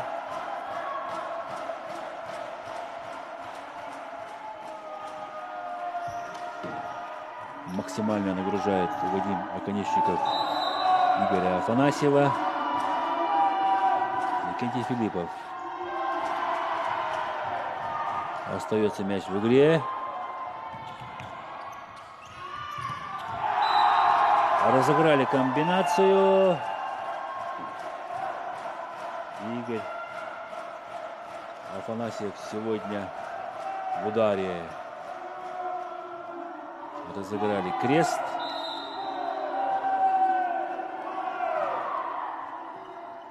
И снова не справляется с приемом Берген Иванов.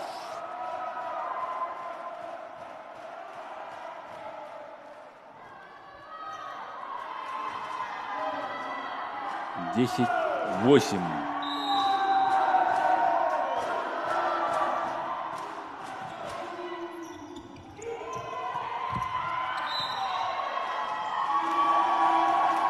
Сетка у игрока Чудовчинской команды.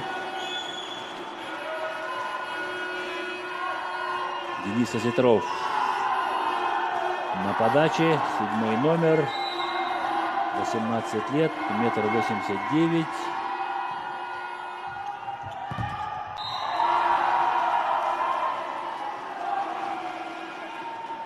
Ошибается Роберт Захаров.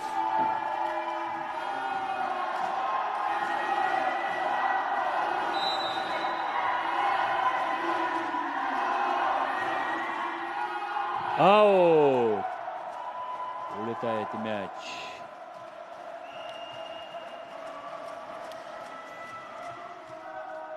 Десять. Очко в очко идут обе команды. Роберт Захаров на ваших экранах. Прием хороший. Блокаут.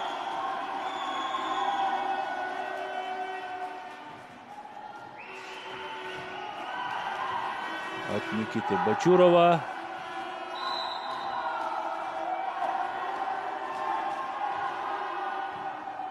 Прием. Хороший удар. Остается мяч в игре. Туску Лавров. Берген Иванов оставляет мяч.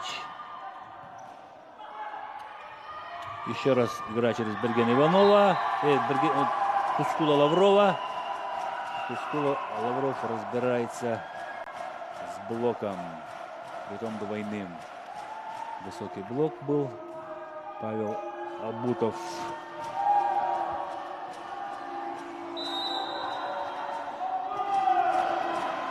И Андриан Григорьев блокировали Тускула Лаврова. Ошибается Игорь Афанасьев. Возвращается Марк Васильев на переднюю линию.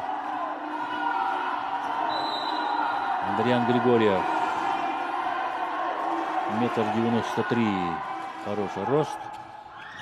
Сброс. Видел Владимир Оконечников, что блокирующий сместился к центру, в центральной зоне. и аккуратно скинул мяч в защищенную вторую зону. Дмитрий Ржаков.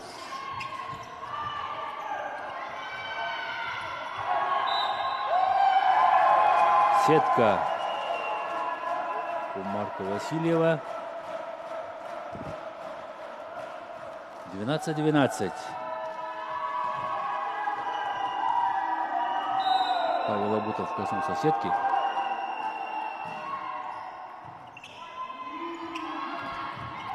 Марк Васильев в атаке. Туску Лавров. Подстраховали.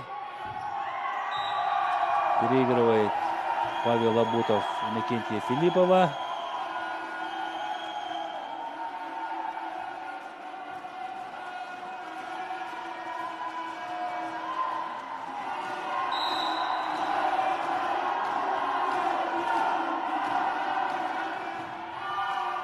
Неудачный прием. Но зато отличная атака в исполнении Тускула Лаврова. Да, лидер показывает свои лидерские качества.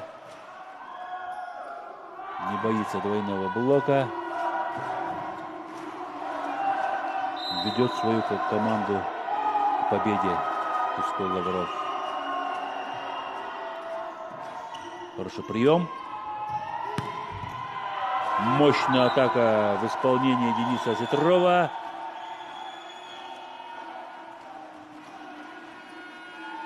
Хороший подбор волейболистов у обоих команд. Практически на площадке 18-летние и 20-летние игроки, ведомые своими старшими товарищами. Аут от Никиты Бачурова. Ошибается Никита Бачуров.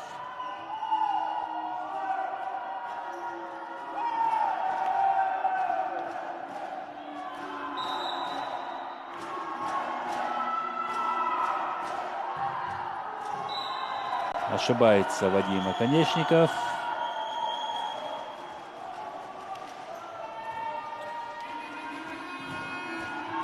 «15-15». Марк Васильев. Ошибается Игорь Афанасьев. Да, чересчур отведенный мяч. У него лучше получается, когда мячи практически над сеткой.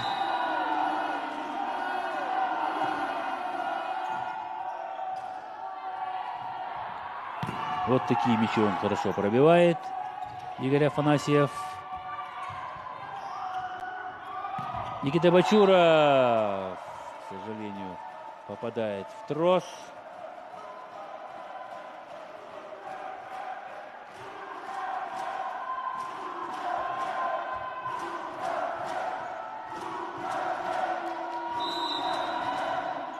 Иннокентий Филиппов.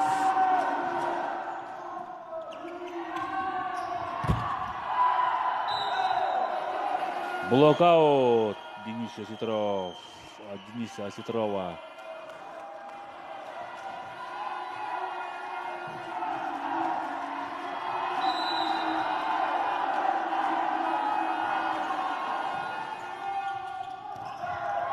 Дима Ржаков с третьей зоны.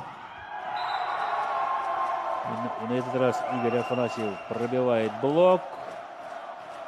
17-17. Очень хорошую игру показывают обе команды. Действительно, игра — это шоу для зрителей. Хороший прием. Застоялся немножко Игорь Афанасьев. Не успел на поднятый мяч.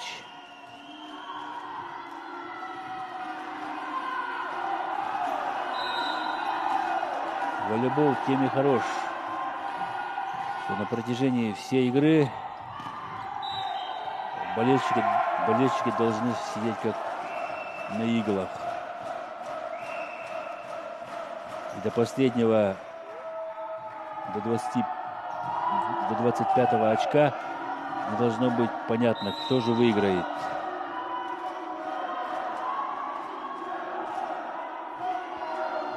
Игорь Афанасьев на подаче. Хороший, мощная силовая подача. Не успевает Туско Лавров на этот мяч. Семен Васильев атаковал. Еще раз Семен Васильев. Блокаут. Скоростная игра.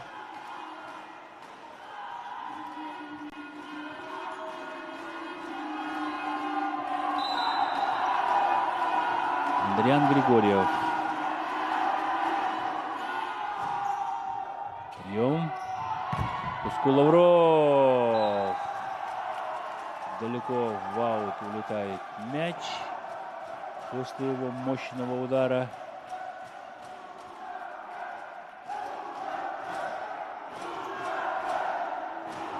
Весь зал практически за черепчинскую команду. Дима Арзаков. Хорошая подача. Не справляется с атакой Никита Бачуров.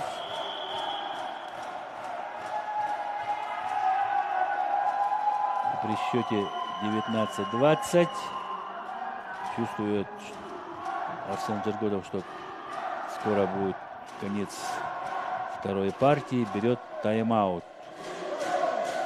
Послушаем, что они говорят, что обсуждают.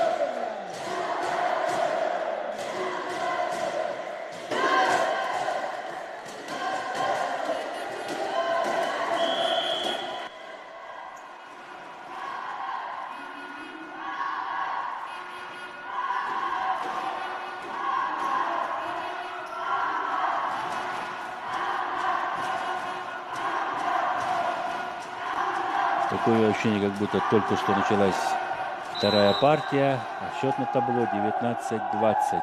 Либо 20-19 в пользу команды Черепчинского Улуса. Да, пробивал Иннокентий Филиппов по переходящему мячу. К сожалению, ошибся.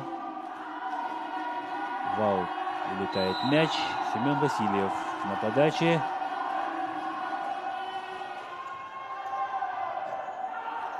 Постраховал своего либера игрок команды Черепчи. Сброс.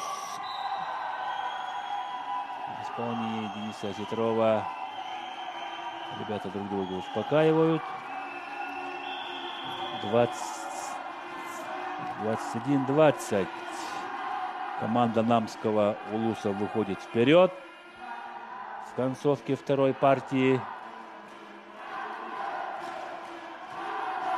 При счете 20-21 команда Черепчи берет тайм-аут.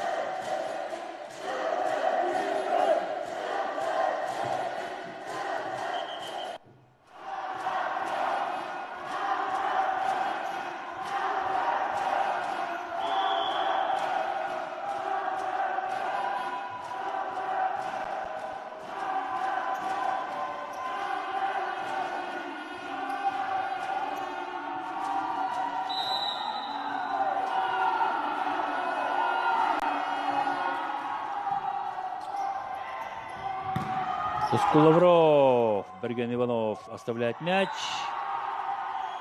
И Марк Васильев выигрывает 22 очко.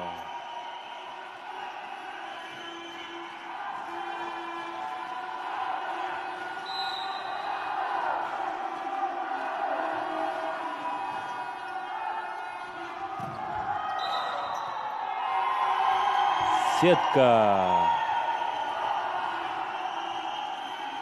23 очко у команды Намского Улуса.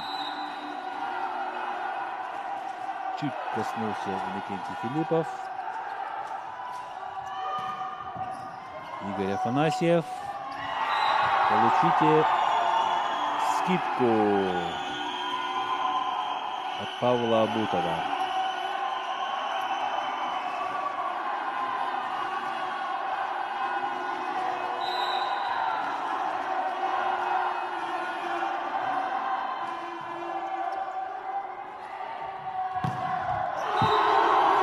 25-е очко выигрывает команда Намского Улуса. И счет в партиях 1-1. Все только начинается.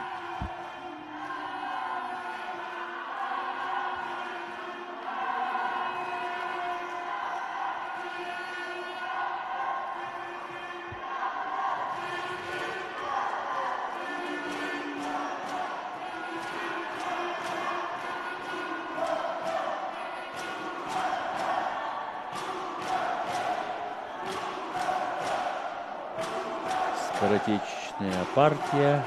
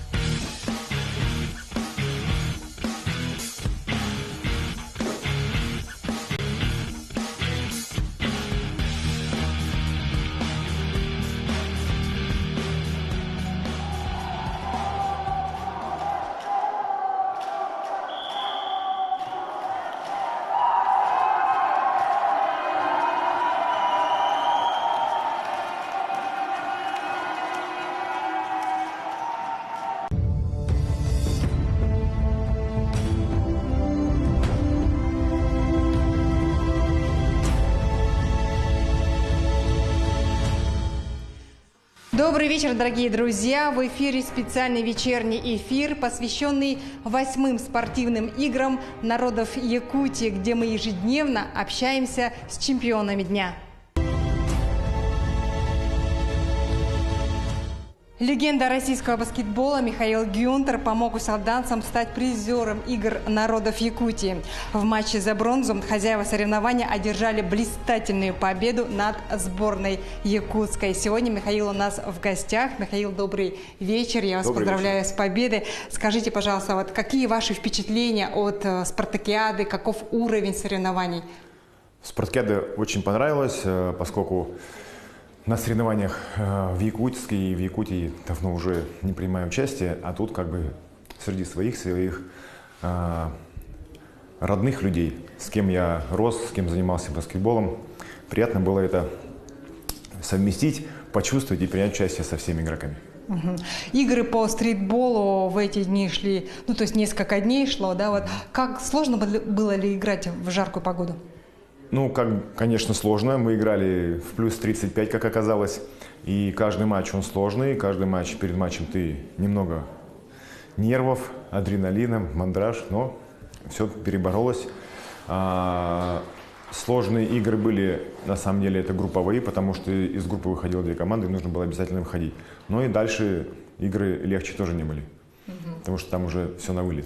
Вот в 1/4 мы в 1 очко выиграли у кангаласков. Кого вы бы назвали сильной командой? Это, безусловно, команда города Нерюнгри и намцы. Я еще слышала, Михаил, что у вас были претензии к судьям. Это не претензии к судьям, это такая маленькая часть организационная, что расписание было сделано одно накануне вечером, а по факту совершенно другое. Если первую игру нам поставили в 10, то следующая игра у нас по расписанию должна была быть в 6 вечера. В итоге ее поставили в 12. То есть что полноценный организм не восстановится, плюс ты играешь на полную силу, 10 минут чистого времени, а это тяжело, и плюс погодные условия, плюс 35 температура. Это добавляет еще больше сложности. Михаил, мы знаем, что специально на эти игры вы привезли щит для игры в стритбол для детишек Усалданского улуса. Вот расскажите об этом. Да, была у нас такая идея с Бурцевым Иваном Гавриловичем, поскольку наш руководитель, и я предложил ему сделать для детей в той школе, в которой он выпустился, подарить баскетбольную стойку, баскетбольное кольцо, чтобы дети познакомились со стритболом, с уличным баскетболом, развивались, любили его не только как баскетбол в зале, но и на улице, на свежем воздухе. Ну и, может быть, в будущем и отсюда выйдет мастер спорта. Ну, у вас были планы устраивать мастер-классы в эти дни, да? Да, хотели провести мастер-класс после соревнований, но в сегодняшний день погода не позволила, и пошел сильный дождь. Угу. Объясните нашим телезрителям, в чем отличие стритбола от баскетбола? Ну, первое – это одно кольцо. На площадке играет 3 на 3, то есть в одной команде 3 человека и в другой 1 на замене. Игра длится 10 минут, на атаку у тебя 12 секунд, если в большом баскетболе 24 секунды, то здесь время укороченное, 12 секунд дается на атаку. И оно начинается прямо тогда, когда мяч тебе забили, и ты из-под кольца мяч подобрал. То есть за 12 секунд тебе нужно вывести за трехочковую линию, за дугу, как правильно сейчас говорить, и провести атаку. Плюс очень динамичный вид спорта, очень контактный. В общем, нужна очень большая выносливость и очень хорошие физические данные. А рост? Рост иногда важен, но больше играют физические качества. Чем ты сильнее подготовлен, это уже надо как бы стритбол ближе, так скажем, как кроссфит. Михаил, мы знаем, что вы родились во Владимире. Расскажите, пожалуйста, о себе, о том, как вы попали на якутскую спартакиаду в Барагонце. Поскольку в Якутии я отучился всю школу, у меня как бы здесь родители переехали по работе, ну и баскетбольный круг не такой в Якутске большой, в общем, все друг друга близко знаем. Одно время ко мне хотели приехать ребята из Усть-Салдана, баскетболисты, набраться опыта в мой летний баскетбольный лагерь. Но это как общение завязалось, мы решили, так скажем, объединить наши силы и попробовать принять участие на спартакиаде. А где вы живете? В каком городе? Сейчас? Сейчас, да. В данный момент в Москве. Ага. Что вы можете сказать про участие легионеров в командах? Ну, все, конечно, задают такой вопрос, что можно ли допускать легионеров или нельзя. Все это на усмотрение организаторов. Но я как считаю, что, наверное, все-таки, если это игры народов Республики Саха, то тогда и надо, чтобы ребята играли именно те коренные жители, которые выросли здесь, которые здесь научились играть в баскетбол. Потому что легионеры приехали, сыграли и уехали. Угу. Вот. И в таком случае, какие ваши пожелания начинающим баскетболистам, стритболистам нашей республики? Ну, и начинающим, и продолжающим желаю, конечно же, меньше травм, стараться, стремиться, не останавливаться на достигнутом, ну и любить баскетбол. Огромное вам спасибо, еще Благодарю. раз поздравляю. Спасибо. Всего доброго. До свидания.